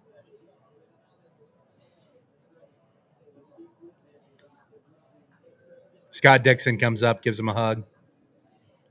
So much love and admiration behind you. You see the hugs all around. Everybody happy for this moment. You said your career would not be complete without a win here at Indy. You're an Indy 500 champion. I could not believe it. What an amazing day. What an amazing race. Sorry, I'm out of breath, but just celebrating it. Just went pretty tired, but what an amazing race by the tech crew, everybody at CGR, HRC.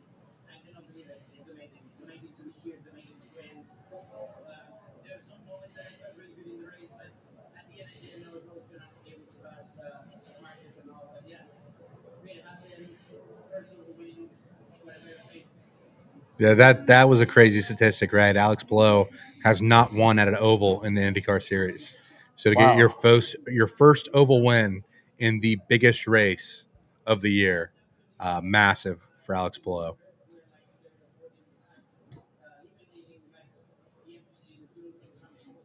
He's been so dominant on the road courses, street circuits, but now gets it done on an oval. Yeah, it's huge. That's No better. 15 previous wins on road street tracks. Yeah. First career as an oval an oval, man. No better place to make it happen either. Yeah.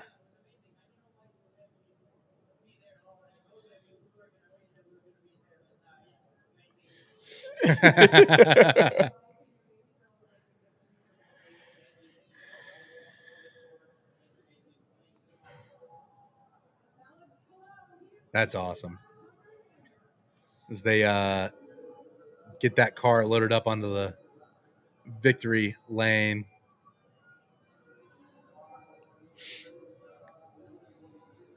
Here we go. Making his way back towards the bricks.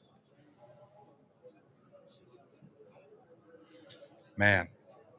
What a day of racing, huh? Yeah.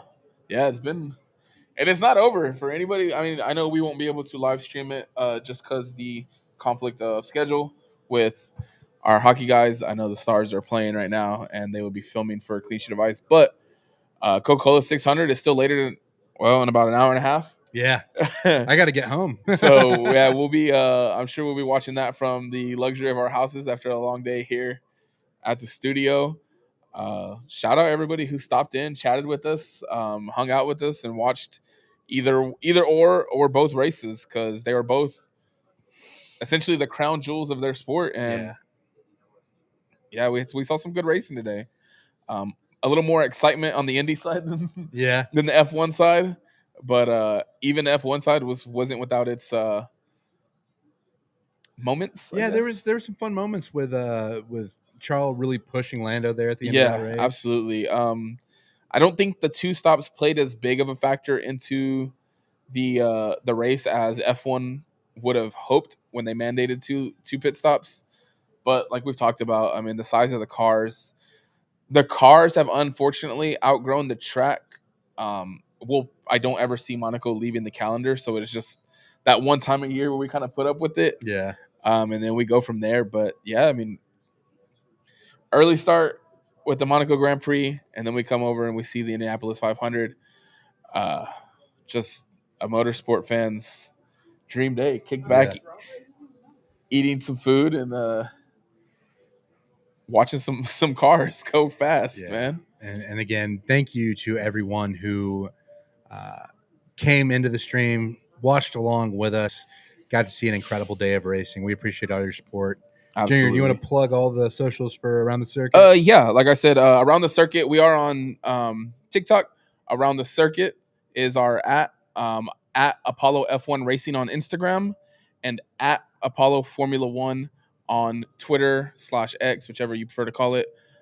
We are on all of those platforms. And then if you want to follow me personally, not only do I talk a lot of F1, and I also talk baseball, football, basketball, pretty much any sport I watch, which is a lot of them. At Maruchan Warrior, Maruchan like the soup, and Warrior. That's my personal at. You'll find me on everything from Twitter to Instagram and Twitch even as well. Where if I'm not playing video games, I'm talking sports. So yeah, we got it all. And don't forget to check out the like I said, the podcast Around the Circuit. And Mark, you want to plug your socials, Mark? I mean, they're all on the Twitter. Yep. It was at MPC H Town, HTWN for Mark, if you want to follow his personal. And then he's on Around the Circuit with me. We're always talking all things F1. Yeah, and then my socials, you can follow me on Twitter at Coach J Arnold. Look for J Arnold on TikTok. Also on YouTube to do a lot of the NASCAR content here for Apollo. We've got our Apollo NASCAR Instagram. That's at Apollo NASCAR. And then, as always, make sure to follow us here on YouTube where we've been streaming. Absolutely. Click subscribe, like, do all the things that help us grow motorsports here in Houston. And check out the website where we have our blogs for all of the sports, whether it's hockey, as we mentioned with Stone and those guys coming up. We've got a lot of great football content. Shout out to Kush for stopping in earlier. Great NFL content from him. If you want to check out our college football content, myself and Jake at the Get Back Coach, you can check us out there. Hit up the shop, get some of that incredible Apollo merch, some great stuff. Stay tuned for some of the wrestling content that we mentioned with Kenny on earlier. We've got some watch parties coming up for that. And again, we appreciate each and every one of you who has joined us for this stream. We couldn't do this without you, and we love y'all for y'all's support. Absolutely love. Shout out to Kenny also on the Rocket side of things. Rockets are up and coming if you're from Houston or if you follow NBA. I mean, him and Justin, they cover all things Rockets along with the wrestling, and they so just make sure you follow Apollo HOU on all socials as well. They're constantly plugging each and every one of us. So we got content coming at you from all sides, sports related. So stay tuned. If you're a motorsports fan, like I said, tap in with us. Not only is everything that we cover here constantly, but a lot more coming. Hopefully F1 will be getting some blogging done soon. So if you don't want to watch the pod, you can at least read about it. And follow us that way. But yeah, as like Jay said, I mean, we appreciate the sport. We wouldn't be doing it without y'all.